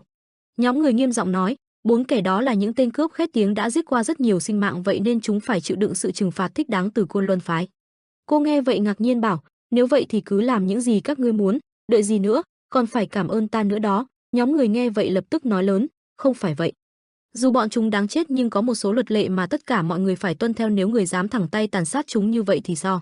Với chúng cũng chẳng khác gì bọn ta. Còn phát hiện ra một chuyện, người chính nào Bạch Dạ hữu nhân của Tỉnh Dạ đại diện cho Công Long phá, bọn ta sẽ trừng phạt ngươi, đứng lại đó. Cô lạnh lùng nhìn chúng, nhưng ngươi vừa nói đó chúng là những kẻ chuyên giết người cướp của rồi hà hiếp dân làng. Chúng cũng vừa động tay đến những thương nhân bên kia, dù trước giờ bọn họ chỉ là những con người chất phát chăm chỉ nên ta với chúng để giành lại công lý cho những cái chết tức tưởi đó. Bỏ qua chuyện đó sang một bên, các ngươi thật sự cảm thấy bọn họ có trách nhiệm phải chịu đựng trong khi chờ đợi thứ các ngươi gọi là tiêu chuẩn và luật lệ đó sao? Tên đó nghe vậy nghiến răng bảo, ngươi dám bán bộ danh dự của Côn Luân phái lẫy lừng sao? Có cần sửa coi? Lạnh lùng lên tiếng, danh dự có người sao lại thiếu hiểu biết đến vậy, còn nữa gọi ta là Bạch Dạ đạo cô sao? Rất lâu trước đây, lũ khốn các ngươi xem Tỉnh Dạ là hung thần ác bá, nhưng đối với ta Tỉnh Dậy chưa bao giờ làm những chuyện thất đức. Nếu chiến đấu để sinh tồn là một tội lỗi thì tất cả những sinh vật sống trên thế gian này đều chồng chất lỗi lầm. Và tại sao các ngươi mới là những kẻ được phán xét trên mạng sống của người khác? Ai cho ngươi quyền đó? Ngừng việc chế ra những luật lệ mang danh chính nghĩa đó đi, bí thân biết phận đi, lũ Côn Luân phái. Cô cau mày tức giận, mới lên, ta Bạch Dạ hữu nhân mới có quyền phán xét chúng. Đám người nghe vậy lập tức xông lên, mau ngăn ở lại lên. Phía bên này trong một căn nhà không gian yên ắng đến lạ thường, ta cứ nghĩ tất cả những tủ quán quanh vùng đều chật kín người hết rồi chứ, tại sao chỗ này lại vắng vậy? Người nói đúng, ngay cả thức ăn cũng không tệ. Hắn ta vừa rót rượu vừa bảo, xem như đây là bữa ăn cuối cùng đi. Anh ngạc nhiên cầm lấy ly rượu sững sờ. Hắn ta đưa ly rượu trước mặt anh bảo, bữa ăn cuối trước khi chúng ta bắt tay vào kế hoạch. Trần Vũ Nguyên nghe vậy bảo, ông có chắc là bản thân sẽ không hối hận chứ? Chúng ta không biết được chuyện này sẽ kéo dài đến bao giờ. Hắn ta trầm ngâm, đã là thứ ta tính toán thì không lâu đâu. Kế hoạch dừng bước và bước thực hiện, ta mong ngươi sẽ không quên những lời từng nói ở bên hồ hôm ấy. Nếu ước nguyện cuối cùng của ngươi là báo thù thì báo thù, nếu là thống trị giang hồ thì thống trị. Bây giờ không thể quay đầu rồi, chỉ có thể tiến về phía trước, nên uống hết đi. Anh cũng nâng cao ly bảo, ông có điều gì muốn ta làm nữa không? Hắn nghe vậy liền nói, thứ duy nhất tao muốn là đi đến cuối cùng, xem đám người kia phải chật vật trả là đủ rồi, đó là thứ duy nhất ta muốn. Trần Vũ Nguyên nghe vậy liền bảo, xem ra tương lai không đổ máu là không được. Ông tao uống cạn ly rượu bảo, dĩ nhiên ngươi phải tự tay hạ gục hết đám người đó. Nhiệm vụ của một học giả chính là mang linh hồn đến cho kế hoạch, nhưng cũng không bao giờ trực tiếp giống tay vào, biết được chủ tử cần gì và vẽ ra một con đường cho tương lai, rồi chuẩn bị mọi thứ cho hành trang sắp tới. Anh trầm ngâm bảo, cuối cùng thì cũng đến lúc phải đối mặt, khoan đã, từ đầu đến cuối đã là địch nhân rồi. Hắn ta cười lớn bảo, tốt lắm, như vậy rất tốt. Ha, Trần Vũ Nguyên thử thách nên người. Anh nghe vậy liền đáp, tất nhiên rồi. Hắn ta liền bảo, được rồi, ta thấy rất vui. Bỗng nhiên ngay lúc này anh dường như cảm nhận được điều gì đó, nhanh chân đạp mạnh chiếc ghế của hắn ra xa. Hắn loạng choạng ngay lúc này từ dưới đất một thanh kiếm sắc bén đâm thẳng lên trên bàn. Cả hai kinh ngạc nhìn nhau. Thích khách. Rất nhanh một đám thích khách từ phía bay vào tấn công cả hai. Anh không vội, đưa tay cầm lấy nồi lẩu phía trước, nhẹ nhàng xoay người hất tung vào chúng. Anh ăn chân đứng dậy, cầm chặt cái nồi lớn ném mạnh vào chúng. Không gian xung quanh hỗn loạn, anh ngay lập tức lao nhanh về phía hắn, kéo nhẹ áo choàng bao trùm lấy hắn. Nhìn xung quanh nói, ông cũng biết rồi đó, áo choàng này có khả năng giảm thương không được cởi ra. Hắn ta liếc mắt nhìn xung quanh, có khoảng 30 tên sát thủ trong này, còn bên ngoài còn khoảng 40 tên, xem ra chúng ta có gần 80 tên tất cả. Không ngờ chúng ta có thể gặp một số lượng lớn thế này trong khu vực của Vân Trung Thiên. Anh lạnh lùng rút thanh kiếm ra, nhìn về phía bọn chúng, nghĩ mình không hề cảm nhận được chúng, dù vẫn luôn đề cao cảnh giác, chúng đều là những cao thủ. Anh lạnh lùng che chắn trước mặt hắn bảo, xem ra tránh khỏi một trận giết chóc rồi chúng ta cũng không có cách nào chạy thoát. Đúng vậy, chuyện giết người trong địa phận Vân Trung Thiên không còn quan trọng nữa rồi, chủ yếu là chúng ta phải thoát khỏi đây. Anh cau mày lạnh giọng, đứng sau ta. Trần Vũ Nguyên nhíu mày, ánh mắt anh căng thẳng dán chặt vào những người trước mặt. Trần Vũ Nguyên giơ kiếm chắn trước mặt Hà Chân Nguyệt, đứng sau ta. Hà Chân Nguyệt cũng thầm đồng tình mà nấp ở phía sau. Những thích khách từ tứ phía xông tới, ánh mắt bọn họ trở nên hung ác, lưỡi kiếm của bọn họ sắc lạnh. Trần Vũ Nguyên dùng vỏ kiếm chặn đòn tấn công của hai tên thích khách, đồng thời tay còn lại cũng vung kiếm chém ngang bụng tên thích khách bên cạnh. Tiếng da thịt bị chém rách và tiếng kim loại va chạm tạo nên thứ âm thanh hỗn tạp. Sau đó, anh tiếp tục dùng kiếm đâm xuyên qua đầu hai tên thích khách, máu tuôn ra từ thái dương bọn chúng. Trần Vũ Nguyên rút kiếm ra khỏi đầu hai tên đó, anh vung kiếm khiến máu văng ra, những thích khách còn lại có chút chần chừ không dám tiếp tục tiến lên. Cơ thể bọn họ căng chặt, hoảng hốt xì xào bàn tán, hắn nhanh quá, vậy nên thủ lao mới cao đó. Một tên thích khách chăm chú quan sát, hắn cảm thán, nhưng trong lúc đấu với người của ta hắn còn bảo vệ một người phía sau nữa, quả là không thể tin được. Nói xong đám thích khách cùng lúc tiến lên tấn công. Tên thích khách dẫn đầu chém về phía đầu của Trần Vũ Nguyên, nhưng anh đã nhanh chóng vung kiếm từ trên cao xuống chặn đòn của hắn, đồng thời Trần Vũ Nguyên và Hà Chân Nguyệt cũng bị ép lùi về sau. Mau giết hắn! Anh chém một nhát kiếm phản công lại, tên thích khách dẫn đầu liền bị chém một đường từ bả vai đến bụng, hắn phát ra một tiếng kêu la đau đớn. Ngay khi tên thích khách vừa bị chém ngã nhào ra đằng sau, đám còn lại thấy vậy càng phẫn nộ hơn, bọn chúng dùng sức lao tới, khốn kiếp, ta giết chết người. Nhưng hai tên thích khách chưa kịp chạm đến cơ thể Trần Vũ Nguyên cánh tay thì đã bị anh chém đứt cánh tay lẫn khuôn mặt. Trần Vũ Nguyên di chuyển nhanh đến mức chỉ có thể nhìn thấy dư ảnh, trong vài giây ngắn ngủi anh xử gọn hai tên thích khách. Hà Chân Nguyệt đứng yên không nhúc nhích dưới sự bảo vệ của Trần Vũ Nguyên. Tên thích khách còn lại vượt qua xác đồng bọn vọt tới, hắn cảm thán, nhanh quá. Ánh mắt của Trần Vũ Nguyên giống như không còn lý trí, anh nắm chắc lấy chuôi kiếm mà chém. Tên thích khách dùng song kiếm gồng mình chặn đòn tấn công của anh. Trần Vũ Nguyên mở to mắt, con người co lại, ánh mắt anh lạnh băng như nhìn một vật chết. Tên thích khách nhìn thấy vẻ mặt của Trần Vũ Nguyên tưởng mình có lợi thế, hắn cười to đắc ý, các ngươi thấy chưa, tốt rồi, đây chính là cơ hội để. Nhưng hắn ta chưa kịp nói xong đã chuyển thành tiếng rên rỉ. Trần Vũ Nguyên giữ nguyên tay cầm kiếm đang va chạm với song kiếm của thích khách, tay còn lại nhân lúc tên thích khách lơ đãng dùng vỏ kiếm đập mạnh vào đầu hắn, đòn đánh mạnh đến mức đầu tên thích khách bị bóp méo đến biến dạng. Ngay khi tên thích khách vừa rồi bị đánh gục, những tên thích khách còn lại vẫn không có động thái dừng bước mà tiếp tục lao lên. Bàn chân Trần Vũ Nguyên bước đi nhẹ nhàng lùi lại phía sau. Từng bước di chuyển của anh đều vô cùng vững chãi, tiếng kêu la và dòng máu nóng hổi cũng xuất hiện theo bước chân Trần Vũ Nguyên. Xác của những tên thích khách lần lượt đổ gục dưới chân anh. Bước chân Hà Chân Nguyệt phải dừng lại, anh quay đầu nhìn lại đằng sau thì phát hiện bản thân đã chạm đến bức tường. Giờ phút này Trần Vũ Nguyên và Hà Chân Nguyệt đã đến đường cụt. Cả hai người cảnh giác nhìn về phía những kẻ thù trước mặt. Hà Chân Nguyệt áy náy nhìn bóng lưng Trần Vũ Nguyên vẫn đang cố gắng đối đầu với kẻ thù có số lượng áp đảo bản thân. Trực Vũ Nguyên, hắn không thể chạy thoát được là vì ta. Mặc dù Hà Chân Nguyệt có chút do dự nhưng vẫn quyết tâm giúp Trần Vũ Nguyên, đã đến lúc phải dùng đến ảnh thuật giúp hắn một tay rồi. Nhưng để phát huy hết năng lực, ta phải chọn một nơi có sự sống và nguồn khí thích hợp. Anh ta nhíu mày cố gắng suy nghĩ kế sách đối phó, tuy nhiên, trong thời khắc nguy cấp này sẽ khó đạt được những điều kiện đó.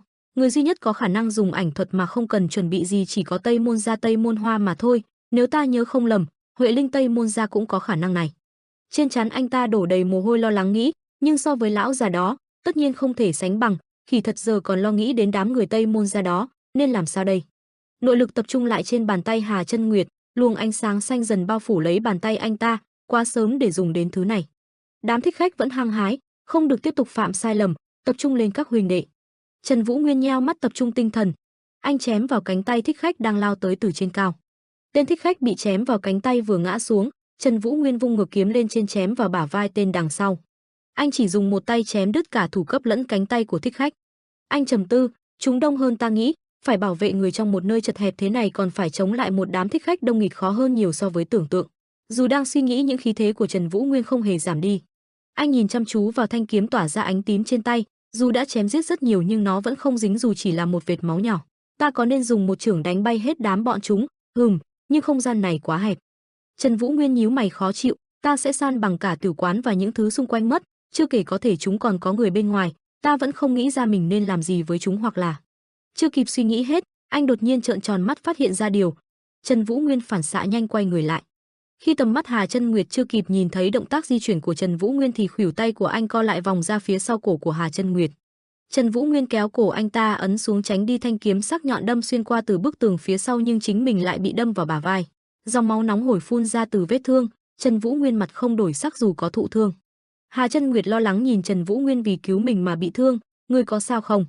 Trần Vũ Nguyên vẫn không rời mắt khỏi thanh kiếm, anh chỉ nhíu mày bình tĩnh trấn an đồng thời nhắc nhở Hà Chân Nguyệt. Không sao, chỉ là một vết thương nhẹ ngoài ra, xem ra bây giờ bức tường cũng không còn an toàn nữa rồi, mau chạy. Anh che chắn cho Hà Chân Nguyệt, cả hai người liều mạng vượt qua đám thích khách đang xông tới từ mọi phía. Khi cả hai đang chạy thì một tên thích khách bắt kịp hai người, hắn chạy song song với Hà Chân Nguyệt và Trần Vũ Nguyên. Cả hai tức giận xen lẫn kinh ngạc nhìn hắn, tên thích khách cất tiếng khiêu khích, ngươi nghĩ mình có chạy nổi không? Trần Vũ Nguyên không chút bận tâm, anh vung kiếm sang ngang chém vào cổ tên thích khách bên tay trái. Sau đó tiến lên đằng trước chém ngược từ bụng lên đến ngực tên thích khách đứng bên tay phải, máu văng ra theo hướng chém. Trần Vũ Nguyên lạnh nhạt nhìn đống máu văng khắp nơi, tưởng chừng những thứ anh chém không phải là con người mà chỉ là những vật vô tri vô giác. Anh bực bội nhìn những tên thích khách bao quanh mình, bọn chúng như không bao giờ có thể giết hết, bực mình thật. Đám thích khách ngày càng tiến sát lại gần hai người, xác của những tên thích khách bị hạ gục nằm la liệt, máu nhuốm đỏ cả nền gạch. Trần Vũ Nguyên và Hà Chân Nguyệt dựa lưng vào với nhau cảnh giác nhìn xung quanh. Hà Chân Nguyệt lén nhìn Trần Vũ Nguyên cười gượng, ôi trời, xem ra bọn chúng nhất quyết không để chúng ta thoát rồi. Vũ Nguyên không cần lo đến ta, tại sao ngươi không một chiêu đánh bay hết chúng cho nhanh? Trong lúc đó, hai tên thích khách phi thanh kiếm của chúng, hai thanh kiếm xoay vòng trên không trung, chúng phi tới giống như những ám khí với tốc độ chóng mặt. Trần Vũ Nguyên nghiêm túc, được, có lẽ đã đến lúc rồi. Khi Trần Vũ Nguyên đang bận rộn chiến đấu thì một tên thích khách chớp lấy cơ hội, hắn lao nhanh đâm kiếm tới chỗ Hà Chân Nguyệt. Hà Chân Nguyệt hoảng hốt, Trần Vũ Nguyên cũng nhận thấy điều bất thường nên nhanh chóng nhìn lại. Trong tình thế ngàn cân treo sợi tóc bỗng có một người nhảy xuyên qua bức tường. Người vừa xuất hiện trên tay cầm song kiếm, ánh mắt lóe lên tia sát khí, ông ta chém gục tên thích khách có ý định tấn công và đứng chắn trước Hà Chân Nguyệt. Hà Chân Nguyệt hoang mang chưa kịp hiểu tình hình đang diễn ra. Đám thích khách lúc này cũng có chung một cảm xúc, tên này là ai nữa? Chưa kịp để bọn họ tiếp tục xông lên thì đằng sau xuất hiện rất nhiều người mặc áo trùm xanh, đội nón che khuất gương mặt. Đám thích khách gào thét, chúng là ai? Tiếp cận chúng ta từ khi nào? Còn những người bên ngoài đâu? Trần Vũ Nguyên cũng ngỡ ngàng với tình cảnh trước mắt. Hà Chân Nguyệt nhướng mày khó hiểu nghe đám thích khách tiếp tục la hét, có mai phục. Trong khung cảnh hỗn loạn, người vừa xông tới bình tĩnh kéo khăn đeo mặt xuống. Ông ta dần quay mặt lại chân thành nói, thứ lỗi cho thuộc hạ, vì phải đối phó với mấy tên bám đuôi nên mới đến trễ. Tô Mộ Thượng cơ thể cường tráng, hai tay vẫn nắm chắc song kiếm, ánh mắt ông ta kiên định lên tiếng, chủ tử. Hả bọn chúng? Khung cảnh hỗn loạn hiện lên trong tầm mắt, vô số những tiếng nói và tiếng hét thi nhau vang lên, có một đám người bịt mắt bí mật liền xuất hiện. Họ cùng nhau ra tay liên tiếp chém vào người những tên địch, làm máu bắn tứ tung, làm cho đám sát thủ hoảng hốt kêu lên thất thanh, khó hiểu đám người bên ngoài là thế nào. Từ khi nào chúng? Lần lượt những tiếng hét chói tai vang lên, có mai phục bọn chúng chỉ kịp thốt lên câu đó nhằm báo hiệu cho nhau thì những âm thanh vang lên, và rồi từng tên ngã xuống trước lưỡi kiếm của tên đàn ông che kín mặt đó. Sau khi tiêu diệt giải nguy cho Vũ Nguyên và Hà Chân Nguyệt, anh ta cởi bỏ mặt nạ rồi sau đó lên tiếng, thứ lỗi cho thuộc hạ. Đó là Tô Mộ Thượng tay cầm kiếm, mặt vẫn quay về những tên thích khách kia, vì phải đối phó với mấy tên bám đuôi nên mới đến trễ. Trần Vũ Nguyên thấy cậu mà không khỏi bất ngờ ngạc nhiên tột độ, chỉ có thể thốt lên một tiếng Mộ Thượng trong khi tay anh đang cất kiếm vào bao. Chủ tử. Tô Mộ Thượng cũng cất hai thanh kiếm đi mở lời đáp lại rồi tiến lại gần Trần Vũ Nguyên. Tô Mộ Thượng, ngài cao hơn nhiều rồi, có thể xem là một nam nhân trưởng thành rồi. Hai người tiến gần, lâu ngày mới gặp liền đập tay thể hiện sự chào đón. Ta mới thông qua Hắc Nguyệt để thăm dò tin tức của ông gần đây đó. Anh kể, quả thật có một nam nhân thần bí tìm đến ta, chắc hẳn đó là người của Hắc Nguyệt rồi. Tô Mộ Thượng gật gù đáp lời. Trước nay không dám lộ diện vì ta bị rất nhiều ánh mắt quan sát, cũng vì địa vị hiện tại ta đạt được, đứng đầu một trong những nhóm tinh anh của Vân Trung Thiên. Thật xin lỗi, không, ta phải cảm ơn vì sau ngàn ấy năm ông vẫn không quên ta, ông chịu đựng nhiều rồi vì ta nên mới phải sống trong sự giám sát sao? Vũ Nguyên cảm thấy bản thân có lỗi, ta còn phải cảm ơn vì chủ nhân đã cứu và tha cho ta một mạng. Ta đã thu thập thông tin rất nhiều về ngài, nhưng còn phải tránh tai mắt của Vân Trung Thiên. Cậu khách sáo đáp lại Vũ Nguyên. Hèm. Hà Chân Nguyệt đằng hắng một tiếng xen ngang cuộc trò chuyện của hai người, làm Vũ Nguyên và Tô Mộ Thượng quay sang nhìn. Sau đó chợt Vũ Nguyên hiểu ra, anh lên một tiếng, anh giới thiệu, đây chính là Hà Chân Nguyệt, Tam Nhãn Thiên Sinh, người đang trợ giúp cho ta, còn đây là Tô Mộ Thượng. Mộ Thượng đợi Vũ Nguyên sau khi giới thiệu liền lên tiếng, ta chính là Tô Mộ Thượng, hân hạnh được gặp mặt. Tô Mộ Thượng nghe xong cũng niềm nở giới thiệu, hân hạnh, ta là Hà Chân Nguyệt, ngươi là một người mạnh mẽ có thể tin tưởng được, ta biết đây mới là lần gặp đầu tiên, nhưng cho phép ta vô lễ hỏi một câu, những người bên cạnh bọn họ có thật sự đáng tin không? Ông nhìn đàn em của Tô Mộ Thượng, không chắc mà hỏi. Cậu liếc mắt qua rồi khẳng định, không cần lo đâu, bọn họ đều là người của ta.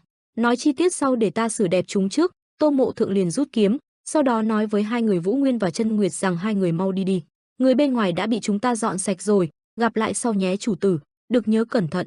Vũ Nguyên căn dặn Tô Mộ Thượng, cảm ơn nhé. Tô Mộ Thượng. Chân Nguyệt đáp. Vũ Nguyên nhìn Mộ Thượng rồi gật đầu, hiểu ý. Tô Mộ Thượng cũng đáp lại Vũ Nguyên. Cả hai cùng chung một ý rằng tất cả phải thận trọng. Trần Vũ Nguyên và Hà Chân Nguyệt vội lao khỏi căn nhà gỗ nhanh chóng, để Tô Mộ Thượng lại một mình với trận chiến.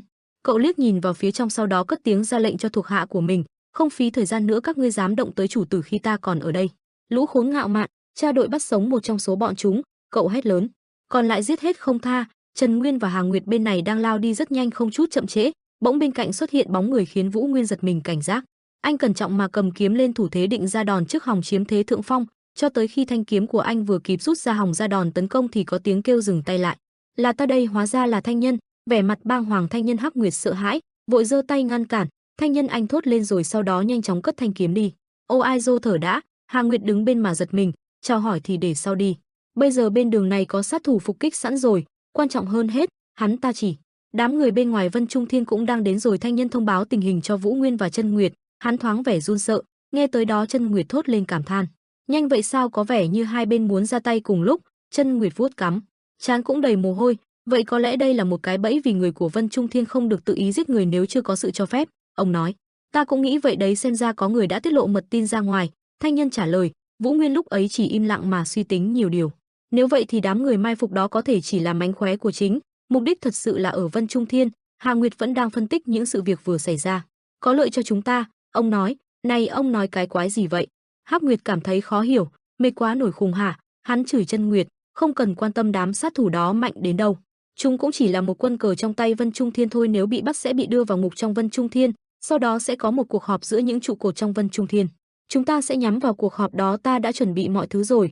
Vậy được, dì nói thế nào thì chúng ta cũng không nên phí thời gian đứng đây nữa. Ông nói, sắp phải đối mặt với trận chiến lớn rồi đó, đi thôi, nhanh chóng ra khỏi đây.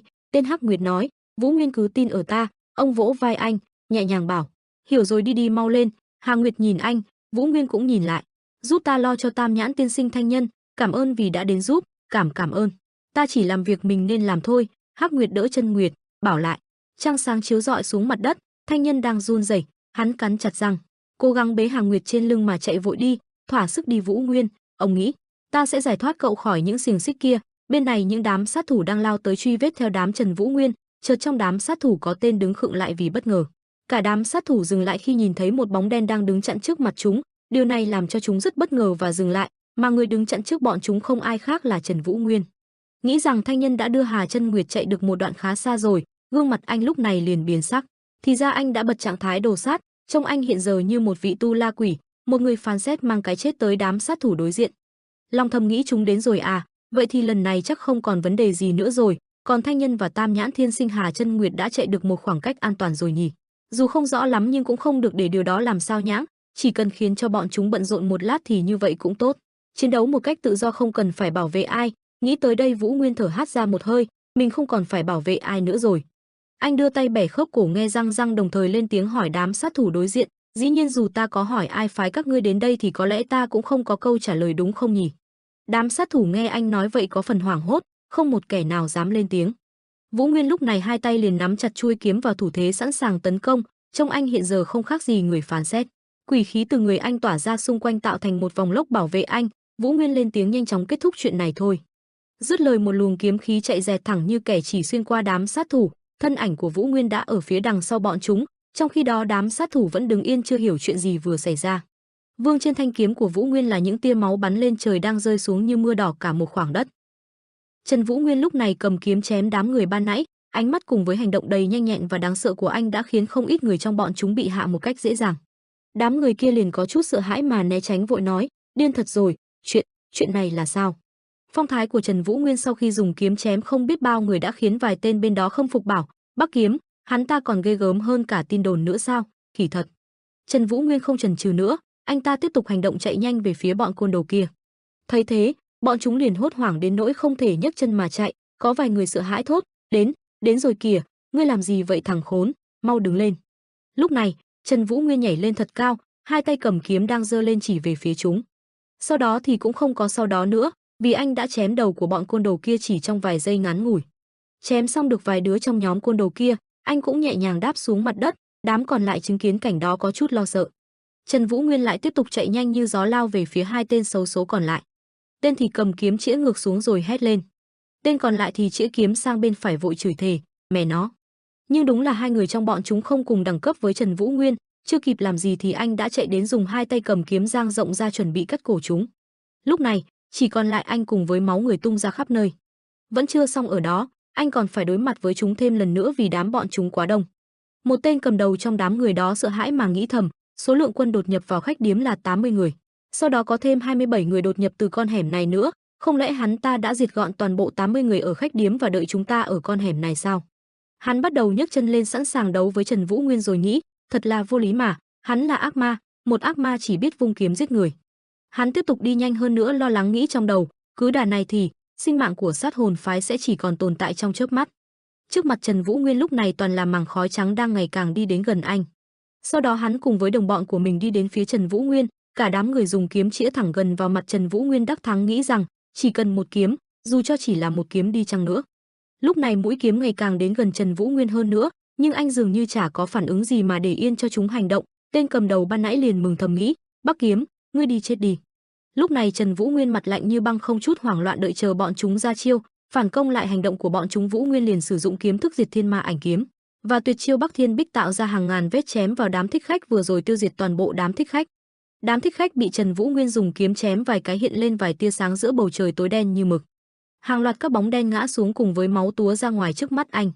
Chăn tròn cao trên đỉnh đầu cùng với hàng loạt máu tươi đổ ra khắp nơi tạo nên một khung cảnh đầy đáng sợ lẫn tàn khốc. Tên cầm đầu ban nãy vẫn còn sống sót, anh đang ngồi bệt dưới đất run sợ nghĩ, mẹ nó, toàn quân bị tiêu diệt rồi. Hắn lại đến khoảnh khắc lúc nói chuyện với Môn Hào, căn hận chửi thầm, thà là khi đó, cứ giết quách tên tả Môn Hào đó đi. Lúc này Trần Vũ Nguyên bắt đầu đi đến gần phía hắn, còn hắn vừa thấy bóng dáng của anh thôi mà đã hết hồn cả mình. Trần Vũ Nguyên đi ngày càng nhanh về phía tên cầm đầu, hắn thấy thế có chút hoảng sợ kêu lên, cứu, mạng. Cuối cùng khoảng cách giữa hai người họ chỉ cách nhau vài chục xăng, thấy bản thân không còn cơ hội nữa, hắn rối rắm giải thích, là tả Môn Hào, đã. Nhưng chưa kịp dứt lời, anh đã thẳng tay dùng kiếm chém đầu hắn, máu văng khắp nơi. Khắp miệng anh lúc này toàn là máu, anh lại thở dài một hơi sau một trận chiến đầy khốc liệt. Anh lại lấy tay chùi miệng, rồi tiếp tục cất kiếm vào chỗ cũ bảo, quả nhiên là tên khốn đó, biết vậy khi đó cắt lưỡi hắn cho xong. Không lâu sau đó, một đám người nữa nhanh chóng chạy đến. Nhưng chẳng hiểu sao, bọn họ chợt dừng chân một cách nhanh chóng trước cảnh tượng mà họ không ngờ đến. Ánh mắt cùng với khuôn mặt của bọn họ hiện lên rõ sự hoảng hốt lẫn bất ngờ. Thì ra trước mặt bọn họ lúc này chính là một người đàn ông đang ngồi thong thả trên một cái xác xấu số nọ cùng với hàng loạt cái xác khác giữa bỗng trời đêm tối. Người đàn ông kia thấy thế không nhịn được mà nói, cái gì đây, núi xác chết này là. Anh ta chửi thầm trong miệng khi thấy Trần Vũ Nguyên đang thản nhiên ngồi ở đó, chết tiệt, làm gì có ai nói với mình chuyện có một tên điên đã mở ra trận đồ sát lớn như này đâu. Sau đó, anh ta không nhịn được nữa, vội la lên mà khắp khuôn mặt đều đổ mồ hôi, bọn ta là binh sĩ của Vân Trung Thiên. Nơi này thuộc địa phận của Vân Trung Thiên, không có sự cho phép của Vân Trung Thiên, không một ai được phép gây ra thương vong ở đây, ngoan ngoãn mà đầu hàng đi. Trần Vũ Nguyên nghe thấy tiếng nói bên kia, anh ngẩng đầu nhìn. Anh thản nhiên giơ hai tay lên tỏ ý muốn đầu hàng mà khuôn mặt không thể hiện một chút lo sợ nào. Tên này bất ngờ khi thấy anh chủ động đầu hàng mà nghĩ, hắn ngoan ngoãn đầu hàng thật đấy ư. Sau đó, anh liền đứng lên. Còn đám người bên này gấp rút đi đến, tên cầm đầu vội ra lệnh, còn ngây ra đó làm gì, mau tước vũ khí của hắn, bắt hắn về mau. Lúc này có hai tên đi đến phía Trần Vũ Nguyên kiếm tra, một tên đang đứng kế anh, hắn định lấy cây kiếm, thì bị anh xoay qua nhắc nhở, này, thanh kiếm đó có hơi đặc biệt, ngoài tôi ra thì không ai có thể nắm giữ nó được đâu. Tên này miệng nói thì không tin nhưng cả khuôn mặt hắn đã đổ hết mồ hôi rồi, hắn nói, định lừa ai đấy hả? Kết quả đúng như những gì anh nói, tên này chỉ vừa mới cầm thanh kiếm này thôi đã bị một dòng điện từ trong kiếm làm hắn bị giật điện, run rẩy khắp người. Trần Vũ Nguyên thản nhiên qua nhìn rồi nói, đó thấy chưa, còn người bên kia vẫn chưa hiểu chuyện, anh ta hỏi, này ngươi bị làm sao đây? Bị điện giật hành cho ra bã, cuối cùng hắn cũng chịu thua, ngã gục xuống đất. Còn Trần Vũ Nguyên vẫn bình tĩnh chỉnh kiếm để lại ánh mắt ngớ người của hai tên còn lại, anh nói, chẳng phải tôi đã nói rồi sao, tôi sẽ ngoan ngoãn đầu hàng. Anh nói tiếp mặc kệ tên bên này run sợ nhưng đang có áp lực đè nén hắn, tuyệt đối sẽ không vung kiếm với các người, đương nhiên là dù có vào nhà lao thì tôi cũng sẽ không rút kiếm ra. Cuối cùng, Trần Vũ Nguyên bị lôi đi sau mệnh lệnh của tên cầm đầu, lôi hắn ta đi. Ở một nơi khác vào đêm trăng tròn ở một khu rừng nọ. Còn một người đàn ông đang ngồi ở đó, ông ta cứ nhìn một phía như đang đợi ai đó. Bỗng có một tên khắp người đang mặc áo choàng, ngay cả khuôn mặt cũng bị che đi. Hắn ta đi đến, thông báo với Tô Mộ Thượng đang ngồi đó, đường chủ, theo những gì ngài đã căn dặn, chúng tôi đã bắt sống một tên, thi thể của đám còn lại cũng đã xử lý xong rồi ạ. Có điều. Đến lúc này, hắn ngập ngừng chưa dám nói, chậm chừ vài giây sau lại bảo, vị khách mà đường chủ đã bảo vệ ấy, sau khi đổ sát hết đám thích khách đến sau, đã ngoan ngoãn đầu hàng và bị áp giải về Vân Trung Thiên rồi ạ. Tô Mộ Thượng nghe xong liền giật mình không ngờ Trần Vũ Nguyên lại chịu đầu hàng như thế.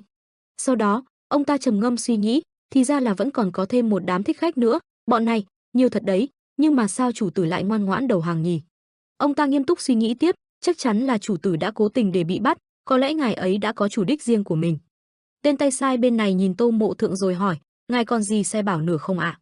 Ông vẫn chưa trả lời tên kia mà vẫn còn đang trầm ngâm nhớ lại tên Chân Nguyệt từng nói rằng, những người mà ngươi xem là thuộc hạ đó, có thật sự đáng tin không? Môn Sang chau mày lại khi cảm thấy khó chịu. Ông tự nói với bản thân trong lòng, 5 năm trước ở Phân Đà Tây Ninh. Ông kể tiếp, ta đã phải chịu đựng sự tra tấn tàn bạo trong gần 1 năm. Tuy ta được gọi là võ sĩ cấp thấp nhưng thật ra lại là đối tượng bị giám sát và cũng là nô lệ ở Phân Đà Tây Ninh, đó là nơi ta đã gặp bọn họ. Lúc này là một đám nô lệ đang bị trói bằng dây thừng cùng với hàng trăm vết thương trên người đang bị bắt đi làm việc.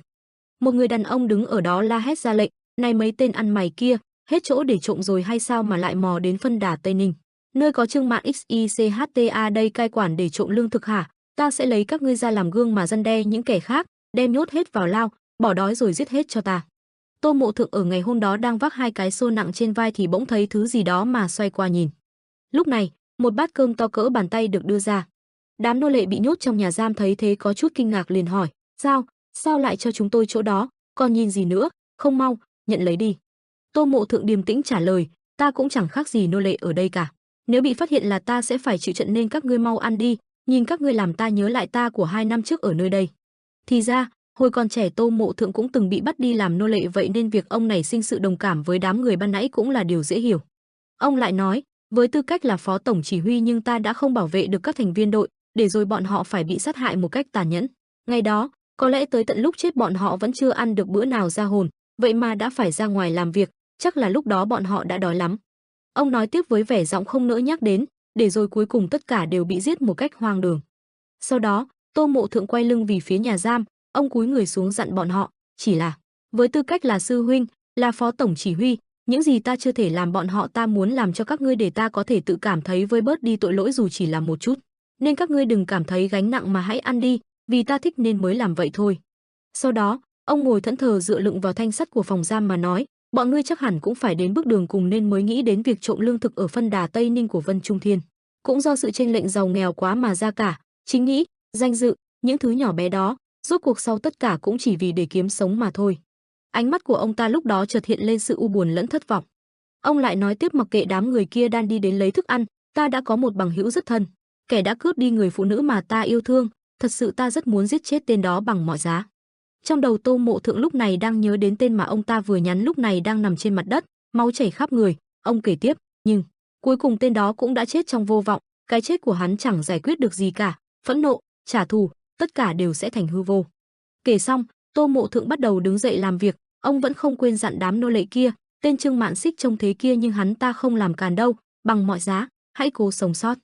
Sau đó, ông ta tự nhắn nhủ với bản thân, những lời mà ta đã nói với bọn họ, cũng là những lời mà ta muốn nói với chính mình. Ta đã nhận được sự công nhận của Trương Mạn Xích và rời khỏi Tây Ninh, tiến vào Vân Trung Thiên, sau đó giữ một chức còn con tại một tổ chức mật thám. Một ngày nọ, Tô Mộ Thượng cuối cùng cũng thoát khỏi Vân Trung Thiên, sức mạnh cũng ngày càng tăng lên. Ông lại nghĩ, bọn họ đã tìm đến ta, họ đã sống thật ngoan ngoãn theo những gì ta bảo và trốn khỏi nơi đó, họ đã tìm kiếm ta trong suốt nửa năm trời, họ đã nhờ ta truyền thụ võ công và muốn làm việc dưới trướng của ta, họ nhờ ta thu nhận bọn họ. Ta đã nói với bọn họ rằng giờ ta đã thành kẻ thù của thiên hạ và phải sống một cuộc sống đầy nguy hiểm, bị truy đuổi suốt đời. Nhưng họ lại bảo dù sao thì bọn họ cũng đã chết một mạng rồi, mạng sống thứ hai này họ muốn dùng để giúp đỡ ta, vì ta mà trở thành kẻ thù của thiên hạ thì có xá gì, thật là. Quay lại hiện tại, Tô Mộ Thượng đang nhìn chằm chằm về phía tên thuộc hạ bên này. Hắn ta thấy thế có chút hoang mang liền nói, sư huynh, à không đường chủ, có gì thì cứ nói đi ạ, đừng có nhìn tôi chăm chăm một cách đáng sợ vậy chứ. Tô Mộ Thượng nghe thế liền lấy vàng đưa cho hắn mà bảo, à, không có gì, các ngươi vất vả rồi, cùng nhau kiếm gì ăn đi. Tên kia liền đáp, cảm ơn ngài cũng dùng bữa với chúng tôi chứ. Nghe thế, Tô Mộ Thượng liền dùng vải bịt nửa khuôn mặt mà bảo, ta còn việc cần phải làm.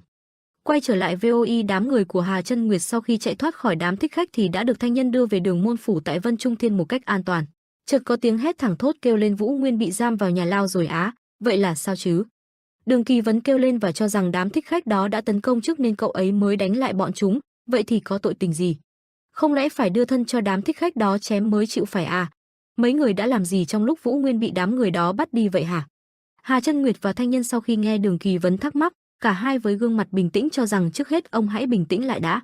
Sự việc đã thành ra như vậy cũng không phải là xấu đâu, cho nên xin huynh hãy bớt kích động lại đi. Đường Kỳ Vấn nghe vậy ngạc nhiên, không phải là xấu á, rốt cuộc không phải thế nào vậy? Bộ cậu không biết Vân Trung Thiên là nơi nào hay sao mà lại nói thế? Long Đàm Hổ Nguyệt còn chưa đủ để diễn tả sự nguy hiểm của nơi này nữa. Sự hiểm ác tại nơi này là thứ mà người ngoài không thể tưởng tượng nổi đâu.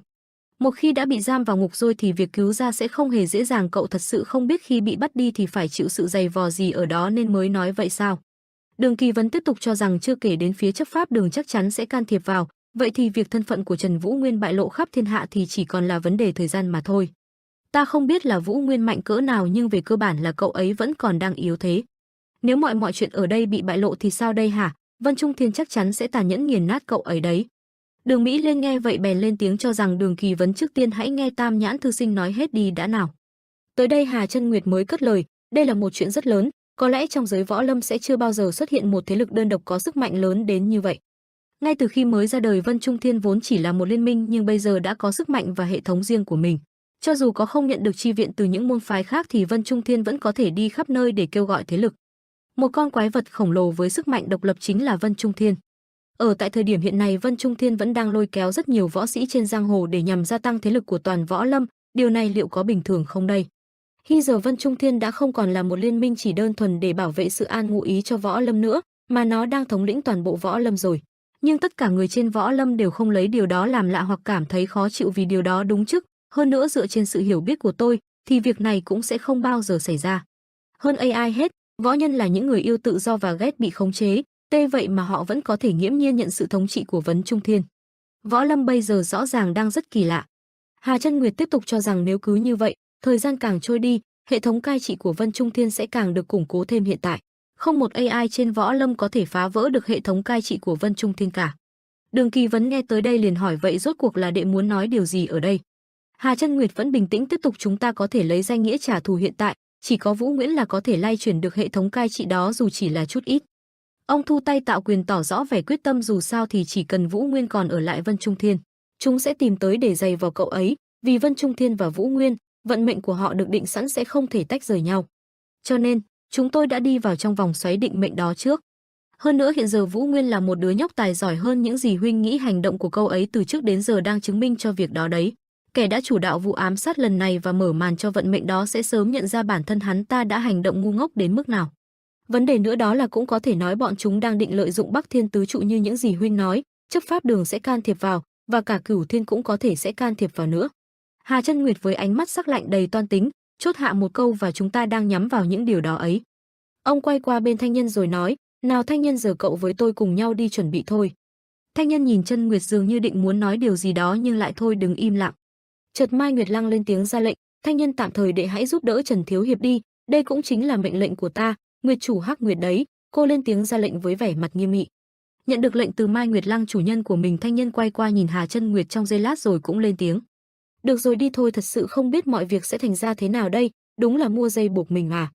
Chợt Minh Lưu Sơn từ bên ngoài lên tiếng hoảng hốt khi nghe lỏm được câu chuyện của mọi người vừa nói. Tên đó đã bị bắt đi rồi hả? Đây là sự thật hả? Điều này cũng làm cho đám người Hà Chân Nguyệt giật mình. Minh Lưu Sơn gào lên, chuyện như vậy rồi tại sao các người vẫn còn ngồi đây, phải mau đến cứu cậu ấy về chứ. Sư phụ người không phải là anh hùng nghĩa hiệp sao, mau tiến vào cứu cậu ấy đi thôi. Đã đến lúc Minh Lưu Sơn này ra mặt rồi, nghe tới đây toàn bộ đám Đường Kỳ Vấn không biết nói gì với tên đầu đất này nữa. Cả khuôn mặt của Đường Mỹ Lệ lúc này chợt có chút buồn bã đến nỗi u sầu mà nghĩ thầm rằng, Vũ Nguyên thiếu hiệp. Sau đó, ở Tây Môn Thế Gia, một người phụ nữ trông tướng tá như đàn ông, chắc có lẽ do nhiều năm tập luyện võ nghệ, đang hiên ngang đi về phía người đang ngồi trầm tư ở phía đằng kia mà từ tốn gọi, tiểu thư. Thì ra, cô ta cũng là người ở Tây Môn Thế Gia, là võ sĩ hộ vệ, thất thiếu niên, tên là Liên Tố Tố. Sau đó, cô ta vội vàng báo cáo với người phụ nữ trông khá quyền lực cũng đang có mặt ở nơi đó. Bắc Kiếm đã gây ra trận đồ sát ở Vân Trung Thiên và bị giam vào ngục rồi ạ. Ở phía bên này, người phụ nữ kia cũng xuất thân từ Tây Môn Thế Gia, thất thiếu thiên, tên là Tây Môn Huệ Linh. Cô ta chợt hốt hoảng khi nghe Liên Tố Tố nói thế thì vội đứng lên rồi đập tay thật mạnh vào chiếc bàn gỗ. Cô không ngờ đến mà thốt ra từ miệng, sao cơ, Bắc Kiếm ư? Một tên nữa đứng ở bên cạnh Tây Môn Huệ Linh nghe thế liền xoay mặt qua nhìn cô mà nói rằng, là thật sao? Thì ra hắn là người đến từ nơi khác và ở Tư Hải Các, thất thiếu thiên, tên là Thẩm Nguyên Nghĩa. Hắn ta nghe thấy thế thì bản thân có hơi nhíu chặt mày lại, gân guốc hiện rõ rệt trên khuôn mặt, sau đó cười một cách đầy sảng khoái mà hỏi lại rằng, Bắc Kiếm bị giam sao? Còn cô ta phía bên này vẫn nghiêm túc nói tiếp, đó có phải là Trần Vũ Nguyên của Bắc Thiên Môn hay không? Phải nhìn cho rõ mới được. Rồi đột nhiên, cô ta ra lệnh với hai người là Thẩm Nguyên Nghĩa và Liên Tố Tố đang đứng ở đó mà vội vàng bảo, đến lao ngục ngay lập tức. Ở một không gian xa xôi khác, vùng đồi núi cao đồ sộ cùng với phong cảnh đầy trong xanh và thoáng mát, nơi này chính là ở tỉnh Sơn Tây, Thanh Châu. Lúc này, ở trên đồi núi kia, một đám côn đồ cướp bóc thực phẩm, đồ ăn đang xuất hiện ở trên đó rất nhiều. Bỗng chúng dừng hết tất cả hành động của mình lại khi thấy có một người đàn ông đầy cao to và lực lưỡng đang đi hiên ngang đến phía chúng. Một người trong đám côn đồ đó nói với vẻ giọng đầy ngạo mạn, không sợ trời cũng không sợ đất, mẹ nó, mới sáng mà thằng cha đó là gì vậy? Thì ra người đàn ông cao to đó đến từ Bắc Quy Quốc, thất thiếu thiên, anh tên là Đàm Tú Thiên. Sau đó, anh ta nói chuyện với vẻ mặt đầy lạnh lùng mà dò hỏi đám du côn kia, bọn các ngươi là lũ trộm đang cướp bóc trên đất của tỉnh Sơn Tây đấy à, hay các ngươi là bọn mật dạ? Một tên ở trong đám côn đồ kia nghe thế liền lên tiếng nói với vẻ giọng có chút khó hiểu, thằng cha đó nói gì vậy, mật dạ mật giọt gì ở đây, có gì trên người mau đem hết ra rồi xéo đi cho ta. Đàm Tú Thiên vừa nghe tên kia nói thế thì liền đáp lại mang ý cười nhạo đầy kinh thường, lũ các người không phải là mật dạ thế sao lại đi cướp bóc dân làng hiền lành vậy hả? Tên bên này vẫn to gan không biết sợ là gì, lúc này, hắn vừa nhai ngấu nghiến thứ gì đó trong miệng vừa nói, thằng điên, nó nói tiếng mắng hay gì nghe không lọt tai chút nào cảm, chỉ có mật dạ mới được phép cướp còn bọn ta thì không à. Nghe tên kia nói như thế, Tú Thiên cuối cùng cũng không nhịn được nữa, anh sẽ chắc chắn chuẩn bị dạy cho bọn chúng một bài học quý giá để biết thế nào là lễ độ. Hai tay anh lúc này xuất hiện những vệt sáng bao trùm cả hai bàn tay, sau đó hùng hổ cất giọng nói để dạy đời bọn chúng. Quả nhiên, thân lừa thì ưa nặng, chỉ có nện cho vài trận mới tỉnh ra nổi, trong tình thế bá tánh có chung sức lại cũng không đủ sức để đối phó với mật dạ, mà còn đi đánh đập, cướp bóc dân lành thế kia ư? Những người dân phải sống khổ sở vì các ngươi đã nhờ Đàm Tú Thiên ta đây giúp đỡ.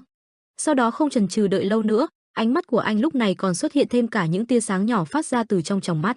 Rồi anh chuẩn bị hành động, đó là tung ra vài chiêu cho chúng biết mặt. Anh tức giận nói tiếp, tại nơi này, ta sẽ xét xử các ngươi, thay trời hành đạo.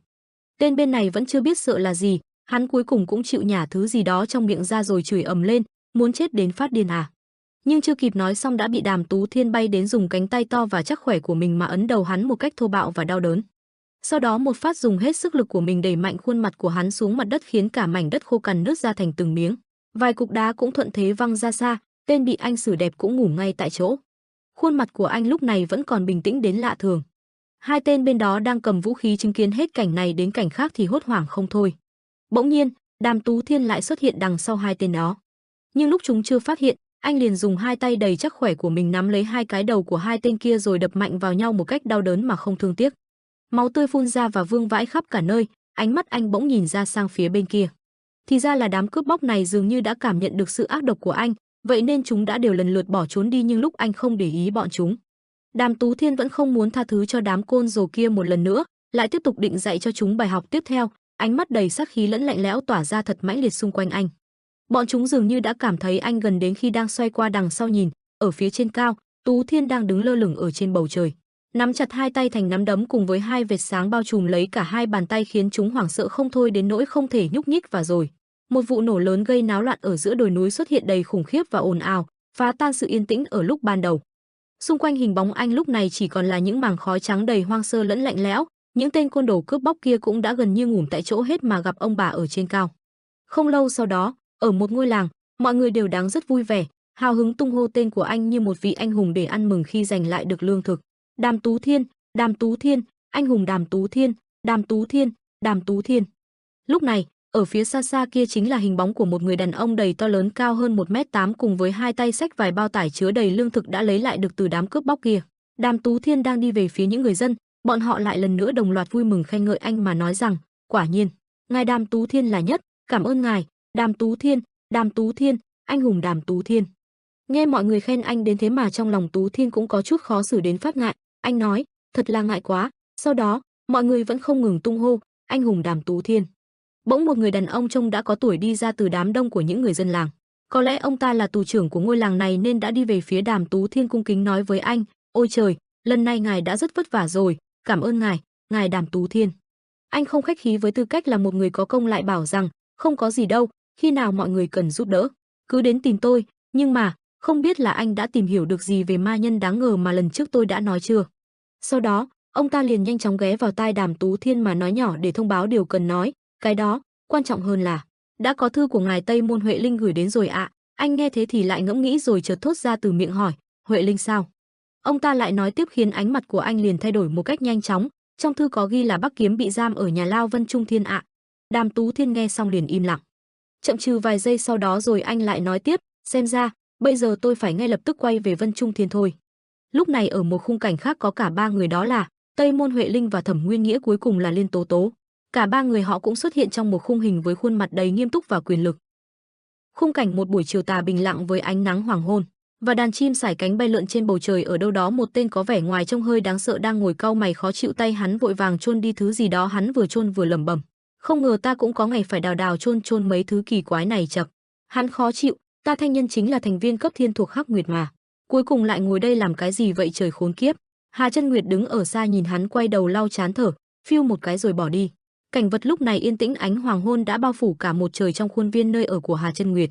Thanh nhân mặc đồ trông như ninja với vẻ mặt bặm trợn đi đến bên cạnh Hà Chân Nguyệt. Ông chỉ vào tờ giấy đang cầm trên tay, bên này hôm nay vậy là được rồi, ngày mai chúng ta sẽ sang bên kia. Hà Chân Nguyệt cuộn tròn tờ giấy lại rồi nói với hắn, hôm nay ngươi làm tốt lắm, mai gặp lại nhé. Hắn và ông giơ tay chào nhau. Tiễn người đi rồi Hà Chân Nguyệt nhìn về hướng Minh Lưu Sơn đang ngồi mải mê suy nghĩ, ông tò mò đi đến ngồi bên cạnh hắn hỏi, ngươi làm gì ngồi một đống vậy, hơi lạ nha. Minh Lưu Sơn im lặng một lúc đáp, không biết hắn mạnh đến đâu nhưng ông nghĩ hắn có chịu nổi không? Hà Chân Nguyệt làm vẻ mặt khó coi trả lời, ô, ngươi từ bao giờ mà biết quan tâm đến người khác vậy, cuối cùng sau khi ăn đập nhiều ngươi cũng có tình người hơn rồi à, hay hoài niệm khoảng thời gian ăn hành? Minh Lưu Sơn tức giận quát lớn, chuyện này xảy ra không phải đều do hắn quá tự cao cho rằng không ai động vào được mình hả? Nói đi nói lại thì ta cũng có bao giờ thấy hắn luyện tập gì đâu. Hà Chân Nguyệt liếc sang nhìn hắn cảm thán, ai gu, ngươi có biết cho đến giờ đã phải trải qua những chuyện thế nào không? Hà Chân Nguyệt vừa kể vừa nhớ đến những hình ảnh đau đớn của Trần Vũ Nguyên. Những ngày bị xem như tù nhân mà tra tấn ngược đãi đã giúp hắn trở nên như hiện tại, dù cho phải sống trong cái môi trường khắc nghiệt đó hắn vẫn hết mình chỉ để tồn tại. Và tên đó đã dùng đến 7 năm ẩn thân trên núi luyện võ hoàn thiện bản thân, ngươi nghĩ hắn may mắn Vì được sinh ra trong một gia tộc danh giá sao, hay chính hắn là người được chọn? Hà Chân Nguyệt ngay lập tức phản bác tất cả. Thôi nhảm nhí, dù đã từng trải qua những chuyện như vậy, dù không có gì trong tay, nhưng tất cả những gì hắn muốn chỉ là một cuộc sống bình thường. Nguyên nhân hắn không luyện võ là vì ông lặng đi một lúc.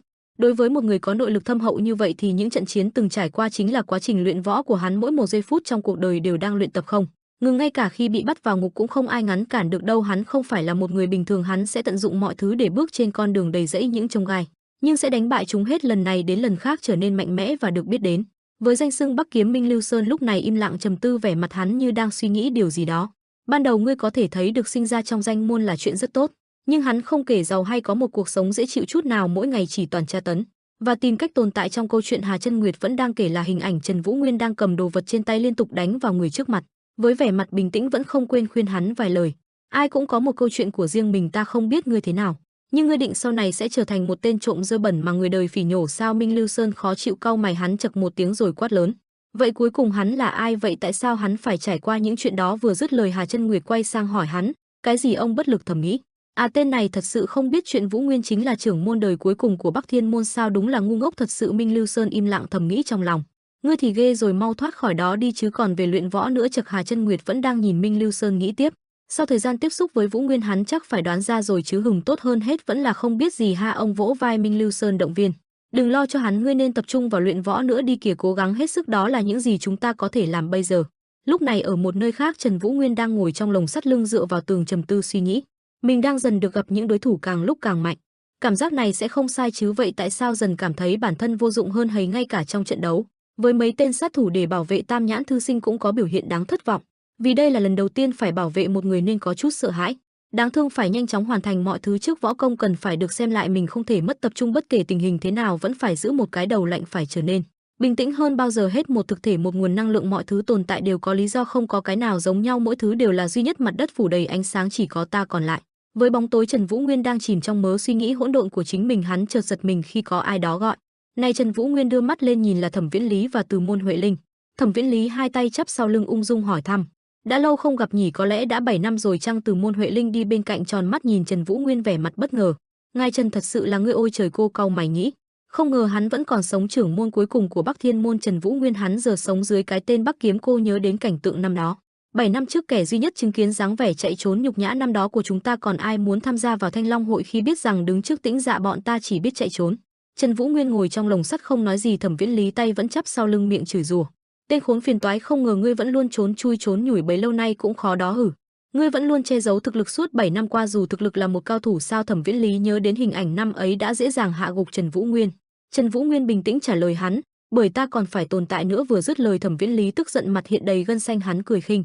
Ha ha, ngươi dám lừa gạt qua mắt ta? Trần Vũ Nguyên lúc này vẫn bình tĩnh. Ngươi chỉ còn một mắt thôi phải không? Có vẻ câu nói này đã chạm đến sự tức giận tột độ của Thẩm Viễn Lý, hai tay hắn cầm vào hai bên khung sắt như muốn xé toạc nó ra. Sự tức giận của hắn bây giờ có thể thấy được qua những chiếc gân trên mặt của hắn. Thẩm Viễn Lý gào lớn. Tên khốn kiếp, muội muội ta Tú Nhi chết là do ngươi đổ suối quẩy. Trần Vũ Nguyên vẫn giữ dáng vẻ bình tĩnh, tư thế ngồi thiền định trả lời.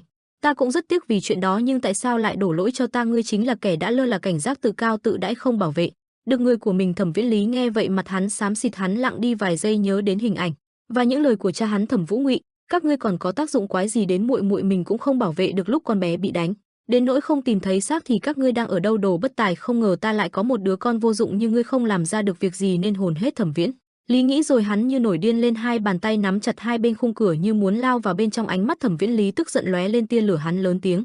Ta có nên xé toạc miệng ngươi không nhỉ? Nếu ngươi còn sống thì chắc chắn lúc đó đã trốn về phía Bắc phải không? Vậy tại sao còn đến đây hử? Càng nói hắn càng tức giận mà nắm chặt khung sắt. Ngươi chính là một tên khốn suối quẩy, nếu lần đó chúng ta không đến Bắc Thiên môn chuyện này đã không xảy ra rồi, bây giờ thì sao đây? Nói đến đây Thẩm Viễn Lý như hóa điên, hắn vừa cười vừa nói. Ta Thẩm Viễn Lý sẽ xé ngươi ra thành trăm mảnh, ca ha ha. Trần Vũ Nguyên không chút sợ hãi dõng dạc trả lời hắn. Nói thẳng luôn, có ai sai khiến ngươi đến đó sao? Đều là bản thân ngươi tự lựa chọn. Nghe vậy Thẩm Viễn Lý như mất bình tĩnh, hai tay đã sẵn sàng mở ra khung sắt để chạy vào bên trong như muốn giết chết Trần Vũ Nguyên. Nhưng Từ Môn Huệ Linh bên cạnh đã nhanh chóng ngăn hắn lại, cô đặt tay lên vai Thẩm Viễn Lý nhẹ nhàng khuyên. Thẩm đệ bình tĩnh đi. Hắn đưa ánh mắt tức giận quay lại nhìn Từ Môn Huệ Linh, cô không nhìn hắn mà nhìn thẳng về phía Trần Vũ Nguyên, ánh mắt vào cái chạm vai ấy muốn nói với Thẩm Viễn Lý. Chúng ta không được trúng kế kích tướng của hắn, bây giờ vẫn chưa đến lúc, ta sẽ cho ngươi một cơ hội thích hợp, chúng ta phải bình tĩnh trở về trước. Thẩm Viễn Lý như nghe được những lời nói ấy, hắn tức giận quay người bỏ đi. Trước khi rời đi hắn vẫn không quên đe dọa. Ngươi chắc chắn sẽ chết dưới tay ta. Thẩm Viễn Lý đã đi nhưng vẫn thấy được sự tức giận hắn để lại trên khung cửa sắt, ở đó in hàng năm dấu tay của hắn. Lúc này chỉ còn Trần Vũ Nguyên và Từ Môn Huệ Linh, cô đứng đó nhìn Trần Vũ Nguyên ngồi như tượng từ đầu đến giờ. Từ Môn Huệ Linh mở lời: Ngài Trần đã lâu không gặp, không ngờ mới đó mà đã 7 năm rồi, xem ra trước tiên ta phải xin lỗi vì sự thô lỗ của Thẩm huynh đệ rồi. Trần, ngươi thật sự là Bắc Kiếm phải không? Trần Vũ Nguyên trả lời: Có lẽ đó là danh xưng người khác đặt cho ta. Từ Môn Huệ Linh đứng đó không nói gì, thầm nghĩ. Cùng với sự xuất hiện của Tĩnh Dạ, người trong giang hồ bắt đầu đặt câu hỏi liệu hành động phá hủy Bắc Thiên môn ngày xưa là đúng đắn, nhưng bây giờ thì trưởng môn của Bắc Thiên môn đang ở ngay trước mặt ta, nên làm gì đây? Cách một giết cách hai kéo hắn về phe ta, cách ba lợi dụng cách ba có vẻ là hữu dụng và có khả năng nhất. Sau một lúc nghĩ ngợi, Từ Môn Huệ Linh hỏi: Ngài Trần, ngươi có muốn đứng lên chống lại ý trời không? Trần Vũ Nguyên với trạng thái bình tĩnh không chút thay đổi đáp lời: Ta chỉ muốn sống sót thôi, bất kể là trong quá khứ hay bây giờ, nhưng sống sót có nghĩa nếu ta phải chống lại thiên mệnh thì ta cũng đành phải vui vẻ thực hiện. Từ Môn Huệ Linh nghe vậy có chút bất ngờ: Đáng thương vậy, ta chúc ngươi giành chiến thắng trong cuộc chiến đó, hẹn gặp lại. Từ Môn Huệ Linh quay người rời đi được một đoạn, cô thầm nghĩ: Trần Vũ Nguyên hắn thật sự là vô tình bị bắt sao? Bên ngoài cửa lao ngục đã có sẵn người đứng đợi. Thấy Từ Môn Huệ Linh vừa mở cửa bước ra, một tên nói với cô: Tiểu thư đã xong chưa? Thẩm công tử đã rời đi trước rồi. Bên cạnh tên đó là Liên Tố Tố. Từ Môn Huệ Linh không trả lời hắn mà gọi: Gian hộ vệ. Hắn cúi đầu trả lời: Vâng thưa tiểu thư, cô ra lệnh. Hãy thả người đó ra. Hắn nghe rồi giật mình hỏi: Hà? Từ Môn Huệ Linh cau mày, ánh mắt đầy sát khí nhìn gian hộ vệ, vẻ mặt không hài lòng, cao giọng ra lệnh: Ngươi không nghe thấy sao? Ta bảo hãy thả hắn ra. Gian hộ vệ lúc này hai mắt trắng dã, hắn khựng lại một chút lắp bắp: Chuyện đó nghĩ rồi. Hắn giải thích: Người phía trên vừa mới nhận được báo cáo về chuyện này nên giờ chúng ta cũng không có quyền tự ý thả hắn. Từ Môn Huệ Linh thắc mắc: Ngươi nói người phía trên cũng biết rồi, nhưng mà đang nói giang dở thì có kẻ ngắt lời cô: Trời hôm nay đẹp thật. Từ Môn Huệ Linh nghe hắn lớn tiếng cũng không nói nữa. Cả ba người nhìn hắn, nhìn kỹ thì đó là Hà Chân Nguyệt, đi bên cạnh ông còn có Đường Mỹ Lệ. Ông nhìn xung quanh cảm thán: Ta có nên nhân lúc này mà làm vài ly không nhỉ? Ta nhớ quá đi mất, ha ha ha. Hà Chân Nguyệt đang đi thì dừng lại, lúc này ông mới thấy đám người Từ Môn Huệ Linh đang đứng đối diện Hà Chân Nguyệt, bất ngờ. Ô, vừa thấy Hà Chân Nguyệt, Từ Môn Huệ Linh như bị đóng băng, mặt tối lại, có đôi chút bất ngờ lắp bắp: Tam nhãn thư sinh Hà Chân Nguyệt. Hà Chân Nguyệt hai tay chỉ về hướng cô, dáng vẻ như gặp lại người quen lâu năm. Ô, xem ai đây này, không phải là tiểu thư Biết Tuốt hả? Đã lâu không gặp. Buổi tối trên con phố sáng đèn tấp nập người qua lại, Tả Môn Hào đã say bí tỉ, trên tay vẫn còn cầm bình rượu, tay chân múa may loạn xạ, vừa đi vừa hát: Không say không về, cạn ly he he. Hắn say đến mặt đỏ bừng, miệng vừa cười vừa tự luyến: Nhìn kia, hắn rõ ràng không nên đụng tới ta. Tả Môn Hào chính là Du Vũ, kiếm khách của Tam Viên kiếm phái. Tả Môn Hào cười càng lúc càng to hơn: Chết đi, người là ai mà dám lên mặt hả? Phụt, ha ha ha ha. Thấy chưa, đã nói là thấy rõ chưa? Những kẻ dám lộn xộn với ta đều sẽ. Đang nói chưa hết thì hắn đột nhiên bị một kẻ lạ mặt bịt miệng rồi lôi đi mất trong bóng tối, để lại bình rượu nằm trên mặt đất. Tây Môn tiểu thư ngỡ ngàng: Thư sinh Bắt Ma, ngài đến đây có việc gì vậy? Không phải ngài đang ở U Nam sao? Hà Chân Nguyệt trả lời: Chậc chậc, Tây Môn thế gia đệ nhất thiên hạ mà sao lại thu thập thông tin chậm chạp thế? Ta mới đến đây chưa được bao lâu đâu. Hắn ta nói tiếp với vẻ mặt đáng sợ: Cô có nhớ chuyện ta đã chiến thắng tâm ma mà tiểu thư nhà Tây Môn đây đã ban tặng cho vào 5 năm trước không? Có lẽ bài toán đó quá khó, nên lúc đó ta cứ tưởng như não mình sắp tan chảy ra tới nơi rồi cơ đấy. Ta đã sống như một kẻ điên suốt mấy năm trời. Ha ha, có thể nhờ cô mà ta càng trưởng thành hơn cũng nên. Thôi quay về vấn đề chính, bạn của ta có gây chút chuyện nên bị giam vào ngục, vậy nên ta mới đến đây. Tây Môn tiểu thư ngỡ ngàng: Ông ta nói là đã thắng được thứ đó ư? Vũ Nguyên thiếu hiệp là bạn của ngài sao? Hà Chân Nguyệt đáp: Tiểu thư Tây Môn cũng biết tên đó à? Có vẻ như cô mới gặp hắn xong thì phải. Tiểu thư nghĩ thầm: Hà Chân Nguyệt, nhân vật mà mình đề phòng nhất. 5 năm trước, ở tiệc mừng thọ của Đại học Giả Thạch Đại, lần đầu tiên gặp lão ta, mình đã không khỏi kinh ngạc. Không có bất kỳ một hậu thuẫn nào cả, chỉ bằng sự nỗ lực của bản thân mà lão ấy có thể đạt đến cảnh giới đó. Điều đó thật sự rất vô lý. Mình phải dẫm nát những kẻ đáng sợ như vậy, nhưng chỉ với khả năng của mình thì không thể. Rốt cuộc không còn cách nào khác, mình đành tìm lại những công thức của ông mình, những công thức được đúc kết từ tinh hoa hàng trăm năm của Tây Môn thế gia. Mình phải khổ sở biết bao mới có được ngày hôm nay, mong lão ta đừng gây cản trở mình mà hãy biến mất đi. Thiên tài độc nhất vô nhị Tây Môn Hoa, người đã hồi sinh. Cả một gia tộc đang trên bờ vực diệt vong. Trong cái đầu nhỏ bé của ông nội chứa đựng tất cả những nguyên lý trên thiên hạ này. Sống với danh nghĩa là con trai, con dâu hoặc cháu nội của một người quá vĩ đại, làm cuộc sống của mình đầy những kỳ vọng của những người xung quanh và gánh nặng bản thân phải gánh vác. Ngoài những người đó ra, mình đã phải sống sao cho có thể làm hài lòng và đáp ứng được kỳ vọng của ông nội, đó là một cuộc sống hết sức vất vả. Để có thể vượt lên trên danh tiếng của ông nội, mà không, dù chỉ là đến gần với danh tiếng đó một chút thôi cũng được, mình đã phải nỗ lực đến phát điên, và rồi cho đến một ngày, tất cả những người trên thế gian đều tán dương mình, bảo rằng Tây Môn Hoa là thiên tài nối dõi của Tây Môn thế gia, có lẽ nhờ vậy mà gánh nặng của bố và mẹ đã phần nào vơi đi được một chút. Mình đã rất quyết tâm, cũng phải, đối với một người bình thường thì mình đương nhiên là một thiên tài xuất chúng rồi.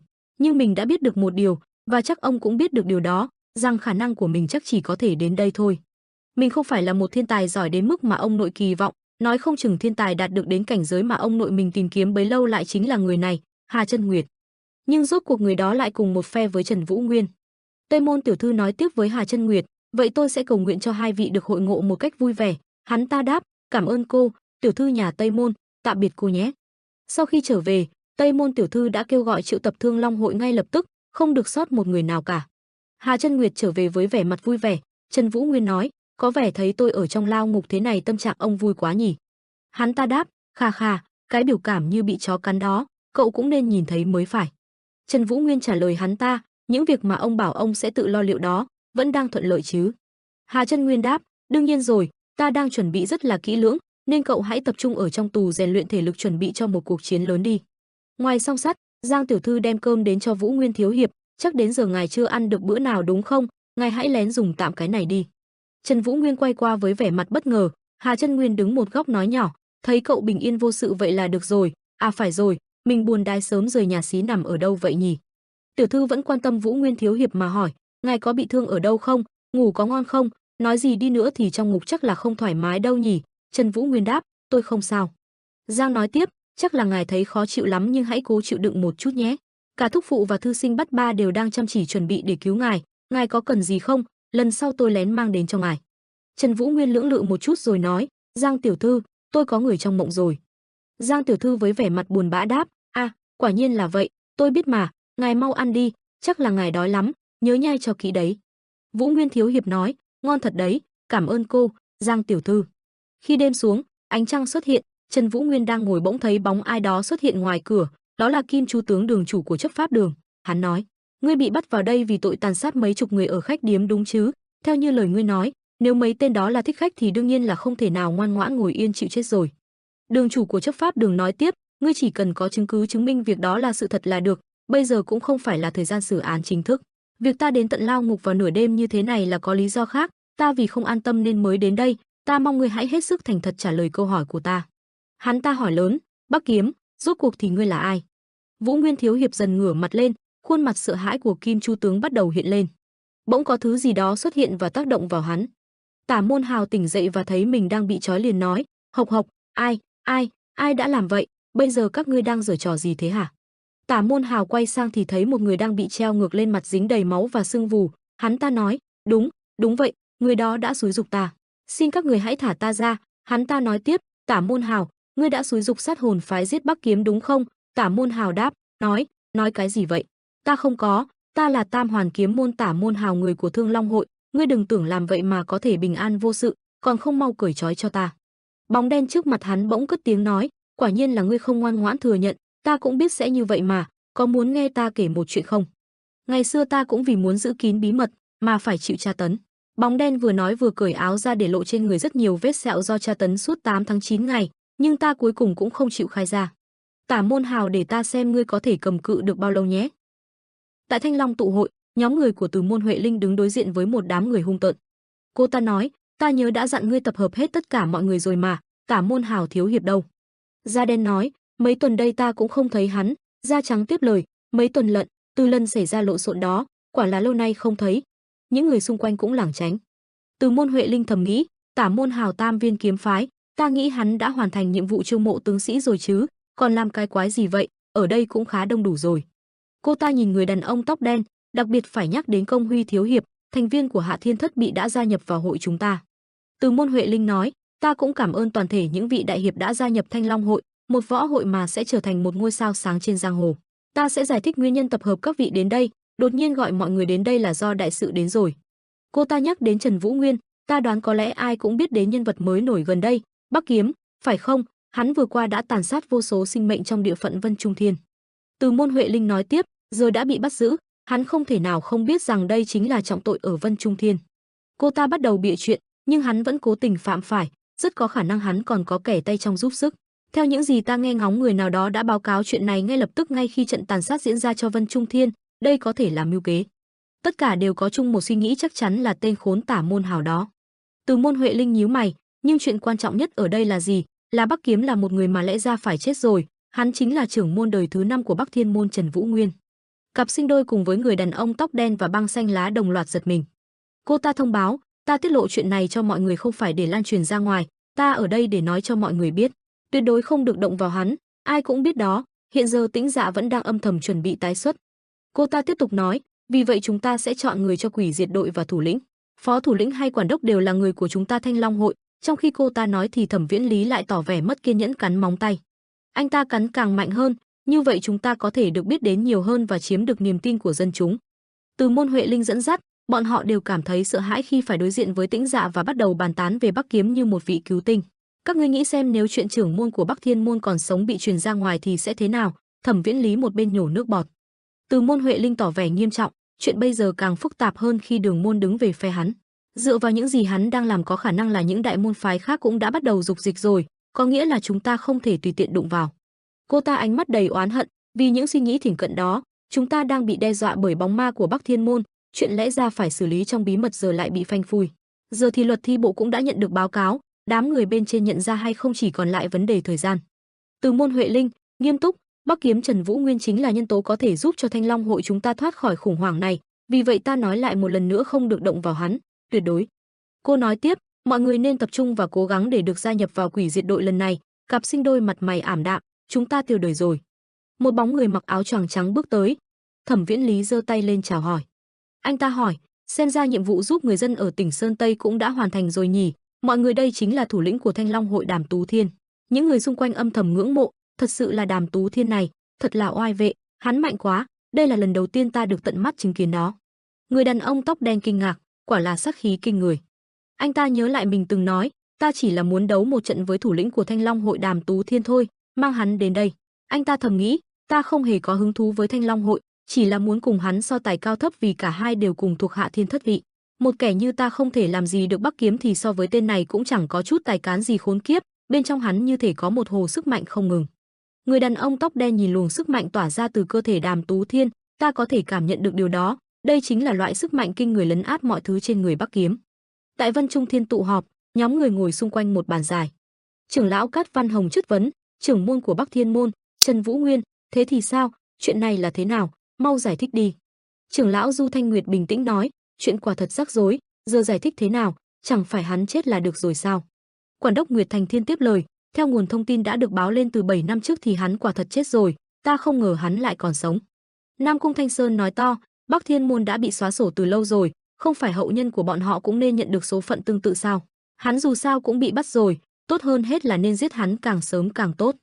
Một thành viên của Nam Cung gia được biết đến là Nam Cung Kiếm, người luôn được đánh giá cao và kỳ vọng cuối cùng bại hoàn toàn dưới tay Bắc Kiếm, mà giờ lại có kẻ xám nói Bắc Kiếm chính là trưởng môn đời cuối của Bắc Thiên môn Trần Vũ Nguyên. Chúng ta phải nhân cơ hội này mà trừ khử hắn đi, Nam Cung Kiếm bị nhục có nghĩa là Nam Cung gia bị làm nhục. Trưởng lão Ngọc Hoa Tiên đồng tình, ông ấy nói đúng, nếu người của Bắc Thiên môn có thể ngẩng cao đầu đi lại trong khu vực Vân Trung Thiên mà không bị gì, người trong giang hồ sẽ xem chúng ta như một trò đùa.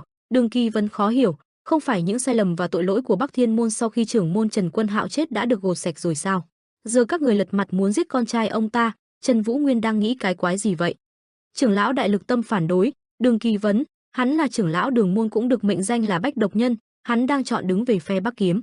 Lão già đó có thể không giỏi võ nhưng luận về độc thì không ai vượt qua được, hắn lại rất có tầm ảnh hưởng khiến cho không ai có thể phớt lờ. Trưởng lão Nhiếp Như Thiên đưa ra câu hỏi, nhưng sao hắn dám tàn sát hơn chục mạng người mà không có sự cho phép của chúng ta, chuyện này chưa đủ để định tội nữa sao? Sơn Hoa phái Thất Tinh tiếp lời, mặc dù trong báo cáo có nhắc đến người bị giết đều vô hại nhưng Bắc Kiếm lại khai hắn chỉ giết những tên sát thủ đó để tự vệ. Chúng ta phải điều tra và thu thập thêm bằng chứng. Không Động Phá chân nhân lên tiếng, Công Động Viên cũng đồng ý, trước đây ta đã từng gặp qua hắn quả thật là một người tốt, không phải dạng ma quỷ lặn lội trong giang hồ. Mộc Sơn Đạo Nam Tú Liên nghiêm túc nói, ta, trưởng môn đời tiếp theo của Mộc Sơn Đạo Nam Tú Liên đại diện cho toàn đạo phái, đồng tình với Đường môn, Sơn Hoa phái và Công Đông viện. Trưởng lão Tư Mã Công Thiên không tin tưởng nói, nhìn bọn họ kìa, Đường môn, Hoa Sơn phái, Công Đông viện và cả Mộc Sơn Đạo đều đứng về phía Bắc Kiếm. Các vị văn trưởng lão không ai nghĩ rằng Bắc Kiếm rất có thể là người của Bắc Thiên môn, con trai của kẻ phản bội cấu kết với Tĩnh Dạ sao? Đường Kỳ Vấn nhíu mày, nói lời đó không thấy nực cười sao? Nam Tú liên tiếp lời, cuộc họp này là dành cho những đại diện của các môn phái khác nhau được thể hiện quan điểm của mình, giờ ngài đang lôi kéo ai đây? Trưởng lão Bạch Lý bĩu môi, hắn nói cũng đâu có sai không phải sao? Luật thi bộ Kim Châu thượng quát lớn, đủ rồi, Ta mời các vị đến đây không phải để đánh nhau bảo vệ quan điểm, mọi người xin bình tĩnh một chút.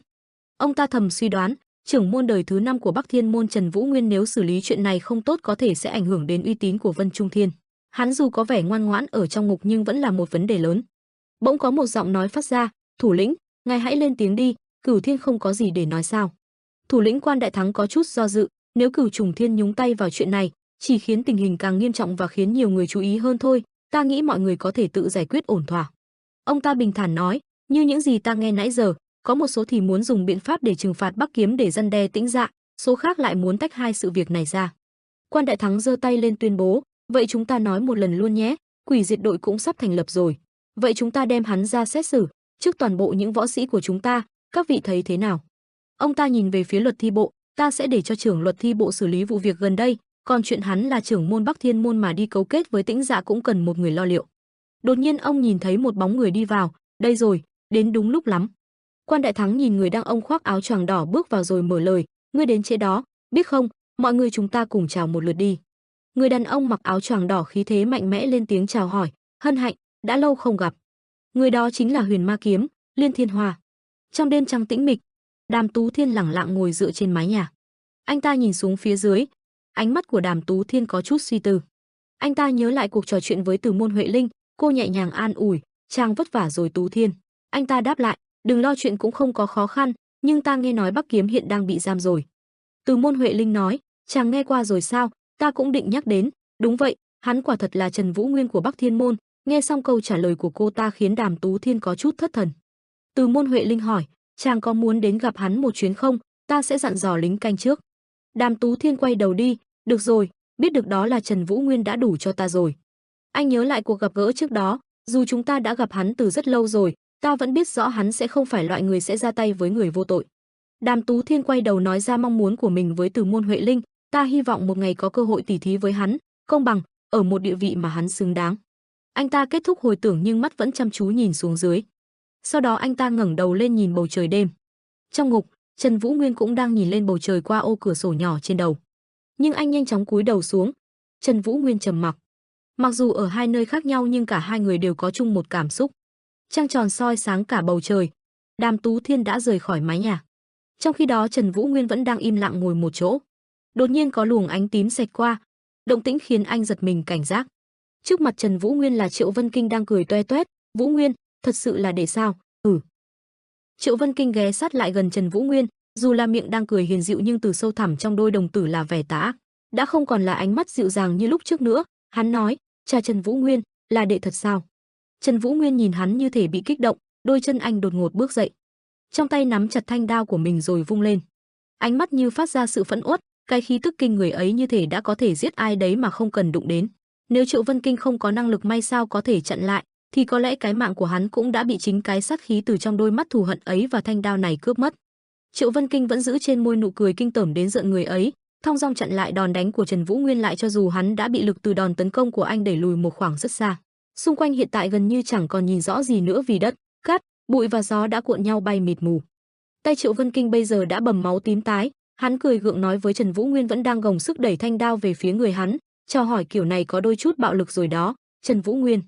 Trần Vũ Nguyên trợn trắng mắt, giọng điệu mang đôi ba phần giễu cợt, ta chỉ là thấy vui quá thôi, đã lâu không gặp Triệu Vân Kinh.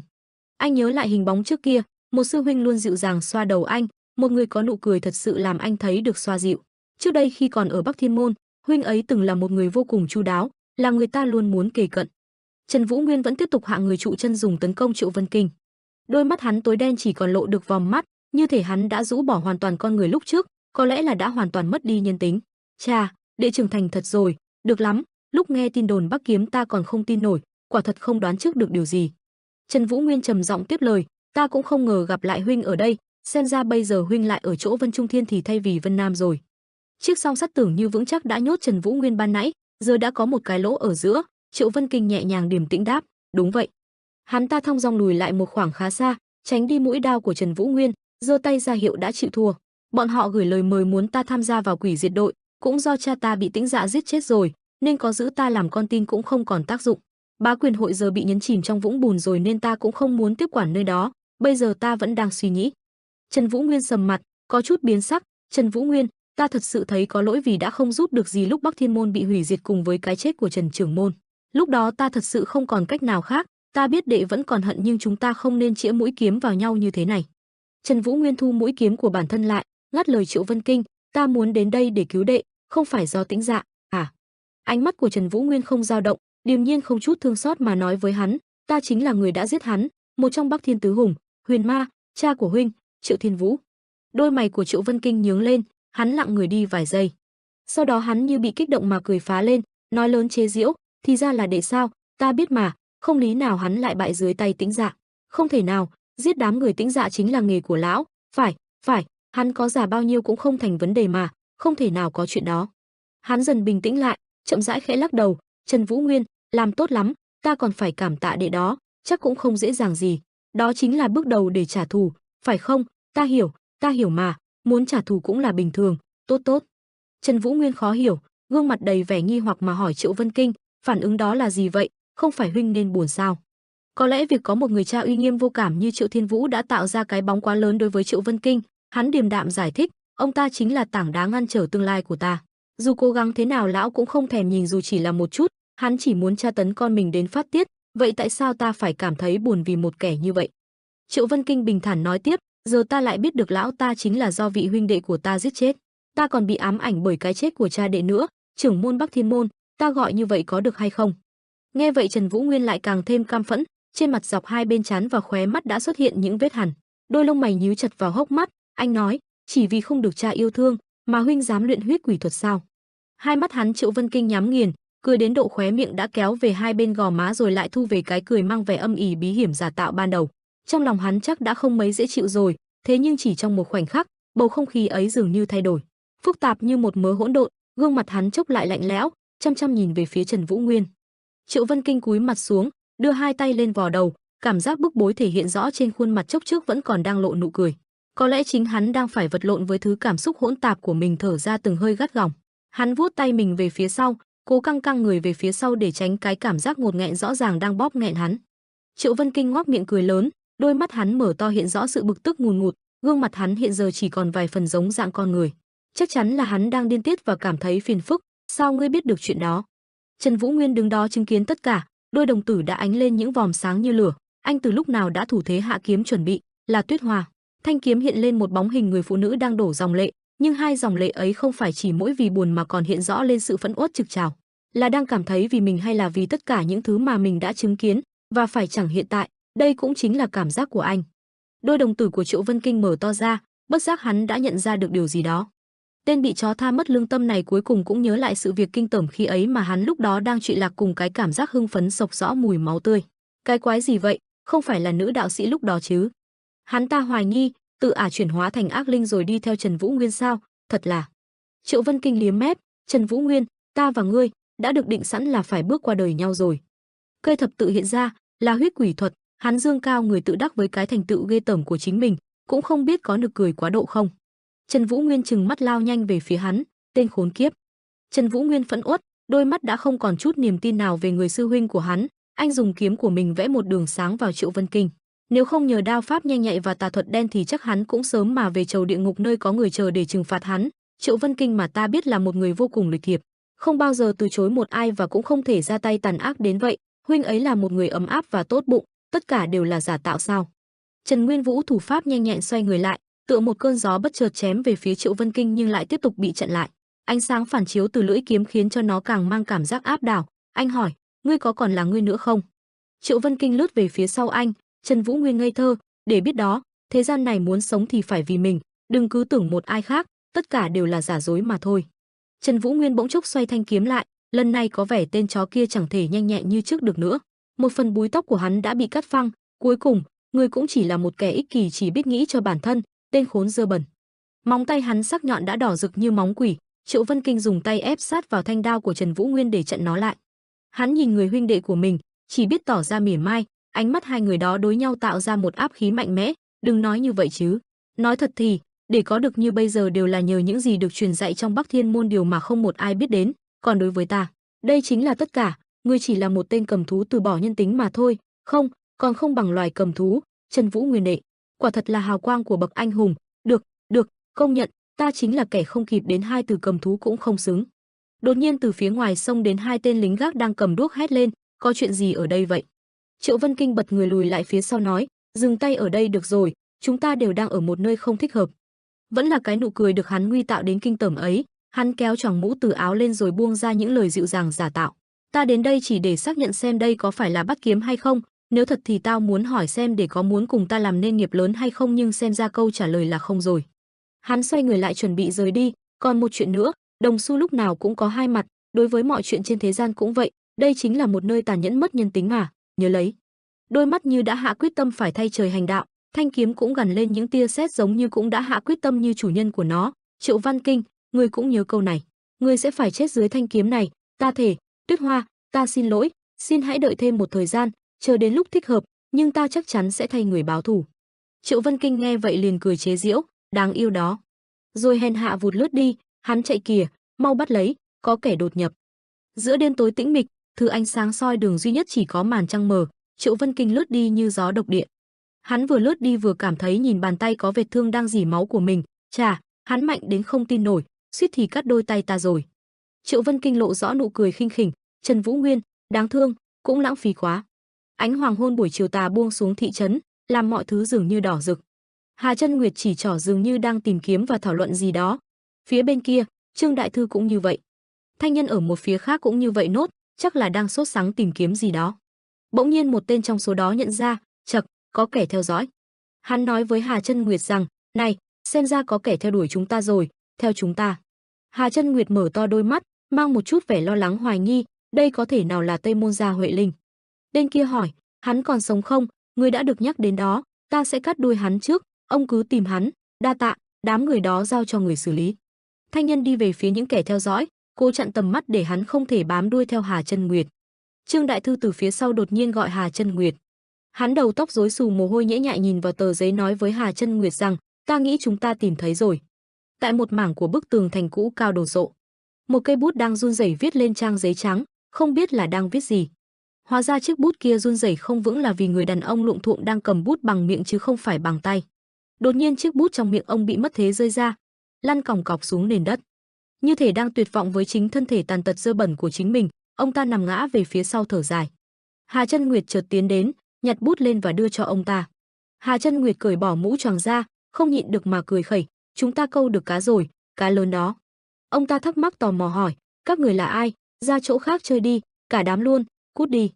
Hà Chân Nguyệt dửng dưng nhìn ông ta, nhếch mép giễu cợt, ta chính là người biết được thân phận của người, còn đợi gì nữa, không mau cắn vào môi đi chứ.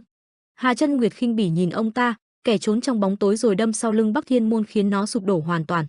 Ông ta như chết lặng sững người tròn mắt khi bị Hà Chân Nguyệt vạch trần, người từng là một trong những lầu chủ chịu trách nhiệm quản lý sổ sách bí mật của Bắc Thiên Môn. Mật thư lâu chủ Đông Hạ Bình, hậu nhân của Quốc Thiên Môn, trưởng môn đời thứ 5, Trần Vũ Nguyên, hắn đang ở Vân Trung Thiên này.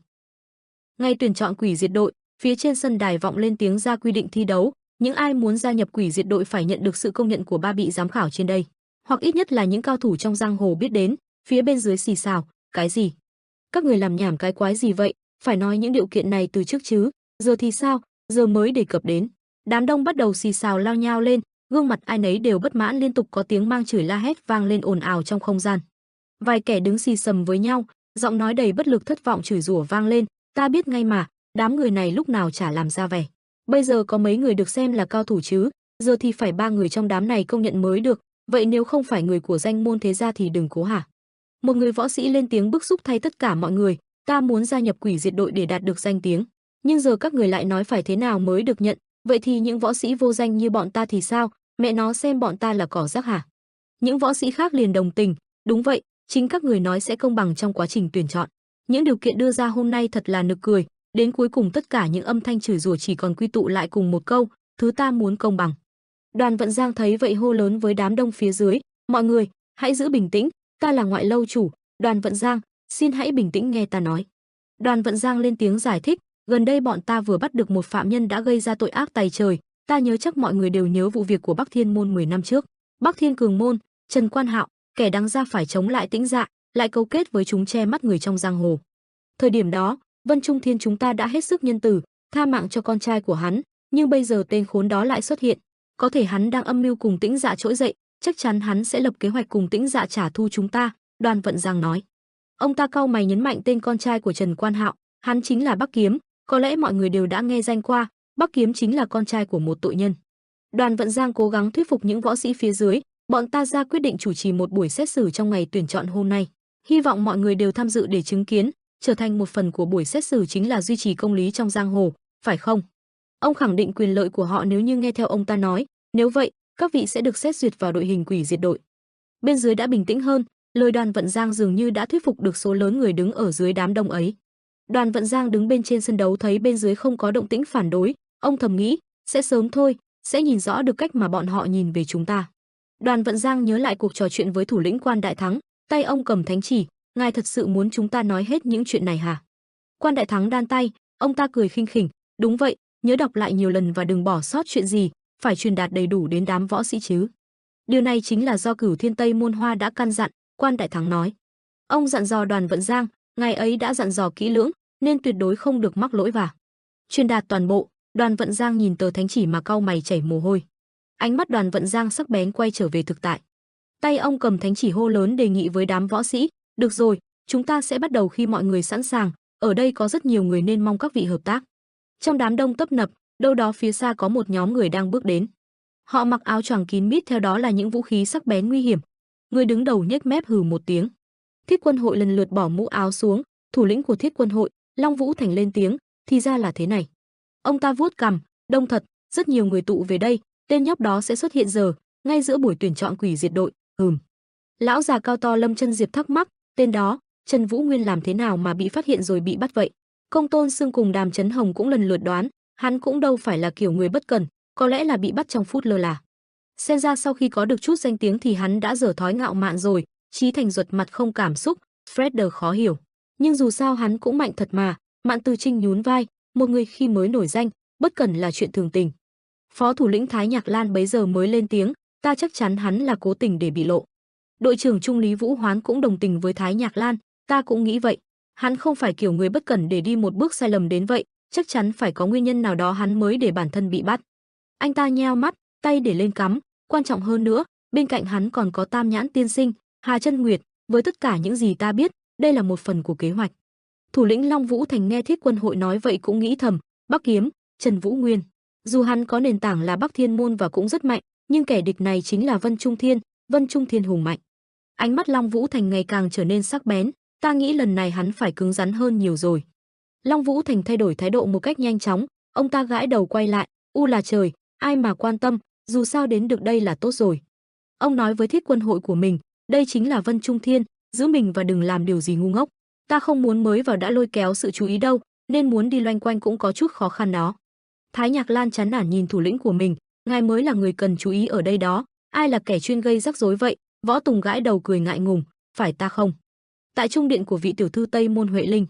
Bên ngoài cửa vọng tiếng của Thẩm Nguyên Nghĩa, ta vào được không? Huệ Linh đang cài tóc, được, vào đi, Thẩm công tử. Thẩm Nguyên Nghĩa bước vào nhìn sắc mặt có vẻ không tốt lắm, đến ngày đó rồi, với lại, kẻ tên Tam Nhãn Tiên Sinh hay gì đó, chúng ta cũng mất dấu hắn rồi. Huệ Linh vừa chải tóc vừa nói với giọng mỉa mai, vậy sao, thật là ngoài mong đợi. Thẩm Nguyên Nghĩa không nhìn thẳng vào Tây Môn Huệ Linh, ta đoán có kẻ đang âm thầm giúp đỡ hắn, khi bọn ta kịp nhận ra, thì đã nhận nhầm từ lâu rồi. Huệ Linh lắc đầu trách móc, quả thật là một đám vô dụng, thật ra, ta cũng không mong chờ gì nhiều, dù sao, hắn cũng không phải là loại người dễ đối phó. Thẩm Nguyên Nghĩa chống hông quay sang nhìn Huệ Linh, chúng ta cứ cho người ám sát hắn luôn không phải là được rồi sao? Tây Môn Huệ Linh nhắm mắt bực bội, hắn là kiểu người dù có chết thì những kế hoạch hắn âm mưu cũng sẽ không bị ảnh hưởng gì đâu. Ta chắc chắn hắn đã có tính toán kỹ lưỡng hết rồi nên dù không có mặt thì mọi thứ vẫn duy trì tốt. Nghe thấy những lời khen của Huệ Linh dành cho Tam Nhãn Tiên Sinh mà Thẩm Nguyên Nghĩa nhăn mặt, ngươi nghĩ hắn cao siêu đến vậy sao? Nói quá rồi. Một người đàn ông vạm vỡ có mái tóc xõa dài ngồi dậy từ chiếc giường bên cạnh, huynh đệ. Thẩm Nguyên Nghĩa quay sang, Thẩm Nguyên Nghĩa nhìn thấy bằng hữu của mình liền chào hỏi, hảo bằng hữu về rồi hả? Đừng bao giờ nói những điều hèn hạ như vậy. Thẩm Nguyên Nghĩa nhún vai khó hiểu, cái gì? Hèn hạ?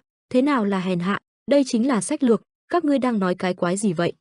Người đàn ông ấy ngồi dậy, im lặng một hồi rồi lên tiếng, ngươi nghĩ Thanh Long hội chúng ta mà phải dùng đến những phương thức hạ đẳng như vậy sao? Phải công bằng và minh bạch. Huệ Linh và Thẩm Nguyên Nghĩa chỉ lạnh lùng nhìn và không nói gì hết. Bên ngoài có tiếng gọi, tiểu thư. Huệ Linh liền đáp, ta đây, tỷ tỷ, vào đi. Liên Tố Tố chạy vào nói với ba người họ, mọi chuyện đã bắt đầu rồi, chúng ta cũng di chuyển thôi.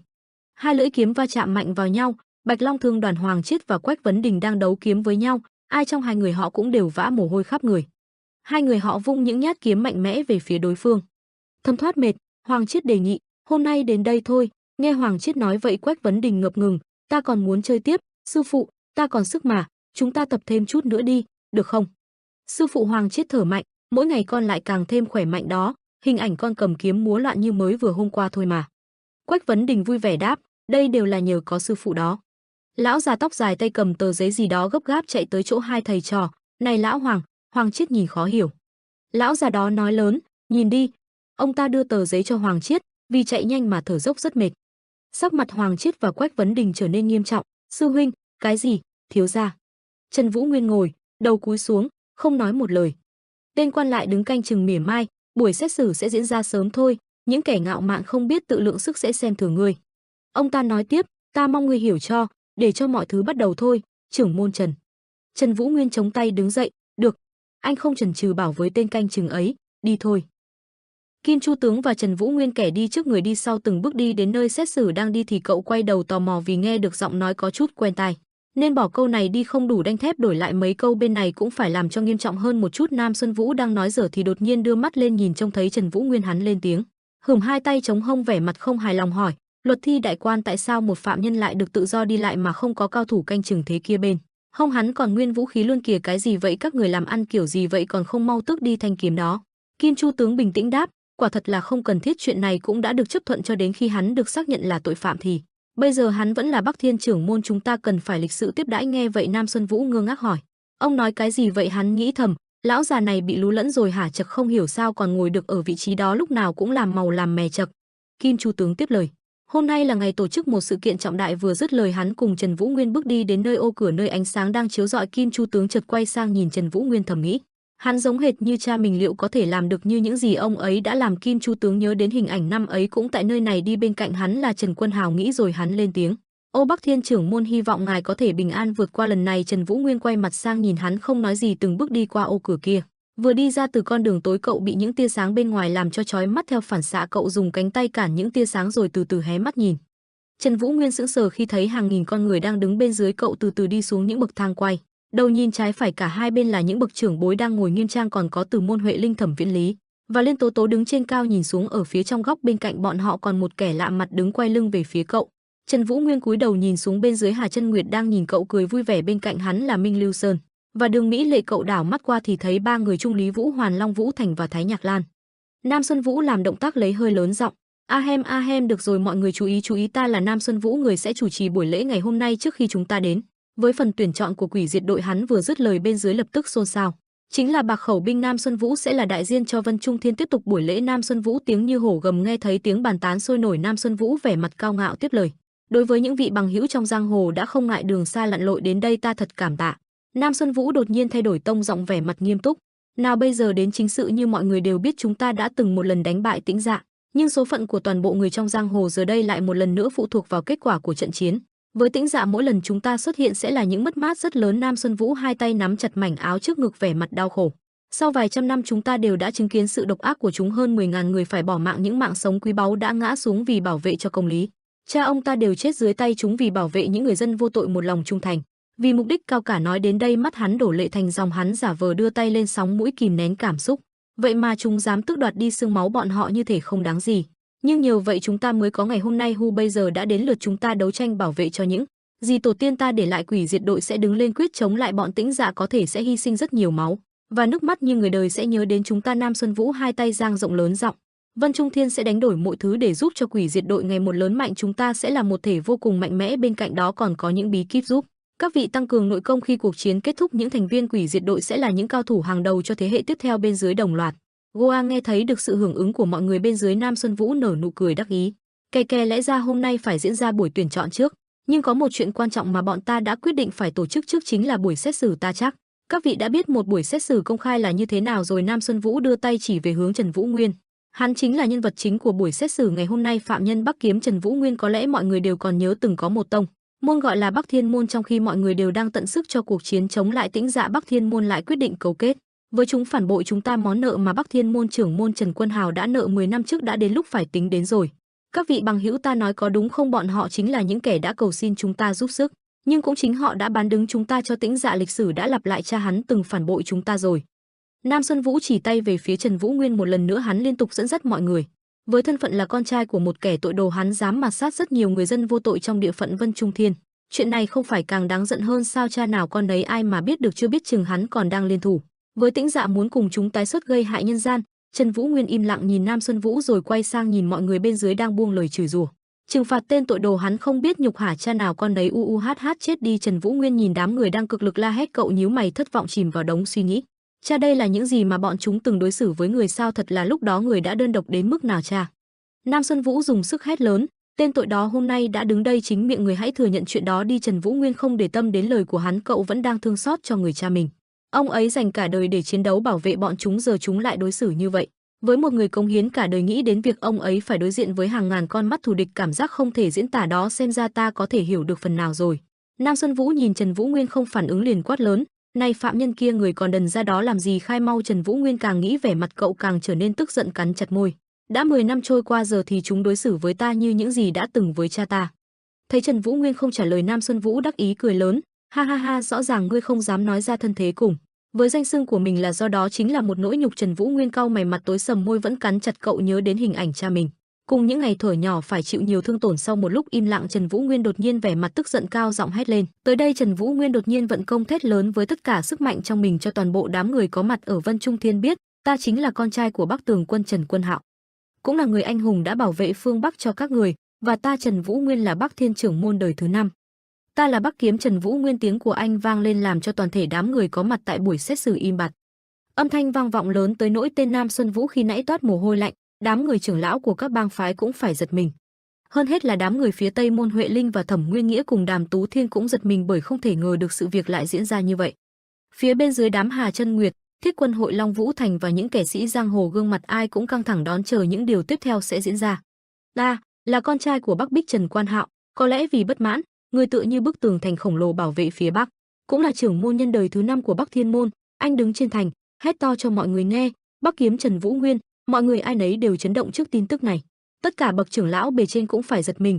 Vũ Nguyên, Đường Kỳ Vấn nhìn cảnh tượng này mà suy nghĩ, cậu ta nhớ cảnh Vũ Nguyên giúp đỡ lúc lão khó khăn, từ trước đến nay, nhớ tới cảnh anh liều mình bảo vệ đồng đội, an ủi và động viên người cùng đồng hành với mình, mà lão cảm thán, chưa bao giờ bộc lộ cảm xúc mãnh liệt đến mức như vậy. Trần Vũ Nguyên cũng là một bậc trưởng lão có tiếng, nhớ đến lúc anh đánh nhau mạnh mẽ bao nhiêu. Mặc dù cậu ta mạnh hơn bất kỳ ai, nhưng lại rất khiêm tốn, thì ông càng nhớ đến sự lễ phép và kính trọng người lớn của anh biết bấy nhiêu. Người thanh niên thầm lặng ấy cuối cũng đã ra mặt. Một bậc trưởng lão khác cũng suy nghĩ nhiều. Bắc Kiếm, cậu ta điềm tĩnh đến đáng sợ. Đây là tiếng gầm thét của một người luôn yên lặng. Nam Tú Liên bên này cũng lo lắng. Bắc Thiên môn, trưởng môn đời thứ 5 Trần Vũ Nguyên, cô nhớ tới lúc cả hai còn đồng hành, anh thoải mái ăn mất chiếc đùi gà của cô, giúp đỡ cô lúc khó khăn mà xót xa. Anh đã phải trải qua những chuyện gì vậy? Có một lão lặng im quan sát tất cả. Nhóm Thiết Quân hội nhìn anh, Long Vũ Thành cũng có ngạc nhiên, cái tên xảo trá đó cuối cùng cũng đã hiên ngang nói lớn tên của mình ra rồi. Một tên đã rất bình thản, kể cả khi tìm được thúc phụ, người mà cậu ta quý như chính mạng sống của mình. Nhóm của anh đứng dưới, người thì mỉm cười, người thì nhăn nhó bất ngờ. Tên nhóc này không biết đã phải kiềm chế biết bao nhiêu trong thời gian qua. Hà Chân Nguyệt cười, cảm thán anh đã trút bỏ được một gánh nặng, thật điên rồ. Bắc Kiếm, tên đó là truyền nhân của Bắc Thiên môn sao? Minh Lưu Sơn trực tiếp hét to, mọi người ai cũng biết trước cả rồi à? Phù, Chân Nguyệt không đáp. Đường cô nương cũng biết sự thật này sao? Wow, vậy là chỉ có mình tôi. Wow, Lưu Sơn, anh bớt lại chút đi. Đường Mỹ Lệ cảm thấy ngượng khi mọi người nhìn, vội vàng nhắc nhở hắn. Trần thiếu hiệp, cô nghĩ. Nhìn anh đứng trên đó, thở từng ngụm, rồi anh thở dài ra một hơi. Kim Chu tướng nhìn anh, chẳng biết nên nói sao, hết cả hồn. Tên đứng bên cũng giật mình, e hèm, trưởng môn đời thứ 5 của Bắc Thiên môn, Trần Vũ Nguyên. Vậy thì bây giờ sẽ bắt đầu xét xử tội trạng đầu tiên trong hai tội mà cậu phạm phải, đó là đồ sát những võ sĩ vô tội bên trong Vân Trung Thiên.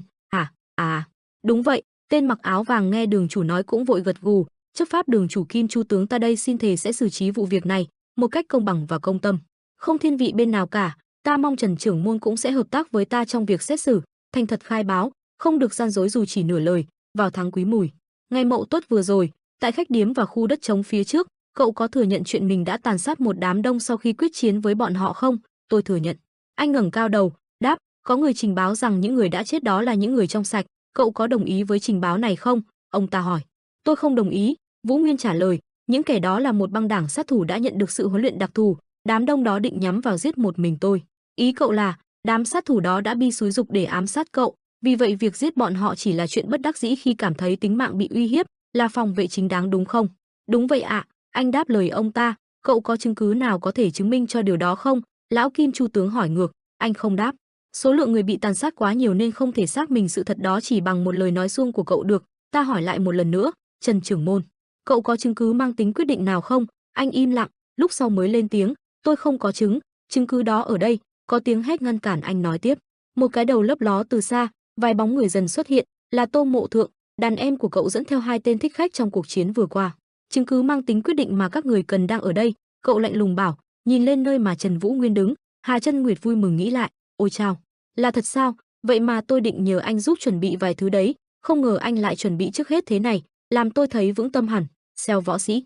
Chân Nguyệt cười nói với Tô Mộ Thượng, chỉ cần có thể giúp được cho chủ quân thì tôi không ngại gì cả. Cậu kéo mũ, vậy hẹn gặp lại ngài vào ngày đó nhé. Ấy chà, nếu vậy thì bây giờ mình sẽ. Chú chim của Hắc Nguyệt buộc tờ giấy trên lưng, bay qua cửa sổ của một vị cao nhân.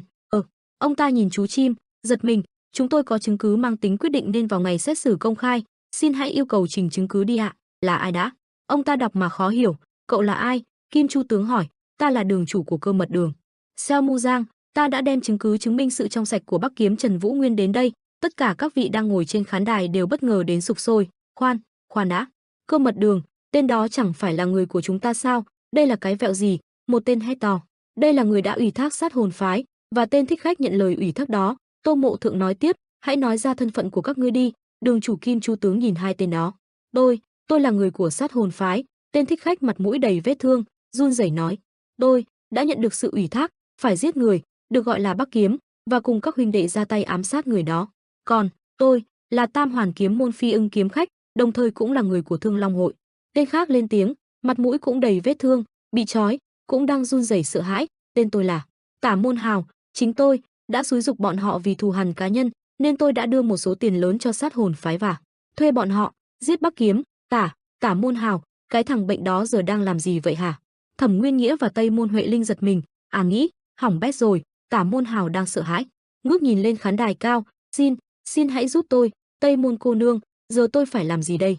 Hắn vô cùng sợ sệt, ta chỉ nhìn, cười, anh là ai vậy? Hắn cảm thấy vô cùng sốc. Vẻ mặt Tây Môn Huệ Linh xám xịt sợ hãi nhưng vẫn cố diễn nét bình tĩnh nhìn Tả Môn Hào ngây thơ hỏi, Hà các hạ là ai vậy? Nghe vậy Tả Môn Hào ngơ ngác nhìn cô, gương mặt hắn bây giờ trông đáng thương hơn bao giờ hết. Tây Môn Huệ Linh đứng ở nơi cao nhìn xuống nhóm người đang đưa Tả Môn Hào đi, ánh mắt cô tập trung vào Tô Mộ Thượng, nghĩ, Tô Mộ Thượng hắn ta từng là phó đội trưởng đội giám sát của Bắc Thiên môn 7 năm về trước, chắc chắn hắn ta sẽ đứng về phía tên Trần Vũ Nguyên. Tây Môn Huệ Linh cắn chặt môi cau mày nghĩ tiếp, suy đoán của mình không sai chút nào. Tả Môn Hào, thằng chó bất tài, ta đã dành nhiều sự ưu ái cho nhà ngươi, thế mà ngươi lại toàn gây ra chuyện trả đâu vào đâu. Đã thế thì nhà ngươi cứ chịu trận cho những lỗi lầm đã gây ra đi. Nghĩ đến đây vẻ mặt Tây Môn Huệ Linh đã dịu đi nhiều phần, cô như vừa vứt đi được một gánh nặng, thầm nghĩ, đáng lẽ mình nên tự tay quản thúc công việc bên phía Thương Long hội mới phải, mình đã đánh giá quá cao bọn chúng rồi. Nghĩ rồi Tây Môn Huệ Linh liếc mắt sang phía Liên Tố Tố ra lệnh, hãy nhanh chóng xóa hết mọi dấu vết của tên Tả Môn Hào trong Thương Long hội ngay lập tức cho ta. Liên Tố Tố ngay lập tức đáp, vâng thưa tiểu thư, rồi hắn rời đi nhanh chóng. Liên Tố Tố vừa rời đi, Tây Môn Huệ Linh vội vàng quay sang Thẩm Nguyên Nghĩa, và ngài Thẩm hãy đi nhắc mấy người ở Thương Long hội giữ im lặng về cái tên Tả Môn Hào, hắn ta không còn liên quan gì đến chúng ta nữa, nói cách khác chúng ta không biết hắn. Thẩm Nguyên Nghĩa nghe xong bất ngờ tự chỉ tay vào bản thân hỏi, này cô đang yêu cầu ta đây phải đi làm mấy cái chuyện vật đó hả? Tây Môn Huệ Linh đáp, đừng nhiều lời nữa, đi ngay luôn đi. Tây Môn Huệ Linh cau mày tức giận, thầm nghĩ, mình cần phải kiểm soát chuyện này ngay lập tức, nhưng một khi Sở Hành Pháp bắt đầu điều tra chỉ còn là vấn đề thời gian để họ tìm ra mối liên hệ giữa hắn với Thương Long hội. Rõ ràng hắn ta đã gây ra chuyện với Trần Vũ Nguyên về mấy cái vấn đề cá nhân vặt vãnh, hắn đã không biết thân phận Bắc Kiếm mà ra lệnh cho đội ám sát đấu với Trần Vũ Nguyên. Càng nghĩ đôi chân mày cô càng nhíu chặt, và lợi dụng vụ việc đó để chống lại bọn ta chính là kế hoạch hoàn mỹ mà ngươi đã lập ra, có đúng không hả? Tây Môn Huệ Linh nhìn xuống đám người mặc đồ đen bên dưới, đúng không? Thư sinh bắt ma Hà Chân Nguyệt với áo choàng đen trùm kín đầu bất ngờ quay đầu lên nhìn cô mỉm cười đắc ý. Tây Môn Huệ Linh nghĩ tiếp những suy nghĩ như đang nói với Hà Chân Nguyệt, có vẻ mọi chuyện đã ngã ngũ rồi, chúc mừng ngươi vì chiến thắng lần này. Tây Môn Huệ Linh với vẻ mặt không cảm xúc nhìn Hà Chân Nguyệt, hai người họ lúc này như đang khẩu chiến bằng ánh mắt với đối phương. Nhưng ta sẽ không bỏ qua chuyện này dễ dàng thế đâu, cứ đợi đi, ta sẽ cho nhà người lãnh đủ. Hà Chân Nguyệt bên dưới lắc ngón tay bĩu môi, Không không vẫn chưa xong đâu, màn kịch vẫn chưa vào phần chính mà vẫn còn nhiều thứ hay ho lắm, cô cứ từ từ thưởng thức đi. Hà Chân Nguyệt vẻ mặt gian xảo giơ ngón tay chỉ về phía Tây Môn Huệ Linh đang đứng trên cao. Thứ gọi là trí khôn của ta đây thưa tiểu thư Tây Môn Huệ Linh. Hai người bốn mắt nhìn nhau, Hà Chân Nguyệt vẻ mặt đắc ý, Tây Môn Huệ Linh khóe miệng cười nhạt. Tại nơi xử án Tả Môn Hào, hàng nghìn người khắp nơi đến xem, chật kín cả tòa thành. Bên cạnh Tả Môn Hào còn có tên đồng phạm hai người. Họ tay bị trói chặt quỳ gối cúi đầu, hai bên là hai tên lính đang cầm chắc dây trói, đứng đó còn có Tô Mộ Thượng, Trần Vũ Nguyên và Kim Chu Tướng. Kim Chu Tướng đứng trước đông đảo mọi người, hai tay giang ra tuyên bố, được rồi, vậy là hai tên này đã thú nhận hành vi của mình và hành động của trưởng môn Trần chỉ là phòng thủ chính đáng. Ta tuyên bố bác bỏ tội trạng của Trần Vũ Nguyên trong vụ các buộc đồ sát 10 mạng người. Kim Chu Tướng lớn giọng ra lệnh. Quan binh đâu, bắt giữ hai tên này vào đại lao. Binh lính bên dưới nhanh chóng chạy đến, kẻ giữ dây trói kẻ nắm đầu, áp giải hai tên tội phạm đi. Tả Môn Hào bây giờ nước mắt nước mũi lẫn lộn, tên đi bên cạnh trông còn đáng thương hơn. Kim Chu Tướng nhìn binh lính đưa người đi rồi quay sang nhìn Tô Mộ Thượng hỏi, vị đây là Tô Mộ Thượng, đường chủ Cơ Mật Đường thuộc Vân Trung Thiên có phải không? Tại sao các hạ lại giúp chàng trai này vậy? Tô Mộ Thượng ánh mắt vô cảm trả lời, không phải giết người là trọng tội trong Vân Trung Thiên à, nhưng tên Tả Môn Hào hắn đã thuê hội sát thủ để giết người rồi lại báo cáo rằng trưởng môn Bắc Kiếm là tên sát nhân khiến cậu ấy bị bắt vào tù. Nét mặt Tô Mộ Thượng lạnh lùng cùng ánh mắt vô cảm. Đó là tại sao tôi lại tham gia vào vụ này? Vì thiếu chủ của tôi. Kim Chu Tướng hoảng hốt hỏi, thiếu chủ, cậu có hiểu được gánh nặng mà lời cậu vừa nói ra không? Tô Mộ Thượng quay mặt đi trả lời, gánh nặng hả? Tôi biết rõ nó hơn ai hết và tôi cũng biết con đường mà tôi đã chọn không dễ dàng gì. Tô Mộ Thượng quay đầu nhìn những người huynh đệ của hắn, nhớ đến chuyện vừa xảy ra cách đây vài hôm khi Tô Mộ Thượng dùng hình tra khảo Tả Môn Hào. Tả Môn Hào hắn nằm trên mặt đất trần truồng không mảnh vải. Tô Mộ Thượng bên cạnh lên tiếng, chán thật hắn ta bỏ cuộc nhanh thế. Tô Mộ Thượng từ từ gỡ chiếc găng tay ra, hắn lúc này không mặc áo để lộ ra thịt chi chít các vết sẹo từ bé đến lớn. Hắn quay đầu nhìn các huynh đệ đang đứng phía sau. Phiên tòa công khai sẽ được tổ chức sớm thôi, dựa vào những sự cố trước đó và tình hình hiện tại chắc các cậu cũng hiểu rồi. Tô Mộ Thượng nét mặt nghiêm nghị, đứa con của người mang danh kẻ phản bội chính là thiếu chủ của ta và cũng đã đến lúc ta phải nói cho cả võ lâm biết thân phận này rồi. Tô Mộ Thượng quay đầu mặc áo vào giải thích, nói ra chuyện này sẽ rất nguy hiểm, có khi còn bị giết lúc nào không hay, nhưng ta vẫn sẽ chọn con đường này. Các cậu cũng sẽ gặp nguy hiểm sớm thôi. Từ trước đến giờ cảm ơn vì đã theo ta, coi ta như một chỉ huy đích thực. Giờ thì hãy đi bảo vệ mạng sống của các cậu. Một tiếng tách vang, chiếc mũ bị quăng xuống mạnh bạo. Một tên trong nhóm người đang đứng đó tức giận lớn giọng, thưa đội trưởng, à không đại huynh, đó là những điều rác rưởi nhất chúng tôi vừa được nghe đấy. Chả lẽ huynh đã quên lời thề vào sinh ra từ khi thu nhập huynh đệ chúng tôi à? Thấy vậy những tên còn lại cũng đồng loạt gỡ bỏ chiếc mũ ra, trên mặt họ đầy các vết sẹo lớn nhỏ. Lúc đó huynh đã nói rằng ai theo con đường này chắc chắn sẽ sống phải đối mặt với hiểm nguy mọi lúc rồi mà. Cho dù có thế, mọi người ở đây đã cũng thề vào sinh ra tử với nhau, có phúc cùng hưởng, có họa cùng chia. Nếu cậu ta là thiếu chủ của huynh, vậy cũng là thiếu chủ của bọn đệ. Cho dù huynh sống hay chết, nhất định bọn đệ sẽ theo huynh đến cùng. Thế nên đừng nói những lời như thế. Nghe vậy Tô Mộ Thượng bất ngờ nhìn các huynh đệ im lặng một lúc rồi mỉm cười hài lòng lên tiếng, các cậu thôi được rồi, dẫn chúng đi đến gặp thiếu chủ của chúng ta thôi nào. Tại nơi xử án còn dang dở, Trần Vũ Nguyên nhìn Tô Mộ Thượng lòng thầm cảm kích. Ngài Từ. Tô Mộ Thượng nghĩ thầm, thiếu chủ cuối cùng cậu cũng đã nói ra thân phận của mình rồi, vậy thì bề tôi cớ gì lại không công khai chủ nhân đích thực của mình luôn chứ?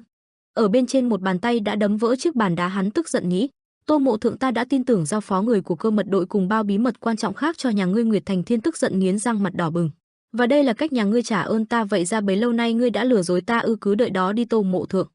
Quân Đại Thắng ngồi gần đó nhìn Nguyệt Thành Thiên người đang đỏ bừng, không nói gì, quay đầu nhìn xuống Nam Xuân Vũ đứng bên dưới. Hai người nhìn nhau gật đầu ra ám hiệu. Nam Xuân Vũ làm động tác lấy hơi rồi lớn giọng lên tiếng, được rồi, mọi chuyện đã sáng tỏ rằng trưởng môn Bắc Kiếm đã vô tội trước cáo buộc giết người của Vân Trung Thiên. Tội trạng giết người đã được xử lý xong. Nam Xuân Vũ đột nhiên chỉ tay về phía Trần Vũ Nguyên, tiếp theo đến tội trạng phản bội Trung Nguyên của nhà ngươi. Hai người bốn mắt nhìn nhau, Nam Xuân Vũ tay vẫn đang chỉ Trần Vũ Nguyên tiếp lời, Trần Vũ Nguyên, ngươi vẫn chưa chịu nhận tội của mình hả? Trần Vũ Nguyên vẻ mặt bình tĩnh trả lời, đúng thế, phụ thân của ta không hề cấu kết với Mật Dạ và ta càng không phải là con trai của kẻ phản bội. Chắc chắn là như thế. Nam Xuân Vũ nhướng mày, ánh mắt nghi ngờ hỏi, nhà ngươi đang chối bỏ sự thật rằng Bắc Thiên môn cấu kết với lũ Mật Dạ? Trần Vũ Nguyên đanh thép đáp, phụ thân ta là con người khẳng khái, không bao giờ khuất phục trước ác bá, và ta cũng nói rằng chính ông ấy đã bị lừa và bị làm nhục bởi sự phản bội của lũ người Trung Nguyên. Tên mồm mép nhà ngươi nghe cho rõ đây, Bắc Thiên môn đã bảo vệ cho Trung Nguyên qua bao thế hệ, và những người ở đây cực Bắc tuyết trắng phủ đầy đó chưa bao giờ có được cuộc sống sung túc. Cho dù thế, chúng ta vẫn luôn ở đó làm tòa thành để bảo vệ an toàn cho toàn cõi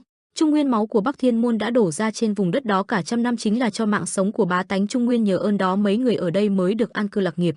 Nhưng các người lạc cố chia bè kết cánh đấu đá nội bộ với nhau, và bây giờ các người lại lật lọng nói rằng ta đây cấu kết với Mật Dạ ư? Trần Vũ Nguyên cau mày, ánh mắt sắc bén nhìn Nam Xuân Vũ. Nghe vậy Nam Xuân Vũ quát lớn, các vị bằng hữu có nghe rõ không? Coi tên trưởng môn Bắc Kiếm nói kìa, Vân Trung Thiên đã khẳng định sự thật này và nhà ngươi đang cố tẩy trắng chuyện đó hả? Trần Vũ Nguyên bình tĩnh đáp, Cái câu chuyện rắc rưởi về sự phản bội của nguyên trưởng môn Bắc Thiên môn thứ sự thật mà Vân Trung Thiên tự tạo ra đó nó chả có nghĩa lý gì cả. Đột nhiên kẻ nào đó lên tiếng cười lớn, phản bội ha ha ha. Trần Vũ Nguyên bất ngờ quay đầu nhìn nghĩ thầm. Giọng nói này hắn là nét mặt Trần Vũ Nguyên tối sầm lại. Liên Thiên Hoa từ trong bóng tối bước ra, hắn từng bước đi đến Trần Vũ Nguyên lên tiếng. Màn giới thiệu hào hùng lẫn mấy câu nói khi nãy đã đến tai ta rồi đấy nhóc con, từng bước đi của hắn như rung chuyển cả đất trời. Trần Vũ Nguyên lúc này đã nhận ra hắn, Liên Thiên Hoa. Khi Liên Thiên Hoa xuất hiện, mây đen kéo đến đen ngút cả bầu trời, gió thổi như một trận cuồng phong. Trần Vũ Nguyên vẻ mặt đầy sự hận thù nhìn hắn thốt lên. Liên Thiên Hoa. Những người đứng xem bên dưới lập tức nháo nhào. Đợi đã, người đó không phải ngày xưa là Bắc Thiên tứ trụ, còn giờ là bảo chủ của Trọng Kiếm Bảo Liên Thiên Hoa sao? Cảnh giới của kiếm là người là kiếm, vượt qua cả nhân kiếm nhất thể. Nghe nói nếu đạt đến cảnh giới đó thì không còn phân biệt được đâu là người đâu là kiếm nữa. Mỗi một ánh mắt, cử chỉ và hành động nhỏ nhặt của Liên Thiên Hoa đều trở thành tuyệt chiêu, trở thành kiếm thức cực lợi hại, tức là cơ thể của ngài ấy không khác gì với một thanh mãnh kiếm tuyệt đỉnh. Người đó bây giờ đã xuất hiện rồi. Nam Xuân Vũ cười đắc ý, hắn đưa tay về phía Liên Thiên Hoa cao giọng.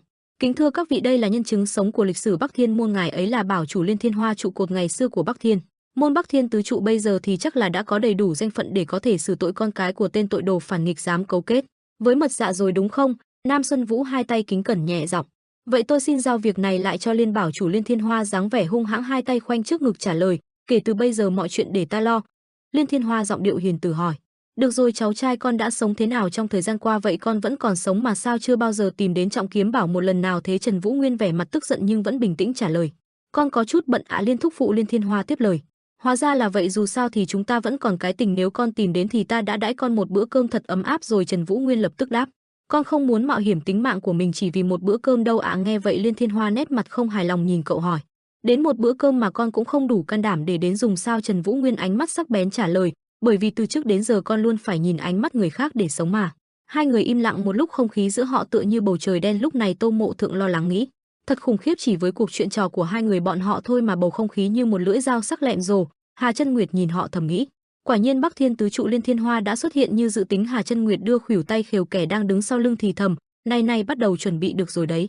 Trần Vũ Nguyên và Liên Thiên Hoa vẫn đứng đó nhìn nhau. Liên Thiên Hoa lên tiếng. Vậy nên ý của con là Vân Trung Thiên đã cùng Bắc Thiên tứ trụ lên kế sách, sau đó phản bội Bắc Thiên môn và khiến nó bị diệt vong à? Trần Vũ Nguyên cúi đầu trừng mắt trả lời. Nghe được sự thật từ chính miệng của kẻ phản bội nói ra sau 10 năm gặp lại thế này khiến lồng ngực con như muốn vỡ òa vậy đó thúc phụ. Liên Thiên Hoa nhẹ giọng.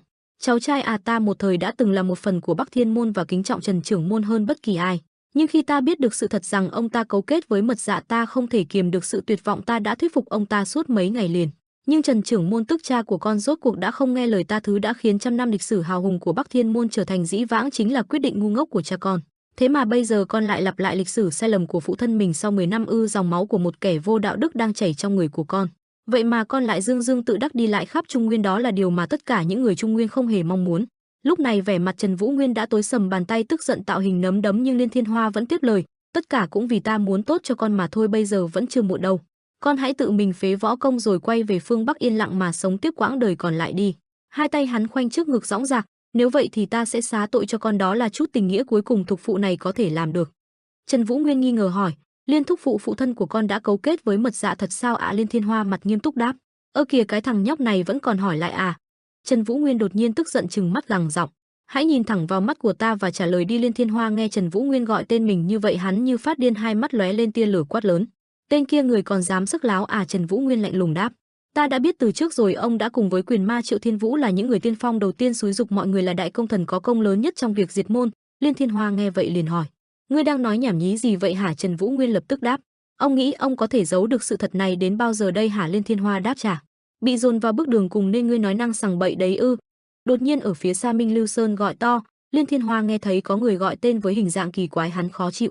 Lại cái gì nữa vậy? Minh Lưu Sơn hai tay chống hông thở mạnh một hơi, trên vai hắn còn mang thứ gì đó. Hắn từ từ quay người lại là một lão già đang ngồi trên khung gỗ được cõng trên lưng của hắn, tay chân lão đều không còn, trên ngực lão còn có một vết sẹo lớn. Lão lên tiếng.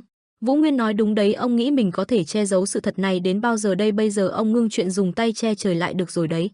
Trần Vũ Nguyên thầm nghĩ, người mà Minh Lưu Sơn đang cõng trên lưng lẽ nào là đường chủ của Bí Nguyên Đường, nơi cất giữ sổ sách và cơ mật của Bắc Thiên môn, Bí Nguyên Đường chủ Đông Hạ Bình sao? Cái bộ dạng đó là sao vậy? Liên Thiên Hoa tức giận đỏ mắt khi nhìn thấy sự xuất hiện của Đông Hạ Bình, hắn càng bất ngờ hơn, nghĩ thầm.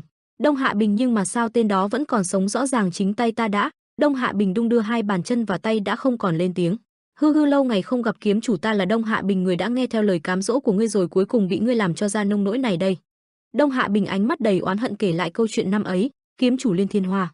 Một năm trước cái ngày mà Trần trưởng môn tự kết liễu mạng sống của mình tại Bắc Thiên môn vào 10 năm trước, hắn vừa kể vừa nhớ lại. Hình ảnh ngày hôm ấy Đông Hạ Bình đang miệt mài ghi chép sổ sách thì đột nhiên có một kẻ trên tay cầm văn thư tiến lại gần hắn kể tiếp. Có ai đó đã tiến lại gần ta và bắt đầu hành động, người đó đã đưa cho ta một văn thư với nội dung tố cáo môn chủ đời thứ tư của Bắc Thiên môn Trần Quân Hào đã cấu kết với Mật Dạ, kiếm chủ Liên Thiên Hoa. Đó là văn thư được viết bằng bút tích của ngươi bảo ta đem chuyện này báo cáo lên Vân Trung Thiên thao túng dư luận ở Trung Nguyên nhằm tiêu diệt Bắc Thiên môn, còn hứa sẽ cho ta một khối tài sản kết xù cùng với địa vị thật cao. Nói thật, nếu ai là người của Bắc Thiên môn thì sẽ đều biết rằng Trần trưởng môn sẽ không bao giờ làm như vậy. Đoạn văn thư đó là do ngươi nguy tạo để có thể đạt được mục đích của mình. Nhưng lúc đó có lẽ ta đang mệt mỏi vì cuộc sống trên miền đất khô cằn chết chóc ở phương Bắc. Cuộc sống ở Bắc Thiên môn là một cuộc sống rất khó để cầm cự. Nếu không có tinh thần trách nhiệm mỏng dính của ta lúc đó cũng đã mất hoàn toàn ngọn lửa khát vọng nhỏ nhoi về một cuộc sống hào hoa và ấm áp. Từ bỏ mọi thứ nơi đây đã bùng cháy lên mà không thể nào ngăn cản được nữa. Vì lời đề nghị đó của ngươi Liên Thiên Hoa, và thế là ta đã đưa ra một lựa chọn không thể nào thay đổi được nữa. Với một mẫu văn thư chỉ toàn lời dối trá cùng với sự tiên phong của 4 người trong Bắc Thiên tứ trụ, lịch sự trăm năm của Bắc Thiên môn đã chấm dứt một cách quá dễ dàng. Vào cái đêm thuận buồm xuôi gió đó, ngày Trần trưởng môn tự kết liễu đời mình, Bắc Thiên môn bị giải tán, ngươi đã không một chút do dự tiêu hủy hết toàn bộ văn thư ở Bí Nguyên Đường, giết hết mấy chục người ở Bí Nguyên Đường và trừ khử ta nữa. Đông Hạ Bình nhớ đến hình ảnh năm ấy đã khóc lóc sợ hãi cầu xin, kiếm chủ xin ngài hãy tha mạng cho ta. Nếu ngài để ta sống, ta xin hứa sẽ không hé nửa lời đem theo bí mật này cùng ta xuống mồ. Liên Thiên Hoa mặc lời cầu xin, thẳng tay chém đi cả hai tay và chân của hắn. Và như thế ngươi đã qua cầu rút ván, giết người diệt khẩu. Liên Thiên Hoa nghe xong cười lớn. Ha ha ha ha, ngươi viết tiểu thuyết khá là hay đấy, lũ khốn các ngươi dám đứng trước mặt ta dựng chuyện ăn nói vớ vẩn thế à? Ngươi thấy có ai tin lời các ngươi nói không? Vừa dứt lời, Liên Thiên Hoa chột dạ nghĩ. Rõ ràng ngày đó mình đã thiêu rụi toàn bộ văn thư, chính tay mình cũng đã giết chết tên Đông Hạ Bình, nhưng sao hắn ta vẫn còn sống vậy nhỉ? Đông Hạ Bình lên tiếng gọi. Kiếm chủ, ngươi có biết vì sao ta đảm nhận chức đường chủ của Bí Nguyên Đường trông coi những văn thư cơ mật của Bắc Thiên môn không? Liên Thiên Hoa liền hỏi. Gì cơ? Đông Hạ Bình cười khẩy đáp. Đương nhiên là ngươi không biết rồi. Vì bí mật này chỉ có mỗi Trần trưởng môn biết thôi, đó là vì ta có một thứ năng lực rất đặc biệt, và nhờ năng lực này mà cuộn văn thư do Liên Thiên Hoa ngươi tạo ra từ 11 năm trước, văn thư viết tay vu khống Trần trưởng môn vẫn còn được giữ gìn rất tốt. Đông Hạ Bình im lặng nghĩ, vào cái ngày ta bị giết hại, hỡi cậu thanh niên bí ẩn đã cứu sống ta, cậu đã biết sẽ có ngày hôm nay sao? Như lời cậu nói, ta sẽ hoàn thành bổn phận của mình rồi sẽ chết. Ta mong rằng bằng việc làm này ta phần nào có thể chuộc lại lỗi lầm năm xưa. Đột nhiên Đông Hạ Bình hắn kêu ọc một tiếng, rồi phụt, cổ họng hắn nhô ra thứ gì đó, từ miệng hắn xuất hiện văn thư năm đó. Cả đám người nhìn bất ngờ. Thế bảo nghịch vĩnh thuật là cuốn văn thư tố cáo Trần Quân Hào cấu kết với Mật Dạ từ từ được đưa ra từng miệng Đông Hạ Bình. Lúc này Liên Thiên Hoa hoảng hốt nhanh tay rút kiếm chạy đến phía Đông Hạ Bình, nhưng nhanh chóng bị Trần Vũ Nguyên và Tô Mộ Thượng dùng kiếm ngăn lại. Ngay khi Liên Thiên Hoa vừa lao đến, lão ta liền bị chặn lại bởi mũi kiếm của Trần Vũ Nguyên và Tô Mộ Thượng. Tuy nhiên vì sức mạnh áp đảo, Tô Mộ Thượng gắng gượng kêu lên một tiếng chân trụ đã không còn vững, hắn ta bị bật mạnh về phía sau, cắn răng cảm thán, thời kỳ hoàng kim cũng đã qua rồi mà sao sức lực của hắn ta vẫn mạnh đến vậy chứ? Tô Mộ Thượng đổi ánh nhìn qua Trần Vũ Nguyên, hắn ta vẫn giữ nét mặt cương nghị nhìn chằm chằm vào Liên Thiên Hoa, thanh kiếm trong tay cũng không hề lay chuyển, như thể muốn giết chết Liên Thiên Hoa ngay lập tức.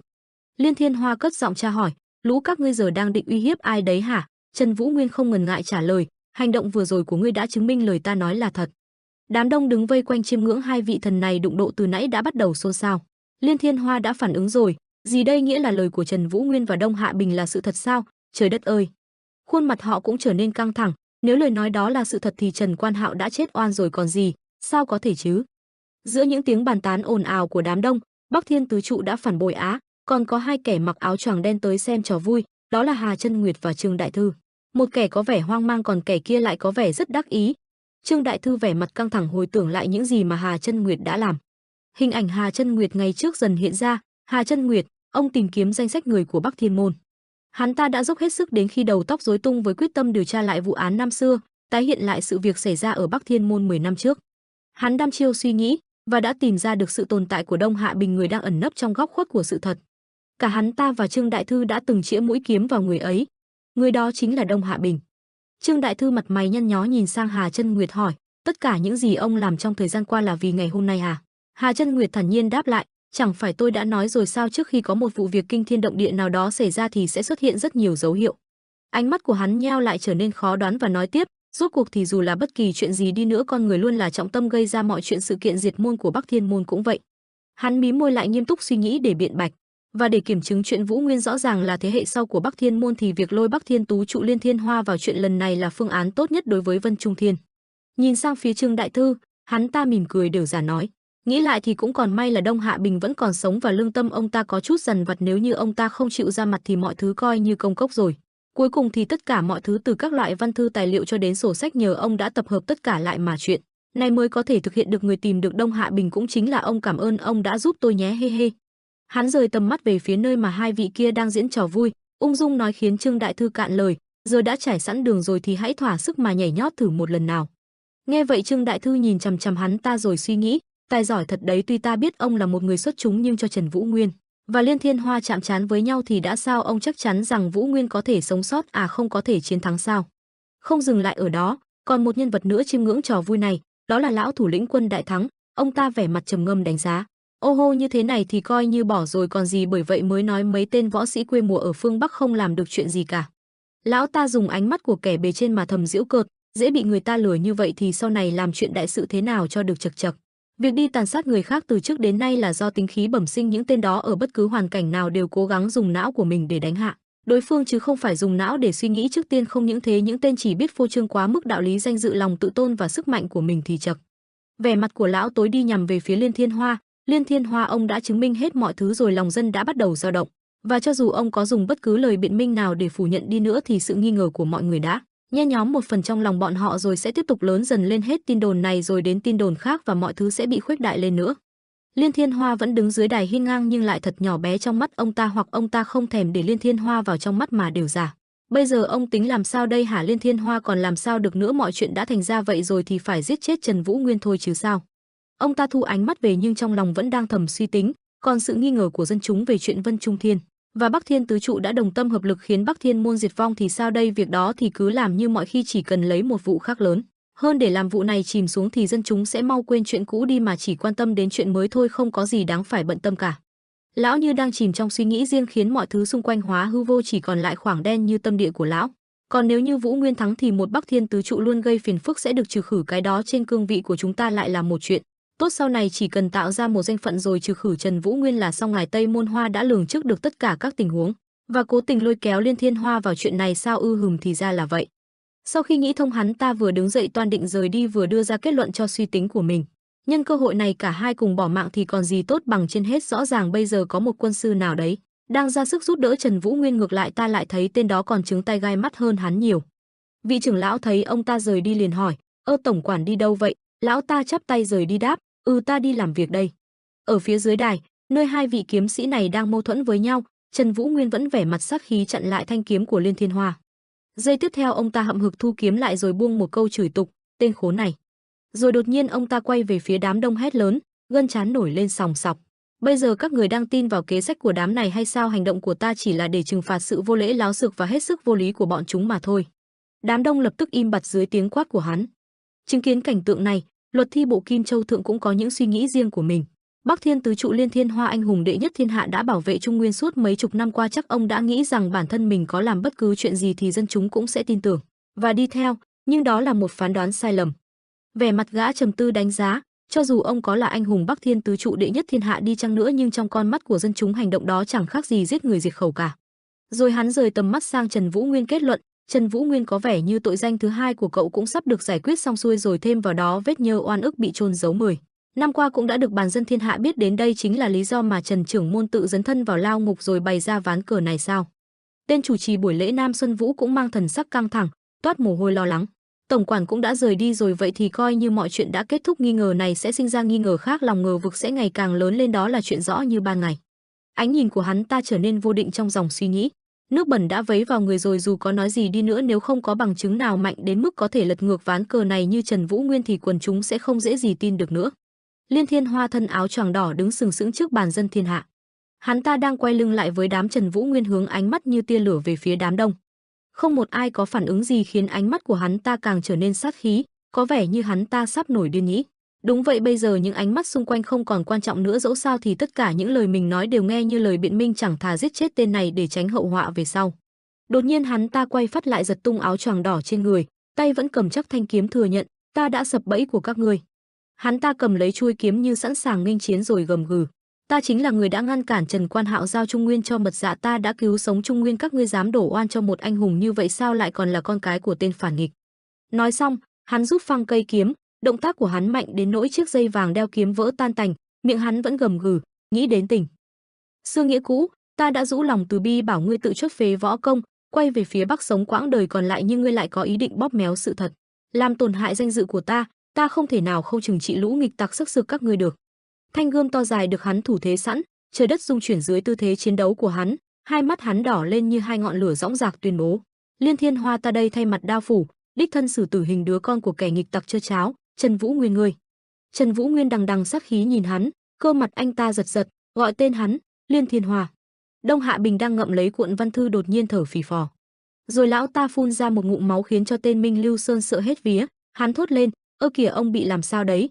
Trần Vũ Nguyên nhanh chóng quay đầu lại. Anh ta ra hiệu cho Tô Mộ Thượng, "So võ sĩ hãy dắt tất cả mọi người xuống phía dưới sân diễn võ." Tô Mộ Thượng đột ngột phản ứng lại, truyền âm. Trần Vũ Nguyên tiếp tục ra hiệu, "Và tính mạng của thư sinh Bắt Ma cũng có thể sẽ gặp nguy hiểm, hãy bảo vệ thư sinh Bắt Ma và mọi người." Đôi lông mày của Tô Mộ Thượng cau lại, hiện ra nếp nhăn trên trán, lẩm bẩm: "Chủ quân nói vậy không lẽ?" Trần Vũ Nguyên dùng ánh mắt sắc bén nhìn hắn ta, ra hiệu lệnh cuối cùng: "Đúng vậy, tôi phải ở lại đây để kết thúc mọi chuyện." Tô Mộ Thượng như đã hiểu rõ, đanh giọng đáp lại: "Xin tuân mệnh thưa chủ quân." Hắn ta quay lưng rời đi cùng với Đông Hạ Bình, Minh Lưu Sơn và thuộc hạ của hắn, chỉ còn lại Trần Vũ Nguyên và Liên Thiên Hoa đối đầu. Nam Xuân Vũ vội vàng chạy lại phía của Luật Thi Bộ, bộ dạng hớt hải nói: "Lớn chuyện rồi, sắp lớn chuyện rồi, người nhà đánh nhau mà sao lại làm cho hùng tráng vậy chứ chậc." Hắn ta vừa đưa tay kéo áo ngài Luật Thi Bộ vừa hối: "Ngài còn ngây người ra làm gì nữa, chấp pháp đường chủ việc của chúng ta đã làm xong cả rồi, chúng ta cũng mau tránh đi thôi." Trong khi đó, ngài Luật Thi Bộ lại nheo mắt lại nhìn về phía Trần Vũ Nguyên thầm ủng hộ: "Trần trưởng môn, ở tình huống này, dù cậu có rút kiếm ra quyết một trận sinh tử với Thiên Hoa bảo chủ cũng chẳng có vấn đề gì cả." Ông ta chỉ đứng nhìn ở xa, chiêm ngưỡng dáng vẻ đạo mạo của Trần Vũ Nguyên mà cổ vũ: "Nếu có vấn đề gì xảy ra thì ta sẽ ra mặt giải quyết cho cậu. Vì thế cậu hãy dốc hết sức mình để chiến đấu đi nhé, dĩ nhiên là ta sẽ giải quyết trong trường hợp cậu còn sống sót." Ánh mắt của Trần Vũ Nguyên bỗng dao động. Hắn nhìn thấy cuộn văn thư mà vừa nãy Đông Hạ Bình phun ra vẫn chưa bị hư hỏng. Lòng hắn dâng lên một dũng khí mãnh liệt, những đường gân cơ bắp bắt đầu hiện ra, hắn ta cúi mặt xuống, giương thanh kiếm trong tay lên và tuyên bố: "Ta trưởng môn đời thứ 5 của Bắc Thiên môn, Trần Vũ Nguyên." Kiếm được rút ra khỏi bao, kèm theo đó là ánh mắt sắc bén của hắn, miệng buông lời khiêu chiến: "Bây giờ sẽ trừng trị kẻ phản bội trơ cháo này." Nghe thấy thế, Liên Thiên Hoa cười khẩy lên một tiếng và thách thức: "Hô hô, nhà ngươi dám rút kiếm ra với ta đấy à? Theo như ta nhớ thì ngươi đã không có võ công từ lúc còn bé, và ở Bắc Thiên môn đã bị diệt vong ấy cũng không tồn tại bí kíp võ công nào để ngươi có thể luyện cả, có vẻ như trong thời gian qua, ngươi đã học được võ công ở nơi nào đấy, còn luyện cả kiếm pháp và có được danh hiệu cuồng ngạo là Bắc kiếm nữa. Và chắc là vì thế nên người mới trở nên ngạo mạn như bây giờ, ngươi dám rút kiếm ra trước mặt Liên Thiên Hoa ta sao?" Trần Vũ Nguyên thẳng tay ném chiếc bao kiếm đi và đáp lại: "Sao ông chắc chắn rằng không có võ công nào còn lại ở Bắc Thiên môn nhỉ? À, là do ông đã vét sạch hết toàn bộ kiếm phổ của Bắc Thiên môn nên mới nói vậy sao?" Lão Liên Thiên Hoa như bị trúng tim đen, hắn tặc lưỡi nói: "Chắc ta phải chặt cái lưỡi của ngươi trước tiên thôi." Trần Vũ Nguyên vẫn thản nhiên đáp lại: "Cha ta đã nói rằng nếu xét về kiếm thì Liên Thiên Hoa ông hơn cha ta một bậc, chấp niệm đối với kiếm của ông xuất sắc đến nỗi không ai có thể sánh bằng ông." Đột nhiên, Liên Thiên Hoa phi đến, hai mắt hắn đỏ lên, hô lớn: "Biết rõ như vậy mà ngươi còn dám rút kiếm ra trước mặt ta sao?" Hành động của lão ta rất nhanh nhưng Trần Vũ Nguyên vẫn phản ứng kịp, hai bên trở thành thế giằng co. Anh vẫn đáp lại hắn với giọng mỉa mai: "Hự, vì vậy mà cha ta nói rằng ông là người không thể lép vế đứng dưới kẻ khác." Có vẻ như sức lực của lão ta quá lớn khiến anh phải lùi về sau mấy bước để trụ lại, tiếp tục nói: "Bắc Thiên môn không phải là một cái thang vững chắc cho ông mà chẳng qua chỉ là một cái lồng chim chật hẹp kìm hãm đôi cánh của ông mà thôi." Thấy vậy, Liên Thiên Hoa dương kiếm lên thật cao, ra đòn chí mạng với Trần Vũ Nguyên. Hắn ta đã nổi điên, hét lớn: "Đúng thế, chính là như vậy đấy, ta hỏi ngươi sao biết rõ vậy mà lại rút kiếm ra trước mặt ta sao, tên sắc sược?" Mắt Trần Vũ Nguyên phát ra ánh sáng màu tím, ra bí pháp đáp trả lại hắn: Diệt Thiên Ma Ảnh Kiếm. Anh ta lao đến như vũ bão, trao đổi kỹ năng với Liên Thiên Hoa. Một làn khói bốc lên từ thanh kiếm của Liên Thiên Hoa. Hắn ta bỗng trở nên yếu thế, vẻ mặt bất ổn, thẳng thốt: "Làm gì còn bí kíp nào còn sót lại ở Bắc Thiên môn chứ, thế thì kiếm pháp này là gì đây?" Trần Vũ Nguyên lúc này mới về thế đáp đất, hắn ta thản nhiên đáp: "Ông bảo ở Bắc Thiên môn bị diệt vong thì không còn bí kíp nào à?" Tay hắn vẫn cầm chắc thanh kiếm. Sau đó, hắn xoay chuôi kiếm một vòng, mũi kiếm hướng xuống dưới để chuẩn bị ra chiêu thức tiếp theo. Thủ thế sẵn sàng, hắn ta nói: "Không đâu." Xung quanh hắn xuất hiện những dòng chữ như bí pháp, khuôn mặt hắn tối lại, nói lời như chiếu cáo: "Bản thân tôi chính là bí kíp và cũng chính là Bắc Thiên môn." Liên Thiên Hoa toát mồ hôi, hai mắt vẫn phát sáng, miệng mấp máy như đang cực kỳ kinh ngạc, đứng như trời trồng trong khi vẫn đang thủ thế phòng ngự. Cây kiếm vẫn đang được hắn cầm chắc trước ngực hướng xuống đất, tay phải đỡ lấy chuôi kiếm, tay trái nắm chắc lấy đuôi kiếm, khói trắng từ xung quanh bốc lên, những hạt bụi đen từ đất đá cũng theo đó bay lên.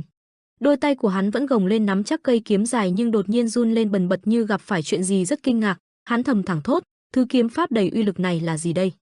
Xung quanh cảnh tượng trở nên yên tĩnh, mồ hôi hắn chảy ròng ròng, hắn trợn trắng mắt, nhăn mặt lại, thất thần lẩm bẩm, rõ ràng kiếm phổ của Bắc Thiên môn đã.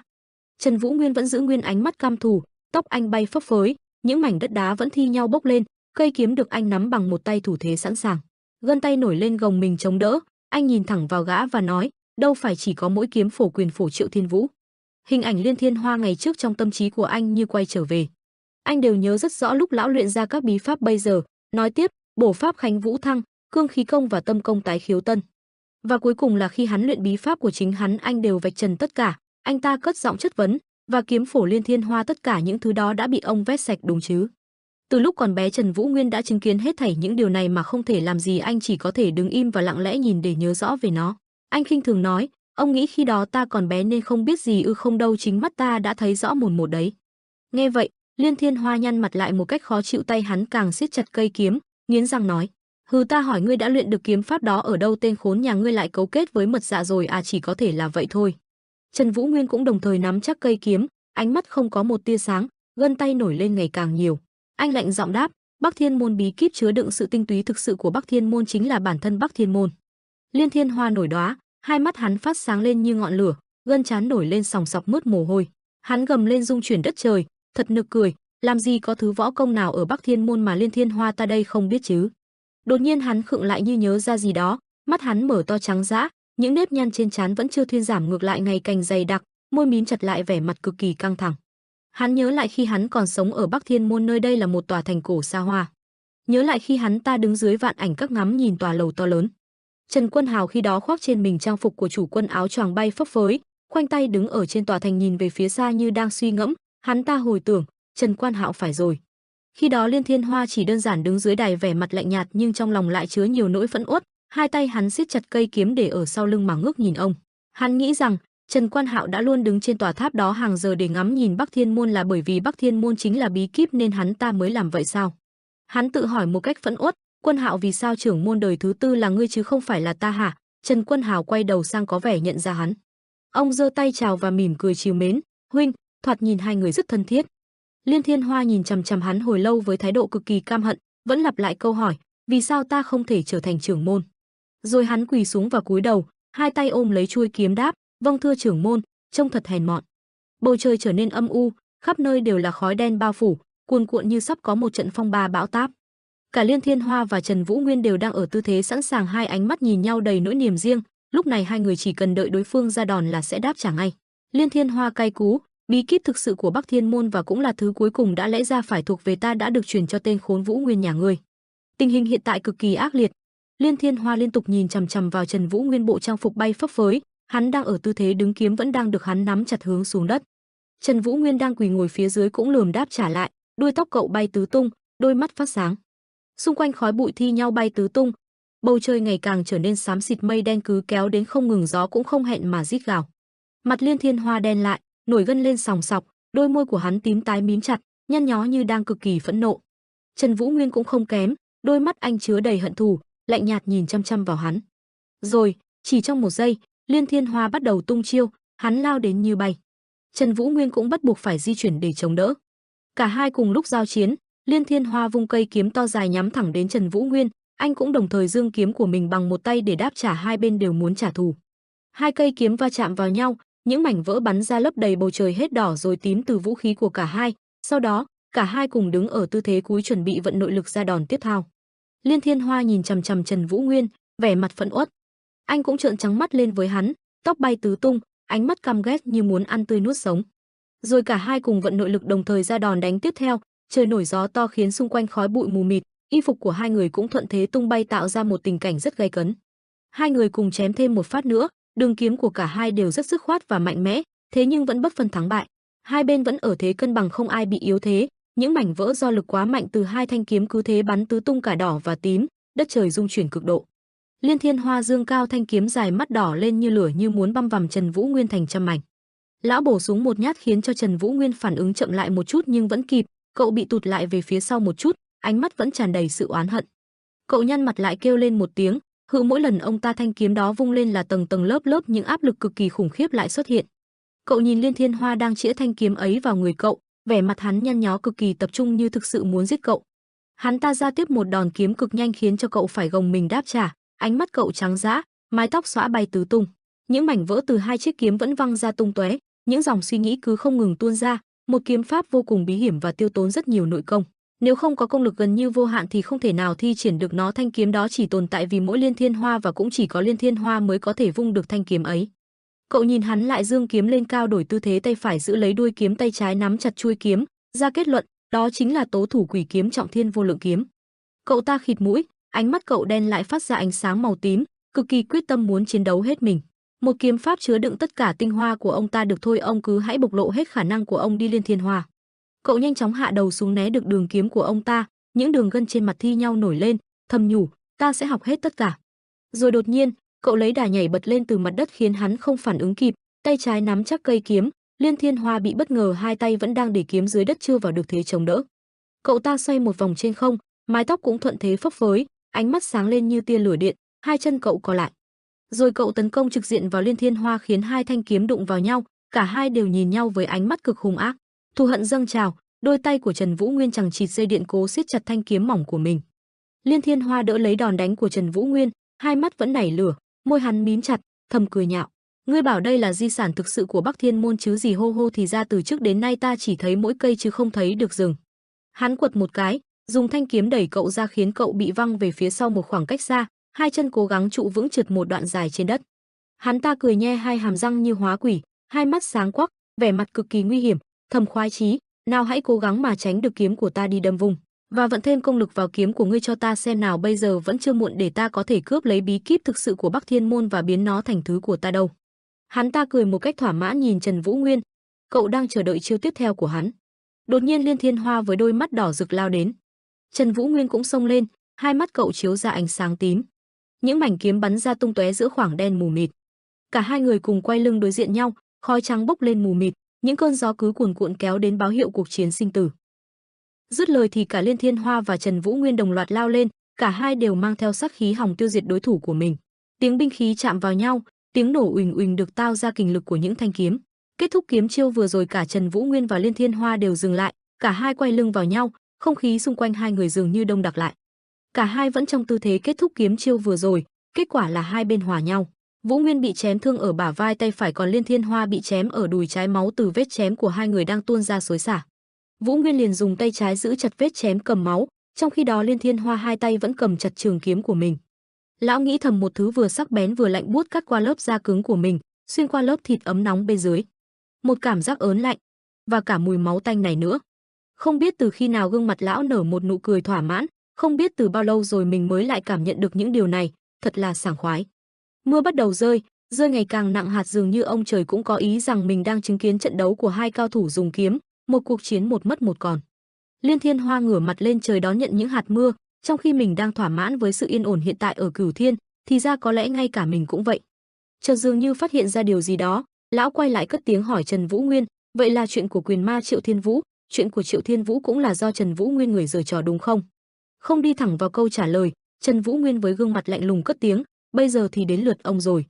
Liên Thiên Hoa đằng đằng sát khí, quả nhiên đúng là như vậy, không có lý nào quyền ma lại có thể bại được dưới tay của đám mật dạ kia. Hai tay hắn nắm chặt thanh trường kiếm, cất tiếng khen ngợi Trần Vũ Nguyên, ta công nhận ngươi xứng đáng được gọi là Bắc Kiếm, ngươi có đầy đủ tư cách được gọi như vậy. Nếu xem thường ngươi rồi giao đấu thì ta có thể sẽ có kết cục như Triệu Thiên Vũ, nên chắc ta phải chuẩn bị tinh thần DNGG đầu với sinh tử thôi. Lão cất tiếng có vẻ thận trọng. Dứt lời lão vận khí truyền vào thanh trường kiếm của mình, thanh kiếm nhận được khí tỏa ra hỏa khí đỏ rực, chiêu thức sử dụng là Trọng Thiên Vô Lượng Kiếm. Tay cầm trường kiếm thủ thế tiến lại gần đối thủ, trong khi Trần Vũ Nguyên vẫn bình tĩnh đứng phòng thủ. Không gian quanh hai người đông đặc, mặc cho cơn mưa vẫn mưa xối xả, cả hai vẫn thủ thế đợi chờ sở hở của đối phương hòng ra tay chiếm thế thượng phong, một cuộc đấu sinh tử chỉ trong gang tấc. Vũ Nguyên liền đưa kiếm ra phía trước thủ thế, thầm nghĩ kể từ bây giờ chắc phải dốc toàn lực, thế nhưng nhanh như cắt Liên Thiên Hoa đã ra kiếm chém tới, điều này cũng làm cho Vũ Nguyên có phần giật mình. nhanh chóng đỡ sát chiêu, anh vung kiếm đánh bạt đường kiếm của Liên Thiên Hoa có phần bị động khó khăn, sau đó anh nhảy lùi về sau.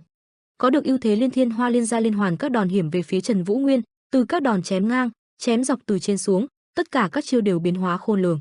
Tuy nhiên Trần Vũ Nguyên với danh xưng Bắc Kiếm không phải là hữu danh vô thực, anh đã hóa giải được hết các đòn thế vừa rồi của Liên Thiên Hoa.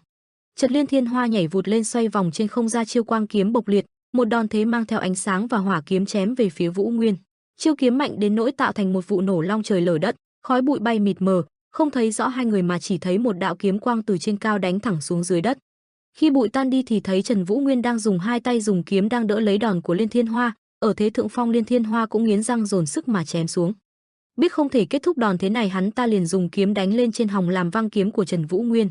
Tuy nhiên điều này cũng tạo điều kiện cho Trần Vũ Nguyên vào thế ra độc chiêu của mình khi mà thanh kiếm của anh đã đặt chéo qua bên hông phải. Thiểm quang huyết, đó chính là tuyệt chiêu mà anh tung ra tấn công trả đòn mà khi nãy Liên Thiên Hoa đã chém về phía anh. Với kiếm khi đặc trưng là trắng tím, tuy nhỏ như hình chiếc lá liễu nhưng lại vô cùng nhanh và sắc bén. Liên Thiên Hoa thấy chiêu kiếm này bất giác có chút giật mình hoảng hốt, lão nhanh chóng dùng cương khí dồn vào tay và bao tay để làm trượt đi đòn chém vừa rồi. Tuy đã có thể tránh được nhưng lão vẫn dính một vết chém từ mũi kiếm qua mặt, làm cho máu ở mặt lão bắn ra. Nước mưa hòa với máu chảy dài trên gương mặt của Liên Thiên Hoa, kèm theo sự tức giận của lão. Khi đó bên này Vũ Nguyên vẫn bình tĩnh thủ thế sẵn sàng cho chiêu tiếp theo. Thế nhưng cơn đau từ đâu chợt kéo tới thân thể anh, khi nhận ra cơn đau thì từ khi nào thanh trường kiếm của Liên Thiên Hoa cũng đã chém một đường vào cạnh sườn anh. Lão thè lưỡi liếm máu trên mặt mình với vẻ đắc thắng, thấy vậy Trần Vũ Nguyên liền bật nhảy ra xa khỏi tầm kiểm soát kiếm của Liên Thiên Hoa. Anh xoay thanh kiếm trên tay mình sau đó nắm chặt, chỉ trong nháy mắt anh đã ra đòn chém chính xác vào đùi của Liên Thiên Hoa, máu cũng vì thế mà chảy văng khắp nơi. Liên Thiên Hoa tới lúc này thì không còn e dè nữa, lão gầm gừ, tên khốn sống như một cái bóng của Bắc Thiên Môn mà lại có thể nhanh đến như vậy sao? Lão vừa tiếp tục ra chiêu chém liên tục về phía Trần Vũ Nguyên, nhưng không may cho lão là không thể chạm tới Trần Vũ Nguyên, anh không thể bỏ lỡ mà ra liên tiếp các đòn thế chém quanh người lão. Cả hai dường như cũng đã tới cực hạn, tung ra hết võ học của bản thân mà tung ra sát chiêu về phía đối thủ. Cả Trần Vũ Nguyên cũng như là Liên Thiên Hoa đều nghiến chặt răng mà dồn hết công lực vào mỗi kiếm chiêu khi tung ra về đối thủ. Tay ra kiếm mồm lão vẫn còn lải nhải tài giỏi thật đấy. Một tên oát con vắt mũi chưa sạch như người lại có thể khiến ta dốc toàn lực thế này, quả là tài giỏi đấy. Trần Vũ Nguyên, Trần môn chủ, à không, Quân Hạo, ngươi có đang nhìn thấy không? Nhớ tới Trần Quan Hạo, lão gầm gừ, Trần môn chủ à không, Quan Hạo ngươi có đang nhìn thấy những điều này không? Đến cả con cái của người cũng xuất chúng. Một mình rớt lại trên mảnh đất chết chóc ở phương Bắc, ta cứ tưởng Vũ Nguyên người không lâu sau sẽ bỏ mạng, vậy mà giờ đã trở thành cao thủ, xuất hiện trên giang hồ, đấu một trận huyết chiến bất phân thắng bại với ta đây. Một kẻ được sinh ra với một cơ thể không có thiên bẩm như ta, luôn cảm thấy ghen tị với người đến cuối cùng đấy, Quân Hạo. Nhưng chẳng phải bây giờ người đã chết rồi sao? Bản thân ta biết mình hèn hạ vì mặc cảm và tự ti, ta đã hành động tàn bạo từ trước đến nay rồi. Nói rồi lão vận khí, hỏa khí tỏa ra bao quanh người lão, một nguồn chân khí khổng lồ tỏa ra xung quanh, điều này cũng làm cho Trần Vũ Nguyên bất ngờ mà bật lùi lại. Lão tiếp tục tới lúc này thì phải tàn bạo đến cuối cùng mới phải chứ, không đúng sao Quan Hạo? Vũ Nguyên lùi lại, liền thủ thế nhằm chống đỡ những đòn tiếp theo của Liên Thiên Hoa. Ngay lúc này đây cả người Liên Thiên Hoa cũng như thanh trường kiếm của mình đã hòa làm một, nhân kiếm hợp nhất, hỏa khí đỏ rực tỏa ra khắp một không gian. Gương mặt lão giờ không khác gì một con quỷ, ra chiêu kiếm Quý Bảo Kiếm Phân Thiên, một kiếm chia đôi thiên địa chém tới. Chỉ thấy một đường hỏa chỉ xẻ dọc không gian mảnh như chỉ tơ nhẹ nhàng lướt tới Vũ Nguyên sau khi lão chém xuống, đừng nhìn vậy mà xem nhẹ sức mạnh của chiêu kiếm. Sau khi dứt chiêu thì toàn bộ tòa nhà nơi gần cuộc chiến của Vũ Nguyên và Liên Thiên Hoa đã sập xuống sau chiêu vừa rồi của lão. Nguồn sức mạnh to lớn không ngừng tuôn trào từ Liên Thiên Hoa, mặt đất vỡ thành từng mảng bay lơ lửng trong không gian, ẩn hiện một hình bóng cầm thanh kiếm tỏa ra nguồn năng lượng khổng lồ. Liên Thiên Hoa hô lên Bảo Kiếm Phân Thiên, nguồn sức mạnh to lớn ấy lập tức dồn lên người Trần Vũ Nguyên. Mặt Trần Vũ Nguyên lập tức biến dạng vì phải chịu luồng sức mạnh ấy tác động lên cơ thể. Tuyệt chiêu Bảo Kiếm Phân Thiên chia đôi mặt đất và tòa thành nơi nó đi qua. Sau một tiếng ào, Liên Thiên Hoa vung kiếm xoay người, tòa thành và mặt đất bị luồng sức mạnh đi qua bắt đầu sụp đổ. Không ngờ lúc này Trần Vũ Nguyên phá kiếm bay lên từ đống đổ nát chuẩn bị ra chiêu tấn công về phía Liên Thiên Hoa. Liên Thiên Hoa lão ta giật mình quay lại với vẻ mặt đầy bất ngờ và khó hiểu thêm phần hoảng hốt. Trần Vũ Nguyên bay lên không trung hét lớn Lưu Tinh Hồn, một kiếm chiêu giống như một hồn ma mang theo những oán khí tấn công về phía Liên Thiên Hoa. Khi tiếng hét kết thúc, sau lưng Trần Vũ Nguyên là thanh kiếm mang theo luồng sức mạnh to lớn, những luồng kiếm khí từ thanh kiếm của anh tựa như những cơn sóng thần từ trên cao ào ào đổ ập xuống. Trần Vũ Nguyên phi thiên từ trên cao xuống với đầy sự quyết tâm lao về phía Liên Thiên Hoa. Trần Vũ Nguyên trong thoáng chốc đã ở trước mặt Liên Thiên Hoa cùng với kiếm chiêu chỉ trực dồn về phía Liên Thiên Hoa. Trong khi đó Liên Thiên Hoa khi thấy Trần Vũ Nguyên lao đến đã nghênh kiếm chuẩn bị đỡ nhát kiếm đầy sát khí của Trần Vũ Nguyên. Trần Vũ Nguyên mang theo luồng sức mạnh khủng khiếp lao xuống Liên Thiên Hoa, gây xé rách một khoảng trời cùng với sóng xung kích tỏa ra tứ phía làm vỡ vụn mặt đất. Khi hai thanh kiếm của hai người chạm vào nhau, đất đá xung quanh bay loạn xạ trong không trung. Trần Vũ Nguyên dồn hết sức mạnh chém lên kiếm của Liên Thiên Hoa, còn Liên Thiên Hoa thì cố gắng chống cự đòn tấn công này. Sau khi Trần Vũ Nguyên dồn hết sức mạnh của bản thân vào cây kiếm của mình để chém lên kiếm của Liên Thiên Hoa, đã tạo thành vết đứt trên kiếm của Liên Thiên Hoa. Thấy kiếm của bản thân bị chém, Liên Thiên Hoa tức giận nói là xích luyện huyền thiết, thứ kim loại rắn chắc và nặng nhất thiên hạ sao? Liên Thiên Hoa hét lên chết tiệt, sau đó lão ra chiêu chém rồi sau đó hất văng Trần Vũ Nguyên ra xa. Chiêu này đã làm cho Trần Vũ Nguyên trượt một quãng về phía sau. Sau khi lấy lại thăng bằng, Trần Vũ Nguyên lập tức dốc tốc lực nhanh nhất lao lại phía đối thủ. Đôi chân chuyển động thoăn thoắt vô cùng nhanh nhẹn. Chẳng mấy chốc Trần Vũ Nguyên đã di chuyển tới trước mặt Liên Thiên Hoa. Hai người họ chém trái, chém phải, trên, dưới, hai thanh kiếm va chạm tóe lửa. Cả hai liên tục tung những sát chiêu về đối thủ của mình, hòng kết thúc mạng sống của đối thủ nhanh nhất có thể. Bởi cả hai hiểu rằng nếu không nhanh chóng kết thúc trận chiến thì chân khí ai cạn nhanh hơn thì người đó là người yếu thế. Sau một hồi giao đấu qua lại, Liên Thiên Hoa bất ngờ chém ra một luồng sức mạnh về phía Trần Vũ Nguyên. Trần Vũ Nguyên bất ngờ trước đòn đánh đó, Trần Vũ Nguyên văng ra một quãng xa. Liên Thiên Hoa có được thế thượng phong liền liên tục bám sát giơ kiếm chém về phía đối thủ, Trần Vũ Nguyên thì nhanh chóng bỏ chạy né tránh, liền bật nhảy lên cao.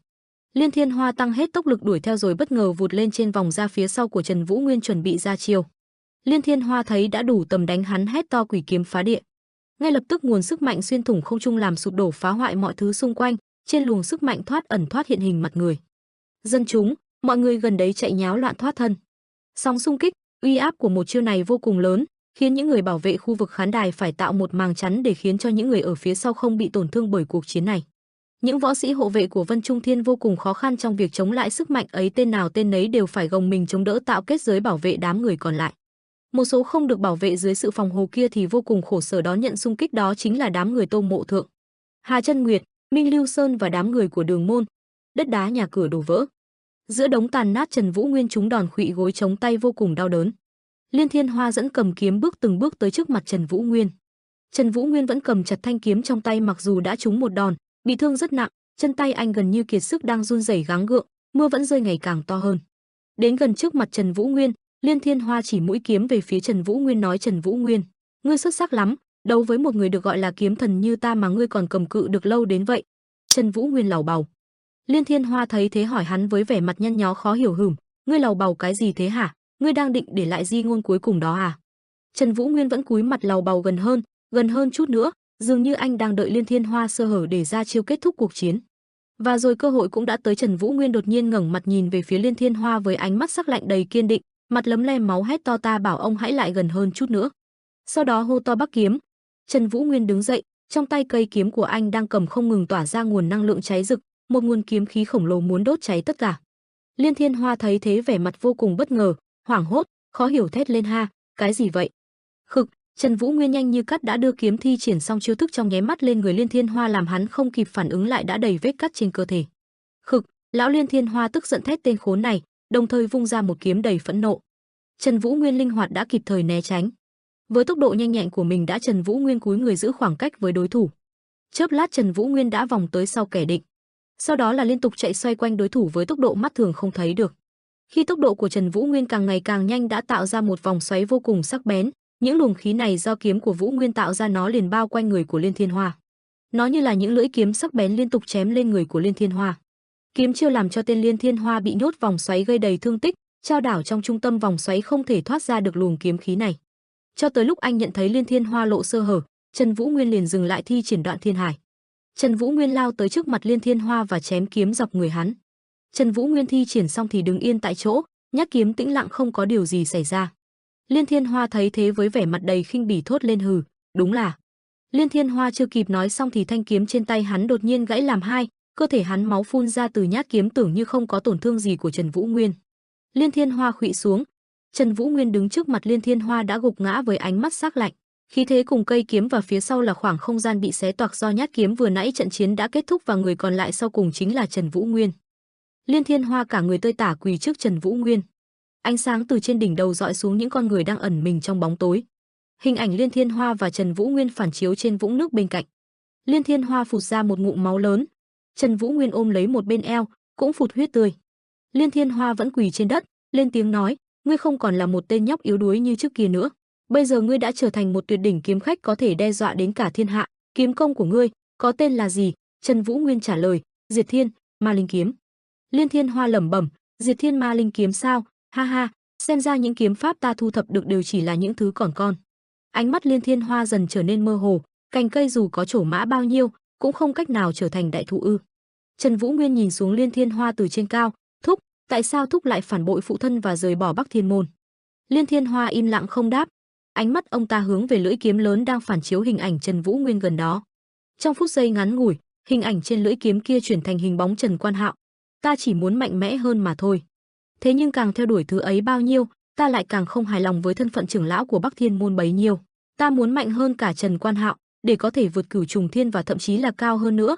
Ta muốn trở thành vũ trụ này. Liên Thiên Hoa nói, mong muốn mạnh mẽ và được công nhận, ngày càng biến chất trở thành sự tham lam, cũng chính ước muốn mạnh mẽ đó đã làm ta chìm đắm trong tham vọng hão huyền. Cha ngươi Trần Quan Hạo muốn thiên hạ thái bình, Triệu Thiên Vũ thì lại muốn quyền lực sánh ngang cửu thiên, trong tứ hùng, ai ai cũng đều có cho mình những mong muốn riêng. Ta cũng vậy, ta muốn mạnh mẽ hơn, mạnh tới nỗi không ai có thể với lấy, để ta có thể đặt cả thiên hạ dưới chân mình. Hình ảnh trên lưỡi kiếm bây giờ đã chuyển thành hình ảnh của chính bản thân ông ta, để đạt được ước mơ, mỗi người thì lại có cho mình một cách làm riêng. Sau này, không phải, từ khi ra đời đến nay, thì cuộc đời con người đã luôn là một con đường máu vô cùng tận rồi.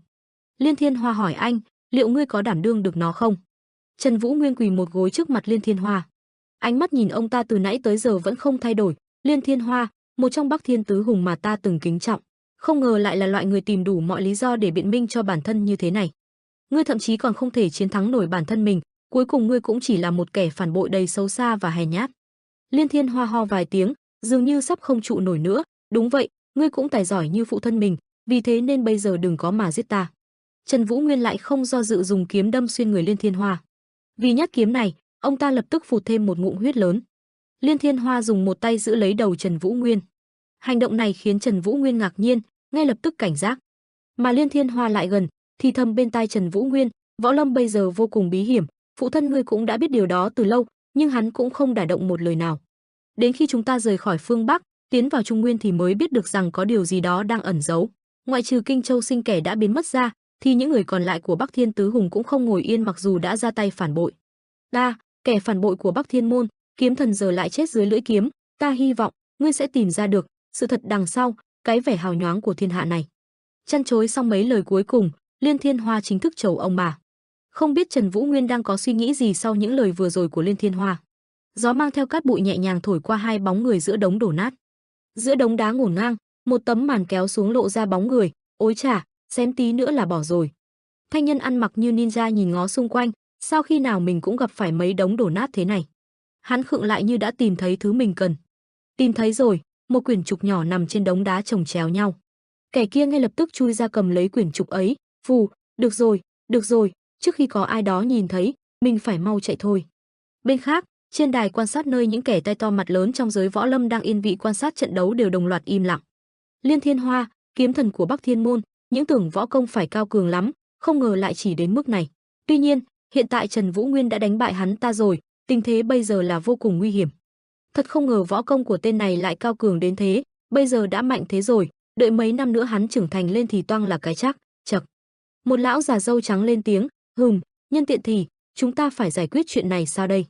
Lão già đầu chọc khác toát đầy mồ hôi tiếp lời, ngày nào cũng có vụ việc cần xét xử cả, phá tan tành tài sản của Vân Trung Thiên thế này thì, nếu không bồi thường thì đây chả phải là tội lớn sao? Ây ra thật là. Lão bận áo choàng xanh hùng hồn tuyên bố, khỏi lo giá cả, ta sẽ bao tất. Mọi người đồng loạt quay sang nhìn lão ta, bao nhiêu thì được hả? Hai kẻ khác đứng sau lưng lão bận áo choàng xanh kia cũng nói, Công Đông phái cũng sẽ hỗ trợ, Hoa Sơn phái cũng vậy. Nam Tú Liên hỏi, vậy chả phải vấn đề đã được giải quyết hết rồi sao? Đám người kia im lặng. Sự xuất hiện của tên này đang làm uy tín của Vân Trung Thiên ngày càng lung lay. Thật đáng chết, cứ thể này có khi hắn ta vượt qua cả Cửu Thiên luôn không chừng. Trần Vũ Nguyên dưới sàn đấu ngẩng đầu lên nhìn. Anh nhìn đám người kia mà rằng, tôi chỉ đang phòng vệ chính đáng mà thôi. Hành động của Liên Thiên Hoa rõ ràng đã chân thực hóa âm mưu phản bội của hắn.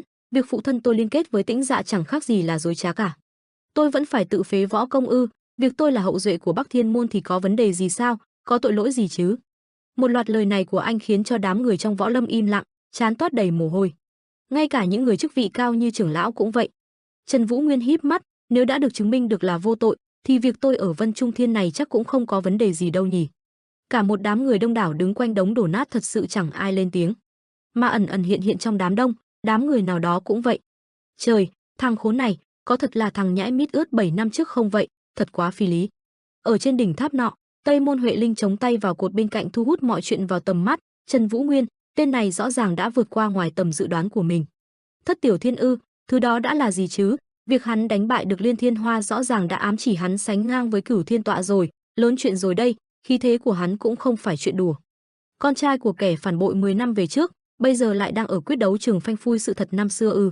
Nếu việc Vân Trung Thiên hợp tác với Bắc Thiên Tứ Hùng lật đổ Bắc Thiên môn bị phát hiện, đây chắc hẳn là một phiền phức vô cùng lớn. Điều này có lẽ sẽ ảnh hưởng đến Thương Long hội, các trưởng lão của Vân Trung Thiên sẽ phản ứng thế nào đây? Chắc hẳn bọn họ sẽ không để yên cho chuyện này đâu. Bất chợt có thứ gì run rẩy bên cạnh làm Tây Môn Huệ Linh chú ý. Cô ta kinh ngạc nhìn, lắp bắp một cái tên, Tú Thiên. Đàm Tú Thiên không biết từ khi nào đã ở ngay cạnh cô ta, cả người run rẩy, hơi thở gấp gáp phấn khích. Ha, ha, tuyệt quá, được rồi, quả nhiên mắt nhìn của mình không sai, biết ngay mà, Bắc Thiên môn mà mình hằng ngưỡng mộ, hậu duệ còn lại của Bắc Thiên môn, tất nhiên sẽ không thể nào yếu đuối được, tất cả các tinh hoa của Bắc Thiên môn chắc hẳn đã được truyền lại cho hắn ta. Đàm Tú Thiên vẫn run rẩy không ngừng vì phấn khích, muốn đấu quá, mình nhất định sẽ đánh bại hậu duệ của Bắc Thiên môn, ha ha. Huệ Linh đứng cạnh đau đầu day thái dương, mà Đàm Tú Thiên vẫn tiếp tục tự lẩm bẩm một mình đang làm cái quái gì đây, điên mất thôi, Trần Vũ Nguyên quả đúng là số 1 mà. Trong đám đông nổi bật lên một thân ảnh mặc áo choàng đen. Ô, Thiên Hoa thúc mạnh mẽ đến vậy mà cũng bị đánh bại rồi sao, thời gian đúng là tàn nhẫn mà. Kẻ mặc áo choàng đen đó không ai khác đó là Triệu Vân Kinh, hắn chu môi, nhóc con Vũ Nguyên cũng tuyệt quá nhỉ, sợ quá đi, nhìn thôi cũng đủ hiểu lý do phụ thân bị đánh bại là gì rồi. Trải qua gian lao ở Bắc Thiên môn đã làm nó trưởng thành hơn chăng? Bắc Thiên môn đúng thật là vĩ đại mà, nếu không có nó liệu nó có còn mạnh như vậy không? Ây da, kẻ mặc áo choàng đen nhe răng cười, tất cả chỉ đến đây thôi sao? Rồi hắn ta quay đầu đi, dù thế nào đi nữa thì đây rõ ràng cũng là giọt máu cuối cùng của Trần gia rồi nhỉ. Thiên tài bẩm sinh quả thật đáng ghét vô cùng, những kẻ như vậy chính là nguyên nhân khiến mình trở nên như bây giờ. Kẻ áo choàng đen ấy quay người đi, ghét thật, ghét quá đi thôi, xem ra Vân Trung Thiên phải dè chừng rồi đây. Trần Vũ Nguyên bước xuống từ trên quyết đấu trường. Xiao Mu Sang đi tới đưa cho anh vỏ kiếm, ngài vất vả rồi ạ, chủ nhân, đây là vỏ kiếm của ngài. Trần Vũ Nguyên dừng lại nhìn Xiao Mu Sang, cảm ơn. Từ bên trái, một đồng đội khác của Trần Vũ Nguyên lao tới ôm lấy anh, thằng nhóc tuyệt vời này, bên ngoài thì giả vờ mạnh mẽ, nhưng bên trong ngươi thì đang lo lắng lắm đúng không? Ta đã rất tin tưởng vào chiến thắng của ngươi đó, đừng có lo nữa nghe chưa? Trần Vũ Nguyên bị ôm chặt kêu, ây da, đau đó. Thiếu nữ mang vẻ lo lắng đứng gần đó nhìn bọn họ vui đùa, Trần thiếu hiệp. Trần Vũ Nguyên nhìn tới người đàn ông tóc xanh rậm rạp, nhìn bóng lưng ông ta, ánh mắt Trần Vũ Nguyên bỗng sắc bén, Bỉ viện đường chủ, Đông Hà Bình. Minh Lưu Sơn đang cõng Đông Hà Bình lên tiếng, đồ quỷ sứ này, không ngờ ngươi lại là thiếu môn chủ của Bắc Thiên môn đó, thảo nào mạnh vậy? Mà ngươi không sao chứ hả? Người đàn ông lùn bên cạnh thì thầm với Trần Vũ Nguyên, Đông Hà Bình cơ thể cậu ấy còn đang trong tình trạng chấn thương rất nhiều. Đột ngột vận chuyển lượng lớn nội công thì bị thương là điều không thể tránh khỏi, chắc phải điều dưỡng vài ngày đó. Trước tiên thì chúng ta hãy quay lại điều trị rồi nói chuyện còn lại sau hà. Trần Vũ Nguyên đáp, được rồi. Chợt hai mắt Vũ Nguyên mở lớn. Không ngờ, những người có mặt tại quyết đấu trường đang giạt sang bên, mở lối cho họ đi. Trong ánh mắt Trần Vũ Nguyên vẫn không hết sự kinh ngạc. Rồi anh nhắm mắt lại để ổn định. Trần Vũ Nguyên bắt đầu bước đi, bước qua từng người. Ngươi đang phải đi trên một con đường máu vô cùng vô tận đấy, liệu ngươi có đảm đương được không? Bước chân anh vẫn không dừng, con đường máu vô cùng vô tận ư? Đằng sau còn có những người đồng đội cùng đồng hành với anh, cả nhóm cứ thế hiên ngang bước đi, cứ đến đây hết đi, bao nhiêu cũng được. Kể từ khi Võ Lâm thành lập đến nay, có rất ít tiền lệ như thế nào tồn tại, và đó cũng là nguyên nhân khiến Trần Vũ Nguyên trở thành một ấn tượng khó phai trong lòng các nhân sĩ Võ Lâm. Một tên lên tiếng, ai mới là bên nói thật chứ, có khi nào Bắc Thiên môn thật sự không liên kết với Tĩnh Dạ không? Tên khác nói, nếu thế thì Việt Bắc Thiên môn diệt vong oan uổng rồi còn gì, Trần môn chủ rõ ràng là một đấng anh hào mà một anh hùng như thế chết đi quả thật quá đáng tiếc. Với lời khai của bí viện đường chủ Đông Hà Bình trực thuộc Bắc Thiên môn, Vân Trung Thiên không thể nào ém nhẹ chuyện này được nữa, bởi góp gió thì thành bão, lời đồn thổi lâu ngày ắt sẽ thành đại họa. Người đàn ông cười ngoác mồm, không thể nào, Trần môn chủ là loại người gì ai cũng biết mà, không thể nào khi không chết đi mà không có một lời biện minh được. Người còn lại tiếp lời, có khi Vân Trung Thiên sợ quyền uy bị lung lay nên ra tay diệt trừ đây mà. Nhiều người trước đó từng chửi bới Bắc Thiên môn và Trần Vũ Nguyên, giờ lại đi về phe của họ, truyền kỳ về Bắc Thiên môn rõ ràng đã có dấu hiệu khởi sinh rồi. Hình ảnh những con người đang cật lực làm việc thác ma đài cũng đang gấp rút được tu sửa. Thẩm Nguyên Nghĩa âm trầm, về đến đường môn. Sức khỏe của Đông Hà Bình ngày một suy yếu. Đông Hà Bình máu me be bét nằm bẹp trên đường, mọi người xúm xít vào xem. Đông Hà Bình kể lại, khi ta đang chờ đợi cái chết đến, thì bất ngờ có ai đó đã ra tay cứu ta. Ông hé đôi mắt mà dường như chính nó cũng dần buông xuôi, giọng nói đó rất quen thuộc, nhưng khi đó đã đang nằm trong lằn ranh sinh tử, nào có tâm trạng để suy diễn lung tung. Ông nhớ lại bàn tay ai đó đâm chọt vào người mình nói thầm, một kẻ phản bội như ngươi rõ ràng phải chết, nhưng có khi trong tương lai ngươi lại hữu dụng không chừng, nên ta sẽ để ngươi sống vậy. Người đó tay cầm viên thuốc khiến người sắp chết sống lại cho vào miệng. Đông Hà Bình tiếp tục nói, nếu ngày đó không đến, ngươi sẽ được tận hưởng phần đời còn lại trong sự thê thảm, gian truân rồi chết dần chết mòn. Nếu ngày đó đến, ngươi sẽ được ra đi cùng với tất cả sự ích kỷ của bản thân. Người đó đến không hay đi không để lại danh tính, chỉ lặng lẽ để lại lời nhắn nhủ, hãy trả giá cho điều đó đi. Trần Vũ Nguyên nửa quỳ nửa không bên cạnh thân thể Đông Hà Bình, ông ta thống khổ nói từng tiếng đứt quãng, công tử, thật xin lỗi, không ngờ tôi lại bị miệng lưỡi của tên Liên Thiên Hoa, kẻ phản bội Bắc Thiên môn mà đi theo Vân Trung Thiên đó mê hoặc. Giờ đây ông ta chỉ biết rên lên từng chút để xóa đi lỗi lầm của mình, xin lỗi, công. Trần Vũ Nguyên cúi đầu im lặng khi chữ từ cuối cùng ông ta chẳng thể thốt ra. Trung In cầm cuộn giấy màu trắng, ông ta giật mình khi nhìn thấy nội dung bên trong. Đúng như cái tên của nó khi trong giấy không chút màu nào, giấy trắng ư? Hà Chân Nguyệt ra hiệu cho ông ta giữ bí mật, cũng phải, tuy phái thổ dịch linh thuật là một trong những bí mật cao siêu, nhưng nhiều nhất cũng chỉ bảo tồn vật dụng được 6 tháng là cùng thôi. Các tài liệu về việc Liên Thiên Hoa cùng với Dong Ha Pyong gian lận rõ ràng đã biến mất từ lâu rồi. Chuyện kể về khi Dong Ha Pyong còn sống, ông nằm vật vã hỏi rằng, công tử, ở Vân Trung Thiên ư? Hà Chân Nguyệt chắc chắn, đúng vậy. Cậu ấy hiện tại dự kiến sẽ bị xét xử công khai đó, việc là hậu duệ của Bắc Thiên môn đang là cản trở bước đường của cậu ấy. Đông Hà Bình nói thật, ta có một bí thuật, có lẽ nó sẽ đóng vai trò quyết định trong việc lần này. Trung In la lớn, đồ điên này, ngươi dám dùng cái đồ giả nào đi đánh bạc mạng sống của người khác hả? Hà Chân Nguyệt xé toạc tờ giấy, dù gì cũng qua rồi mà, không phải cuối cùng kết quả đều tốt đẹp đấy sao? Hơn nữa kế hoạch này còn là do chính miệng Đông Hà Bình đề ra đó. Hà Chân Nguyệt làm vẻ mặt như là một con quỷ dữ, gọi là chiến lược cũng không ngoa đâu, đâu ra đấy hết cơ mà. Mồ hôi Trung In đầm đìa trên mặt, cái tên điên này. Đông Hà Bình sau đó đã được chôn cất và mở tang lễ, chỉ trong vài ngày, Trần Vũ Nguyên đã trở thành một đại nhân vật, một tồn tại hoàn toàn khác biệt. Ngay đến trên giang hồ bây giờ cũng không ai là không biết đến danh xưng Bắc Kiếm cả, nhiều người còn dự đoán rằng cậu ta sẽ trở thành một tồn tại sánh ngang với Cửu Thiên Tọa. Rõ ràng trong trận chiến với Liên Thiên Hoa, cái tên Bắc Kiếm đã khắc sâu ấn tượng trong lòng nhiều người, cũng phải mất đến mấy ngày, thương thế của Trần Vũ Nguyên mới hoàn toàn bình phục. Mực chảy ra từ ngòi bút lông, tính ra hồi phục cũng nhanh nhỉ, phải đi coi sao mới được. Hà Chân Nguyệt ra cổng gặp ngay Lưu Sơn đi vào, hắn ta hớn hở, ô hô. Hà Chân Nguyệt cảm thán, không phải Lưu Sơn thiếu hiệp đây đi tham gia bỉ võ đại hội của Thác Ma Đài tích lũy kinh nghiệm thực tế rồi đấy sao? Không phải Lưu Sơn thế sao về rồi, bộ bị người ta cho ăn hành nhiều lắm hả? Lưu Sơn chống nạnh dầu cái môi bị người ta đánh cho sưng vù lên, ăn hành cái gì chứ, yếu như sên, đúng là không đáng ta ra trận chút nào.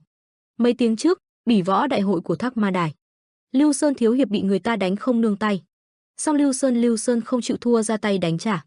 Quần chúng hoan hô, yếu như sên, đúng là không đáng ta ra trận chút nào. Hắc Bạch Song Hùng cũng bị đánh bại luôn sao? Trận này đúng là kịch tính mà, ghê thật chứ, đúng là huyết kiến võ lang mà, huyết kiến võ lang, huyết kiến võ lang. Lưu Sơn thiếu hiệp vui mừng, ta còn được người ta gọi là huyết kiến võ lang đấy nhá, ha ha, đáng lý như phải đến xem đi. Một tay ta hạ sạch lắm đó luôn kìa, người đàn ông đi cùng Lưu Sơn buồn rầu, thằng nhóc này bị đánh 100 đòn, phản lại được có một đòn thôi, mà làm như thắng triệt để không bằng, cứ vậy sớm muộn gì cũng chết, ôi trời ơi, cái thằng nhóc này. Lưu Sơn cười lớn đắc ý, ha ha ha, ta sẽ thắng hết. Người đi cùng Lưu Sơn nghiêm nghị, đừng có nghịch ngợm nữa, mau theo ta đi điều trị đi. Hà Chân Nguyệt đứng bên nghĩ thầm, sao lại gọi vậy nhỉ? Trần Vũ Nguyên băng bó cả thân trên đang ngồi trầm ngâm. Anh nhớ đến lời của Long Vũ Thành, giang hồ so với suy nghĩ của ngươi còn rộng lớn và huyền bí hơn nhiều. Rồi Kim Đan Diệp hỏi, Trần thiếu hiệp nhìn có vẻ vất vả lắm nhỉ? Giang hồ mà, không phải, tất cả đều bày trước mắt ta đâu. Cha Triệu Ân Kinh cũng hiện diện trong ký ức của anh, tuyệt học dùng để đối phó với Cửu Thiên Tọa, không ngờ lại được mở ra trước mắt ngươi. Chàng trai hôm nọ cười hiền từ khuyên anh, nhất định phải nhớ một điều này nhé, Vũ Nguyên thế giới này không chỉ có một mặt đâu, tất cả mọi thứ đều có hai mặt cả, sự bẩn thỉu và bất nhân là điều không thể không có được, hãy ghi nhớ điều đó. Liên Thiên Hoa ôm cổ Trần Vũ Nguyên căn dặn, giang hồ hiện tại vô cùng bí hiểm, phụ thân của ngươi cũng đã biết rõ điều này từ lâu, nhưng hắn cũng không đả động một lời nào. Trần Vũ Nguyên nghĩ mãi, rốt cuộc tất cả những lời đó là ý gì? Lòng mình xem ra đã rối loạn rồi, mình cũng đã thấy quá nhiều máu rồi, đến bước này thì cũng không thể dừng lại nữa. Trần Vũ Nguyên trầm tư, mình sẽ không trở thành quái vật như chúng chứ? Bóng anh soi xuống mặt hồ, không đâu, sẽ không đâu, không được lung lay, mày phải vững tin vào niềm tin của bản thân Trần Vũ Nguyên à. Trần Vũ Nguyên bước ra.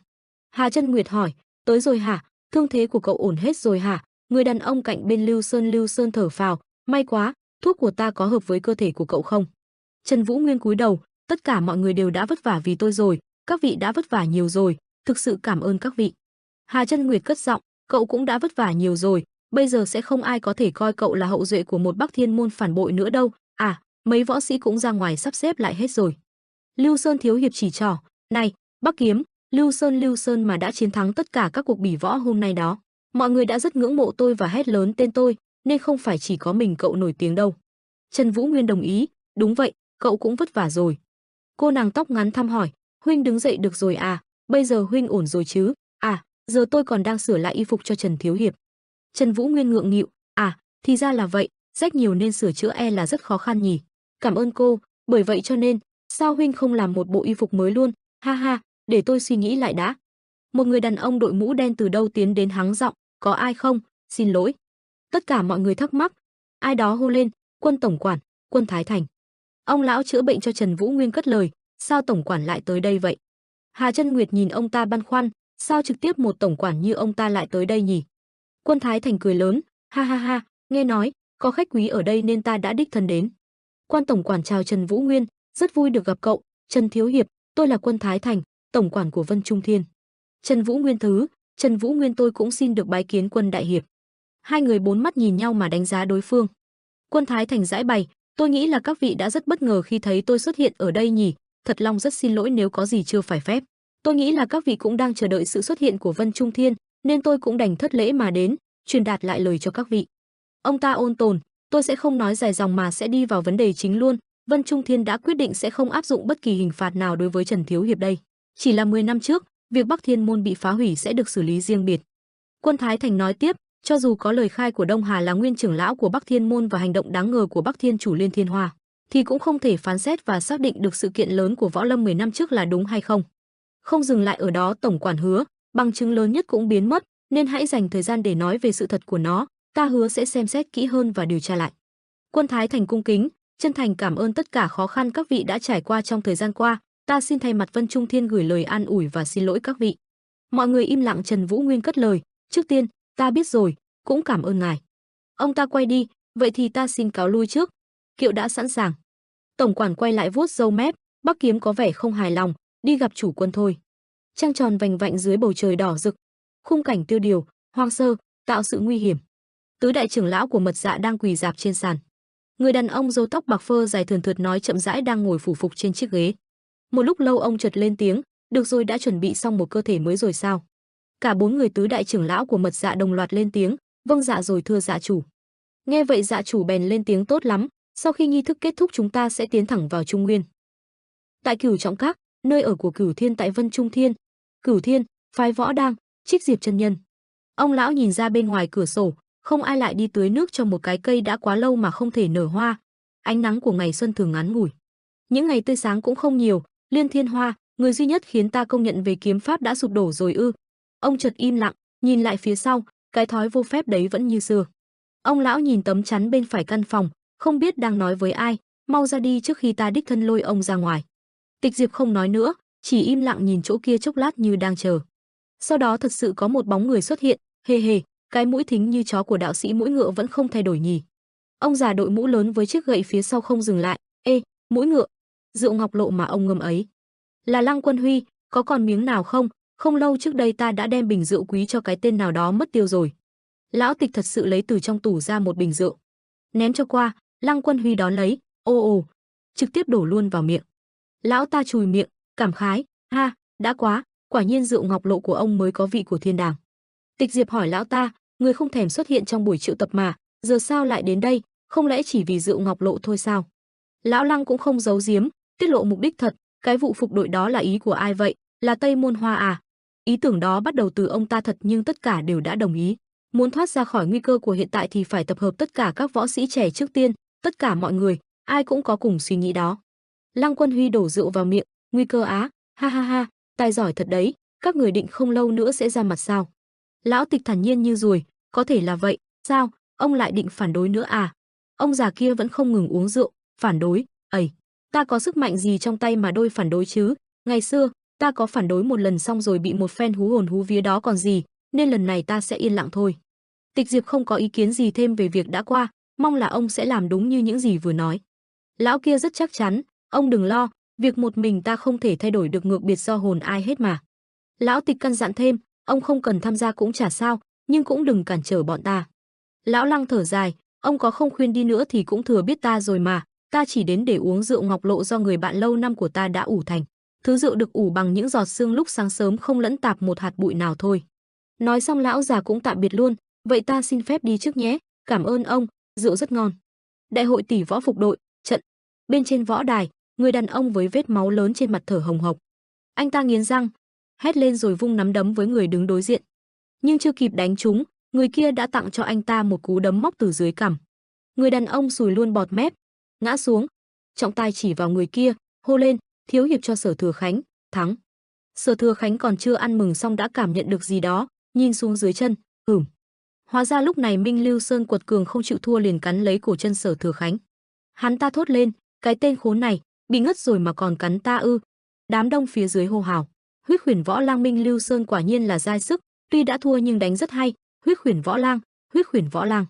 Hòa trong đám người có một chàng trai vẫn luôn im lặng, khuôn mặt được che lại bởi chiếc mũ vành lớn, một người lên tiếng, ồ, xem ai đây này. Người đàn ông khác với chiếc áo choàng trùm kín đầu nói tiếp, người có được ly danh lẫy lừng trong thời gian ngắn, chưa từng có trên lịch sử giang hồ. Gã ta che miệng một cách lố lăng, chẳng phải là Bắc Kiếm sao, Thiết Kỵ, đường chủ Long Vũ Thành. Trần Vũ Nguyên hắng giọng, e hèm, lâu ngày không gặp, thì ra ngài cũng đã đến Vân Trung Thiên, Bạch Long Thường đoàn à? Long Vũ Thành cười cười, ầy, đương nhiên rồi, bọn ta là Thiết Kỵ đường cơ mà, bọn ta đã bảo vệ tốt cho bọn họ rồi, đương nhiên là cả Hoàng thúc nữa, thì ra là vậy, ngài đã vất vả rồi. Đột nhiên Long Vũ Thành lại nói, nhưng cậu tài giỏi thật, cậu đã để lại một ấn tượng rất sâu sắc cho ta thấy nổi cả da gà luôn đấy. Lần này ta thật sự đã cảm nhận được rằng, nếu cậu mà là kẻ thù của ta thì chắc là ta gặp rắc rối to rồi. Trần Vũ Nguyên khiêm tốn, không dám ạ, tôi cũng không ngờ mọi chuyện lại thành ra thế này. Hắn lại hỏi, mà này, không phải là cậu đã để lộ nanh vuốt quá sớm sao? Biết đâu sẽ có mấy con thú vật đang ẩn nấp trong bóng tối sau khi ngửi được mùi máu tanh bốc lên từ nanh vuốt mà cậu để lộ ra, rồi tìm đến cũng không chừng. Hắn vô cùng thắc mắc, những thứ mà cậu cần bảo vệ càng nhiều hơn trước đây thì cậu càng phải cẩn thận hơn mới đúng chứ. Trần Vũ Nguyên không trả lời. Long Vũ Thành cũng không chờ mà nói, ha ha ha, mà cỡ như cậu thì không cần ta nói cậu cũng sẽ tự biết lo liệu thôi đúng không, ta đang lo bỏ trắng răng rồi. Đúng chứ, đứng trên lập trường là một tên nhát gan như ta, vì lo lắng nên ta mới nói vậy thôi, ta khuyên những thứ không đầu mất rồi. Trần Vũ Nguyên không tiếp tục chủ đề này, ngài có thể nói cho ta biết thêm về cái giang hồ vừa rộng lớn vừa thâm sâu mà trước đây ngài đã nhắc đến được không? Với cả những con thú sẽ tìm đến ta là những thứ gì nữa? Long Vũ Thành nhìn anh, à, hắn suy xét trong lòng, giang hồ, đương nhiên là vừa rộng vừa thâm sâu rồi. Hắn đưa tay sờ vào vết sẹo lớn trên trán mình, cứ cẩn thận mọi thứ là được, cẩn thận là một đức tính tốt nên có mà. Trần Vũ Nguyên rất nhạy bén, đặc biệt là quan tổng quản hà. Long Vũ Thành hơi trốn tránh, dù là quan tổng quản hay bất cứ ai cũng vậy, đừng quá tin vào người khác, phải luôn luôn đề cao cảnh giác và cẩn thận. Hắn chào tạm biết, ta có việc gấp nên xin phép đi trước nhé, hãy ghi nhớ những gì ta đã nói và nhớ giữ gìn sức khỏe. À, vì giờ cậu đã nổi tiếng rồi nên chắc sẽ cần người bảo vệ đấy, nếu cần thì hãy ủy thác cho ta bất cứ lúc nào cậu muốn nhé. Anh đứng im nhìn theo hướng hắn rời đi. Lúc này bên trên võ đài vang lên tiếng nói, nào, mọi người, cuối cùng cũng đã đến trận quyết chiến cuối cùng, đây là một ngày có ý nghĩa sâu sắc, ngày quyết định ai sẽ là đội chủ của phục đội. Trần Vũ Nguyên cũng quay đầu trở lại, đội chủ của phục đội sẽ đứng ở tuyến đầu của giang hồ trong trận đấu với Mật Dạ. Nói cách khác, đó chính là một vị trí vinh quang, có thể gọi là tương lai và hy vọng của cả võ lâm. Người đàn ông kia càng thêm to giọng, các vị đang tận mắt chứng kiến giây phút mang tính lịch sử đó, tương lai của võ lâm, sự khởi đầu mới của võ lâm. Nói đến đây còn hoành tráng đưa cả hai tay lên cao, để trận quyết chiến cuối cùng này càng có ý nghĩa hơn nữa, những cao thủ vĩ đại nhất đã đến tận đây để quan sát, những vị cao thủ ấy chính là. Người đàn ông hơi dừng lại mới nói tiếp, những người bảo vệ Vân Trung Thiên và thiên hạ này, Cửu Thiên. Vì có lý do riêng mà tất cả người của Cửu Thiên đều không thể đến được, tuy nhiên, anh ta giới thiệu, Phật Ảnh Thần Tăng của Thiếu Lâm tự, Cửu Thiên, Thiếu Lâm tự, Phật Ảnh Thần Tăng. Trích Diệp chân nhân của phái Võ Đang, Cửu Thiên, phái Võ Đang, Trích Diệp chân nhân. Từ Tử Thiên chủ Sim Mu Oi, Cửu Thiên, Từ Tử Thiên, Hồng Ngọc Ma, Sim Mu Oi. Ba người bọn họ cùng đứng trên vị trí dễ thấy nhất. Chỉ với sự tham dự của ba vị này thôi chẳng phải cũng là một ân huệ và là một ý nghĩa vô cùng to lớn sao ạ? Nhìn ai cũng uy nghiêm vô cùng. Đám đông phía dưới hò reo phấn khích. Wow! Ở một nơi nào đó, một đám người đứng trước một người đàn ông đang trọng thương quỳ một chân xuống đất. Sau lưng người đàn ông là một cậu bé với đôi mắt mở to. Bên trong đôi mắt ấy là sự khó tin và kinh hoàng không nói nên lời. Trần Vũ Nguyên nhìn ba vị kia, khuôn mặt nhăn nhó, hàm răng nghiến chặt, bàn tay run rẩy như đang kiềm chế thứ gì đó. Lăng Quân Huy xuất hiện sau lưng anh từ bao giờ, nhẫn nhịn tốt lắm. Khuôn mặt anh trông vẫn rất khó coi, đúng rồi. Anh nhìn lão già, lúc đó nhìn ông, có vẻ rất quen, đến giờ thì ta đã nhớ ra rồi. Đoạn ký ức đó lại được đem ra lần nữa, lần này một bóng người trong đám người kia được phóng to ra, Cửu Thiên, Phong Vân, Phồn Chủ. Lăng Quân Huy, Cửu Thiên, Phong Vân, Phồn Chủ, Lăng Quân Huy. Lăng Quân Huy không chối, ta có lỗi với cậu, ngoài lời này ra ta không biết phải nói gì vào lúc này cả. Trần Vũ Nguyên hỏi lão, ông lượn lờ xung quanh ta chỉ để nói ra câu đó thôi sao? Lớp mặt nạ trên khuôn mặt lão hé mở. Trần Vũ Nguyên, dù câu có nói rằng cậu sẽ chống đối và trả thù Vân Trung Thiên đi chăng nữa thì ta cũng sẽ không ngăn cản cậu. Dù ta phải dùng cái chết để chịu sự trừng phạt thì ta cũng sẽ ngoan ngoãn nhận lấy, vì cậu có đầy đủ tư cách và khả năng để làm thế. Nhưng bây giờ chưa phải là lúc, dù bây giờ cậu đang trên đà xây dựng nền móng nhưng cậu vẫn còn yếu để có thể đấu với toàn thiên hạ. Vũ Nguyên khó hiểu, sao ông lại đi nói với ta những câu đó nhỉ? Lão ta trả lời, một người gây ra cái chết cho cha cậu và góp phần tạo nên sự diệt môn của Bắc Thiên môn như ta đây tuy vô cùng xấu hổ và không còn mặt mũi nào khi nói ra những lời này, vì ta cảm thấy tội lỗi. Lão nói rất nhiều, và cũng có thể là vì ta tiếc cho một người như cậu, cho nên ta mong cậu có thể sống sót bằng mọi giá. Ta đã bị xích chân bởi một tồn tại được gọi là Cửu Thiên. Có lẽ lão Lăng thật lòng cảm thấy hối hận, cái gông cùm ấy quá mạnh và vững chắc đến nỗi không thể gỡ ra được bằng một phương pháp thông thường. Những lời mà người đang bị trói buộc bởi gông cùm đó như ta đây nói với cậu cũng là một điều tương đối quá sức đối với ta rồi. Lão ta vung tay, khói bụi nổi lên, mong cậu hãy suy ngẫm lại 2 lần hay 3 lần những gì ta vừa nói, mong cậu hãy ghi nhớ cho kỹ. Người đã rời đi, chỉ để lại một câu, xin lỗi cậu, truyền nhân của Bắc Bích, xung quanh không biết do ai bắt đầu trước, có phải là Bắc Kiếm không? Những người khác nhao nhao nhận ra, từ tiếng thì thầm nho nhỏ dần trở nên to hơn, có phải là Bắc Kiếm không? Bọn họ vô cùng ngạc nhiên, là Bắc Kiếm sao? Wow. Anh nhìn về nơi nào đó, trong lòng chỉ sót lại 2 chữ, Cửu Thiên. Vào ban đêm, trăng tròn treo trên bầu trời, tên thích khách đứng trên mái nhà. Hắn ta nhìn xuống bên dưới, đông thật đấy, hình như đây là đại bản doanh của bọn chúng. Người bên dưới thân trên để trần, trước ngực có hình xăm giống nhau, tu la song gì. Đột nhiên một âm thanh phá vỡ đi sự yên tĩnh, wow. Không biết trên sàng ngang trần nhà xuất hiện thêm một người từ khi nào, ở gần thế này mà ta lại không cảm nhận được ư?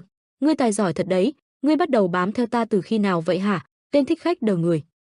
Trận quyết đấu cuối cùng của phục hội, tên áo xanh lao gậy đến vung loạn xạ, miệng không ngừng hét lớn, Thất Thiếu Thiên Thẩm Nguyên Nghĩa, một trong những Thất Thiếu Thiên cũng chỉ được vậy thôi sao? Anh ta tức giận chống trả, thế à?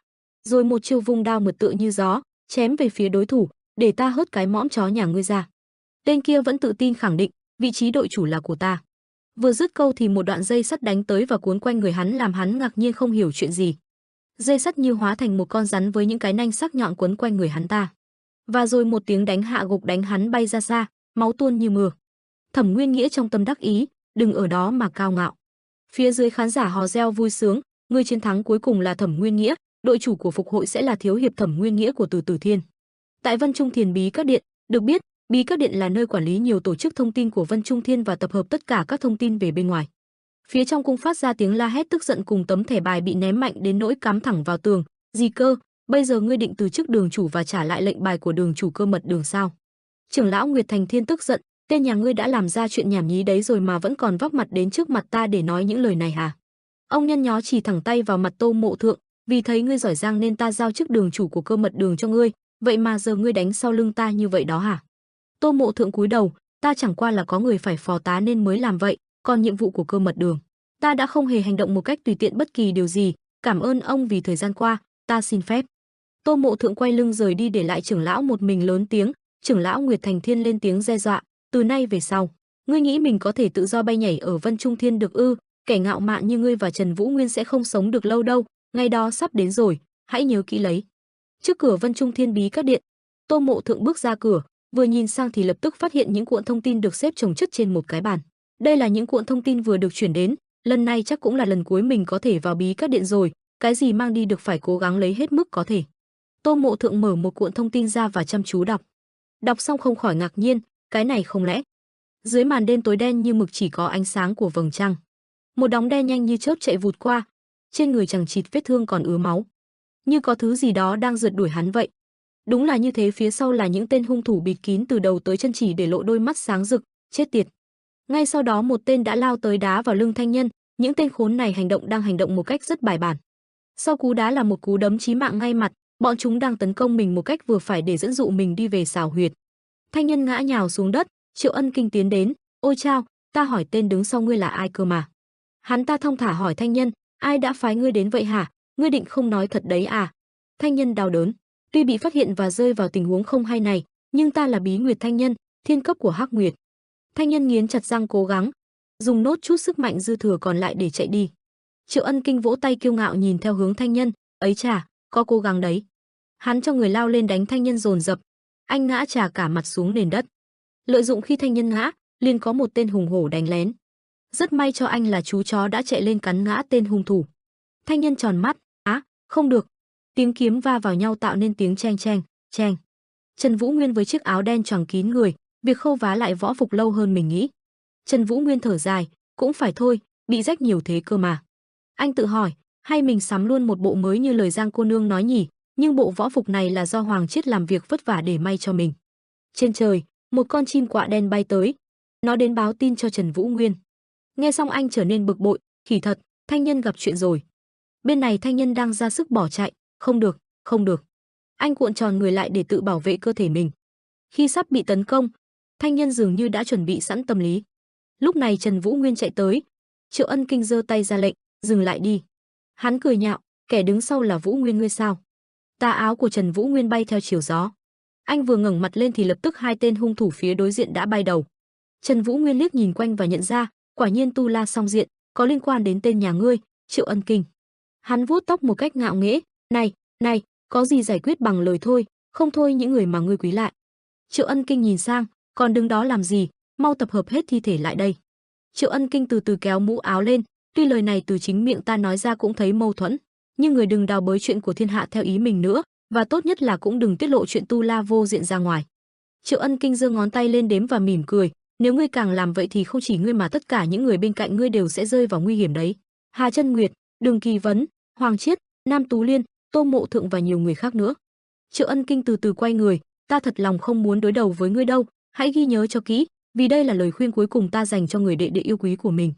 Trước khi rời đi hắn còn nói thêm, "À, với cả, ngươi nên mau chóng trị thương cho anh bạn đấy đi, hắn ta bị trúng xuất hồn châm rồi. Chắc bây giờ đau đớn như muốn chết đi sống lại đấy, lần đầu tiên ta gặp một kẻ trúng phải xuất hồn châm mà còn cầm cự rồi bỏ chạy như vậy đó." Trần Vũ Nguyên nhìn chằm chằm Triệu Ân Kinh cho đến khi hắn rời đi hẳn. Anh lo lắng quay lại gọi, "Thanh Nhân." Anh lập tức đưa Thanh Nhân về để chữa trị. Trong cung có tiếng hốt hoảng hỏi han, "Ơ kìa, chuyện này là thế nào vậy hả?" Tiếng vội vã bên cạnh, "Không có thời gian để giải thích đâu, mau trị thương cho Thanh Nhân trước đi đã, xin nhờ cả vào ngài đấy." Đường Kỳ Vấn chăm chú xem xét vết thương của Thanh Nhân một cách cẩn thận, "Mất nhiều máu quá, Mỹ Lệ, mau cầm máu trước thôi." Máu như đã thấm ướt cả áo Thanh Nhân rồi, Thanh Nhân nằm bất tỉnh. Trần Vũ Nguyên nhớ lại khi đó, là anh tới nhờ Thanh Nhân, "Thanh Nhân, chỉ bằng thứ này thôi thì không biết có thể truy lùng một người được không nhỉ?" Thanh Nhân thắc mắc, "Là thứ gì?" Anh đưa nắm tóc mà mình có được ra cho Thanh Nhân xem, "Hả, tóc á, tóc của ai thế?" Trần Vũ Nguyên kể, "Là của một kẻ dùng thập tứ huyết ma công, nhưng có vẻ như kẻ này có liên quan đến tập thể đáng nghi sử dụng hình xăm tu la song diện." Thanh Nhân cầm nắm tóc đưa cho chú chó ngửi, anh tự tin khẳng định, "Chừng này là dư sức, phải cho cậu thấy thực lực của Bí Nguyệt Thiên Tử đội mới được." Thanh Nhân cùng chú chó chạy đi, Trần Vũ Nguyên lo lắng khuyên nhủ, "Nếu cảm thấy có chút nguy hiểm nào thì phải rút lui ngay đấy." Thanh Nhân gật đầu, "Đừng lo." Trần Vũ Nguyên cúi mặt đau lòng không ngừng tự trách, "Là tại ta đã nhờ vào huynh ấy, tại ta mà." Một người phía sau tiến tới an ủi anh. Từ xa có tiếng hỏi của người phụ nữ, người đó trùm mũ kín mặt, "Chuyện gì đây, Thanh Nhân đâu?" Anh bất giác nhìn sang. Trần Vũ Nguyên buồn bã vô cùng, "Bây giờ Giang đại hiệp đang trị thương cho huynh ấy, ta xin lỗi, vì ta đã đưa ra một thỉnh cầu quá sức với huynh ấy mà." Người trong mũ kín người kia tiếp lời, "Trần thiếu hiệp, Thanh Nhân tuy đang phò tá cậu theo ý muốn của cậu ấy, nhưng rõ ràng cậu ấy là người của Hắc Nguyệt chúng tôi." Cô ấy nói với giọng vô cùng lo lắng, "Nếu những chuyện như thế này xảy ra thì chúng tôi cũng rất khó xử." Trần Vũ Nguyên cúi đầu, "Ta xin lỗi." Cô ấy quay người đi, nhưng trước khi đi còn dặn dò, "Bây giờ Vạn Độc các chủ đang trị thương cho cậu ấy nên ta cũng yên tâm phần nào. Ta sẽ quay về, nhưng nếu cậu ấy hồi phục hoàn toàn, xin hãy chuyển lời bảo cậu ấy mau đến chỗ ta." Cô bước đến trước cánh cửa. Bên trong vọng ra tiếng hỏi, bị thương nặng lắm à? Cô buồn bã đáp, vâng ạ. Tuy vậy, Thanh Nhân, bản thân cậu ta muốn vậy. Mệnh lệnh của Nguyệt chủ cũng thế nên cậu ấy đang phò trợ cho Trần Vũ Nguyên, nhưng người đó bây giờ quá nguy hiểm, có thể gây tổn hại đến cả chúng ta nữa. Bên trong thản nhiên tiếp lời, nếu không phải Trần Vũ Nguyên đi thì chúng ta cũng phải điều tra về Tu La Song Diện mà, không đúng sao? Cô gái kia vẫn không thể hiểu được, Nguyệt chủ, sao ngài lại có ý tốt với Trần Vũ Nguyên đến mức này vậy ạ? Người bên trong chỉ nói, quay về rồi hãng nói chuyện tiếp, Thanh Nhân sẽ không sao đâu, vì tên đó vốn dĩ rất kiên cường. Phía khác, trên một khu đất có hai người, một cô gái đang quỳ xuống như xin tha. Còn tên đàn ông Long Vũ Thành, anh ta đánh cô gái kia ngã nhào. Ngày mà phiên xét xử của Trần Vũ Nguyên diễn ra, Trần Vũ Nguyên đứng trên sân khấu, phía dưới có vô số khán giả đang theo dõi, họ nối tiếp về tít phía xa, không ngừng hò hét khi thấy anh xuất hiện. Lúc này anh đứng phía trên sân khấu đang không ngừng gào thét lên. Âm thanh hét nhanh chóng vang vọng khiến ai nấy nghe cũng cảm giác vô cùng chói tai, nó tỏa ra xuống khắp phía dưới. Cùng lúc đó, ở một nơi khác, tại một thị trấn nhỏ phía dưới chân núi, một cảnh tượng tuyệt đẹp khi hoàng hôn buông xuống, ánh chiều tà hắn lên ửng đỏ cả một góc trời. Bên trong một nhà hàng có thiết kế tuy đơn giản nhưng lại vô cùng thu hút khách thập phương, mọi người đang ra vào tấp nập. Một tên có bộ dạng xấu xí bước vào, sau đó một đám bước tới hùng hổ chỉ tay vào mặt hắn, không ngừng giận dữ. Hắn ta sợ hãi hét lên, miệng văng nước bọt tứ tung. Ngay sau đó một vụ nổ diễn ra, khói trắng bao trùm phủ khắp nhà hàng. Ân Hạ Tuyết ngước lên nhìn vô cùng ngạc nhiên, cơ thể cô như sững lại không thể phản ứng được. Trước mặt cô bây giờ chỉ là đống đổ nát, những mảnh gỗ văng tứ tung, cô nhìn vài bóng người mờ ảo trong làn khói. Phái Tông Nam quay lại nhìn cô, nước mắt lưng tròng, máu trong miệng không ngừng tuôn ra, dường như hắn ta đang vô cùng đau đớn. Đám người kia liên tục che tay trước khói bụi mờ mịt. Ân Hạ Tuyết lập tức dùng linh khí, cả người cơ chuyển sang màu trắng tinh khôi, ánh mắt cô vô cùng giận dữ nhìn chằm chằm về phía họ. Ngay lập tức cô hất từng chiêu phép về phía bọn họ, thấy vậy họ cũng nhanh chóng vào tư thế chiến đấu. Vốn dĩ là một thị trấn vốn yên bình nằm sát chân đồi, với khung cảnh nên thơ. Nhưng chỉ dưới tác động của một vài chiêu thức, thị trấn ấy đã xuất hiện một vụ nổ hình cây nấm đánh mất đi vẻ đẹp bình yên vốn có, thị trấn bị rung lắc dữ dội cho vụ nổ.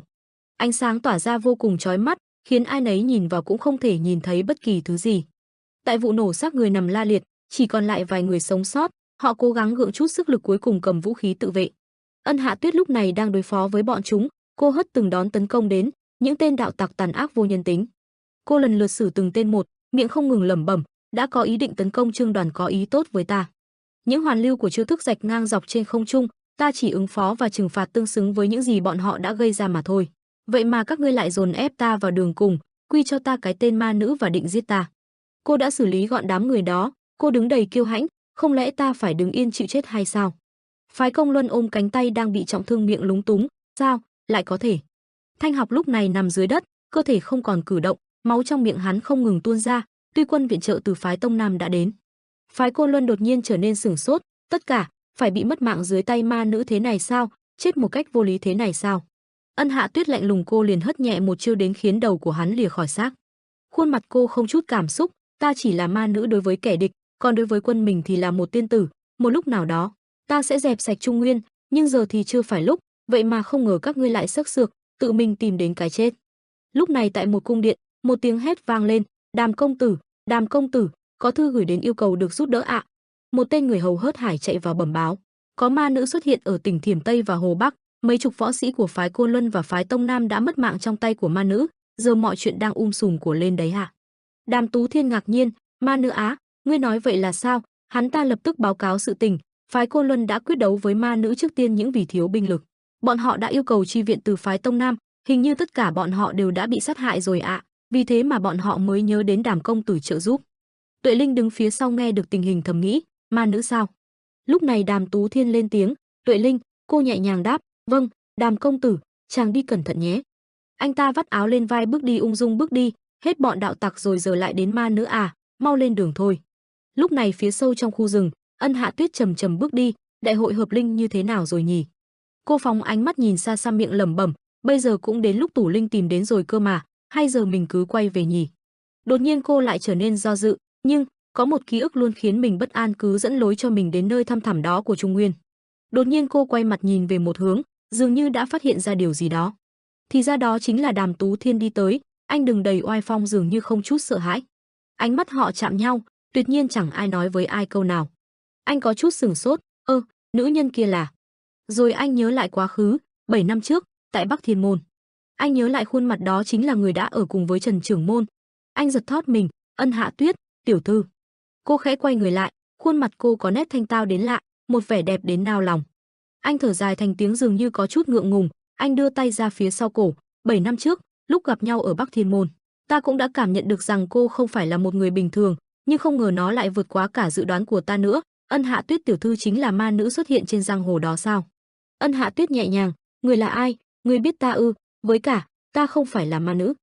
Nghe vậy anh có chút ngạc nhiên, anh nghĩ bụng, cô ta không nhớ gì à? Rồi anh nhắm mắt thở dài, vậy thì... Anh nhìn về phía sau lưng cô, đó là một con đường mòn với đầy vết máu, anh cất giọng hỏi, những vết máu tàn khốc kia là gì thế? Cô nhẹ nhàng đáp, vì bọn chúng đã ra tay với ta trước. Anh thắc mắc, những người đó vì lý do gì mà lại ra tay với cô trước chứ? Vẻ mặt anh trở nên nghiêm chỉnh, Ân Hạ Tuyết tiểu thư, cô có thể cho ta biết cô đang thuộc môn phái nào không? Ân Hạ Tuyết không trả lời, chỉ lặng lẽ nhìn anh chằm chằm. Thấy cô không đáp anh nói, là Thanh Phong ma ảnh, ngọn gió xanh thổi giữa bầu trời tăm tối, chiếc bóng đen bao phủ toàn thiên hạ, hai đôi cánh đen sải rộng, thần thương phát ra ánh hào quang, hắc kỵ thần thương, là ác ma dùng rìu chẻ núi, hay ma nữ ca hát chiếu sáng đêm tối tăm, bạch dạ ma nữ, đoạn này rốt văn thơ nên chịu từ chối hiếu. Ánh mắt anh trở nên sắc nhọn, bạch dạ ma nữ, thì ra Ân Hạ Tuyết tiểu thư là bạch dạ ma nữ. Cô bên này cũng không còn dáng vẻ nhẹ nhàng nữa, lập tức thừa nhận, là bạch dạ tiên tử. Hai người nhanh chóng lao vào đấu đá nhau. Tứ Thiên lập tức giơ cú đấm đầy sức mạnh chuẩn bị giáng một đòn xuống cô. Cô cũng nhanh chóng ra quyền, một vòng tròn xuất hiện. Hai bóng của hai người lao vào nhau nhanh vun vút. Một cuộc ẩu đả diễn ra, những hoàn lưu của các chiêu thức bay loạn xạ, khói bụi bay tứ tung, cuộc chiến này khó mà phân thắng bại bởi cả hai đều ngang tài ngang sức. Cánh tay khỏe khoắn của anh lập tức tung ra một quyền, ánh mắt sáng lẹm như muốn giết chết cô. Cô cũng không chịu thua kém, lập tức vung tay, hai tay cô đan lại những công phép nhanh chóng tạo thành những hình tròn trông vô cùng điêu luyện, ánh mắt cô trở nên hung dữ hơn bao giờ hết.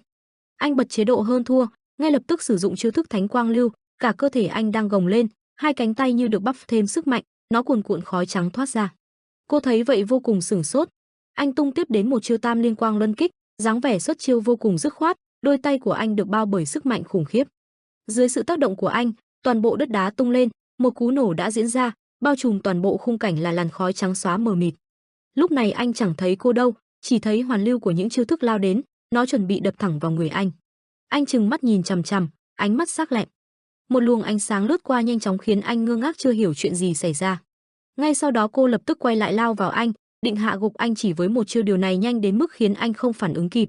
Không ngoài dự đoán, cô dùng tay không bóp chặt vai anh, máu của anh phun ra tung tóe, khuôn mặt của anh nhăn nhó dường như sự đau đớn đang bao trùm lên cơ thể anh. Nhưng anh cũng nhanh chóng kìm nén cơn đau lại, ánh mắt nhìn cô đầy hận thù, rồi anh dùng toàn bộ sức lực giơ một cú đấm định giáng vào cô. Nắm đấm của anh lóe lên sức mạnh vô biên, thì ra anh đã sử dụng chiêu Thánh Quang Lưu, tránh quyền, đó là một chiêu vô cùng mạnh có thể lấy mạng cô bất cứ lúc nào. Lúc này thanh nhân toàn thân băng bó, anh đang nằm bất tỉnh trên giường bệnh, xung quanh vài chiếc nến thắp lên, khói nghi ngút tỏa ra. Trong một cung điện, có một vài tiếng nói vang lên, dù có sắp chết đến nơi nhưng vẫn cố chấp với cái bộ võ phục đấy. Vì thế nên ta đang may đè lên bằng một lớp vải chắc chắn nữa, ta sắp sửa xong bộ đồ đó rồi, huynh hãy chờ thêm chút nữa thôi. Giang tiểu thư đang băng bó vết thương cho anh, cô nhẹ nhàng nói, các vết thương cũng sắp lành hết cả rồi này. Vết thương khá sâu nên ta đã rất lo lắng đấy. Anh khẽ xoay đầu về phía sau, Giang tiểu thư, lần nào cũng làm phiền cô cả.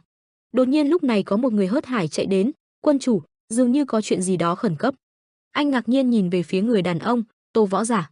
Hắn ta bước đến không ngừng gấp gáp, trong lúc ta xem những thông tin vừa mới được đưa đến bí các điện thì đã phát hiện ra một chuyện, điều này khiến cho anh vô cùng nôn nóng, lập tức đứng phát dậy. Rồi hắn ghé sát lại tai anh thì thầm vài điều, ma nữ đã xuất hiện ở gần Tảo Dương, tỉnh Hồ Bắc. Toàn bộ cao thủ của phái Côn Luân và phái Tông Nam đều bị tàn sát, da trắng, tóc trắng và dùng luận, nói gì đi nữa thì người này. Anh nghe xong lập tức sửng sốt, là Hạ Tuyết, phải chăng anh và người đó có quen biết sao? Bên này cô bị một cú đấm trực diện của Đàm Thiên Tú khiến cô ngả người ra phía sau, cản bản cô không thể chống cự lại. Miệng cô hộc máu, ánh mắt cô vô cùng giận dữ, cô nghiến răng, chết tiệt. Đột nhiên phía sau Tú Thiên xuất hiện một chiêu phép lao tới. Anh nhạy bén quan sát, rồi lập tức phát hiện điều gì đó bất thường. Anh quay đầu lại, phía bên này cũng có thêm một chiêu khác đang lao đến, không chỉ một mà đến tận hai bên đều muốn ám sát anh. Chưa kịp để anh phát hiện ra, người đàn ông lập tức lao đến, giáng một cú trực diện đập thẳng vào người anh, sự nhanh chóng khiến anh không kịp chống đỡ. Sau đó, hai bàn tay anh nắm chặt vào nhau, gân cốt không ngừng nổi lên. Hóa ra anh đã vòng ra phía sau cô, Tay anh siết chặt eo cô không rời, mục đích chính là mang cô ra làm lá chắn. Công pháp ban nãy lao đến, cô đã bị anh ta mang ra làm lá chắn, ngay sau đó cô ngã lộn xuống. Một vụ nổ diễn ra, khói trắng bùng lên tựa như cây nấm, khói bụi lan tỏa khắp nơi. Tú Thiên xua tay khỏi lớp khói bụi, anh không ngừng ho, "Doãn tiểu thư, à không, Bạch Dạ ma nữ, cô hãy đầu hàng." Nghe vậy cô càng tăng thêm sức mạnh đánh anh ta, cô đẩy tay hất chiêu về phía trước, một luồng khí cực mạnh lao ra, luồng pháp đi đến đâu nơi đó đất đá đều trở nên vỡ vụn. Bỗng chốc mọi thứ chỉ toàn là khói bụi, căn bản không thể nhìn thấy gì khác. Cô không chịu nhún nhường, lập tức cua tay sử dụng chiêu cung thủ hỗn ngân khí, ánh mắt của cô vô cùng giận dữ, cô đã tự cắn bản thân để kiểm soát cơn giận của mình. Bên này Tú Thiên bị chiêu của cô đẩy lùi về phía sau. Anh giơ hai tay lên phòng thủ, cánh tay cơ bắp cuồn cuộn anh tỏa ra một làn khói trắng. Đột nhiên ánh mắt của anh trở nên sửng sốt. Lúc này cô đã bay lên không trung, phía trên đầu cô là một vòng tròn linh khí, trông có vẻ như cô đang dần kiệt quệ. Nhưng không, đó chỉ là bước đệm để cô tiếp tục chiến đấu. Cô giơ tay lên cao lập tức vận công chuẩn bị ra chiêu Đại Nguyệt Quang Luân. Cô tung chiêu về phía anh vô cùng dứt khoát, sức mạnh đó lớn hơn gấp nhiều lần so với cô. Công phép của cô khi lao ra như một cơn vũ bão, càng lúc càng mạnh. Tú Thiên ngước lên nhìn vô cùng bất ngờ, đây là sức mạnh của Bạch Dạ ma nữ, một trong các tứ đại ma trưởng của Mật Dạ sao? Tài giỏi thật đấy. Anh cũng lập tức gồng mình lên, hai cánh tay trở nên tràn trề sức mạnh, anh hét lớn đầy khiêu khích, tài giỏi lắm, được lắm. Phải ở tầm này thì mới đáng để dốc hết sức mình chứ, lên đi nào. Với chiêu thức chiêu Thánh Quang Lưu Tiên Quyền Giáp, anh trở nên vô cùng tự tin chiến đấu. Ngay khi chiêu của cô lao đến, thì chiêu của anh cũng tiếp cận được, hai luồng khí gặp nhau lập tức xảy ra đối kháng. Hai người gồng sức mạnh của mình để lao đến đối phương, hai luồng sức mạnh đối đầu nhau, cứ thể giằng co không tài nào phân thắng bại. Cô tuy thân nữ nhi nhưng không vì thế mà yếu thế hơn, cô văng chiêu lướt qua người anh không kịp chống đỡ chỉ có cách chịu đựng. Vì thế mà ánh mắt anh vô cùng giận dữ, ma binh Nguyệt Quang Luân, khá là phiền đấy. Rồi anh vận công, đôi tay khác xuất hiện đang cuồn cuộn sức mạnh, chuẩn bị để thâu tóm cô. Nhìn vào khuôn mặt của cô, anh cười nhẹ, khuôn mặt lộ rõ sự đắc ý, không ngờ ta lại dùng quá nhiều võ công vốn định chuẩn bị sẵn để đấu với hỗn ma thế này. Cô tức giận không ngừng, cô cau mày chật lên một tiếng, hỗn ma sao? Anh nói tiếp, có nghĩa là Bạch Dạ ma nữ cô cũng mạnh cỡ đấy. Hai cực thái đối lập lao vào nhau, hai luồng sức mạnh bao trùm lấy cả hai cơ thể, ánh sáng chói lóa tỏa ra khiến bất cứ ai cũng cảm thấy khó chịu vì chói mắt.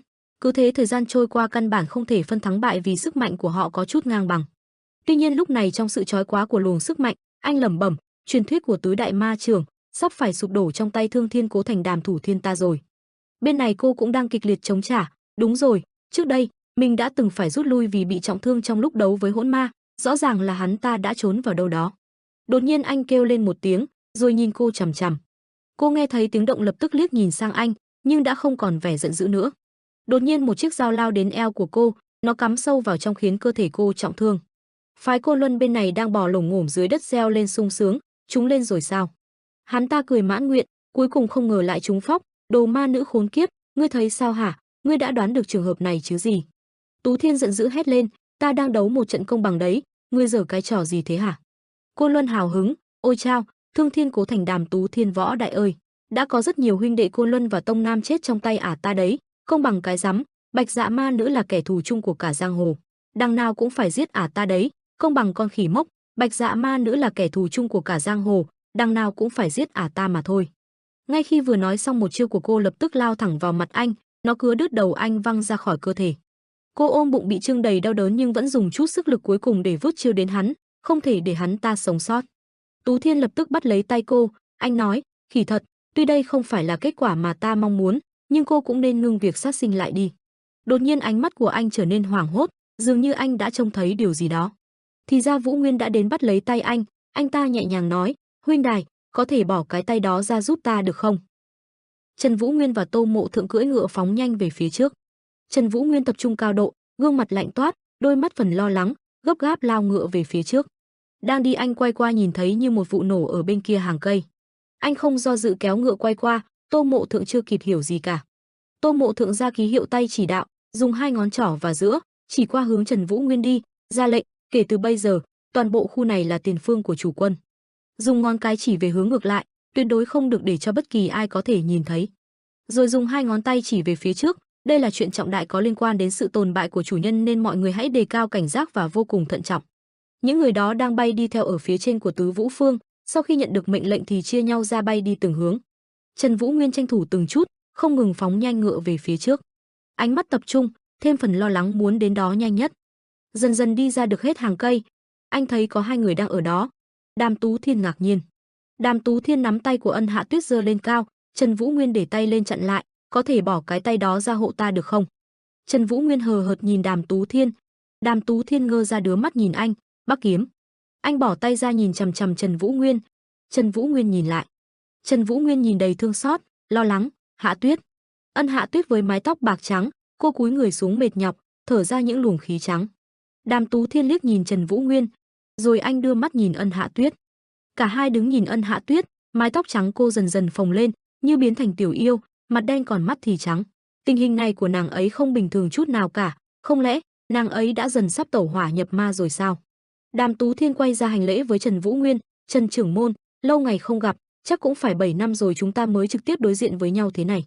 Anh từ từ kể lại chuyện để giải đáp nguyên nhân cho câu nói đó của mình và tỏ lòng mến mộ. Không lâu trước đây, tại buổi phán xử, việc cậu hô vang một cách đường đường chính chính, cùng với trận tỉ thí với Bắc Thiên tứ trụ Liên Thiên Hoa đã đốt cháy cả tâm gan của ta đã chứng kiến mọi chuyện. Cảnh tượng trở về 7 năm trước, hai người đứng đối diện với nhau. 7 năm trước, lần đầu tiên gặp Trần trưởng môn, ta đã biết rằng cậu là một bậc nam nhi mang trong mình ý chí vững mạnh của Bắc Thiên môn. Cậu cuối cùng cũng rút kiếm ra và hướng về thế gian, ta đã rất ấn tượng về điều đấy. Đàm Tú Thiên chợt nhìn Trần Vũ Nguyên với ánh mắt sắc lẹ. Tuy nhiên, Ân tiểu thư, ngươi đã ở cùng với Trần trưởng môn tại Bắc Thiên môn khi đó. Khung cảnh hoang tàn, những ngọn cỏ bay lên, Ân Hạ Tuyết gục người xuống đất, tóc phồng lên. Trần Vũ Nguyên nghe Đàm Tú Thiên hỏi, sao lại xuất hiện trước mặt ta trong bộ dạng của bạch ma nữ vậy chứ? Trần Vũ Nguyên nghe xong mà thẫn người ra im lặng. Anh kể lại, 7 năm trước tại Bắc Thiên môn, ta đã giới thiệu Hạ Tuyết là người thân của ta, nhưng sự thật, nàng ấy chỉ là một nữ nhân bỗng tự nhiên xuất hiện vào một ngày nào đó. Ân Hạ Tuyết ở phía sau ngục người xuống, tay co lại. Trần Vũ Nguyên kể tiếp, và đã mang đến một sức mạnh to lớn cho ta, kẻ ngày qua ngày chỉ biết cô độc cầm cự, ở một Bắc Thiên môn bị sụp đổ chỉ còn lại đống hoang tàn.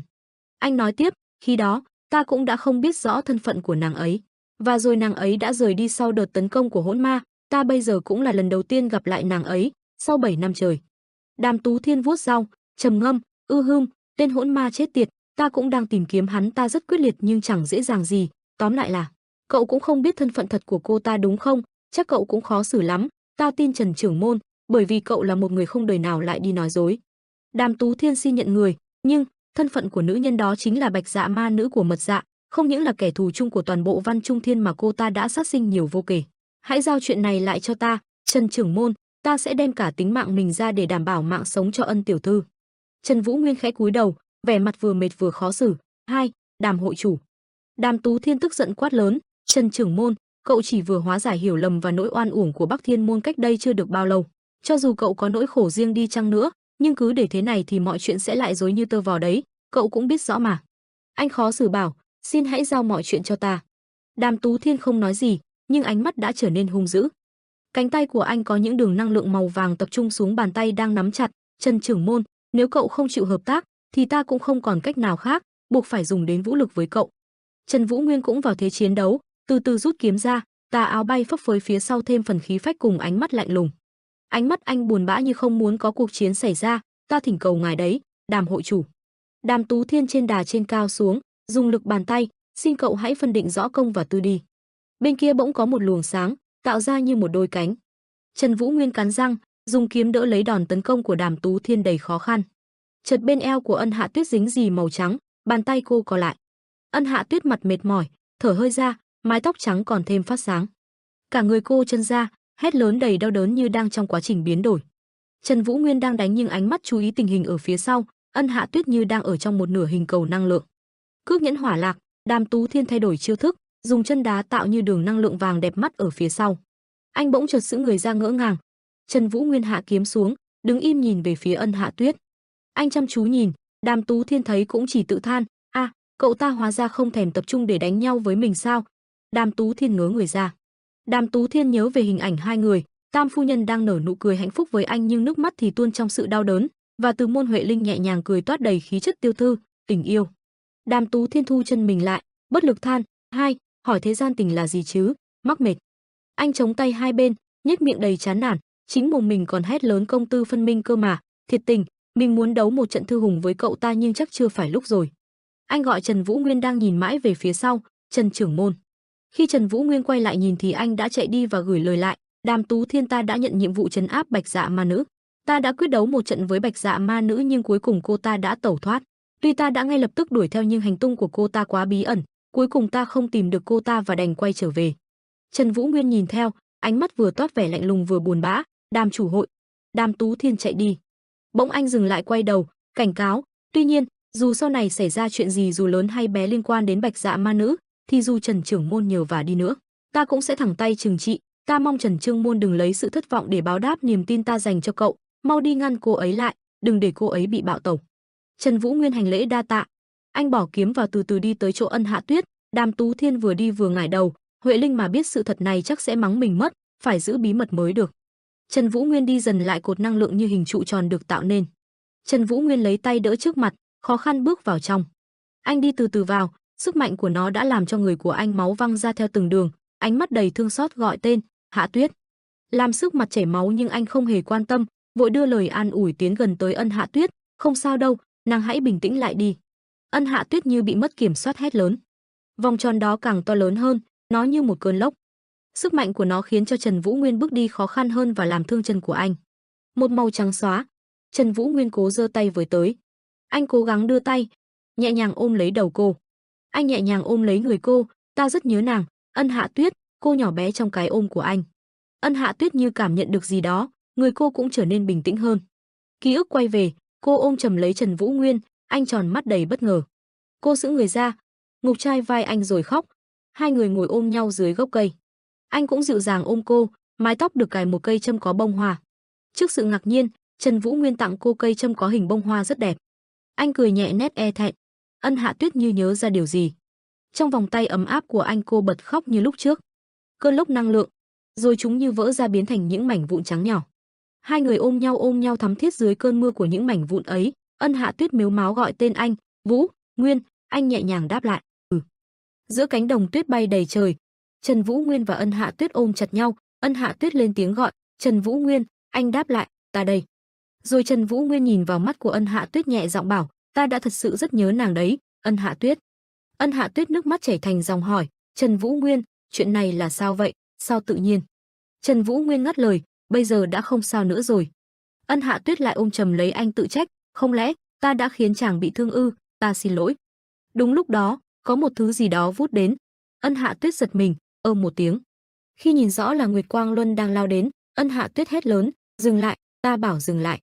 Nguyệt Quang Luân vẫn không ngừng lao đến, nàng bất lực vừa chống đỡ vừa giải thích, không phải là ý của ta, chúng không chịu nghe lời ta. Nguyệt Quang Luân vẫn đang lần lượt tiến đến gần, Ân Hạ Tuyết hét lên, dừng lại đi, Nguyệt Quang Luân. Xoẹt một tiếng, Trần Vũ Nguyên vung kiếm. Trần Vũ Nguyên nhắm chính xác đánh bay Nguyệt Quang Luân ra xa. Cùng lúc đó, Ân Hạ Tuyết bỗng nhiên thấy có một vật thể lao đến với tốc độ rất nhanh. Ân Hạ Tuyết quay người lại, ra chiêu chắn đỡ. Nào ngờ từ vật đó bất ngờ bay ra vô số mũi gai nhỏ lao đến, Ân Hạ Tuyết chỉ kịp lấy tay che chắn. Đến lúc này, Trần Vũ Nguyên hoảng hốt quay sang gọi tên cô, Ân Hạ Tuyết. Cô nhìn lại tay mình đã dính vô số gai, nhăn mặt lên tiếng, đây là gì thế này, kim ư, hay là châm? Đột nhiên có một tên bịt mặt phóng tới, lên tiếng, cuối cùng thì chuyện này cũng xảy ra. Tô Mộ Thượng bất ngờ xông đến đạp cho hắn một cước hét ho, ngươi dám. Sau đó, Tô Mộ Thượng dì chặt tên bịt mặt dưới đất, hắn ta chỉ có thể hự một tiếng. Trong lòng Tô Mộ Thượng tự nhủ, mình đã không thể cảm nhận được chút khí tức nào của hắn ta, chắc thuộc hàng cao thủ dùng thuật ẩn thân rồi. Ân Hạ Tuyết giật mình ngờ vực, Tử Linh. Trần Vũ Nguyên đỡ Ân Hạ Tuyết quan tâm hỏi han, nàng không sao chứ? Ân Hạ Tuyết đáp, ta không sao, nhưng mà sao Tử Linh lại? Tử Linh nằm dưới đất oán trách hét lớn, tại sao ư? Cô vừa mới hỏi ta là tại sao đó à? Thiếu chủ, đã là Bạch Dạ tiên tử thì không thể có tình cảm được. Đối với kẻ thù, cô phải là một ma nữ ngập tràn dục vọng giết chóc, đối với quân mình, cô phải là một tiên tử cứng rắn. Đoạn hắn lại tiếp tục lên tiếng, trong suốt 7 năm qua cô đã phải khổ sở biết bao nhiêu rồi hả? Xóa đi mọi ký ức bằng Hỗn Tâm Ngân Quyết, còn dùng cả Băng Tinh Ngân Quang Đại Pháp để dẹp bỏ đi mọi cảm xúc, sau đó còn dùng Nguyệt Quang Luân để nuôi dưỡng ý chí mãnh liệt nữa. Cô định khiến tất cả mọi thứ đổ sông đổ bể hay sao? Đây là một sự thất bại, thiếu chủ. À không. Hắn nhìn cô trách móc, Ân Hạ Tuyết, cô là một kẻ thất bại, một thứ vô dụng. Ân Hạ Tuyết bối rối nhìn hắn khó hiểu hỏi, ngươi vừa mới nói gì đấy? Ngươi làm sao thế hả, Tử Linh? Đằng xa, Nguyệt Quang Luân lại tiếp tục bay tới chỗ hai người. Trần Vũ Nguyên lập tức hiểu ra, thì ra là vậy, ma khí được gieo vào Nguyệt Quang Luân đó từ đầu vốn đã không thể khống chế được rồi, rốt cuộc càng ngày sẽ càng bị ma khí nuốt chửng mà thôi. Tử Linh nghe vậy nổi giận quát, tên khốn kiếp nhà ngươi chính là nguồn cơn của mọi chuyện, Trần Vũ Nguyên. Rốt cuộc tại sao ngươi cứ liên tục xuất hiện rồi gây cản trở bọn ta vậy? 7 năm trước, đáng lẽ ta phải giết chết quách ngươi đi từ khi đó mới đúng. Ân Hạ Tuyết nghe thế không chịu nổi nữa hét lớn, Tử Linh, rốt cuộc ngươi bị làm sao thế? Có chút cảm xúc thì đã sao chứ? Dẫu vậy đi nữa thì ta vẫn có thể làm được tất cả, nếu là vì sư phụ thì ta sẽ làm hết mọi thứ như những gì ta đã làm từ trước đến nay. Tử Linh phản bác, nảy sinh tình cảm với hậu duệ của Bắc Thiên Môn, kẻ thù của Mật Dạ, thì cô còn đòi làm cái gì nữa hả? Cô phải là một ma nữ có thể thu hút được sự chú ý của Trung Nguyên, khiến cả Trung Nguyên phải khiếp sợ. Tử Linh nằm dưới đất vẫn tiếp tục hét lên, cô nghĩ rằng một ma nữ như vậy có thể nảy sinh thứ tình cảm gọi là tình yêu được sao? Cái thứ tình cảm cá nhân một sớm một chiều đấy sau này sẽ có thể làm hỏng cả đại cuộc đấy, cô tuyệt đối không được phép nảy sinh bất kỳ thứ tình cảm nào cả. Ân Hạ Tuyết rơi nước mắt nói, Tử Linh, ta bây giờ cũng đang rất rối bời vì mọi chuyện xảy đến quá đột ngột, sư phụ cũng biết sự thật này sao? Tử Linh không kiềm được nước mắt đáp lại, ngược lại, người bảo ta ngay lập tức giết chết tác phẩm thất bại này, chính là chủ quân. Ân Hạ Tuyết bất ngờ không tin vào tai mình hỏi lại, gì cơ? Tử Linh nhìn Ân Hạ Tuyết đang khóc đáp, chủ quân đã không thể hoàn toàn tin tưởng Ân Hạ Tuyết cô, nên ngài ấy sớm đã dự đoán được tình huống xảy ra ngày hôm nay rồi. Cho nên ta đã nhận được lệnh, rằng nếu chuyện này xảy ra thì phải ngay lập tức trừ khử cô, bởi vì bọn ta không cần một Bạch Dạ tiên tử không hoàn hảo. Hắn cay đắng rơi lệ bảo, chỉ cần kiếm một người khác rồi nuôi dưỡng lại là được. Trần Vũ Nguyên tức giận hỏi lại, Ân Hạ Tuyết sau cùng chỉ là vật hy sinh bị các ngươi lợi dụng vì mục đích riêng thôi sao? Ân Hạ Tuyết cũng gần như không chấp nhận mà lẩm bẩm, thật vô lý, vô lý. Nói tới đây, Ân Hạ Tuyết đột nhiên ngất xỉu, Trần Vũ Nguyên lo lắng gọi lớn tên cô, Ân Hạ Tuyết nhưng cô không trả lời. Trên tay Ân Hạ Tuyết lúc này là rất nhiều cây kim châm vừa bị trúng, Tử Linh lên tiếng. Thanh linh châm trên người cô ấy là một loại châm xung khắc với hỗn ngân khí, nó sẽ tấn công tâm mạch, làm cho khí huyết hỗn loạn và giết chết cô. Tử Linh giàn giụa nước mắt phẫn nộ, tại sao cô lại nảy sinh tình cảm để khiến một chuyện tàn nhẫn như thế này phải xảy ra chứ? Hắn là kẻ thù của Mật Dạ và sau này sẽ là kẻ gây phiền phức nhất cho chúng ta. Nếu nhân cơ hội này cô giết chết tên hậu duệ của Bắc Thiên Môn trong khi hắn đang mất cảnh giác thì tốt biết bao nhiêu. Trần Vũ Nguyên tức giận, ngươi làm vậy là sao hả? Hãy mau cứu cô ấy mau. Đúng lúc này, Tử Linh đột nhiên vùng dậy, nhanh chóng thoát khỏi khống chế. Mọi chuyện xảy ra quá nhanh, Tô Mộ Thượng cũng bất ngờ không kịp giữ hắn. Trần Vũ Nguyên cũng giật mình hét lớn, "Sau võ sĩ!" Mộ Thượng mở to mắt cố gắng quan sát. Nào ngờ đúng lúc đó Tô Mộ Thượng thấy Luân Quang Nguyệt tấn công liền vung kiếm đánh bay ra xa. Sau khi nhìn lại đã không thấy Tử Linh đâu nữa. Không gian lúc này trở nên tĩnh lặng vô cùng. Trước khi Tử Linh chạy thoát thân còn để lại vài câu cuối cùng trong nước mắt, "Đi mạnh giỏi nhé, Ân Hạ Tuyết. Thiếu chủ của ta, ngươi từng là Bạch Dạ tiên tử trong lòng ta, còn ngươi, hãy đợi đấy, Trần Vũ Nguyên." Rồi hắn biết mất không dấu vết, chỉ còn lại miếng vải rách ra khi hắn tẩu thoát lúc nãy trên bầu trời rơi xuống. Trần Vũ Nguyên và Tô Mộ Thượng đứng nhìn theo bóng lưng hắn đi mất dạng. Trong không gian tĩnh lặng chỉ còn lại tiếng gọi tên Hạ Tuyết rất lâu. Một hồi sau, tại phủ, Đường Mỹ Lệ đang đứng trong sân chợt nghe tiếng bước chân, thấy bóng dáng hai người từ xa chạy lại, Đường Mỹ Lệ reo lên, cuối cùng cũng về rồi. Đường Mỹ Lệ cầm áo giơ lên bảo, "Trần thiếu gia, ta đã sửa xong áo." Trần Vũ Nguyên không nghe Đường Mỹ Lệ nói, bế Ân Hạ Tuyết chạy vút qua. Trên mặt Trần Vũ Nguyên lấm tấm mồ hôi, còn Ân Hàn Tuyết lúc này mặt đã trắng bệch, mặt cắt không còn giọt máu. Đường Mỹ Lệ thấy vậy cũng hốt hoảng, tay còn cầm áo đứng ngây ngốc nhìn theo. Đường Mỹ Lệ thấy Tô Mộ Thượng cũng đi vút qua cô không quan tâm. Cuối cùng chỉ còn lại Đường Mỹ Lệ đứng bơ vơ một mình ngoài sân. Hà Chân Nguyệt vừa mở cửa đã nhìn thấy Trần Vũ Nguyên bế Ân Hạ Tuyết trên tay, đi sau là Tô Mộ Thượng. Trần Vũ Nguyên vừa đi vừa bảo, "Ta xin lỗi, sau này ta sẽ giải thích với mọi người, xin hãy mau qua xem hộ ta, cô ấy đã mất đi ý thức và liên tục co giật, tình trạng của cô ấy vô cùng nghiêm trọng." Hà Chân Nguyệt bất đắc dĩ đáp, "Thiệt tình, mau đưa cô ấy vào trong trước đi." Hà Chân Nguyệt hỏi Trần Vũ Nguyên, "Nghe nói cậu đã tức tốc chạy ra ngoài khi nghe tin có ma nữ xuất hiện, không lẽ nữ nhân tóc trắng đó là Bạch Dạ ma nữ ư? Có phải là nhân vật khủng khiếp mà ta đang nghĩ đến không? Sao cậu lại mang ta về thế hả?" Trần Vũ Nguyên từ tốn đáp, Ta xin lỗi, nhưng tình huống cấp bách quá nên ta không còn cách nào khác." Hà Chân Nguyệt nghe vậy thì vội hét, "Cậu với ả ma nữ đó, tuy ta không biết giữa cậu và nữ nhân đó có chuyện gì vì ta chưa từng nghe câu chuyện cụ thể nào từ cậu, nhưng dẫu có vậy đi nữa thì bây giờ cậu có biết mình đã làm ra chuyện gì không? Nếu cậu làm vậy thì những khó khăn vất vả chúng ta đã trải qua để giải oan cho Bắc Thiên Môn sẽ đi về đâu chứ?" Hà Chân Nguyệt lại tức giận giải thích, "Bọn ta thì biết rõ rằng cậu không phải là người sẽ đi cấu kết thông đồng với Mật Dạ rồi, nhưng Trung Nguyên thì tuyệt đối không nghĩ vậy. Thật hết nói nổi, cậu hãy nghĩ đi, đây sẽ là một bằng chứng không còn gì để bàn cãi để bọn chúng có thể nắm thóp cậu đấy. Còn nữa, việc này sẽ kéo theo một danh môn như Đường gia. Bên đã công khai ủng hộ cậu có khả năng phải rơi vào tình thế vô cùng khó xử, một người luôn thận trọng như cậu sao lại hành động lỗ mãng như vậy chứ? Trần Vũ Nguyên ôm đầu mệt mỏi đáp, cô ấy phút chốc đã trở thành kẻ không nơi nương tựa.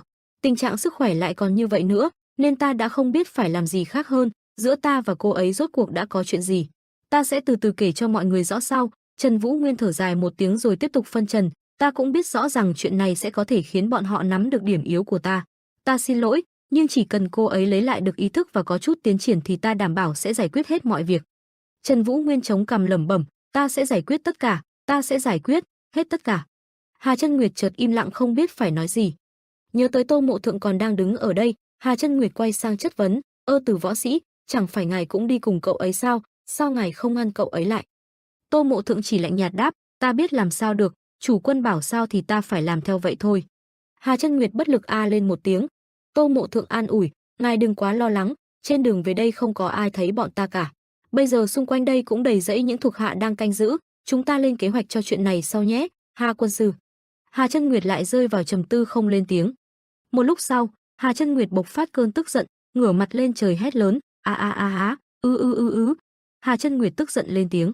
Phù, xung đột đầu tiên của mình với một Trần Vũ Nguyên luôn hòa nhã lại phải diễn ra như thế này ư? Người xưa vốn dĩ có câu, anh hùng khó qua ải mỹ nhân.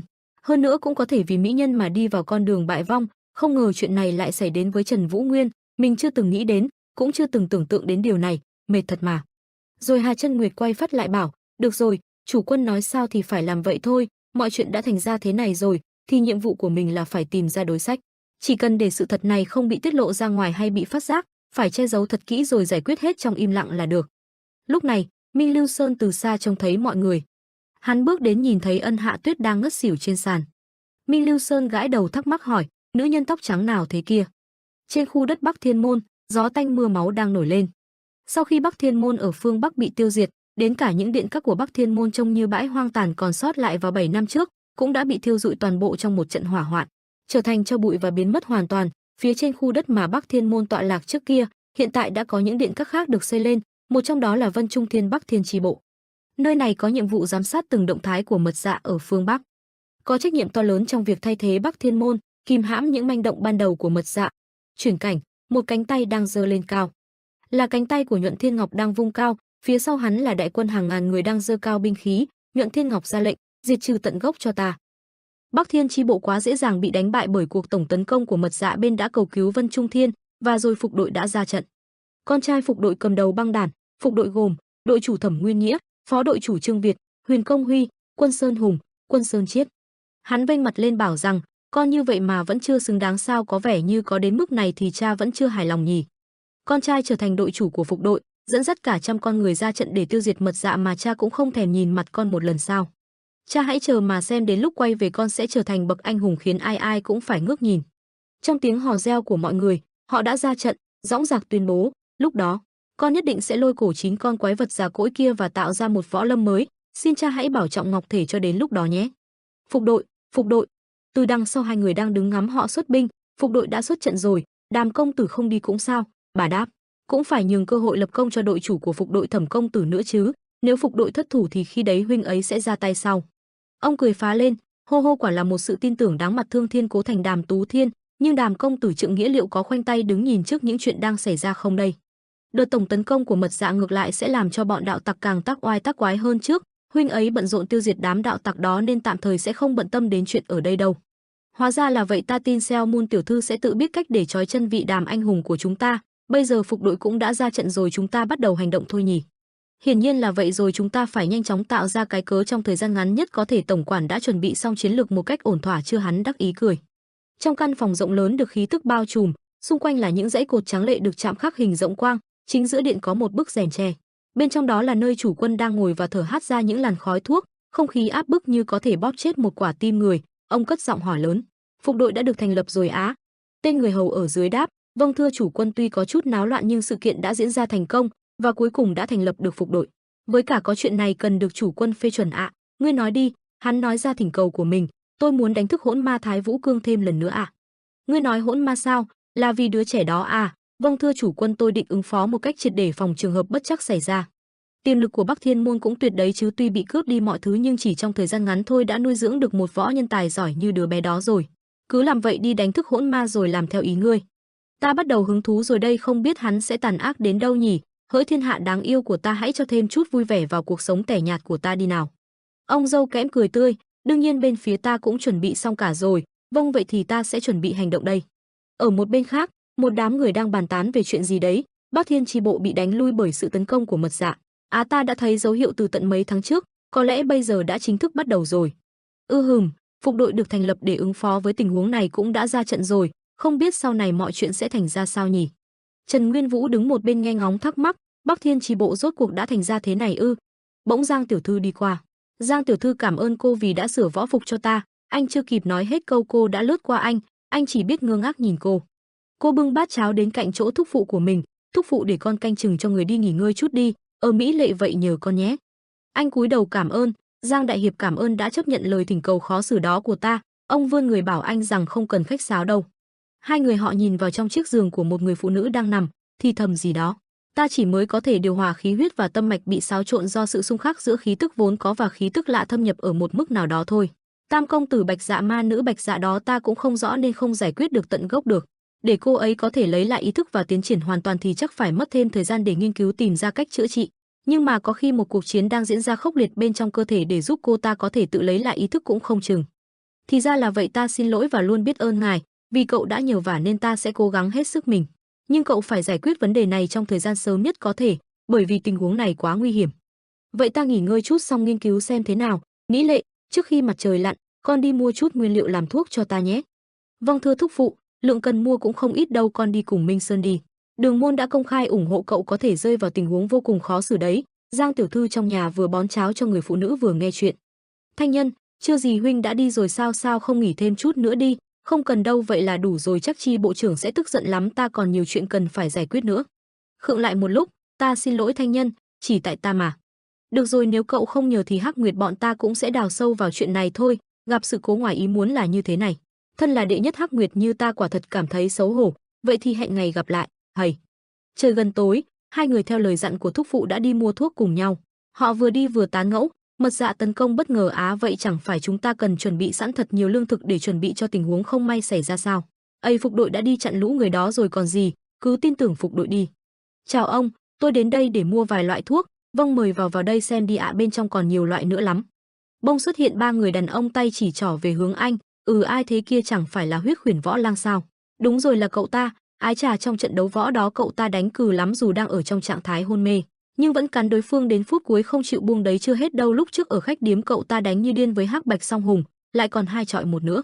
Dạo gần đây làm gì có võ nhân nào cứ cắm đầu vào là đánh được như vậy, thấy người nào cũng dùng mấy kỹ thuật lộng lẫy, quả không hổ danh là Huyết Khuyển Võ Lang. Họ ra bắt lấy anh hớn hở khen, gặp được nhau thế này coi như cũng có duyên rồi, đi làm vài ly với nhau cho vui. Một võ nhân như thế này từ trước đến nay đã sống thế nào, đã học được võ công đó bằng cách nào, phải nghe cho hết chứ. Anh ngơ ngác, khoan đã, đi với bọn ta đi nào. Huyết Khuyển Võ Lang, Huyết Khuyển Võ Lang. Thế là họ đưa nhau đến quán rượu, lần lượt từng người mời anh rượu. Lúc này anh vẫn chưa hiểu chuyện gì xảy ra. Làm gì vậy Huyết Khuyển Võ Lang, uống một ly đi nào, nhìn phát biết ngay cậu là một tên bợm rượu rồi. Đừng có nói nam tử Hán đại trượng phu mà không uống được ly nào nha, uống đi nào, bọn ta cũng bận lắm đấy, mau uống nhanh nhanh rồi còn đi làm việc nữa. Anh nhìn xuống đồ nhậu, ôi chao, bao lâu rồi mới được uống rượu đây nhỉ, hay chỉ uống đúng một ly thôi. Được rồi, tiệm thuốc cũng chẳng cách đây bao xa, uống đúng một ly rồi đến chỗ Giang tiểu thư thôi nào, cứ xem như đây là món quà mình tự thưởng cho bản thân trong thời gian vất vả vừa qua. Sảng khoái biết bao kia, chính là hương vị này đây, ngọt, ngọt quá. Tây Môn Huệ Linh đang ngồi khoanh tay đối diện với anh, cô nhìn thẳng mặt anh trợn tròn mắt. Tây Môn Huệ Linh, từ khi nào mà? Liên Tố Tố bỗng lên tiếng, ngoại trừ Minh Lưu Sơn thiếu hiệp ra những người còn lại có thể tránh đi được không? Hả? Vâng. Đám người đó cùng Liên Tố Tố lén đưa cho nhau một túi vàng, họ có âm mưu gì đó bất chính. Hai người đắc ý nhìn nhau. Cậu là Huyết Khuyển Võ Lang Minh Lưu Sơn đúng chứ? Ở đại hội tỷ võ lần trước tao đã rất ấn tượng về cậu, ta thấy cậu rất ngầu đấy. Anh ngượng đỏ mặt, hả? Ta sao? Vâng, chính là Huyết Khuyển Lang Minh Lưu Sơn thiếu hiệp. Ai có được một nhân tài xuất chúng như Minh Lưu Sơn trong tay chắc là phải yên tâm lắm, bên ta cũng đang rất cần một nhân tài như cậu đấy. Đương nhiên là vậy rồi. Anh phấn khích uống cả bình rượu, cười lớn. Anh nằm gục xuống bàn, đôi mắt của anh rưng rưng lệ, rất cảm động. Phải đến tận bây giờ thế gian mới nhìn ra tài năng của mình, tên nhà quê như mình bây giờ đã nổi danh rồi. Tây Môn Huệ Linh cất giọng, ta sẽ nói thẳng vào vấn đề chính. Minh Lưu Sơn thiếu hiệp, Thương Long hội bọn ta cần một nhân tài như Minh Lưu Sơn thiếu hiệp, nhưng giờ cậu lại đang ủng hộ Trần Vũ Nguyên. Theo ta thấy thì không có lửa thì làm sao có khói, chú ý ta là làm gì có chuyện tự nhiên người ta lại bảo Trần Vũ Nguyên cấu kết với mật dạ ấy, ta vẫn còn đang nghi ngờ điều đó cho nên. Từ trước đến nay bộ Trần Vũ Nguyên không có hành động đáng nghi nào liên quan đến mật dạ sao? Điều này cũng một phần là do Đường gia bên đang công khai ủng hộ Trần Vũ Nguyên nữa. Cho nên Tây môn thế gia của bọn ta cũng sẽ giúp sức cho mọi người. Nghe vậy ánh mắt trở nên đăm chiêu nhìn vào không trung, dường như đang suy tính điều gì đó. Đột nhiên anh nhớ đến lời dặn dò của một người, hiện tại những chuyện đang xảy ra trong nội bộ của chúng ta tuyệt đối không được tiết lộ ra ngoài, cậu hãy khắc cốt ghi tâm điều này nhé. Bỗng nhiên anh múa may quay cuồng giả ngốc, phác du. Minh Lưu Sơn chửi thề, phác du, cậu đưa tay với ngón khá bậy bạ ý miễn bàn, hai ả cảm thấy rất ngỡ ngàng, cô ả mặc áo giáp kia đứng cạnh Từ Môn Huệ Linh không nhịn được. Gì thế, hắn nói cái quái gì vậy, tên khốn đó hắn dám, ta tức giận, mặt mũi trở nên vô cùng khó coi, ha ha ha, ha. Từ Môn Huệ Linh cười lớn, ta che mặt, dù sao thì anh cũng là một người rất thú vị, một đại trượng phu thì phải như vậy chứ. Không hổ là nhân tài mà ta đang tìm kiếm. Cậu ta nghe, khinh khỉnh rồi phì cười, ha ha, sao cô nương lại nghĩ tôi như vậy chứ? Tiếc thật vậy mà danh tiếng của Minh Lưu Sơn thiếu hiệp hiện lại đang bị đánh giá quá thấp. Thiếu hiệp cũng biết Thương Long hội chủ, Thương Thiên Cố Thành Giam Su Chon là anh hùng của Trung Nguyên đúng chứ? Ngài ấy đã bảo vệ Trung Nguyên khỏi những mối đe dọa đang rình rập. Minh Lưu Sơn thiếu hiệp cũng là người có đủ phẩm chất để trở thành anh hùng bảo vệ Trung Nguyên. Thì cậu cầm ly nước. Minh Lưu Sơn ta xuất hiện trên giang hồ hơi muộn, bởi ta tốn khá nhiều thời gian lang bạt khắp nơi. Cách đây không lâu thiếu hiệp đã nhận được lời khẩn cầu từ môn phái đến giúp đỡ vụ việc hàng chục người bị giết hại phải không? Vào thời điểm mật dạ bắt đầu tấn công, kẻ có mái tóc bạc và sử dụng luân màu trắng bạc đó chắc chắn chỉ có thể là Bạch Dạ ma nữ, nhưng nghe nói khi Giam hội chủ xuất hiện thì nàng ta biến mất tăm. Có là do khiếp sợ trước uy danh của Thương Thiên Cố Thành rồi, dù là tứ đại ma trưởng của mật dạ thì cũng phải chạy mất hút nếu gặp hội chủ của chúng ta thôi. Minh Lưu Sơn thiếu hiệp cũng có thể trở thành anh hùng như vậy đấy, thật tiếc khi thiếu hiệp phải chôn vùi tài năng ở chốn địa nguyên tù túng này. Gợi chuyện, bày tỏ sự tiếc nuối, tóc bạc ư? Minh Sơn nhớ lại, trước đây không lâu Vũ Nguyên đã đưa nàng ấy đi rồi, cậu không nghĩ nhiều mà vô tình nói hết ra. Toang rồi, nói xong mới biết mình lỡ lời, cậu sợ hãi. Ta thì vẫn ngồi cười tươi xong lên tiếng, tỷ, vâng thưa tiểu thư, mau báo cho tổng quản Quân tổng quản biết đi. Kéo áo rồi đứng dậy rời đi, những người trong quán cũng đứng lên theo cô. Gì thế? Minh Lưu Sơn ngó nghiêng, sao đột nhiên lại? Mấy người làm sao vậy hả? Cậu ta liền căng thẳng, ngoài trời ánh chiều tà dần buông. Đường Mỹ Lệ vác hai túi đồ to, miệng không ngừng trách móc, chết tiệt. Minh Sơn đi đâu rồi nhỉ? Bộ anh ta không nhớ nhiệm vụ gì sao? Bỗng cô thấy một đám người cầm đao cầm kiếm, gì vậy nhỉ? Cô liền thấy khó hiểu. Cô nhìn đám người đông như kiến đang đi trước mặt mình, Trần Vũ Nguyên và Tô Mộ Thượng đang đứng nói chuyện, đường chủ hiện có hàng chục võ giả đang tiến về phía trang viên. Có tên đàn ông đột ngột nhảy xuống, hàng chục võ nhân đang đổ xô đến phía nam Tên kia vừa dứt lời thì có tên khác cũng nhảy xuống nói. Cả hai nghe vậy mà giật thót, chết tiệt, chuyện này rốt cuộc là gì vậy? Từ Thương nghĩ, tất cả mau chóng bảo vệ Ân Hạ Tuyết cô nương. Cậu hét lên, này, đang xảy ra chuyện gì vậy? Hà Nguyệt vội chạy ra, thắc mắc, lục soát mọi ngóc ngách cho ta. Từ cửa có tiếng hét vang lên, đám người đó bước vào. Này, Đường Kỳ Vấn từ trong nhà bước ra. Sao lại là các ngươi? Đây là chỗ các ngươi có thể xông vào hả? Ông lão hét lên. Nơi này là khu vực do Đường môn quản lý. Hai bóng người xuất hiện trong đám đông, là Từ Môn Huệ Linh và tổng quan. Quân tổng quản. Đường Kỳ Vấn bất ngờ, từ đám người, Mỹ Lệ chạy nhanh về phía nhóm người Vũ Nguyên. Thúc phụ, mọi chuyện hiện giờ là sao vậy? Cô hỏi ông. Quân tổng quản, ông nghĩ gì mà lại hành động vô lễ thế này hả? Đây là vấn đề cấp bách có thể làm lung lay căn nguyên của Vân Trung Thiên. Từ môn nói, và Đường môn sẽ phải giải thích rõ ràng về chuyện này. Quân tổng quản bảo. Không phải vậy sao? Trần thiếu hiệp, anh im lặng. Chính miệng Minh Lưu Sơn nói rằng, cách đây không lâu Trần Vũ Nguyên đã đưa đi rồi, vậy là Tú Thiên vụt mất cơ hội bắt được ma nữ, trong khi đó Trần Vũ Nguyên lại đem nàng ta đi Cho dù đó không phải là Bạch Dạ ma nữ, thì người đã khiến đích thân Trần Vũ Nguyên đưa đi cũng đã đủ để làm lý do phải tìm kiếm rồi.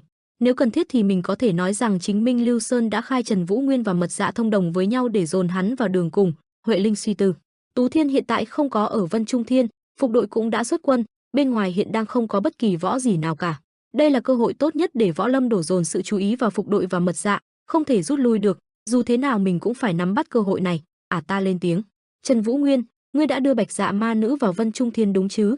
Đây có phải là sự thật không? Trần thiếu hiệp, quân hỏi. Vũ Nguyên nhăn mày, chết tiệt, Đường Kỳ Vấn chửi thề, các ngươi nói cái gì vậy? Bạch Dạ ma nữ đang ở đây là kẻ nào đã nói nhảm thế hả? Đám người này là sao đây? Có chuyện quái gì đang xảy ra vậy? Tránh ra. Minh Sơn bước vào, mấy người nói cái gì vậy, còn không mau im miệng lại. Cậu hét, cuối cùng thiếu hiệp cũng tới, Đây chính là người đã sát cánh bên cạnh Trần Vũ Nguyên cho tới tận bây giờ và cũng là nhân chứng đã chứng kiến mọi việc. Và ta đã nghe Minh Lưu Sơn thiếu hiệp thú nhận tất cả rồi. Từ Môn Huệ Linh lên tiếng. Hả? Cậu đang chạy, cảm thấy khó chịu, gì chứ? Con ả khốn kiếp, cậu hét, ta nói vậy bao giờ? Ta sẽ nhẫn nhịn cho tới khi ngươi chịu thú nhận tất cả, nhưng sau đó ta nhất định sẽ xé toạc cái miệng bẩn thỉu, dám nói những lời xúc phạm tiểu thư của nhà ngươi. Cô gái đàn em của Từ Linh chĩa lưỡi kiếm về phía hắn. Anh tức giận. Có một bàn tay nắm cổ tay cậu. Sư phụ không phải. Vậy đâu, con. Anh thở dốc. Con, không, hề làm. Như vậy, hãy tin, con. Cố gắng giải thích. Huệ Linh tiểu thư, cô đã mê hoặc Minh Sơn đúng chứ? Đến cả cô mà cũng phải dùng tới cả mưu hành kế bẩn thỉu như này sao? Chân Nguyệt khiêu khích. Mê hoặc ư? À, ta hỏi lại, thư sinh bắt ma ngài nói nặng lời quá rồi đấy. Sau khi lục soát toàn bộ trang viên ta sẽ áp giải tất cả đi, bao gồm cả Trần thiếu hiệp. Đó là cách tốt nhất để không phải đổ máu. Quân tổng quản bảo. Đường Kỳ Vấn nhìn lão ta, ánh mắt thận trọng. Quân tổng quản, đây là trang viên của Đường môn, còn ta là Vạn Độc cả chủ của Đường môn. Ngươi không biết rằng kéo đến như thế này là đang coi thường Đường môn à? Không biết từ khi nào mà Đường môn có quyền cai quản cả Vân Trung Thiên ấy nhỉ? Nếu không chịu hợp tác thì dù là Đường môn hay Vạn Độc các chủ gì đó đều không có kết cục tốt đẹp đâu. Quân tổng quản bảo.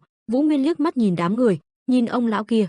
Quân tổng quản, Long Đường chủ đã lo lắng liệu mình có để lộ nanh vuốt quá sớm không, và dặn dò mình phải cẩn thận với tên quân tổng quản. Câu này bây giờ mình đã hiểu được rồi. Triệu Ân Kinh cùng một phe với đám người truy sát Thanh Nhân.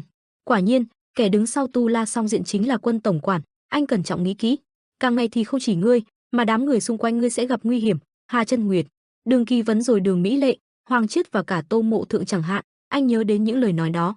Và dù không có sự việc lần này, thì bọn chúng cũng sẽ dần nhắm tới từng người một xung quanh mình. Và cuối cùng là tìm mọi cách để trừ khử mình. Xeo võ sư, xin hãy đưa tất cả mọi người ra khỏi Vân Trung Thiên. Vũ Nguyên cầm kiếm và bảo Mộ Thượng, nhưng mà chủ quân, Từ Thương ngập ngừng. Ta cầu xin đó, tất cả mọi người chịu quá nhiều thương tổn vì ta rồi, ta sẽ ở đây câu giờ cho mọi người. Trần Nguyên gấp gáp bảo. Đã rõ. Mộ Thượng cũng trả lời, tất cả mọi người đang chịu tổn thất vì ta phải giải quyết tất cả chuyện này. Anh giơ kiếm, chĩa mũi về phía bọn họ. Ngươi nhất quyết. Quân tổng quản bảo, muốn nhìn thấy máu đổ à? Trần Vũ Nguyên cầm kiếm chĩa thẳng về đám người Vân Trung Thiên lên tiếng, dù sao thì chẳng phải ngài cũng có lý do để trừ khử ta à? Quan tổng quản đáp lời hờ nói gì vậy chứ? Với tư cách là một tổng quản, ta sao có thể ngồi yên khi nghe được tin tức rằng ngươi đã đưa một trong tứ đại ác ma của Mật Dạ là Bạch Dạ ma nữ đi vào Vân Trung Thiên chứ? Trần Vũ Nguyên im lặng không đáp lời, thầm nghĩ ha, rốt cuộc thì mình căng không còn cách nào khác ngoài việc đóng vai một kẻ ác cả. Nghĩ vậy anh lên tiếng, ngài có bằng chứng chứ? Bởi vì ta chưa từng làm việc nào như thế cả, nơi đây chỉ có một nữ nhân tội nghiệp không còn trốn dung thân nào nữa mà thôi. Quan tổng quản liên đáp rằng không phải Minh Lưu Sơn, người thân cận nhất của ngươi đã khai hết ra rồi đấy thôi sao? Trần Vũ Nguyên lên tiếng, cho rằng lão ta chỉ biết vội tin vào lời nói của tên khốn ngu ngốc chuyên nói sằng bậy đằng kia thôi à? Rồi sau đó ngài đã huy động toàn bộ binh lực tới đây bất chấp sẽ đắc tội với Đường môn hay sao? Quan tổng quản mặt lạnh như tiền đáp, ngươi vốn có thể chấp thuận việc lục soát và cuộc điều tra sẽ diễn ra dễ dàng. Cớ sao cứ phải trốn tránh rồi rút kiếm ra làm gì chứ? Ngươi nhất định phải nhìn thấy máu đổ mới vừa lòng à? Trần Vũ Nguyên tới đây thì không còn gì để mất, anh nói ta không muốn nhiều lời bởi vì ta thừa biết các người sẽ mưu tính để trừ khử ta thế nào rồi. Dù có chuyện gì diễn ra đi chăng nữa, lũ người các ngươi sẽ thổi phồng lên là đòi hỏi ta chịu trách nhiệm, bởi vậy đây là việc không thể tránh khỏi. Nghe tới đây quan tổng quản không biết đáp lời sao, chỉ cười lên một tiếng ha, quả nhiên không đổ máu không được rồi, lão ta ra lệnh các ngươi còn đứng ngây ra đó làm gì nữa. Tất cả xông lên bắt hắn lại cho ta. Được lệnh từ lão quan, toàn bộ đám thuộc hạ của Vân Trung Thiên ào ào lao tới Trần Vũ Nguyên hòng bắt sống anh. Ngươi đó, chính là ngươi là Xích Thố dũng mãnh đã rong ruổi khắp các trận mạc, ngươi chính là Xích Thố biết chưa? Hà Chân Nguyệt mặt mày nhăn nhó xua tay trấn an con trâu đen đang mất phương hướng. Con trâu đen hí lên một cái rồi dừng lại. Hà Chân Nguyệt khen ngợi, tốt lắm, làm tốt lắm võ sĩ bò tót, trước tiên hãy ra khỏi đường ra đã. Tô Mộ Thượng nghe vậy chỉ biết liếc mắt nhìn bất lực. Minh Lưu Sơn đổ mồ hôi cuống quýt giải thích, xin lỗi, sư phụ, nhưng con không nói như vậy thật mà, con chỉ lỡ lời thôi, thật đó ạ, con. Đường môn lão ra thất vọng đáp lại, thôi được, con cũng không có ác ý, ai cũng từng mắc sai lầm mà. Ông lão tự trách chính mình, người mắc trọng tội là ta mới đúng, đáng ra ta không nên cho con ra ngoài vài lúc này. Minh Lưu Sơn nhận lỗi về mình, sư phụ, con thật sự đã cố ngăn bọn chúng lại rồi, nhưng nàng ta cứ liên tục lôi kéo khiến con mất tỉnh táo, và rồi, à không, ngay từ đầu con không nên ngồi vào chỗ đó mới phải. Hà Chân Nguyệt đỡ ông lão lên xe, quay đầu lại trách móc Minh Lưu Sơn, chậc, do lời nói ngu xuẩn của ngươi mà gây ra một mớ hỗn độn như thế này đấy.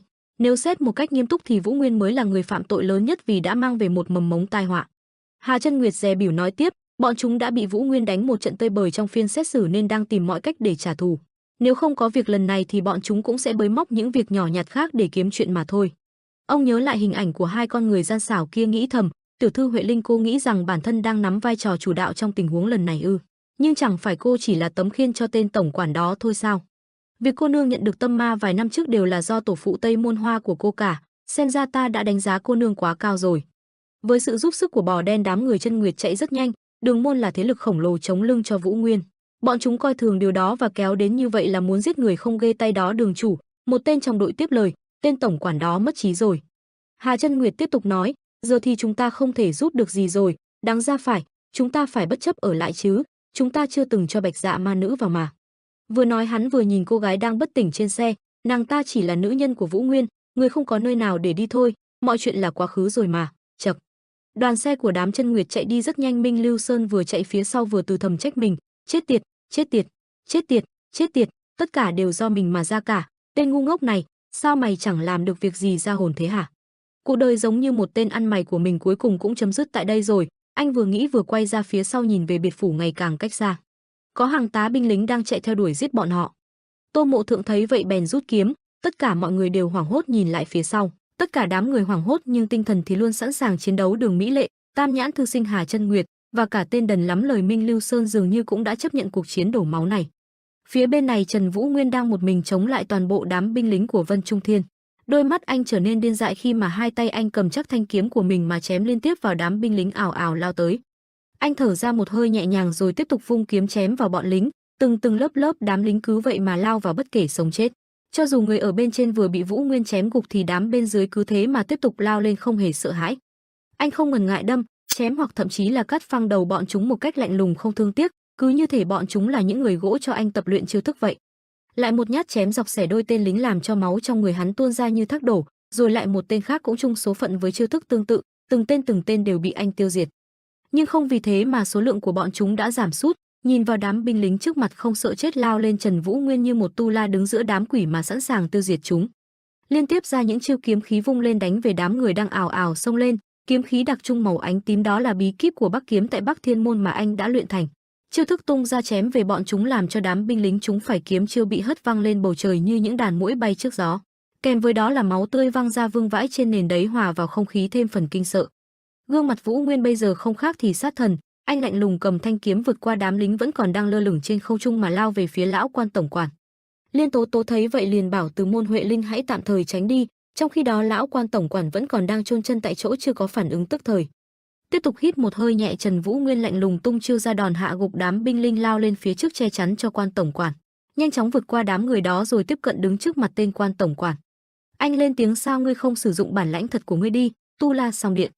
Nghe Vũ Nguyên nói dường như hắn đã bị lộ tẩy, gương mặt lão ta bàng hoàng, đôi mắt trắng dã, miệng cười khẩy rồi lên tiếng, ý ngươi là như thế này sao? Rồi vừa cười vừa di chuyển, ý ngươi là như thế này sao? Ngươi quả là một tên khốn ngạo mạn đấy. Hắn ta nhướng đôi lông mày chế giễu, đương nhiên nhà ngươi sẽ không thể tiết lộ chuyện gì về Tu La Song Điện ra ngoài được, bởi vì ngươi và tất cả những người liên quan đến ngươi rồi sẽ đều bị ta giết sạch. Có vẻ ngươi rất nóng lòng muốn hại chết người khác nên mới cả gan thối ra từ Tu La Song Điện như vậy chăng?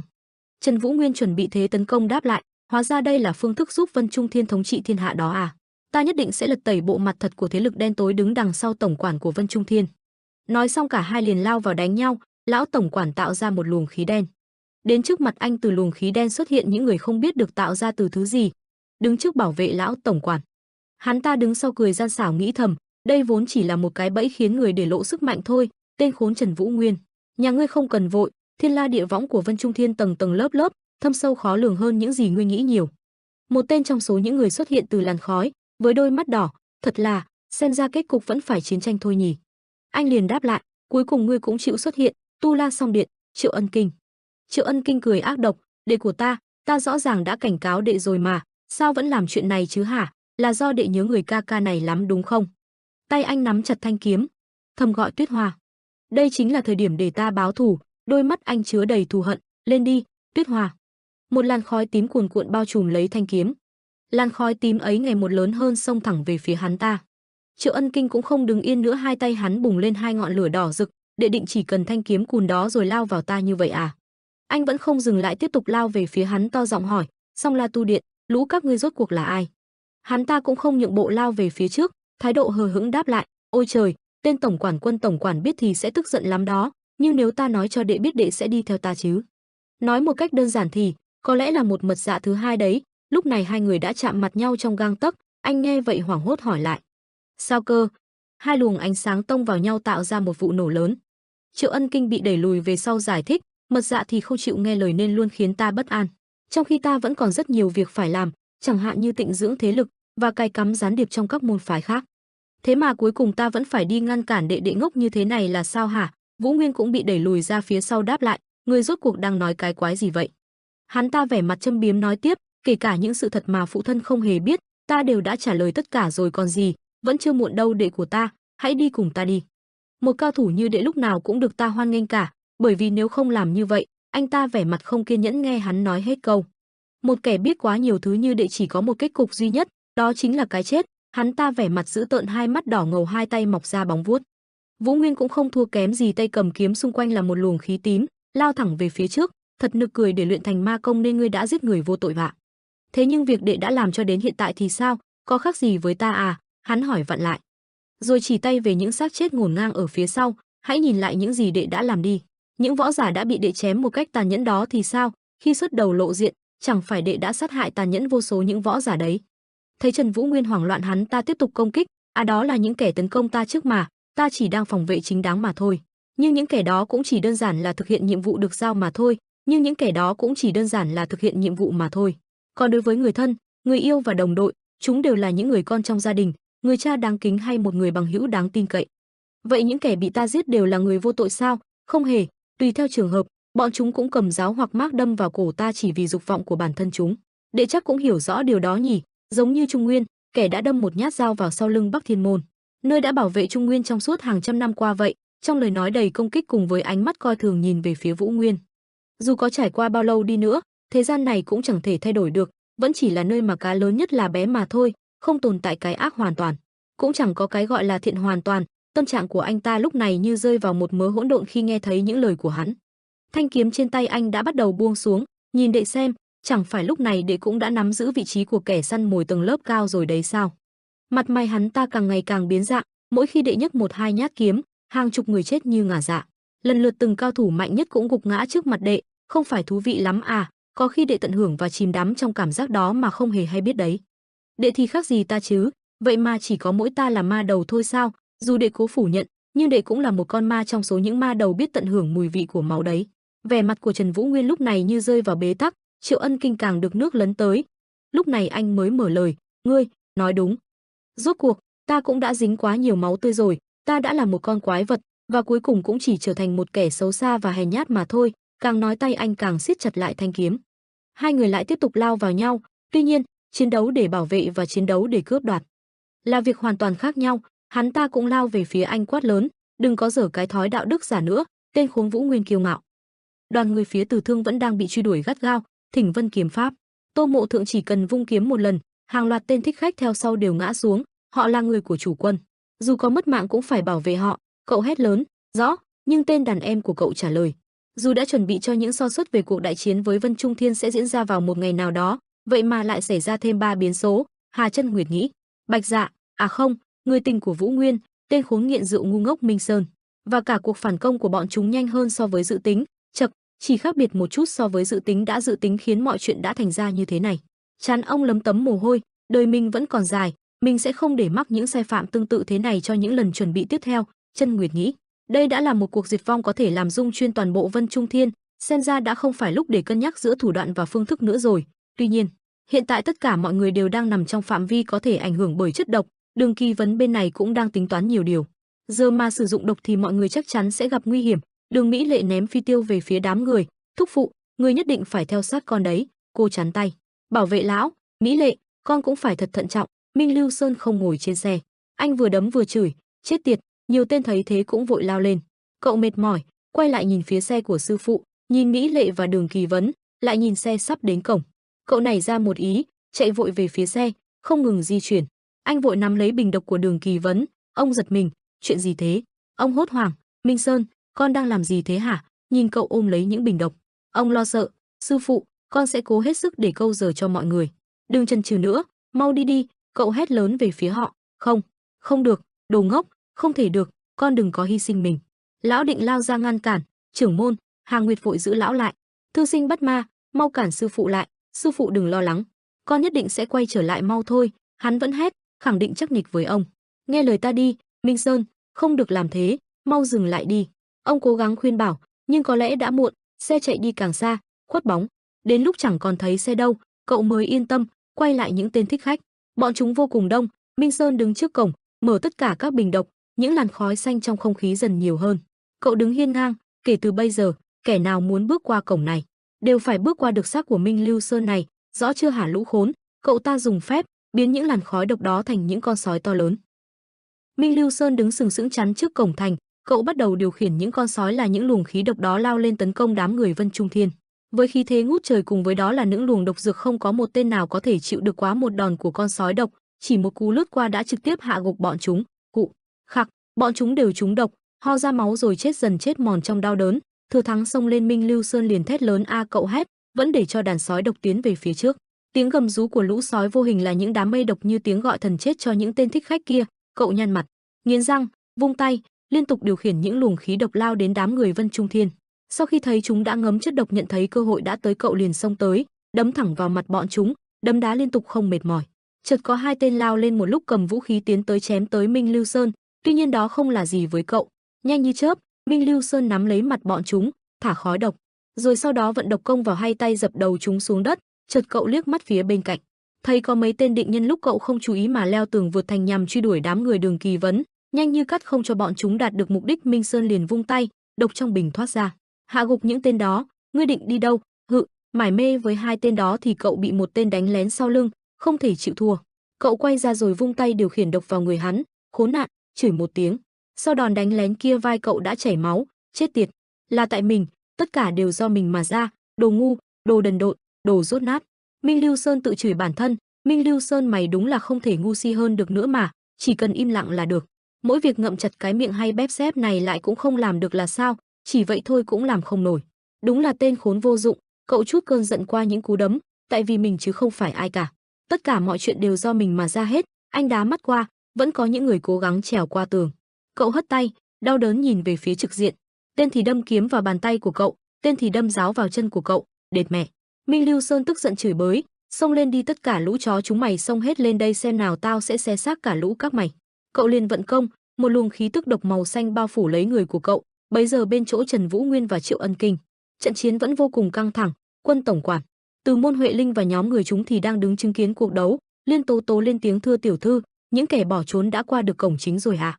Huyết Huyền Võ Lang đang chặn ở cổng chính, vậy nên người của chúng ta buộc phải đi đường vòng, gây chậm trễ trong việc truy đuổi ạ. Tiếp tục điều động thêm võ giả đến đi. Dù chỉ là một con chuột nhắt, cũng không được để chúng ra khỏi Vân Trung Thiên. Với lại Từ Huệ Linh bảo, thưa tiểu thư, còn lại đáp, hãy giải quyết tên Huyết Huyền Võ Lang giúp muội, ta Liên Tố Tố, đệ nhất hộ vệ của Tây Môn thế gia, nhất định phải cắt đứt cái lưỡi bẩn thỉu dám nói những lời sằng bậy của tên khốn đó. Dương Kiếm, oai phong nói. Triệu Vân Kinh và Trần Vũ Nguyên vẫn đang lao vào đánh nhau, mặc dù tướng mạo đã thay đổi rất nhiều, hắn ta rõ ràng là Triệu Ân Kinh, trưởng nam của Bắc Thiên tứ trụ, Triệu Thiên Vũ, nhưng tại sao hắn lại có thể tỏa ra khí lực rợn người tới vậy? Từ Huệ Linh đổ mồ hôi hột trước hắn, liệu hắn có đang nghe theo mệnh lệnh của quân tổng quản không? Tự hỏi, tiểu thư nghĩ tên võ giả có nội công quỷ dị đó muốn làm gì thì làm hả? Tây Môn tiểu thư nổi tiếng thông minh mà cũng có nhiều điều không biết nhỉ? Quân tổng quản bỗng lên tiếng làm giật mình, vẫn còn nhiều kịch hay đang đợi phía trước đấy. Hãy từ từ thưởng thức nhé. Thiên la địa võng của Vân Trung Thiên tầng tầng lớp lớp, chặt chẽ hơn tiểu thư nghĩ đấy. Kẻ kỳ lạ hơn tên đằng kia đã thức dậy sau một giấc ngủ dài, hắn sẽ tới sớm thôi. Ha ha, quân tổng quản, rốt cuộc ông nghĩ, đừng cố phủ nhận nữa. Trong khi đó cuộc chiến giữa Vũ Nguyên và Triệu Ân Kinh vẫn đang diễn ra vô cùng khốc liệt, bất phân thắng bại. Triệu Ân Kinh nói, Vũ Nguyên rõ ràng chúng ta giống nhau còn gì. Nhìn đi, vết tích của cuộc thảm sát mà đệ đã gây ra chính là những vũng máu đang đọng lại xung quanh đệ, nhưng như thế chẳng phải những vũng máu đang di chuyển là đang giúp ta một tay hay sao? Khư, tới đây Triệu Ân Kinh liền ra đòn thập tự huyết ma công, hắn vũng tay, một trời đỏ rực, những tia máu chĩa thẳng lên trời. Anh ngạc nhiên vì những gì xảy ra trước mắt, những tia máu dường như được Triệu Ân Kinh điều khiển tạo thành như những mũi tên khổng lồ ào ào đang lao về phía Vũ Nguyên. Không chút chậm trễ, Trần Vũ Nguyên liền lao tới áp sát Triệu Ân Kinh hòng tấn công anh ta.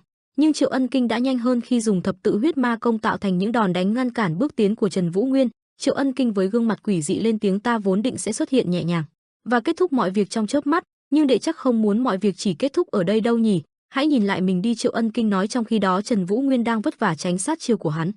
Ha ha ha, Triệu Ân Kinh cười lớn, Bắc Kiếm thiên hạ đệ nhất sát nhân, làm sao có thể chỉ ở mức này được. Hắn khiêu khích anh trong khi đôi mắt anh cùng gương mặt dính máu toát lên sự lạnh lùng quyết tâm tiêu diệt tên ác ma. Vũ Nguyên sử dụng bí kíp Diệt Thiên Ma Ảnh Kiếm tạo ra vô số những chiêu kiếm khí ào ào như tràng giang đại hải lao về phía Triệu Ân Kinh. Không hề sợ sệt và nao núng, Triệu Ân Kinh sử dụng tuyệt học trong thập tự huyết ma công lên nghênh chiến. Cả hai đại kình lực lao vào nhau tạo nên những vụ nổ kinh thiên động địa, dường như mọi thứ trong tầm ảnh hưởng của vụ nổ đều vỡ vụn, khói bụi tỏa mịt mờ. Cả Trần Vũ Nguyên và Triệu Ân Kinh đều sử dụng hết công lực tạo ra những luồng kình lực quấn lấy đối thủ, cả hai luồng kình lực đỏ và tím hòa vào nhau như hai con dao long giao chiến trên bầu trời. Cả hai lao vào ra đòn vào đối thủ, một bên đánh không ngừng nghỉ, một bên chống đỡ liên tục mà vẫn bất phân thắng bại. Chợt trong tiềm thức giữa trận đấu, Vũ Nguyên liền gọi linh hồn của thanh kiếm là Tuyết Hoa, đôi mắt anh lóe lên ánh tím. Vận công lực vào thanh kiếm rồi chém vào người Triệu Ân Kinh, hắn trúng chiêu của Vũ Nguyên, toàn thân với hàng ngàn hàng vạn vết cắt đang bắt đầu rỉ máu. Trần Vũ Nguyên thầm nghĩ chiêu thập tự huyết ma công đó thực sự rất nguy hiểm, nhưng mà là mình đã kịp xoay người để không bị hắn đánh vào điểm yếu. Anh nghĩ, Tuyết Hoa, chúng ta nhất định phải nhanh hơn nữa. Bên này Triệu Ân Kinh dính sát chiêu của Trần Vũ Nguyên, hắn đưa một tay lên giữ vào vết thương ở tay rồi cảm thán chết tiệt. Khi mà huyết dịch trong cơ thể của hắn đang chảy ra không ngừng nghỉ, như một con quỷ bị mất máu, hắn gào lên trong sự tức giận, chết tiệt, huyết dịch của ta. Sau tiếng thét của hắn cũng là lúc mà dịch huyết ma công trong người hắn đã thoát ra, tạo thành một cơn lốc xoáy đỏ rực cả một vùng trời.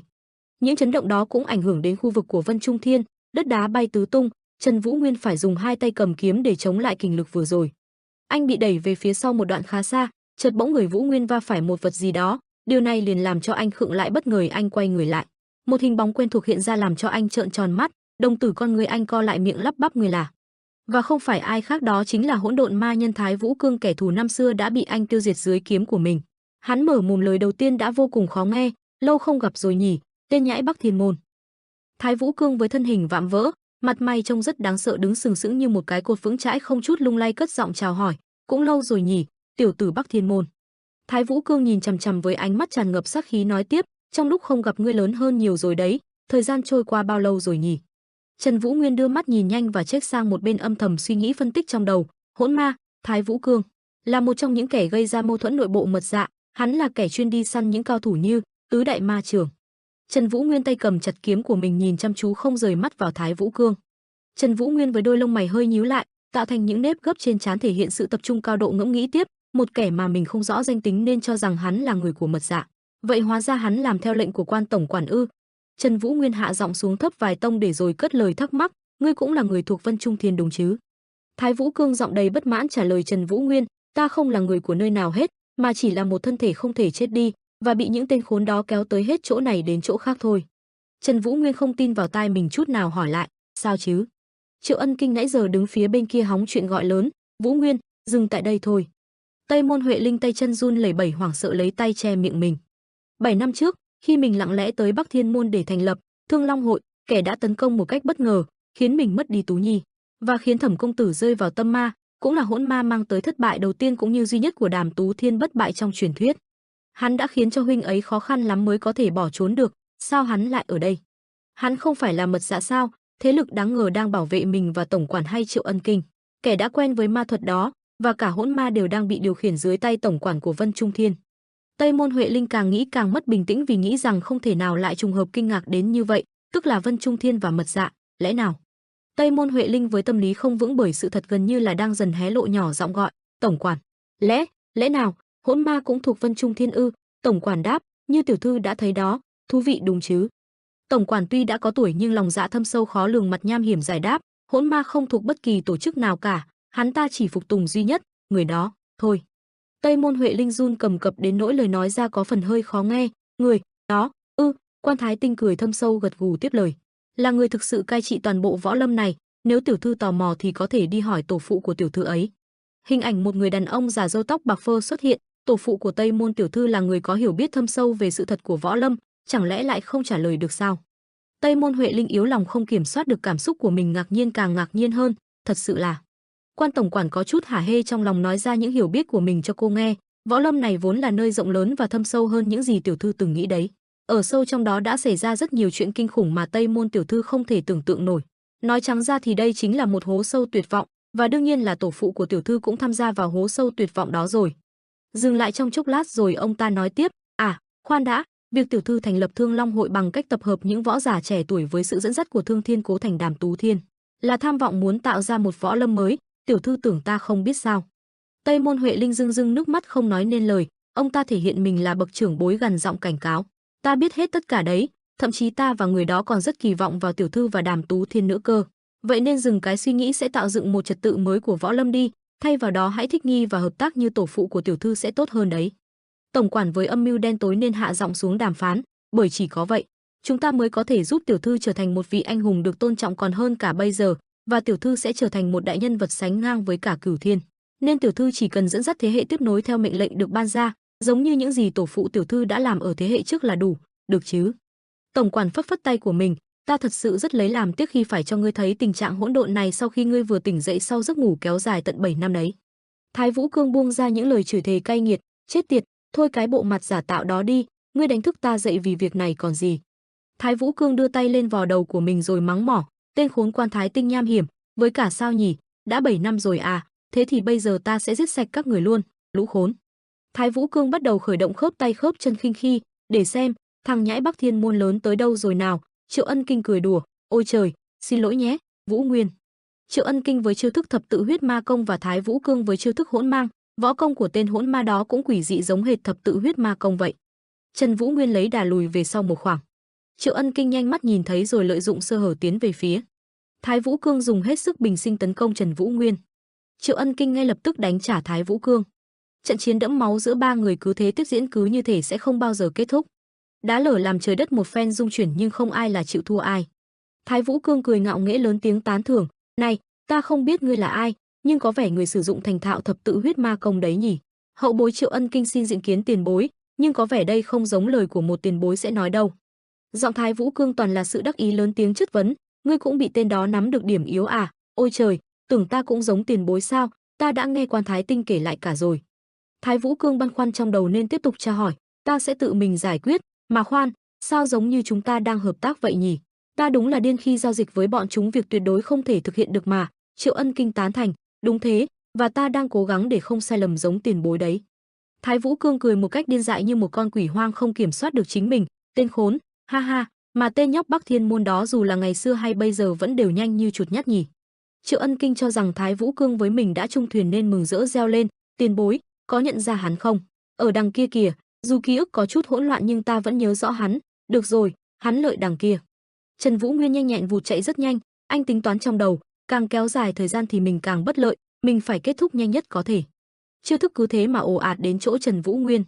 Cả Thái Vũ Cương và Triệu Ân Kinh phối hợp một cách ăn ý mà đánh một mình Trần Vũ Nguyên. Trần Vũ Nguyên lặng người đi trong chốc lát, chuyện này đã lần nữa bay tứ tung loạn xạ bởi cuộc chiến hết sức thảm khốc này, Trần Vũ Nguyên một chấp hai đánh trả quyết liệt. Thái Vũ Cương một người đứng phía trước, Triệu Ân Kinh một người đứng phía sau tạo thế gọng kìm kẹp Trần Vũ Nguyên ở giữa. Trần Vũ Nguyên dùng hết sức để tránh đòn.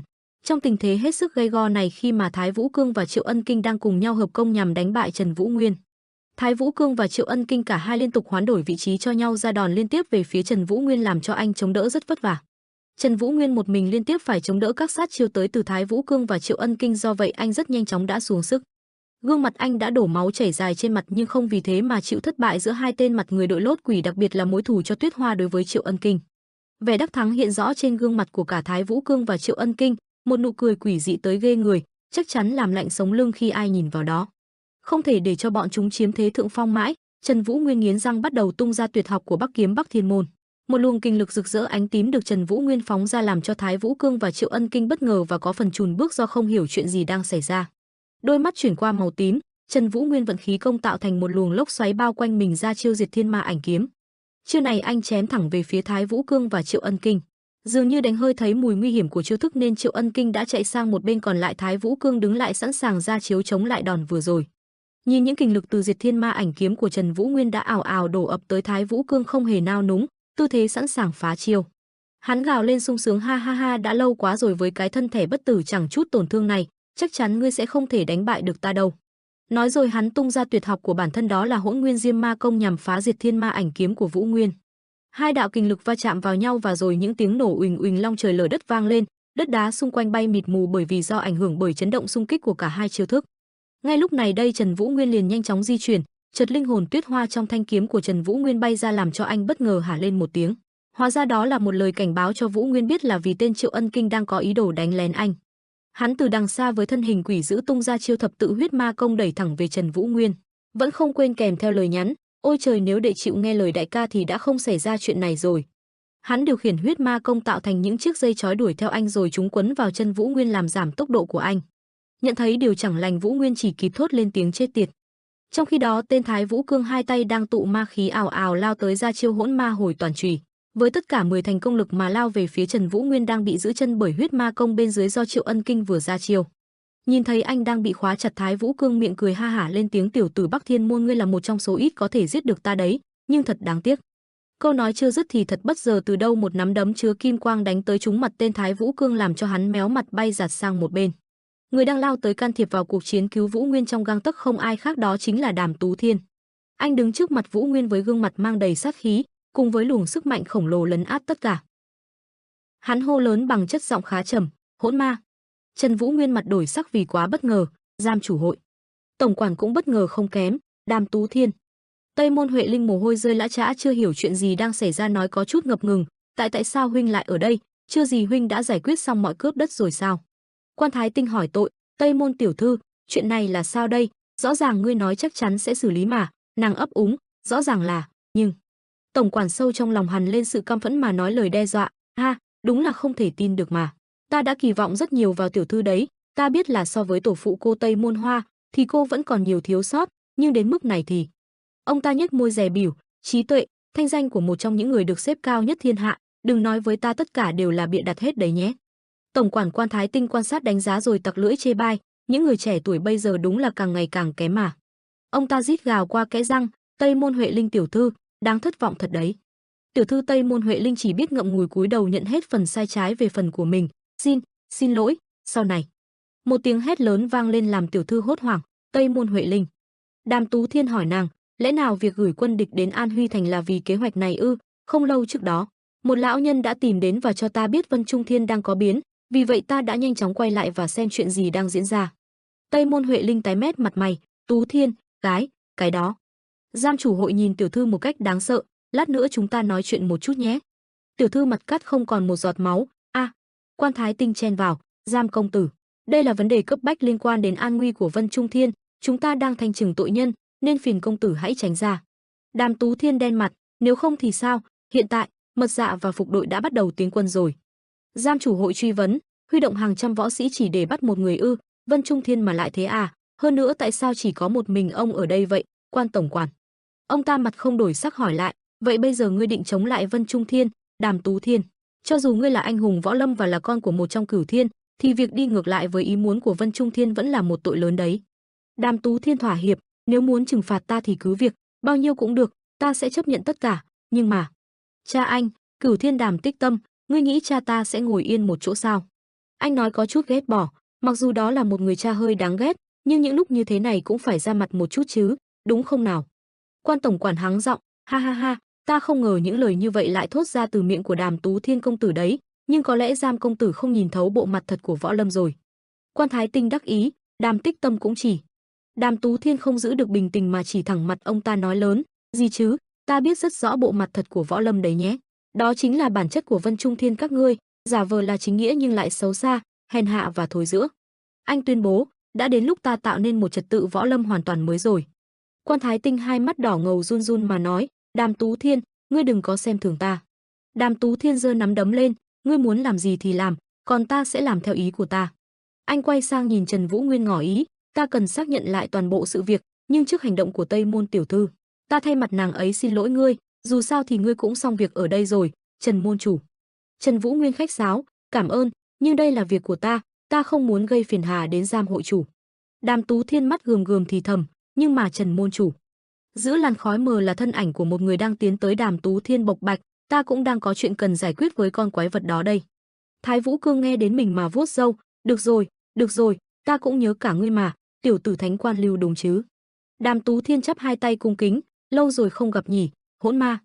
Kể từ khi bị ngươi trà đạp một cách tàn nhẫn, ngươi có biết sau 7 năm rèn luyện không ngừng ta đã tìm ngươi bao lâu rồi không? Nhưng quả thật ta không ngờ lại gặp được ngươi ở đây đấy, tại sao vậy nhỉ?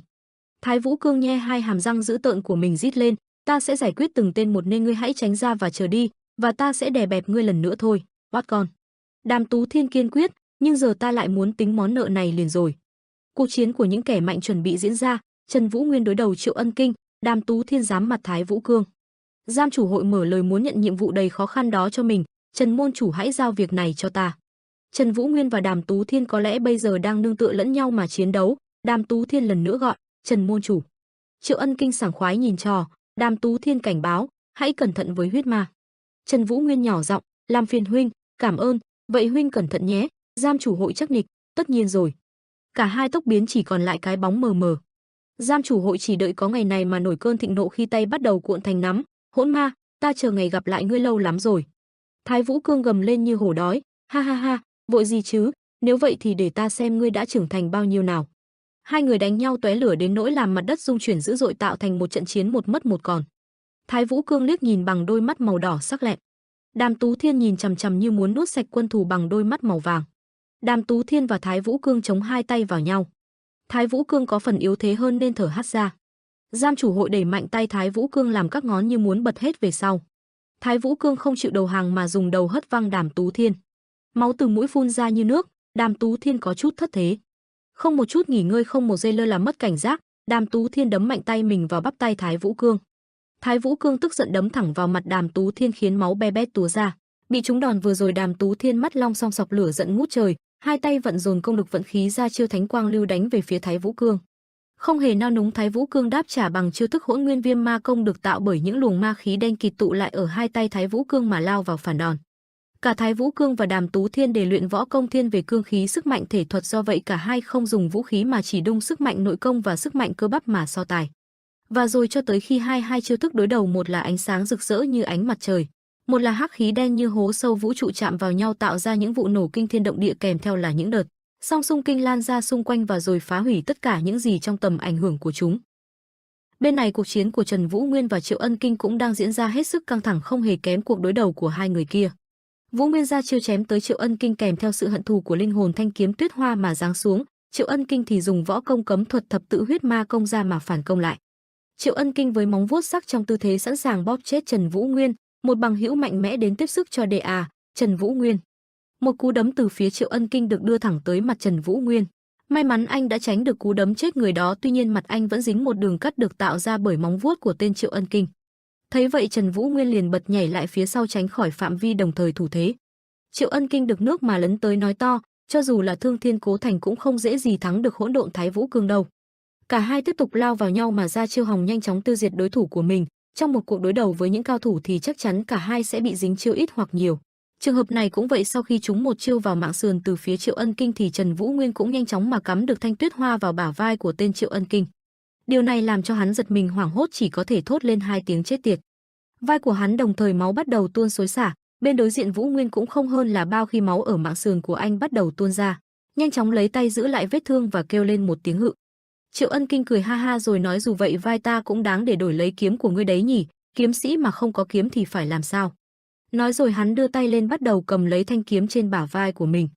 Nhưng thật không may, khi mà hắn còn chưa chạm vào chuôi kiếm thì linh hồn oán khí trong thanh tuyết hoa của Trần Vũ Nguyên bắt đầu thoát ra, bao trùm lấy tên Triệu Ân Kinh, giữ chặt lấy cơ thể của hắn làm cho hắn giật mình kêu lên, hả, cái gì, cơ thể mình không thể di chuyển được.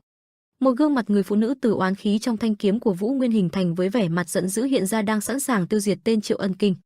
Trong trạng thái mơ màng, hắn chợt nhớ tới người vu nữ của bộ tộc năm xưa, khi mà hắn đã tàn sát dã man toàn bộ những người trong bộ lạc của cô, và cả cô cũng không thể tránh khỏi số phận bởi âm mưu luyện huyết thuật của hắn ta.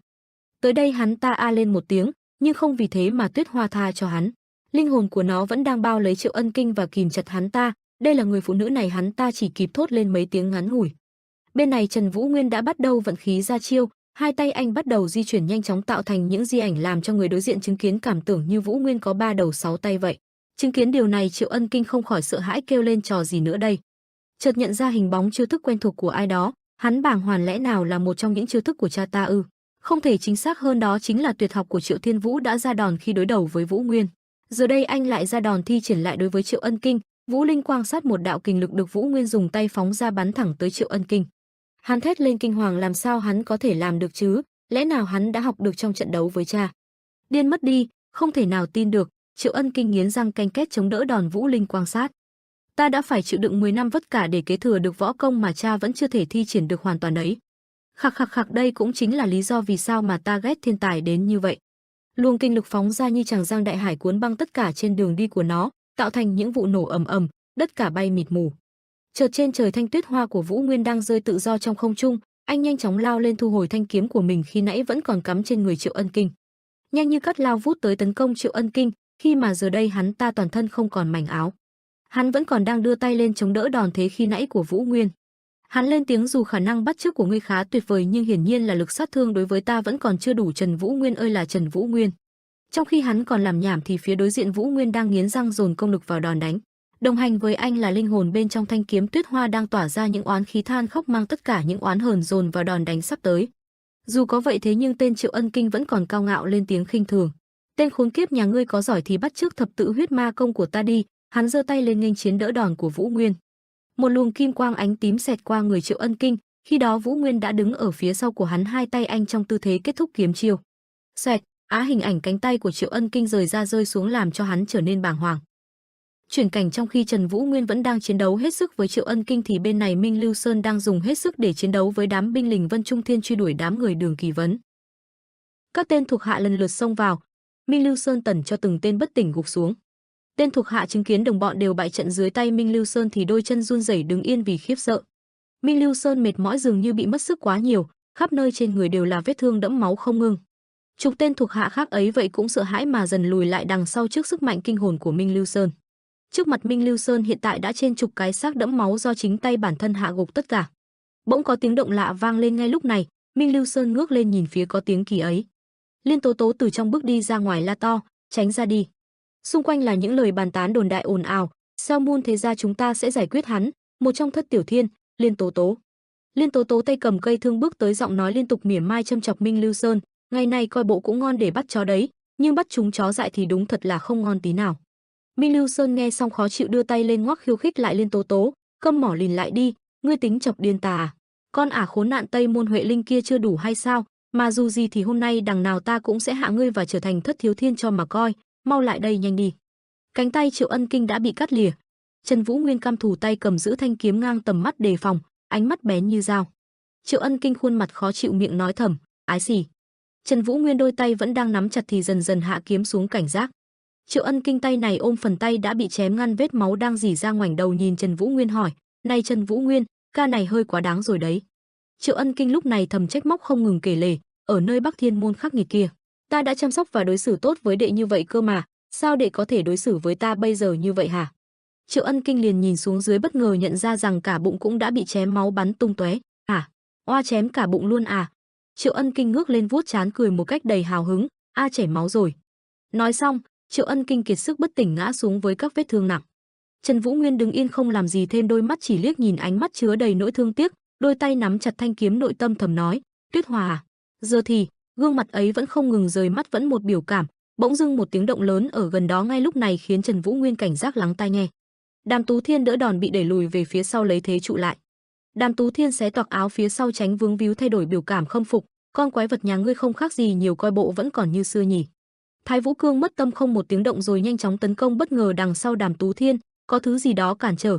Thái Vũ Cương phản ánh sự tức giận, chậm tay rồi. Trần Vũ Nguyên xuất hiện giúp sức tung kiếm ngay tức khắc bảo vệ Đàm Tú Thiên rồi chặn đòn tấn công của Thái Vũ Cương lại. Thái Vũ Cương sững lại một lúc rồi khó chịu nhận ra, thầm nghĩ, là thằng nhóc Bắc Thiên môn.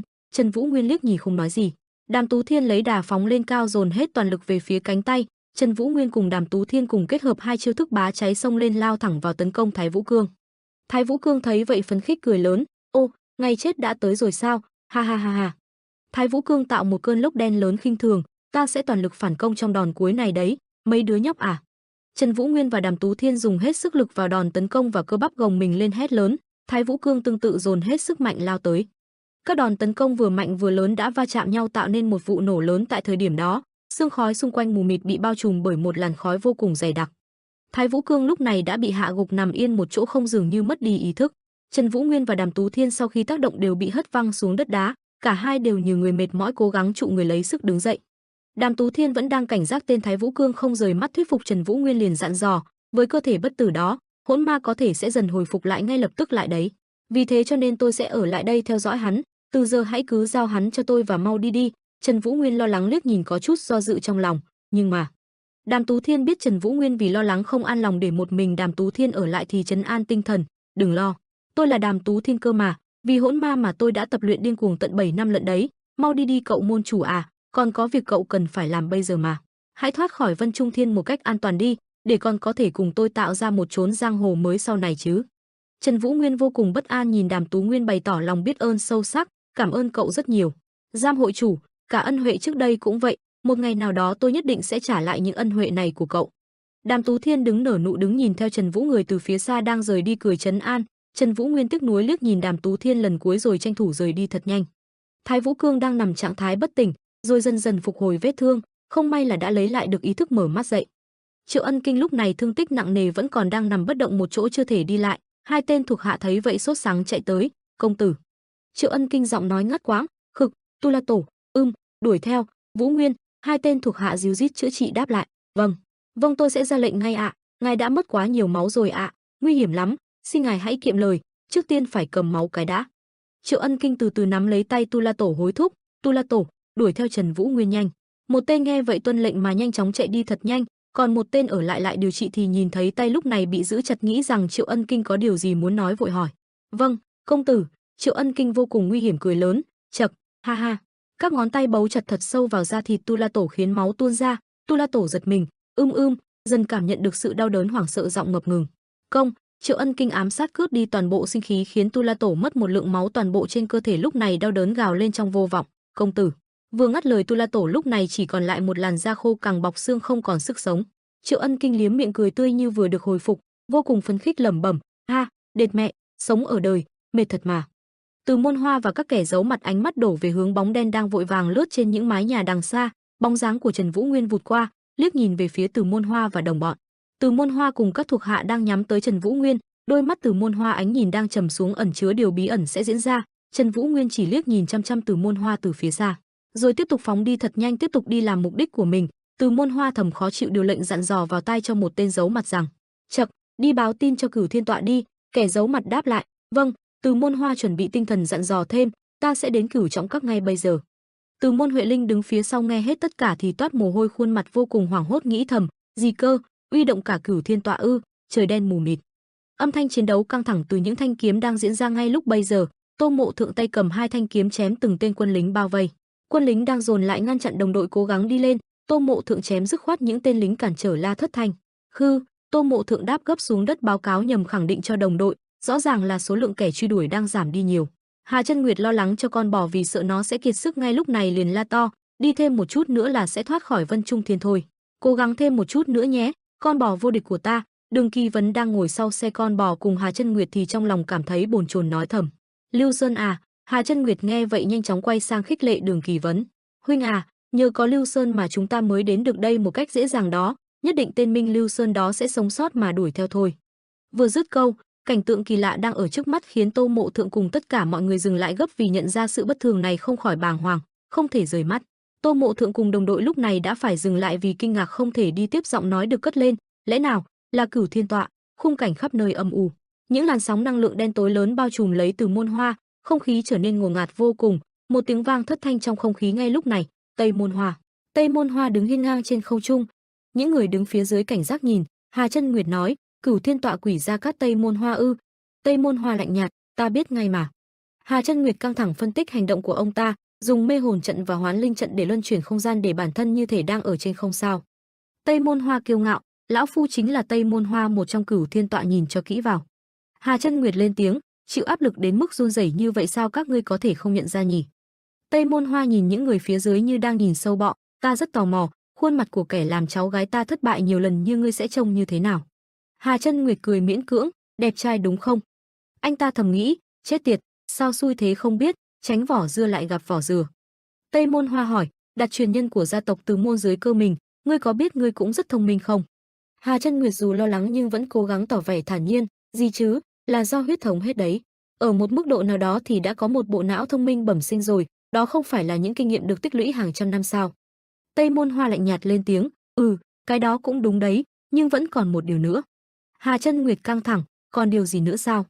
Tây Môn Hoa cười nham hiểm, vấn nhất chi thập, vấn nhất chi bách là những thứ có thể ngăn cản sự phát triển của Cell Moon thế gia, bởi vậy cho nên tất cả những thiên tài sở hữu nó phải được tìm thấy và loại bỏ khỏi thế giới này. Hà Chân Nguyệt ngỡ ngàng trước câu trả lời của ông ta, gì đây, hắn tự hào vì điều đó thế ư, giờ hắn đang định loại bỏ mình ư? Đường Kỳ Vấn gào lên chất vấn, thế ra Cell Moon quyền lực của thiên hạ này lại sử dụng những thủ đoạn hèn hạ như vậy sao, các người không thấy xấu hổ hả? Tây Môn Hoa đáp, Đường Kỳ Vấn, vạn độc các chủ của Đường Kỳ Vấn, nếu cứ giữ cái tính như vậy thì sẽ chẳng làm nên trò trống gì đâu, nếu muốn quản lý thiên hạ này thì không thể chỉ dùng mỗi đạo đức, bởi nó chả có tác dụng gì trong việc quản lý thiên hạ này cả. Ông ta tiếp tục, ngươi không biết sao, Đường môn lớn vậy cơ mà. Đường Kỳ Vấn toát mồ hôi nhìn chằm chằm Tây Môn Hoa. Tây Môn Hoa thuyết giảng, gia chủ của Đường môn vạn độc Đường Quân Vũ đang tại Tứ Xuyên đã làm bao nhiêu người của gia tộc Sun Han đi đời rồi. Một gia tộc khổng lồ như thế ít nhất cũng hơn ngàn thành viên, đó là hiện thực đây, không phải ngươi cũng góp sức sao? Đường Kỳ Vấn im lặng nhắm chặt mắt không thể phản bác. Tây Môn Hoa cao ngạo vuốt râu, nói cũng nhiều rồi, tên oác tội đồ Trần Vũ Nguyên ấy ta còn phải theo dõi nữa. Dưới bàn chân của ông ta phát ra ánh sáng xanh nhạt. Tây Môn Hoa bước một chân ra khỏi trận pháp. Hà Chân Nguyệt nhạy bén nhận ra ý định của ông ta, hổ hình bao thiên bộ. Vô số hoa văn dày đặc phủ kín bầu trời. Tất cả những người phía dưới dần dần bị bóng tối nuốt chửng. Đường Kỳ Vấn nhìn cô gái cháu gái bên cạnh mình đầy lo lắng. Mỹ Lệ, trong lúc này Mỹ Lệ cũng đang hoảng sợ nhìn bóng tối đang dần nuốt chửng bản thân. Hà Chân Nguyệt hét lên trấn an, mọi người bình tĩnh nào, ta phải tỉnh táo hết mức có thể.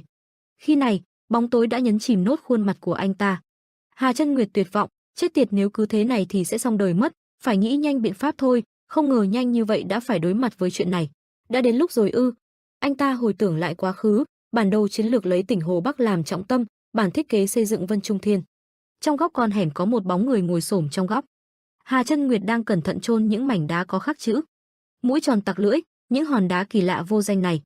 Đằng sau anh ta, Hà Chân Nguyệt lén lút chuồn đi, ta đã chuẩn bị để đối phó với ông từ trước rồi. Bỗng nhiên bàn tay anh ta phát ra ánh sáng xanh rực rỡ trong bóng tối. Bên trong thành khắp nơi đều xuất hiện những cột sáng, mỗi chỗ, mỗi ngóc ngách, tất cả, toàn bộ Vân Trung Thiên này đã trở thành trận rồi đấy. Đúng như những gì anh ta nói, ánh sáng khắp thành đã vẽ nên một trận đồ to lớn. Hà Chân Nguyệt hai tay kết trận, bóng tối xung quanh anh ta cũng dần lui xuống, phải như thế mới chống trả với tích lũy hàng trăm năm của Từ môn thế gia được, Cửu Châu vạn hình đại trận. Đáng đối đầu chứ, không phải sao, ngày xưa ta đã từng bị dồn ép cháu của ngươi rồi, tuy không thể so sánh ngươi và cháu gái của ngươi được nhưng đó cũng đủ làm bài học kinh nghiệm cho ta. Hà Chân Nguyệt giơ hai tay lên trời, những hoa văn của trận trên bàn tay anh ta hình thành nên rất nhiều vòng tròn, anh gào lên, ta không có dễ ăn đâu. Tây Môn Hoa kinh ngạc, khá đấy, thằng nhóc này. Chuyển cảnh Thái Vũ Cương nằm trên đống đổ nát bất tỉnh nhân sự, người anh ta cháy xém đỏ ngầu. Thái Vũ Cương mở mắt thở hai một hơi. Anh ta đứng dậy, cơ thể cũng dần khôi phục nguyên trạng, anh ta cảm thán, thật tiếng là vẫn còn một chút thiếu sót. Đàm Tú Thiên vào tư thế chuẩn bị chiến đấu, dai thật, không thể tiếp tục kéo dài thời gian nữa. Anh ta giẫm chân xuống nền đất khiến cho những phiến đá vỡ nát thành từng mảnh nhỏ. Đàm Tú Thiên nhanh chóng phi thân tới trước mặt Thái Vũ Cương. Thái Vũ Cương hưng phấn cười rộ lên, nắm đấm của hai người va chạm vào nhau. Cú va chạm khiến cho mọi thứ xung quanh bị thổi bay. Đàm Tú Thiên và Thái Vũ Cương mắt đối mắt không có chút nhún nhường. Hai người liên tục di chuyển hết chỗ này đến chỗ khác không ngừng nghỉ. Đàm Tú Thiên vặn mình trên không trung, cẳng chân dùng tốc độ nhanh nhất hướng tới Thái Vũ Cương. Thái Vũ Cương không né được liền bị đánh bẹp xuống đất. Thái Vũ Cương vẫn kịp thời nắm lấy bàn chân của Đàm Tú Thiên, anh ta ném cơ thể Đàm Tú Thiên đi. Toàn thân Đàm Tú Thiên đầy máu phát ra tiếng kêu đau đớn khi tiếp đất. Nhưng Đàm Tú Thiên vẫn tỉnh táo lách người tránh nắm đấm của Thái Vũ Cương. Đàm Tú Thiên nhanh chóng bật người dậy, cả hai người cùng lúc đấm vào mặt đối phương. Cú đấm khiến cả hai cùng nghiến răng nghiến lợi. Thái Vũ Cương hung ác nhìn Đàm Tú Thiên. Tóc Đàm Tú Thiên cũng không chịu thua nhìn thẳng vào ông ta. Cả hai ngang tài ngang sức liên tục tung ra những cú đấm. Thái Vũ Cương bắt được nắm đấm của Đàm Tú Thiên. Ông ta thi triển công pháp Hỗn Nguyên Gián Ma Công. Thái Vũ Cương tự đắc, Hỗn Nguyên Gián Ma Công của ta sẽ thâm nhập vào nội lực của đối phương và phá hủy mọi thứ. Những vệt đen từ từ lan rộng đến cẳng tay. Thái Vũ Cương vui sướng khi thấy những vệt đen trên hai cẳng tay Đàm Tú Thiên, nó cũng có thể biến nội lực thành của ta và cho ta hấp thụ. Thái Vũ Cương người nổi đầy gân xanh nhưng khóe miệng nhếch đến tận mang tai phát ra tiếng cười điên cuồng. Đàm Tú Thiên bình tĩnh trả lời, thế à, vậy thì cứ hấp thụ thoải mái đi. Cùng lúc đó đằng sau lưng anh ta xuất hiện thêm 4 cánh tay vàng chói, Đàm Tú Thiên tự tin nói, nếu ngươi còn có thể chịu đựng được. Thái Vũ Cương kinh ngạc nhìn 4 cánh tay vàng đâm vào cơ thể. Những hoa văn màu vàng bao phủ khắp cơ thể Đàm Tú Thiên, máu lên tim đều bị hủy thì ngươi còn có thể phục hồi được không hả, hỗn ma? Hoa văn màu vàng cũng đang lan nhanh với tốc độ mắt thường có thể nhìn thấy. cơ thể của Thái Vũ Cương bắt đầu phát chướng. Ông ta mở miệng hét lên, mọi thứ xung quanh lần nữa bị đánh tan thành từng mảnh nhỏ. Thái Vũ Cương thoát khỏi khống chế của Đàm Tú Thiên, hét lên đau đớn. Đàm Tú Thiên lạnh lùng nhìn ông ta. Đàm Tú Thiên thở ra một hơi dài. Anh ta thủ thể cố gắng duy trì nhịp thở. Ngay sau đó, mắt anh ta sáng lên, nắm đấm hướng tới phía trước. Lớp băng được quấn trên cánh tay cũng tan thành trăm mảnh. Cú đấm thẳng tới bụng Thái Vũ Cương. Đòn tấn công khiến Thái Vũ Cương bay mất nửa người, đòn đánh là Thánh Quang Lưu Chính Quyền. Đòn đấm mạnh đến mức để lại một lỗ lớn. Thái Vũ Cương phát ra tiếng cười giễu cợt, ngươi là người đầu tiên có thể xâm nhập vào cơ thể ta và phá hủy nó đấy, ta có cảm giác rồi. Mặc dù bị Đàm Tú Thiên bóp cổ nhưng anh ta vẫn thản nhiên mỉm cười, cái này thực sự không thể phục hồi được, thứ này còn đúng là đối thủ một mất một còn của hỗn độn mà, ngươi đã thắng rồi đó. Đàm Tú Thiên thắc mắc, rốt cuộc đó là gì hả? Ánh mắt Thái Vũ Cương dần tan rã, tình trạng khoảng 150 năm trước chăng, ta cũng không nhớ chính xác thời gian nữa. Có một nữ nhân bị ám ảnh nặng nề bởi sức mạnh, cô ấy đã xác nhận thực lực bản thân bằng thứ mà vốn không nên sử dụng tới để rồi tự mãn và gây ra thảm họa. Hắn ta đã định biến cô gái đó thành vũ khí giết người hoặc đồ chơi, nếu thất bại hoặc mất đi giá trị thì hắn sẽ giết cô đi một cách nhẫn tâm. Ta không thể tưởng tượng được việc đó nên cuối cùng ta đã ký khế ước với tên ác ma ấy với điều kiện là mạng sống của cô ấy. Thế rồi ta bị ép phải tu luyện Hỗn Nguyên Gián Ma Công, ta bắt đầu sống cuộc sống như một con chó săn không thể chết đi. Không, đó không phải là cuộc sống, lúc ngủ ta cũng bị trói, mở mắt có lẽ đã là hoạt động chính của ta rồi. Mỗi khi thức dậy và mở mắt ra thì thế giới lại thay đổi, ta phải mở mắt ra vì những kẻ cần phải loại bỏ. Mở mắt ra để săn bắt tứ đại ma tướng trong nội bộ Tĩnh Dạ. Từ đó trở đi cô gái kia cũng đã học được Băng Tình Vương Địa Pháp để rồi mất đi ký ức và cảm xúc, và đến lúc nào đó võ công của cô ấy đã đạt đến cực điểm. Nó đã đạt đến mức làm chậm sự lão hóa của cô. Và cổ đã trở thành tứ đại ma tướng của Tĩnh Dạ, ta sống cuộc sống đáng nguyền rủa này vì cô ấy, thế mà ta lại gặp phải tình huống phải giết cô ấy và cô ấy cũng chẳng nhận ra tôi. Đúng vậy, thà là không biết không nhớ còn may mắn hơn, thật là bi kịch mà, cuối cùng ta cũng muốn nhìn thấy mặt cô ấy một lần nữa. Khuôn mặt của Thái Vũ Cương dần tan tiến, ông ta mỉm cười thanh thản, "À, ngươi hỏi ta là ai đúng không? Đôi khi ta là Tĩnh Dạ, đôi khi ta là Trung Nguyên, thế giới này không có cực thiện cũng chẳng có cực ác, chỉ có cái ác hơn thôi." Thái Vũ Cương nhẹ nhàng nói trước sự ngơ ngác của Đàm Tú Thiên, "Bắt con à, không, Đàm Tú Thiên hãy kết thúc cuộc sống như địa ngục này của ta đi." Ông ta để lại lời cuối cùng trước khi hoàn toàn tan biến, "Cảm ơn ngươi." Đàm Tú Thiên thở gấp nhìn xuống, trên tay anh ta là hàm răng đang dần dần biến mất. Đàm Tú Thiên nắm chặt tay gào to. Chuyển cảnh tới trận đấu giữa Tam Nhãn Thư Sinh và Tây Môn Hoa, hiện Hà Chân Nguyệt hai tay giơ cao, đằng sau lưng anh ta là các vòng phép xếp chồng lên nhau. Trong khi Hà Chân Nguyệt đang tập trung duy trì trận pháp thì Đường Kỳ Vấn lo lắng ôm lấy Mỹ Lệ cố gắng giúp cô lấy lại tỉnh táo, "Không sao chứ, thử từ từ thôi, hít vào thở ra, hít vào thở ra." Ông ta lo lắng nghĩ, mặc dù trận pháp đã bị phá bỏ một cách nhanh chóng, nhưng chắc hẳn Đường Mỹ Lệ đang cảm thấy rất khó thở, nếu còn ở trong trận pháp thì tính mạng rất nguy hiểm. Ông nhìn Đường Mỹ Lệ đang đau đớn thầm chửi thề, chết tiệt. Tô Mộ Thượng nhân cơ hội ra lệnh cho những thuộc hạ xung quanh, "Nghe cho rõ đây, từ bây giờ ta sẽ giúp đỡ Tam lão tiên sinh, và chiến đấu với Tây Môn Hoa ta chỉ cần 2 người yểm hộ, tất cả những người còn lại yểm trợ cho Vạn Độc các chủ và Giang thiếu gia." Ông căng thẳng nhìn về phía trước, "Hãy dùng cả tính mạng của bản thân để bảo vệ cả Un thiếu gia, đối thủ là Cửu Thiên tọa nên tất cả hãy dốc hết sức." Trận pháp trước mặt Hà Chân Nguyệt bắt đầu phóng đại, anh ta lao nhanh về phía trước, cơ thể toàn bộ được bao quanh bởi các văn tự, trận pháp của anh ta tỏa ra các tia năng lượng lan tỏa xung quanh. Trận pháp hướng tới chỗ Tây Môn Hoa. Hà Chân Nguyệt gồng mình chống đỡ duy trì trận pháp, khuôn mặt của anh ta có chút tái nhợt, thực sức mạnh quá khủng khiếp, quả nhiên là Cửu Thiên tọa Tây Môn Hoa. Không chỉ hạ gục lão như vậy, được phải nhanh chóng dùng lão vào trận pháp Tam Đồ Mê Lộ trận. Trái ngược lại, Tây Môn Hoa vẫn bình thản đứng trước trận pháp. Hà Chân Nguyệt thầm nghĩ, Ảnh Vũ huyễn tưởng trận cần thêm gì nữa nhỉ, nhìn hắn kia, chỉ cần lão phá hủy trận pháp của mình thì ngay lập tức lão sẽ phải chịu sự phản phệ vô cùng lớn từ trận pháp. Nhân lúc Tây Môn Hoa đang bận đối phó với Hà Chân Nguyệt, từ đằng sau Tô Mộ Thượng cùng 2 thuộc hạ nữa cũng xông tới. Tô Mộ Thượng không chút do dự vung 2 thanh kiếm lên. Tây Môn Hoa phân tích, một kẻ thua lỗ quả nhiên không phải chỉ là một tên thư sinh thông minh. Ông ta nắm chặt lấy cây quạt xếp, một kẻ tài giỏi, mạnh mẽ. Sau đó, Tây Môn Hoa nhẹ nhàng vung cây quạt chứa đầy nội lực về phía Tô Mộ Thượng. Nội lực của ông ta như một lưỡi dao sắc bén chém tới, "Nhưng ngươi chưa bằng được cha ngươi đâu, ta đã đoán biết hết cả rồi." Tây Môn Hoa tặc lưỡi, cảm thấy mất kiên nhẫn, "Sao ngươi dám chứ?" Ngay khi ông ta lơ đãng, Đường Kỳ Vấn hiện trước mặt ông ta. Đường Kỳ Vấn thổi ra một lớp bụi màu xanh lục về phía mặt của Tây Môn Hoa. Bên dưới mặt đất vô số xác chết nằm la liệt khắp nơi. Liên Tố Tố vẫn đang chiến đấu một cách quyết liệt, kiếm pháp của anh ta vô cùng mềm dẻo, uyển chuyển. Thanh kiếm của Liên Tố Tố cũng giống như đường kiếm của cô ta, đó là một lưỡi giáo có hình dạng uốn lượn giống như một con rắn, Liên Tố Tố chĩa mũi kiếm về phía trước. Cô ta liên tiếp đâm ra những đường kiếm chằng chịt. Minh Lưu Sơn đầu đầy máu chật vật né tránh. Tuy vậy Minh Lưu Sơn vẫn không thể tránh khỏi toàn bộ đòn tấn công, dây băng được quấn trên đầu cũng đứt đoạn, anh ta kêu lên đau đớn. Minh Lưu Sơn từ trong người lấy ra bình hồ lô. Sau đó Minh Lưu Sơn tung độc tới chỗ Liên Tố Tố, làn khói hóa thành hình một con sói hung dữ. Liên Tố Tố nhanh chóng dùng áo choàng bịt mũi ngăn độc thâm nhập vào cơ thể, tránh đi độc của hắn thật là phiền phức, phải phá hủy hồ lô chứa độc của hắn. Lưỡi kiếm uốn lượn của anh ta tiếp tục chém tới.